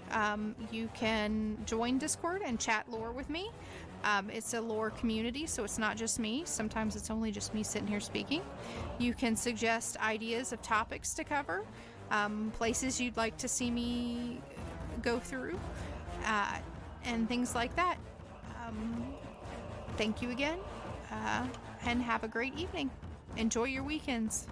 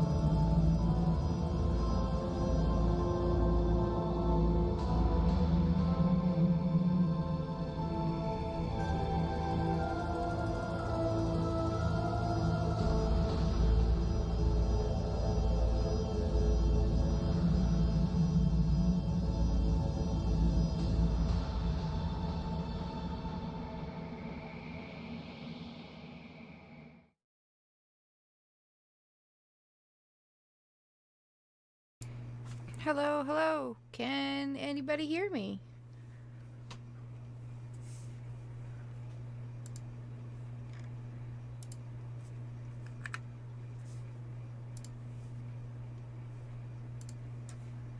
Doing a sound check.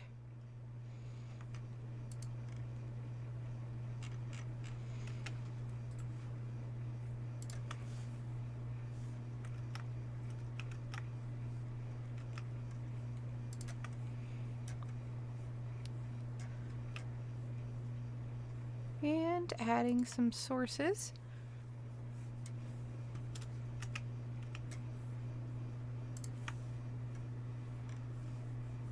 To the stream. Hopefully people can hear me. Today's topic is going to be Luclin, shrouded in mystery, the Lady of Shadows. She goes by many names.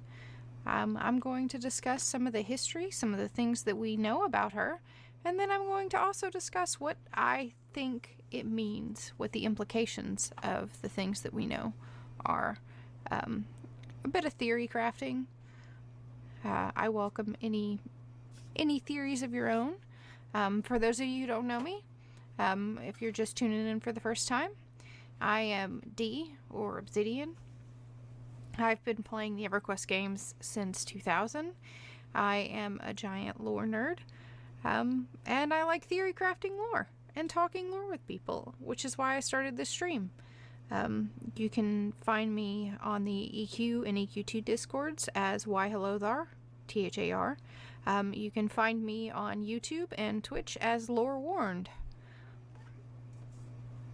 And I am just getting set up over here. All right.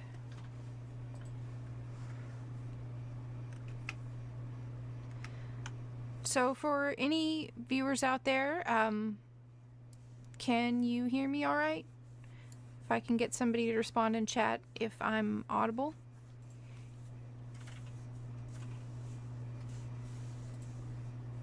Checking my sound quality.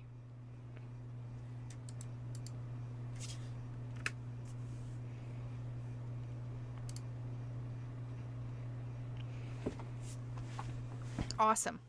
Thank you very much.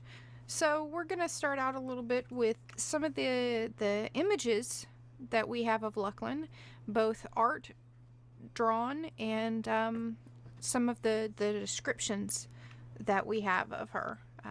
Our earliest description of Luclin comes from EverQuest 1. It actually comes from the websites. We did not see her in EQOA. And I'm just going to read this straight off from what it was on the website. Luclin, the Maiden of Shadows, rules the Plane of Shadow. She is short of stature, about 4'9", sleek and thin, with an elven body structure. Her short hair is a deep gray with long side locks down to her stomach. Her silver eyes have no pupils, and her skin is solid black. She wears black and gray robes, and a shadowy mist perpetually swirls around her feet. In one hand, she bears a massive silver and platinum staff, carved in the shape of two tendrils wrapping around one another to form two humanoid hands at the top. Floating just above the cupped palms of the hands is a small black orb whose surface has an iridescent sheen, similar to that of oil. When we got the pen and paper game, we got basically the same description. Ruler over the Plane of Shadows, Luclin appears as a short elf-like being. Because of her affinity for the dark corners of the world, she has garnered the devotion of many rogues who offer a quick prayer to her when they find themselves seeking the protection of the shadows. Her eyes are silvery with no pupils, and her skin is black as the night. She wears black and gray robes, and a shadowy mist floats above her wherever she walks. She carries with her a staff formed of twisting tendrils that cups an orb of blackest pitch. Her wicked humor and penchant for inflicting insanity show her neutral evil alignment. I actually disagree with that alignment personally, and we'll kind of talk about why, but talk about how that fit in when you're talking about the pen and paper game. And then we get a little bit of information that while Norath's first moon, Drenal, can be seen clearly in the night sky, the second moon, Luclin, remains hidden behind a veil that was created through a pact forged by Brel Cerillus, Prexus, and Tunar. The moon was formed by the goddess Luclin, who is said to dwell there. Luclin has no day or night, as half the moon is forever in darkness and half forever blasted by unyielding sunlight. In EQ2, we got a little bit of information about her staff. Similar, very, very similar, but some of the word choices are important, I think. And it was called the Staff of Sacrum Va. Va means shadow, so we don't know what Sacrum means in Akeevan. This exquisite staff, forged by deific means from a celestial metal, has the appearance of silver and platinum. It feels bitterly cold in your hands. Whispers seem to call to you. Cupped by two flawlessly formed humanoid hands at the head of the staff floats a black orb, the depths of which hides a cosmos of shrouded truths, swirling and twinkling with universal precision and complexity. And as we are looking at these images, the first image up at the top is our first picture we ever saw of Luclin. You can see the shadows around her feet and her staff. We get a picture of her in EQ1, and it's based off her EQ1, her avatar in EQ1, which we actually go to the Plane of Shadows in EQ1 and see her and interact with her. And you can see her skin is very, very dark. The image on the left-hand side with the 4 arms, that's the Akeevan image. And that's included because the Akiva are said to be made in the image of Luclin. And their statues of her are, as we can see in this bottom right corner, are made in that same image. That is Atenhara in Vexthal, and she's standing in front of the actual shadow, or the actual sculpture of Luclin, who's got her foot on an orb of shadow, it looks like. And above that, you can see that same similar image that she has of the 2 hands cupping an orb. And then, of course, on the bottom left, we have the actual map of Luclin itself, with the half in dark, half in light, and then half above ground and half below ground.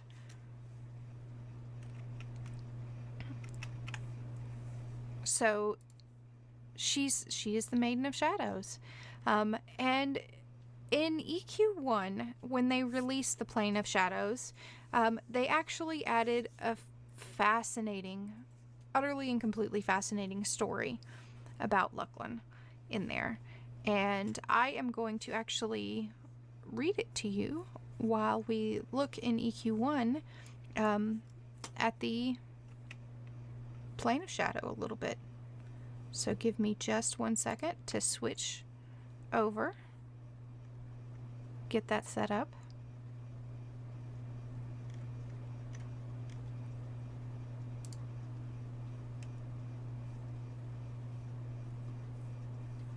Here we are in EQ1.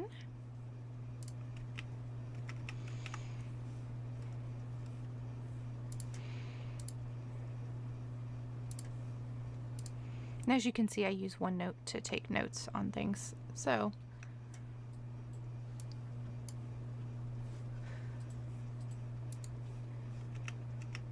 all right. So right now in EQ1, I'm just inside the entry hall to Vexthal.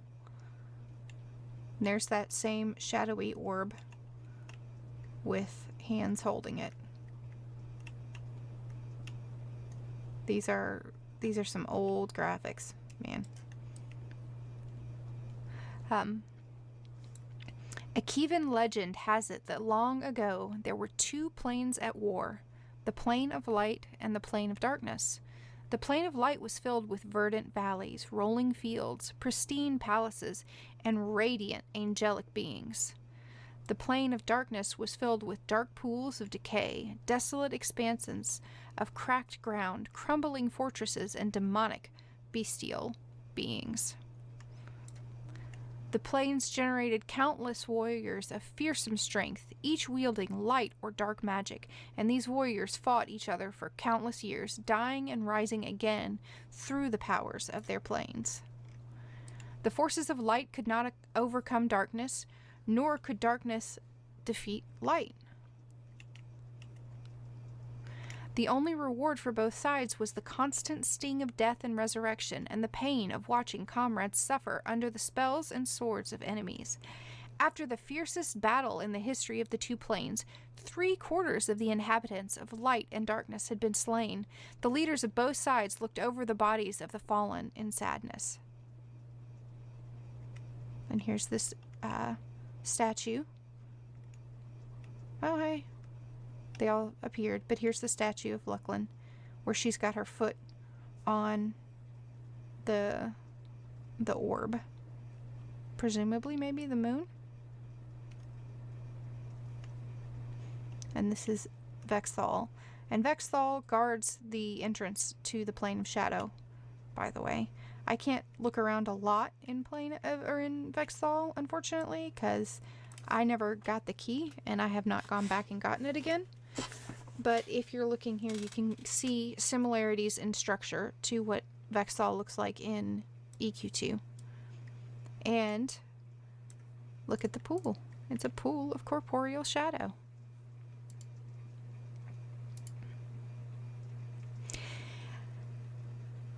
After the fiercest battle in the history of the two planes, 3/4 of the inhabitants of light and darkness had been slain. The leaders of both sides looked over the bodies of the fallen in sadness, but through grief came wisdom. The leaders recognized no plane would ever win the eternal battle. Until the two sides could be reconciled, there would be only suffering. The greatest spellcasters from light and darkness met in concert and began the incantations that would alter their planes forever. We're heading now to the Plane of Shadow.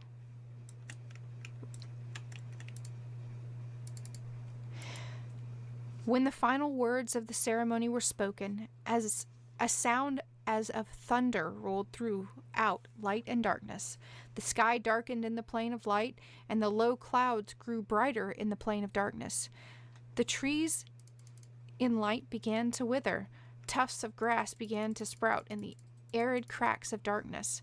Light's palaces began to crumble. Darkness sagging fortresses and towers lifted their broken heads. The ground in both planes shook violently, and all sound fled from the air. In a moment, it was over. The warriors of light and darkness, the spellcasters, the leaders, every being disappeared. The pain of thousands of years vanished in an instant. A dark orb, lit only by a faint corona, hung in the sky. Dim flames, both light and dark, floated between intertwined trees, ruins, and fabrics. Wherever the light fires touched, stones and roots and veils remained pristine. As the light faded into darkness and gave way to dark fires, objects decayed and wore a tarnished sheen. The planes of light and darkness had become one, the plane of shadows.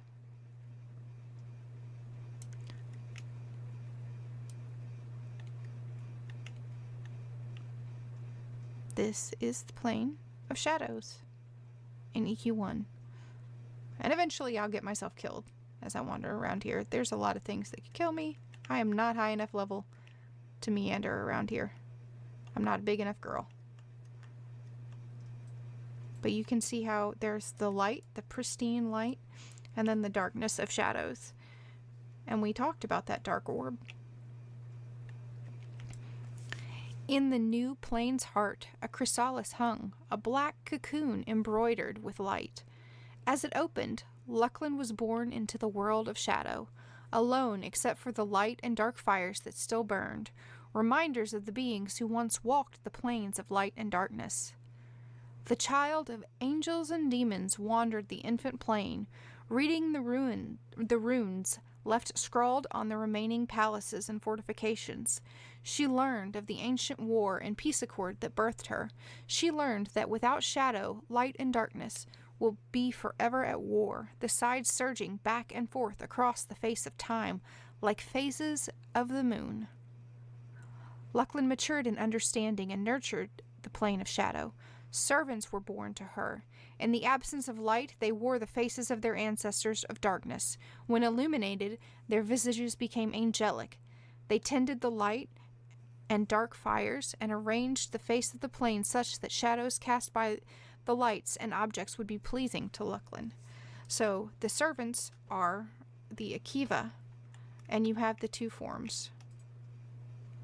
And this is one of the Akiva. What's interesting here is this is an updated Akiva model. We saw in the screenshots and in the in Vexthal you could see the other Akivans, and they did not have the eyes that quite looked like this or the fangs.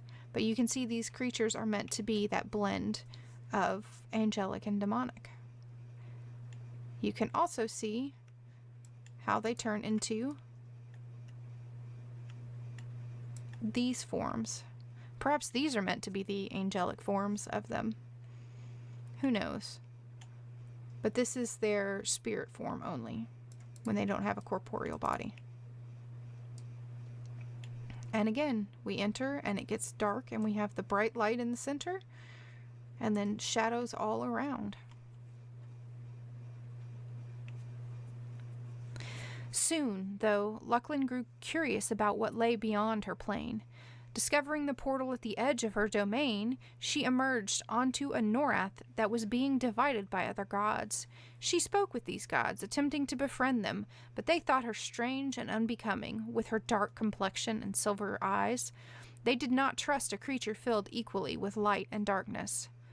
Luclin did not trust the other gods. Spurned by them and wary of their words and intentions, she claimed the moon of Norath and made it the seat of her plane.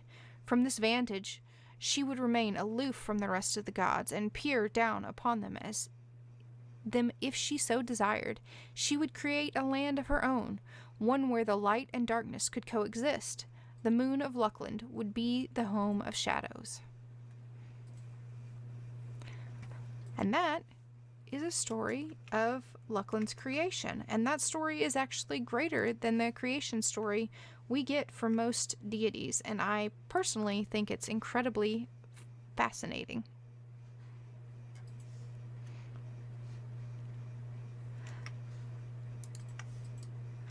So I'm just going to run around here a little bit and look and tell you a little bit more. The Akiva are supposed to be androgynous.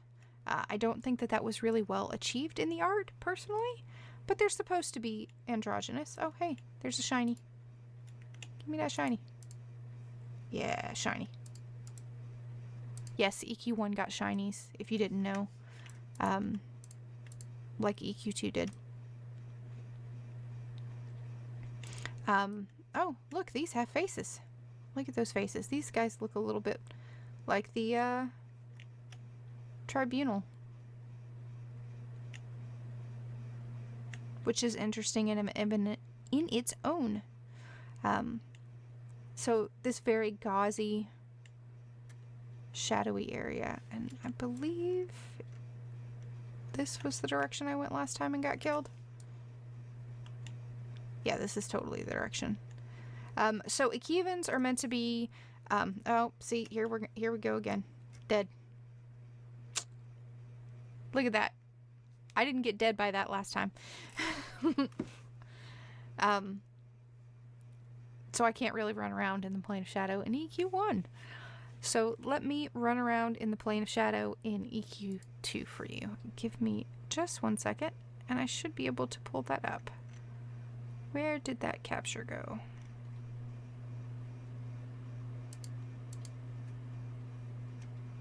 Oh, that's right, I had to add it.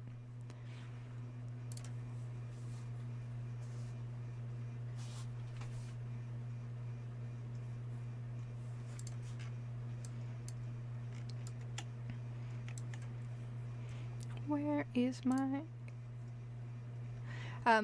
So Luclin is definitely poised as between light and dark. In EQ1 and in EQ2. In EQ2, we find out that Khazak Thul died as part of the Chains of Eternity, that Khazak and Ralosek are both dead, and that's the reason that Drenal has been corrupted. We also learn in EQ2 that Luclin and Drenal have a agreement, and the reason that Luclin cannot die and her creatures cannot die is because Drenal has agreed to not take any of the souls of those that are hers, and to and in return, Luclin will keep Drenal's secrets.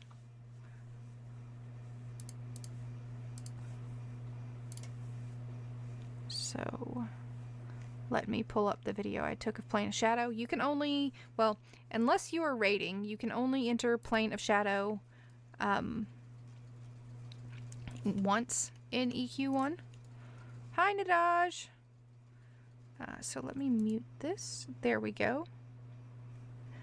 And make it big. This is Plane of Shadow in EQ2, where I went through it with my character, Zarithia.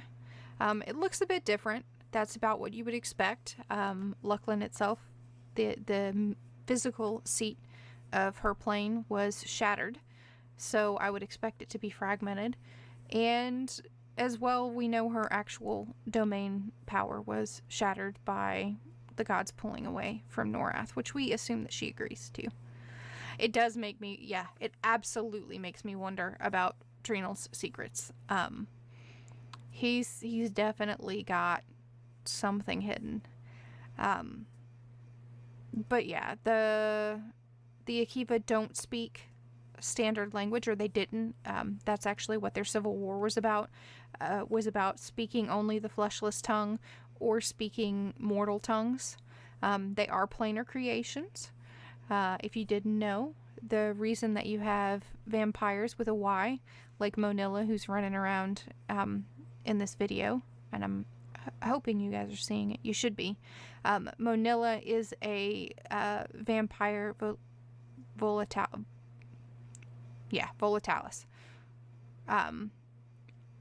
She is a vampire that was made.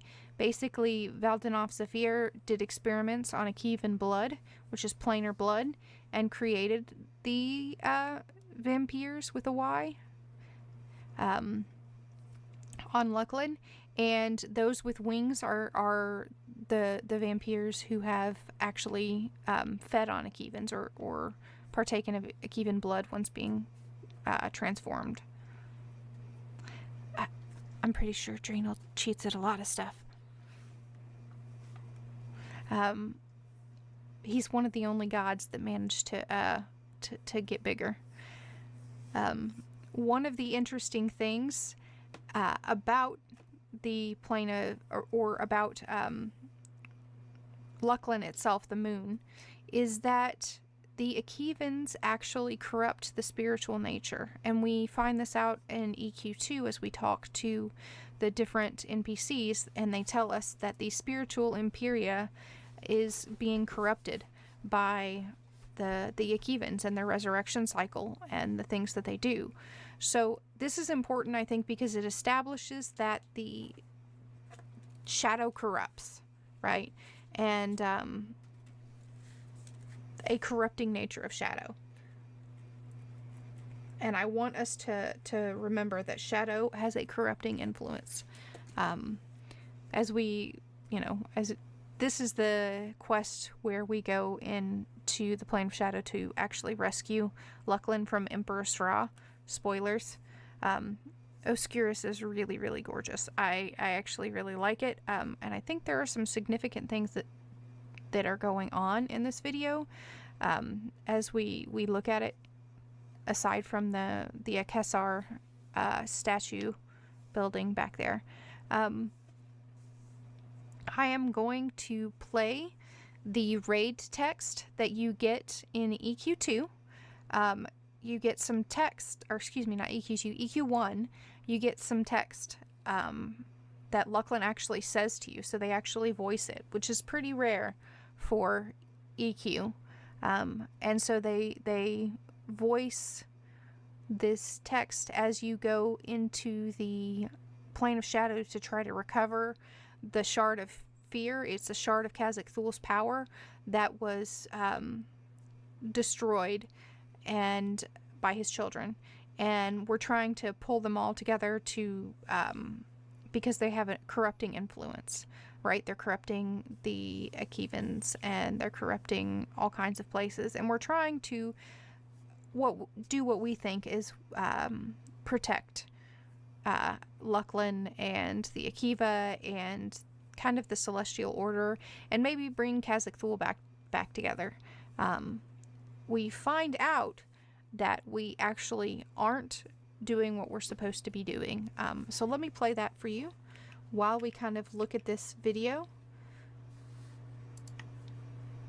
Your journey into darkness ends here. If only your death may bring balance to the shadows, so be it. You should leave from here. If you fight on in your quest to bring about Zarek's darkness, you will die. Mortal beings who live within the shadows of guilt and secrets, what makes you think I hear not every whisper, curse, or plea you utter? Under the light of my moon, you spill your secrets to a darkened room. You speak your blood oaths, you cry out in your fulfillment of base desires. I see into your hearts. I know the darkness that lies within, vying with light for supremacy. You stumble about, enshrouded by darkness or blinded by light. You know not which will next lead you, or which will become your master. Diabo, darkness mastered you. Long ago light bled from your heart, pierced by the shards of fear and the blackened thorns of envy. You are but a darkened husk, a shriveled form of the creatures I created. For you, there is no return to balance, only dissolution in the blackest reaches of my realm, beyond the edge of memory. And you adventurers, you stumble into my presence, led as though blindfolded to gallows built by your own hands. I see within you. Some bear light, others carry darkness, but together your shadow walks a fated path. Will you climb the scaffolding and stand beside your dark executioner? Will you lay your necks within the noose that tightens around Norath? Know that I will not allow what you seek. The final piece of Khazak Thul rests in my shade for eternity. If you continue your journey, to you I grant reprieve from the gallows through death. You think your spirit shines in these dark hours, but I see the black cloud billowing about you, encroaching upon your horizon. You race into the moonless night, heedless of the coming destruction you hasten. That which you call light is only darkness. Can you even say where one ends and the other begins? Can you take a life that countless more might be saved? Though Khazak Thul was of my immortal kin, that which has been destroyed should never be repaired, lest he who stalks in shadows arises to claim both night and day. Those of you who cannot walk in the balance of light and darkness will be destroyed by shadow. You still do not understand? The hand of darkness guided you here, stretched you out like mindless digits to grasp for itself that which should never be taken. Kellalor Talaris, stand before your goddess. You are the palm of your master, the black hand of many names. You reach for coin but grab hold of Norath's destruction. Do you even know whom you serve? Long ago it ceased to be I. Now your death will serve Norath as a reminder of the cost of allegiance to Zarek.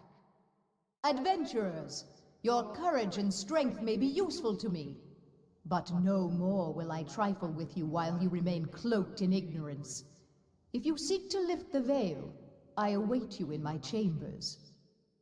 In another age, before even your races crawled upon the surface of Norath, I heard the Alarans praying in their strange tongues under the light of my moon.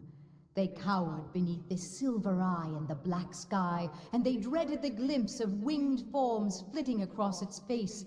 In this strange land, fear lurked beneath every rock and within every shadow.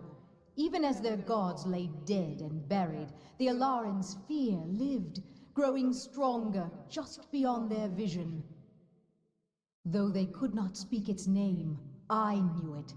Even in the darkest twilight recesses of thought, I am there. I have seen where it lives, behind the brave countenance or facile smile. Lupex, the unspoken. It has been called many things, but its true name is Zarek, the phantasm of unspeakable fear, the fear without name. It waits in the heart of Kazak's crystal, drawing facets of fear unto itself, becoming a god more powerful than Kazakh ever was. It ends here. This piece of Kazakh Thul will never leave this chamber. If you trek further upon your dark path, I offer you no leniency. You forfeit your life as Kelalor did when he made a pact with Zarek. But there is yet a chance to atone for your misdeeds. In due time, I shall open the way into the heart of fear. Leave here and return to your lands below. Concern yourself not with my realm, for my servants and I shall return it to equilibrium. Await the time to confront Zarek. Prepare your minds. Be not fooled by the path of light or darkness, for one is often the other. Instead, walk upon the path of shadows and know that I hear your thoughts and am with you in the gray. Be ready when I call upon you to walk the path of shadow.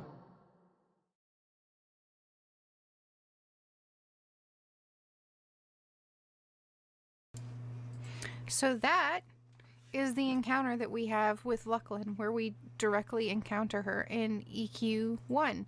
And Zarek is an ancient darkness, an ancient god of fear, a more primal god of fear and destruction.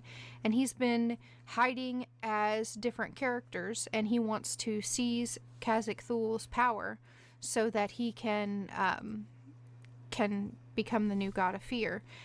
He actually tells us that our problem and Kazakh's weakness is that he has become named, and he needs that true fear is the unspeakable unknown fear and fear of the unknown. And there is Lucklin standing in the way of that. And what actually happens in that is that she takes the heart of fear, the heart of Kazakh Thul, and she actually helps preserve Kazakh Thul. She takes his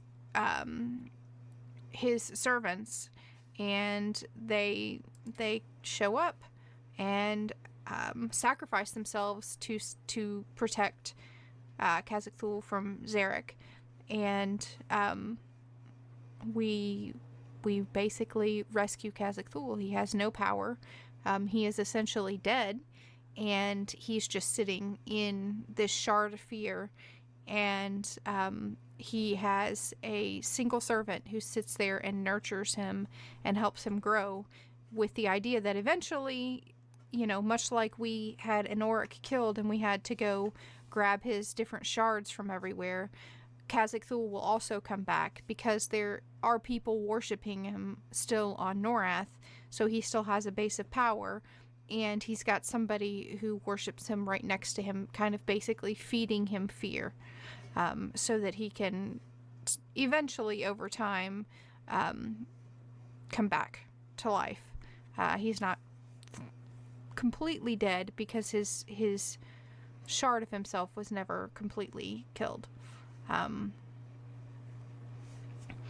Kelalor Talaris is one of her is one of the Akivans who we were following, and Diabo is Diabo Vazin Velis. Diabo itself means master, and Diabo was driven mad by the influence of fear there, and they are trying to break in the the doors of Luckland's chamber, which is where she's hidden the Heart of Fear.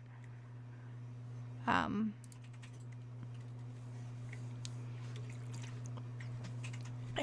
Kalaris, or Kellalor Talaris, thinks pretends he's serving Luckland, and he actually leads the mercenaries on the plane of shadow, but he is not serving Luckland at all. He's serving his own mercenary greed, which ends up putting him serving Zarek. So basically, our own hubris allowed Zarek to come into power.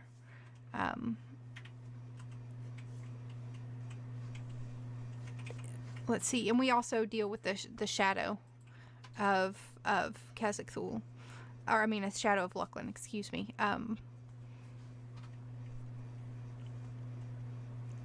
And we don't get this dialogue voiced, but this dialogue is between Harbinger Glask and the Shadow of Luckland.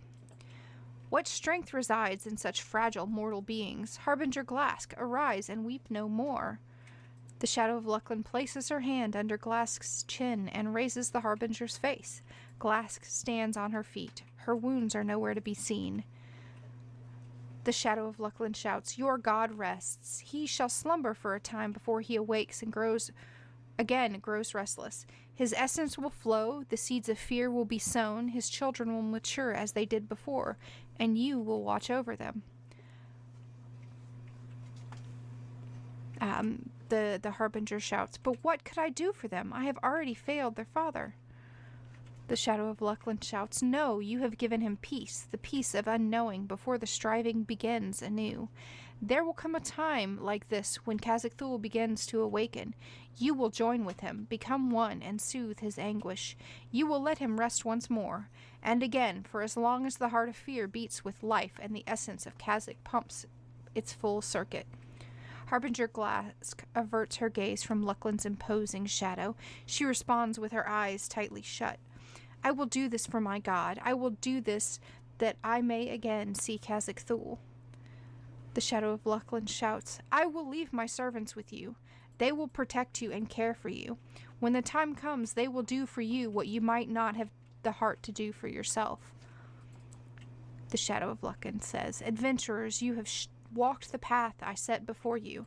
The light still shines upon Norath, untarnished by Zarek's darkness. Khazak Thul remains asleep, but the world still has need of fear. This crystal shall remain its heart. It shall be a reminder of the folly of gods and mortals, a remembrance of the ambition and gullibility that almost destroyed us all. But it shall also be a monument to the gods and mortals who rose above their mistakes, stood against the darkness, and atoned for their misdeeds. None shall be forgotten. Moral, Terrace, Ralos, Riken, and the Triune God, Zarek, this is their monument, and yours." Luckland turns back to Harbinger Glask. "And this is now your home, Harbinger Glask. If you ever need of me, or your anguish becomes too much to bear, cry out to me, and I will come to you. Your days might be endless, and your burden heavy, but you will never be alone, as long as we both keep watch over Khazak Thul." Harbinger Glask kneels before Luckland. "I will do this, Lady of Shadow. I will do this for my God." The Shadow of Luckland shouts, "Why tarry here, adventurers? Your part has been played. The long journey is over. Go out into the bright world of Norath, where the light still shines, and there is always another adventure to be found just beyond the next hill."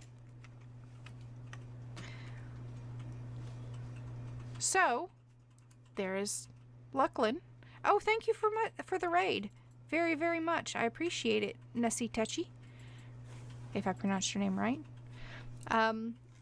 But there we have the Shadow of Luckland, and I think this is important and critical, because I think what this shows is we know that Luckland is a liminal power. She is the in-between. She is in between light and dark, in between the truth and the lies. And I think that her power is that she is the god of the in-between space between chaos and order. I think the plane of shadows lies between void and creation. As we were watching the video on the screen right now, we're fighting Emperor Sra, who has taken Luclin's power. Luclin was trapped in her, or her power was kept in that scepter, much like how Lannis Taville's power was kept in the Sword of the Blood Moon. So too was Luclin's kept in her staff, and by being impaled with her staff, Sra has kind of become one with Luclin's power and is drawing on it as Shadow basically grows again. And I think that Luclin is the goddess who exists kind of as the doorstep in between Norath and the Void.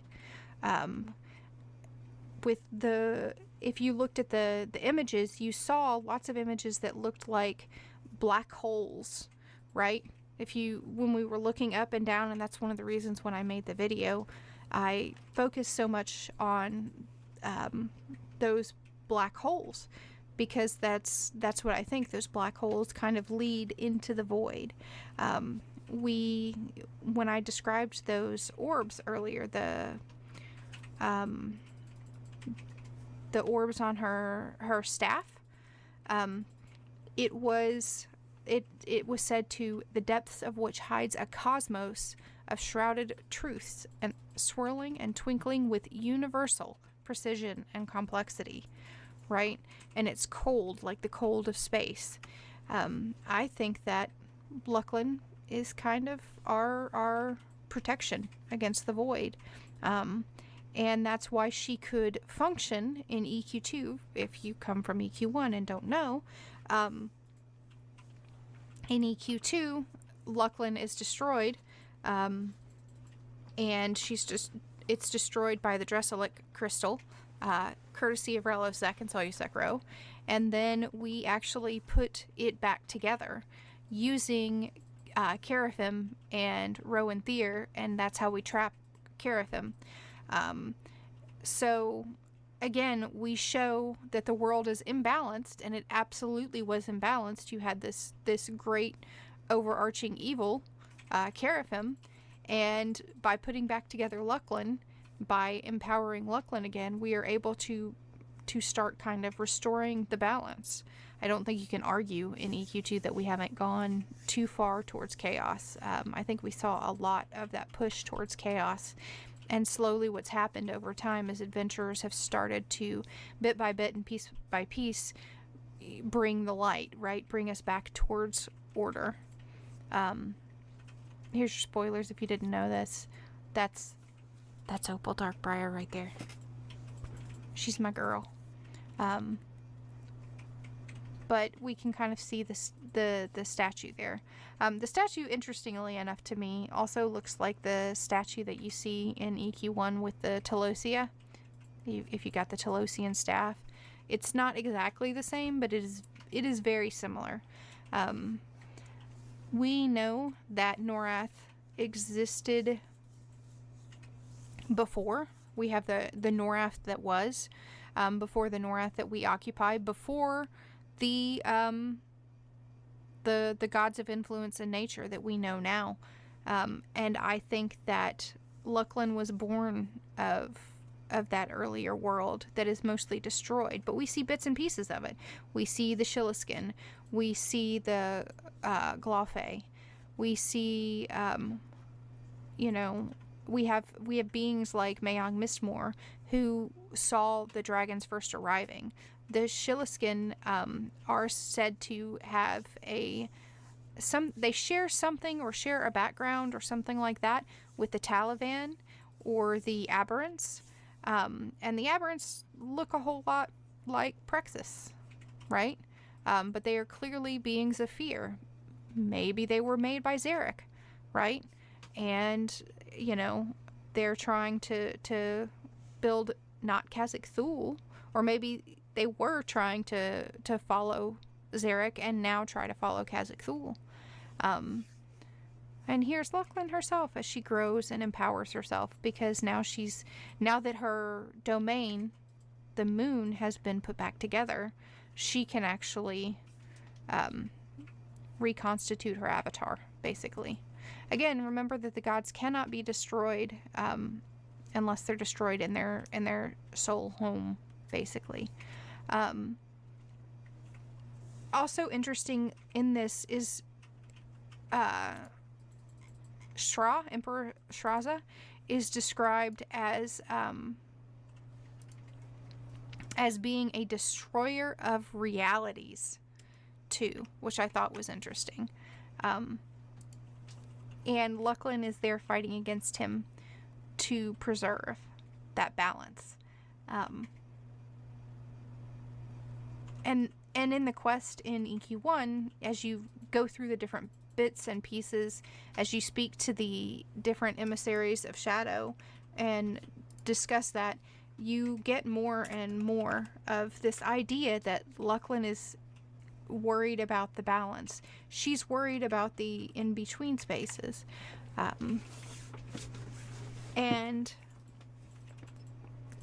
But see, Quellius wants peace. Lucklin doesn't want peace. Lucklin or tranquility. She just wants balance, right? This is why her, originally the Akiva, her creation, had the Akel Hara, and Akel Hara tended towards more order, right? And tended towards, I guess, more empathy, if you could say that. They aren't really empathetic creatures. They aren't empathetic creations. They're actually kind of evil in the way that they enslave others. And see right there, do you see that how that looks like in the center? It looks like a black hole. So you're right. In EQ2, she looks way different than her descriptions. It's not that black of night that you would expect. Absolutely agree with you there. Oh, hi Gwen. Hi Gwenny. I did not realize that was you, but hi.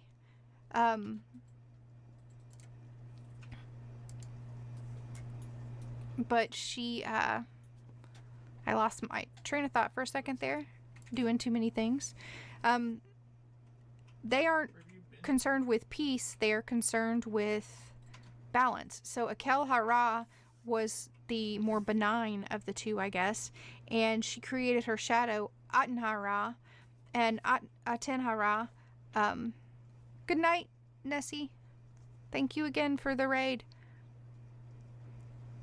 Aten Hara is the one who leads everything towards discord, and she destroys a bunch of things.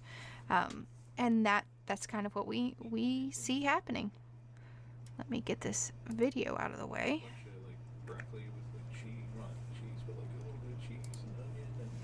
And we're back in EQ 1, because other things that we find out is that in the Skyfire Mountains in EQ1, there are 3 orbs. Let me see if I can find my specific text on those 3 orbs.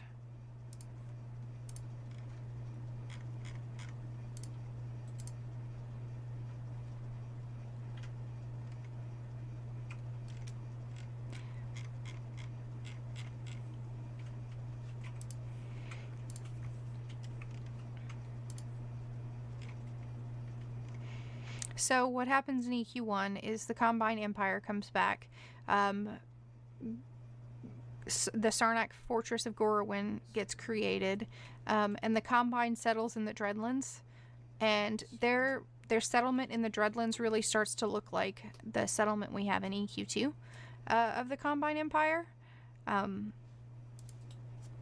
But as they are meandering around and doing what they do, they say, "We have found 3 large magical orbs in the area. They seem to be ancient and are resonating with intense power. Investigation has been slow, however. Our expeditions are being harried by ratmen." And so you go to these orbs, and you have to investigate each of these orbs. And what we find out is that they call this the Orb of Molten Fire. Probably something along the lines of Ro, right? It's probably our sun. And then you have, let me go south. And the second orb is, there's the orb that's the globe of Norath. If you've run around, you've probably seen the image. It's very pixelated because this is, the first expansion. This is 2000 era graphics. I have not run around the new Skyfire Mountains. It might look better. But again, I am entirely too low level to do so.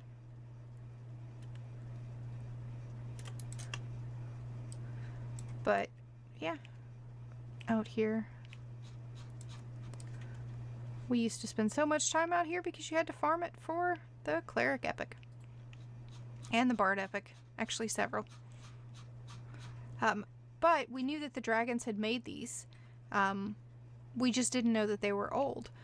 But the second one is a moon-looking orb. And it is not the Orb of Drenal. It's actually called the Orb of Lucklin. And it's odd to me because Norathians didn't know about Lucklin for the most part. This is the Orb of Lucklin right here. We didn't know it existed. We didn't know it existed until Al-Kabor managed to pierce it. So during the era of the Combine Empire, some members of the Combine Empire figured it out and were able to use to teleport there.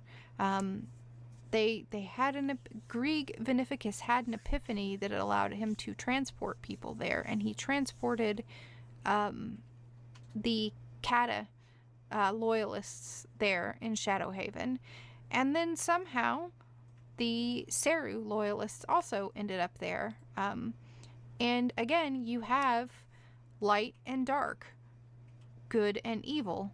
I would argue that the fascist nature of Seru makes Seru evil, and the democratic perspective of Kata made the Kata loyalists good. But they also settle on opposite sides of the moon. Seru settles on the light side, near Mara Seru in the bright, and if you've been there in EQ2, you can see that it's also very, very bright still, and it's on the light side. Speaking of EQ2, now that I've got this second orb and you can see that it is the moon, and it is the moon of Lucklin, it is not the moon of Drenal, which was the moon that we saw. Yeah, the globe is activated, but nothing occurs. Probably because I'm too low level to do anything with it. But it is ancient and powerful and draconic. So the dragons knew about Lucklin, right? But let me do this. Oh, you guys don't need that anymore. We're going to put that back. We're going to hide one note. Where is my EQ2? No. EQ2. Come on, show me EQ2. There we go. We know that there was the two sides, and even, let's go to, again, how it's represented here is that two sides, the light and the dark, right?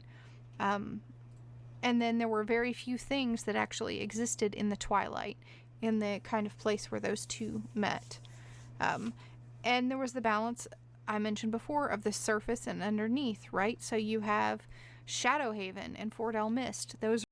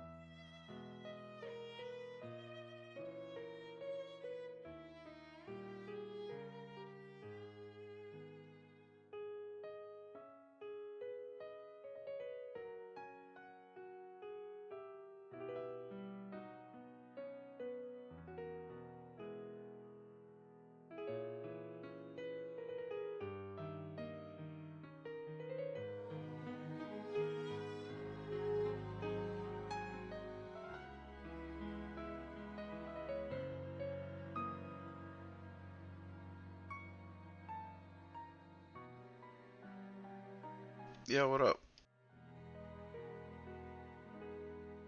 No, you're not allowed to do that. There's no boxing on Quarm. What up, Valko?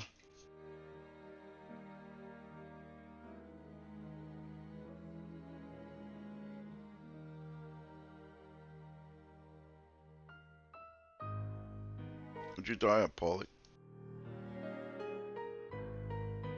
Alright, I'll log on.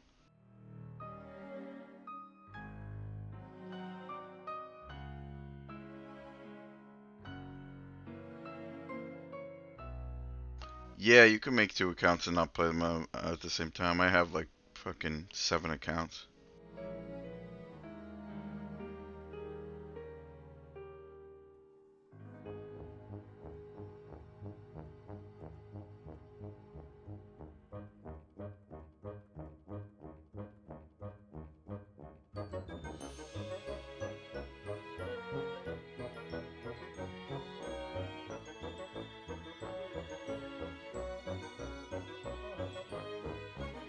Yeah, your tunnel account can be online, true.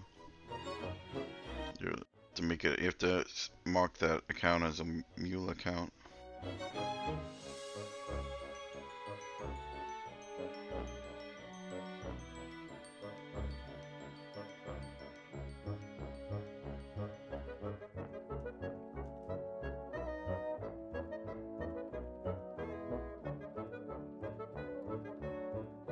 I don't think this is the right one.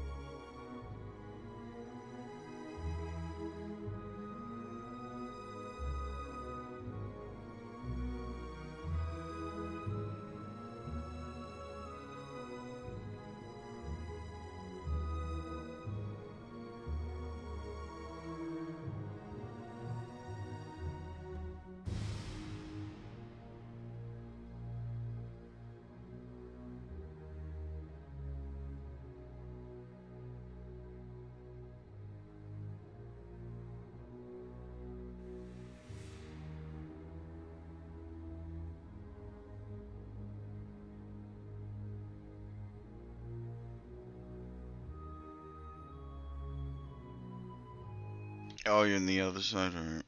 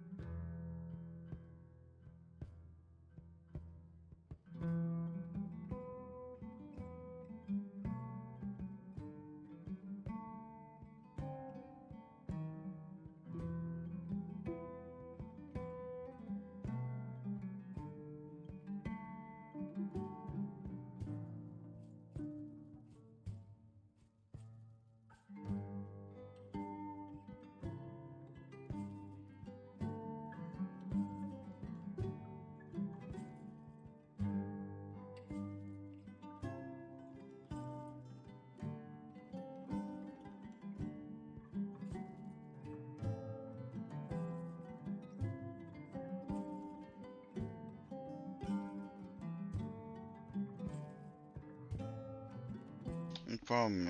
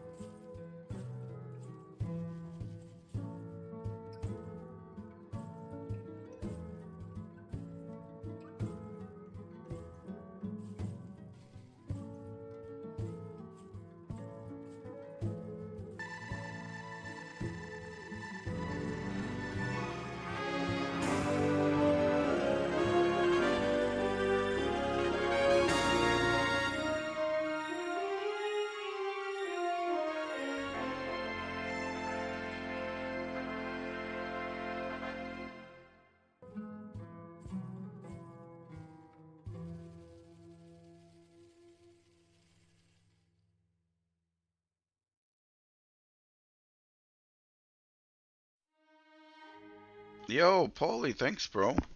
10 gifted, thanks, bro. Appreciate that. And then Valorant gave out 4. No, thanks. I appreciate that, Paulie. 140. Nice, Falco. Appreciate that.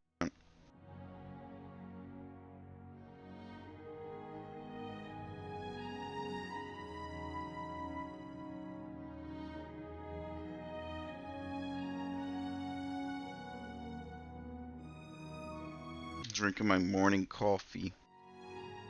Appreciate that, Polly. Thank you, man.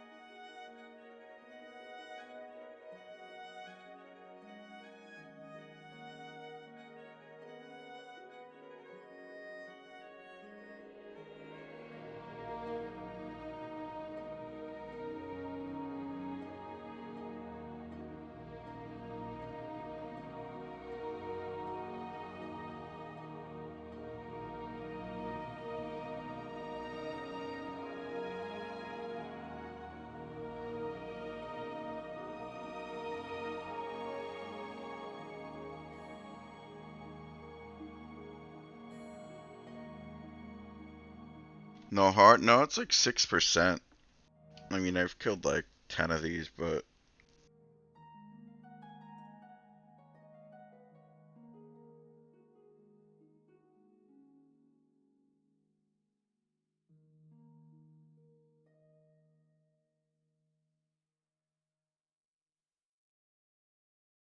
So yeah, it's kind of rare, just like the other piece.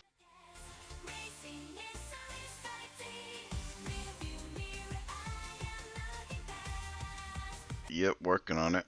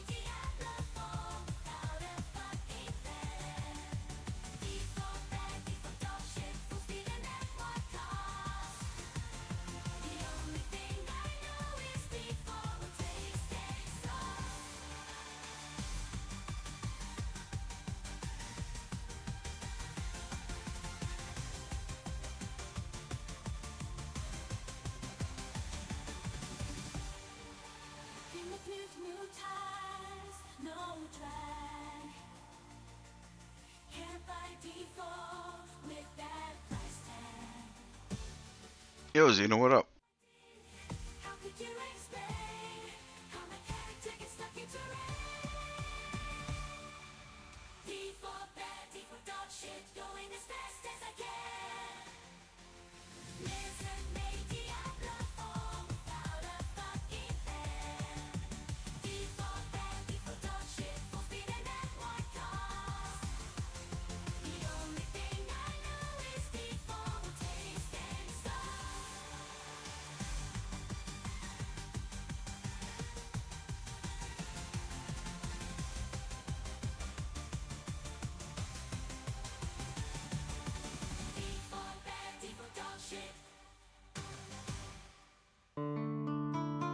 There we go, some D4. Yo, old, what up? Thanks, bro.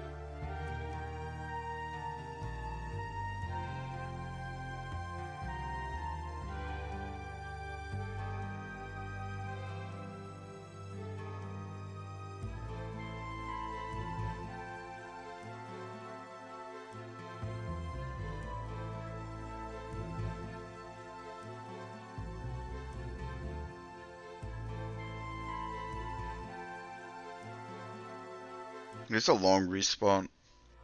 It's not long. It's 8 minutes. I'm gonna have to move to the other one.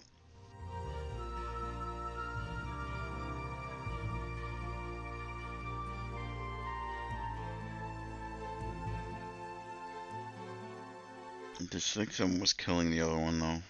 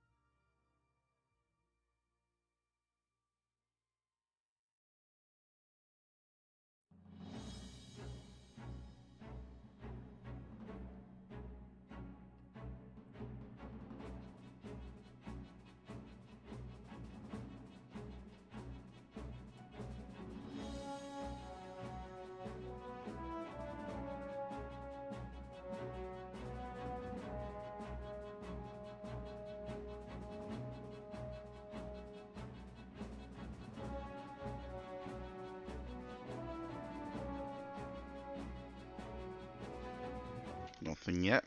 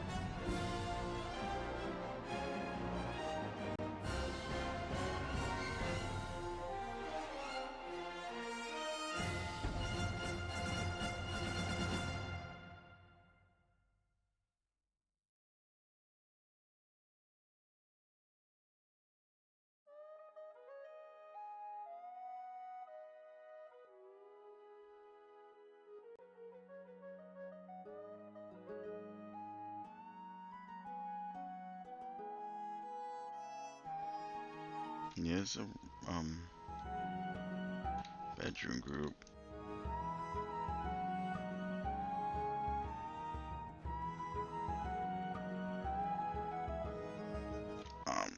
I think if I camp at this one spawns every time. It's better.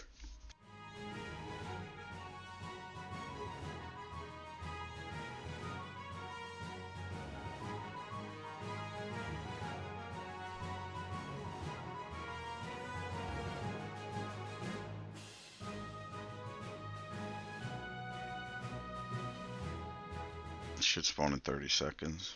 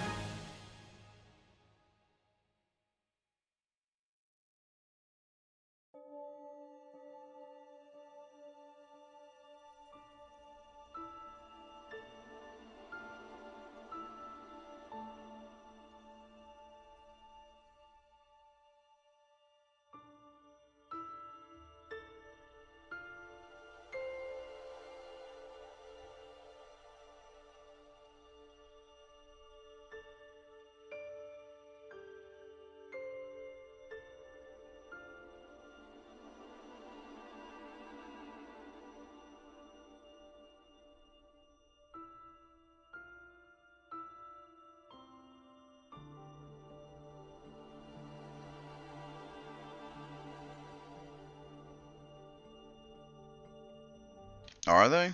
Damn.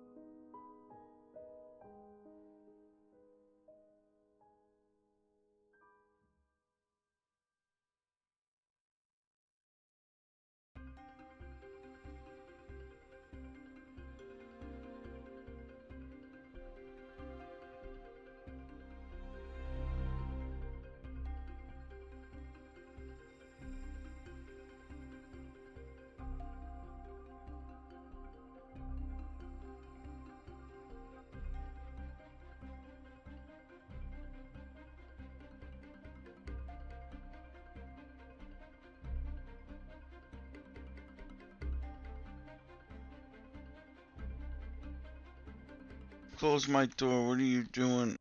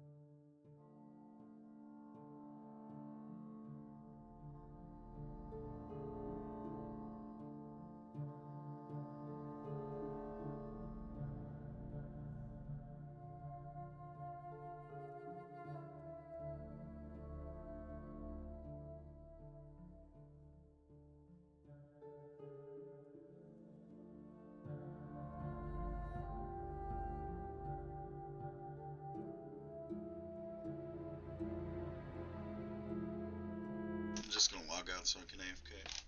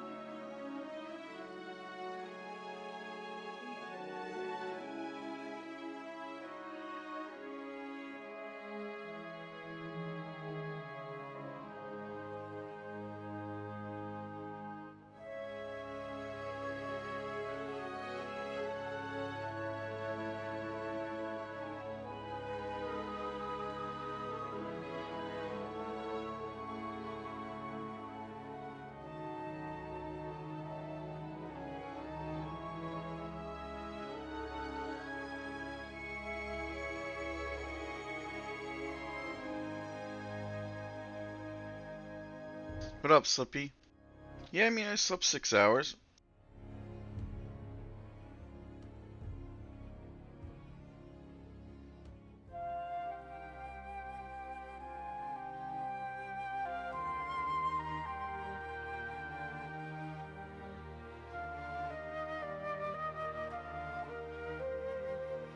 My stream has been live almost 50 hours. Crazy.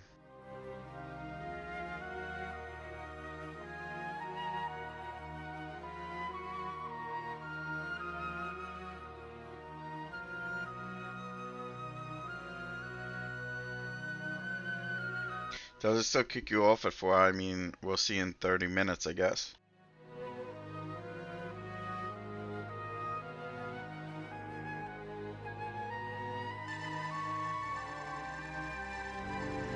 Slippy, thanks, Slippy.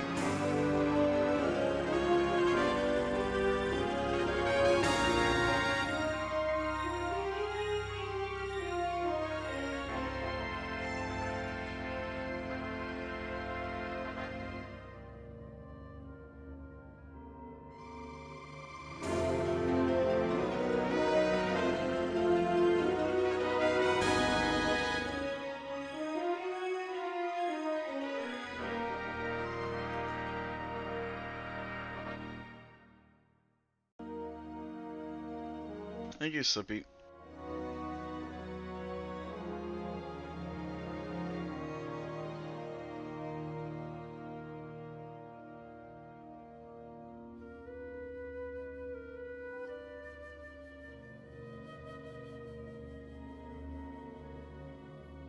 Yeah, I guess in 22 minutes we'll see if it kicks me off stream. I could just Google it though, right?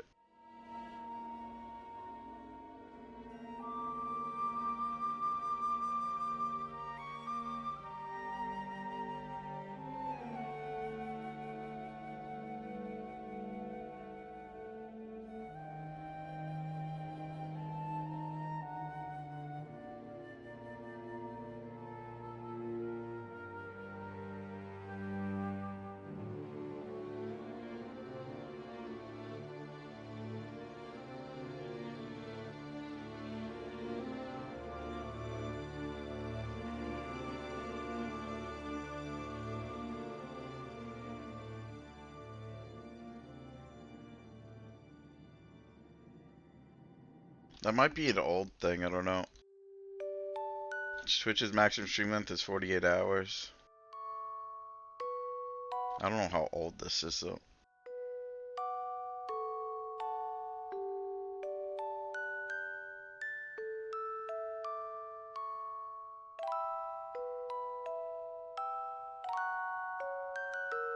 No, that's the hard Twitch limit for VOD duration.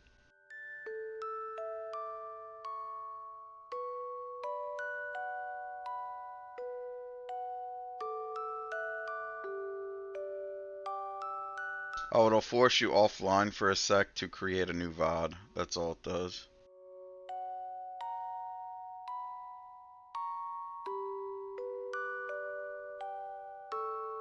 It only kicks you off for like 1 second to make a new VOD. But I don't, I think the session might stop as well.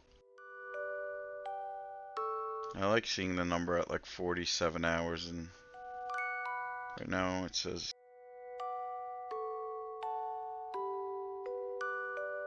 see 1 day 23 hours.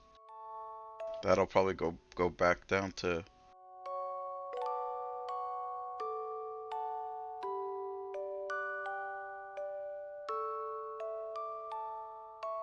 I don't even think I have to restart it. I think it just does it itself.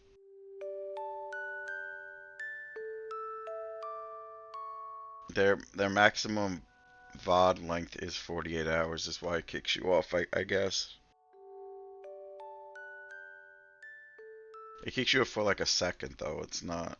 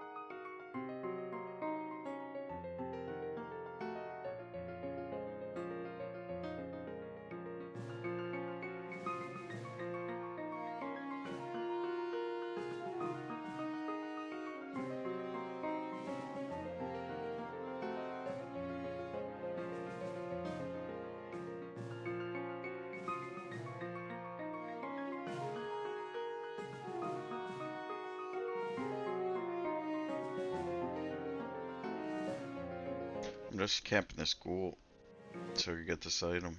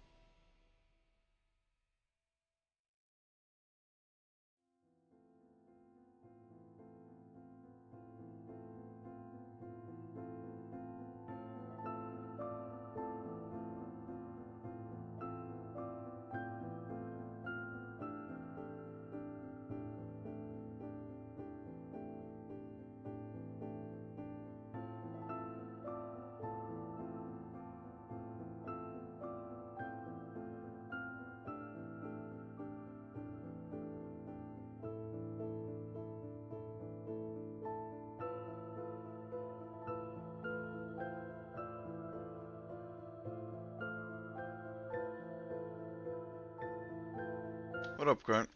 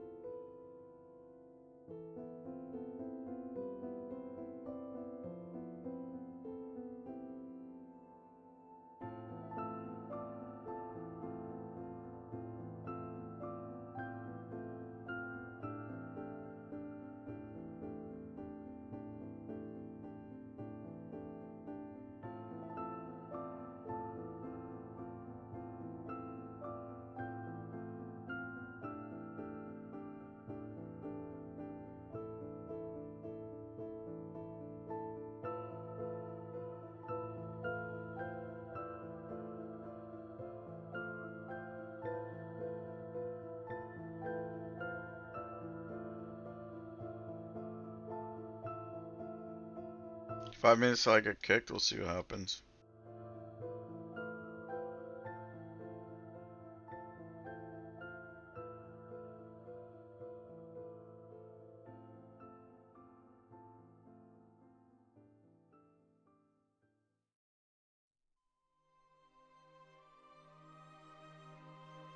Nope, I already played it.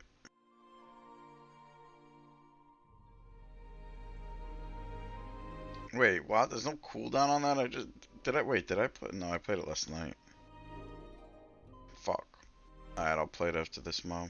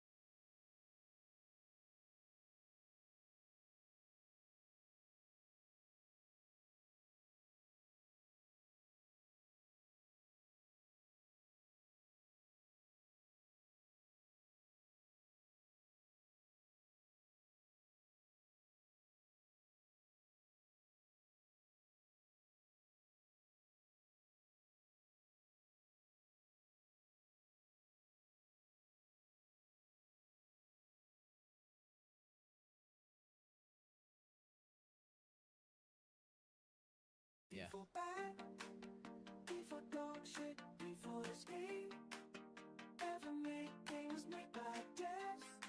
They've never played an RPG in their life. Before bad.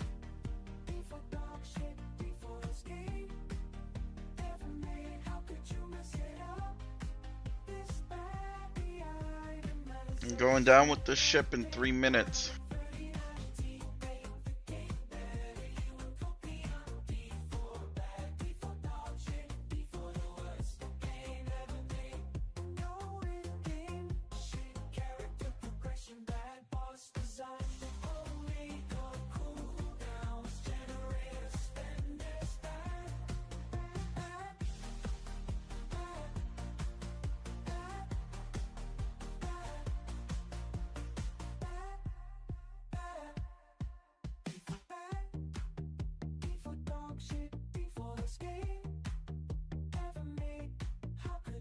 It should kick me off in a minute and a half, I guess.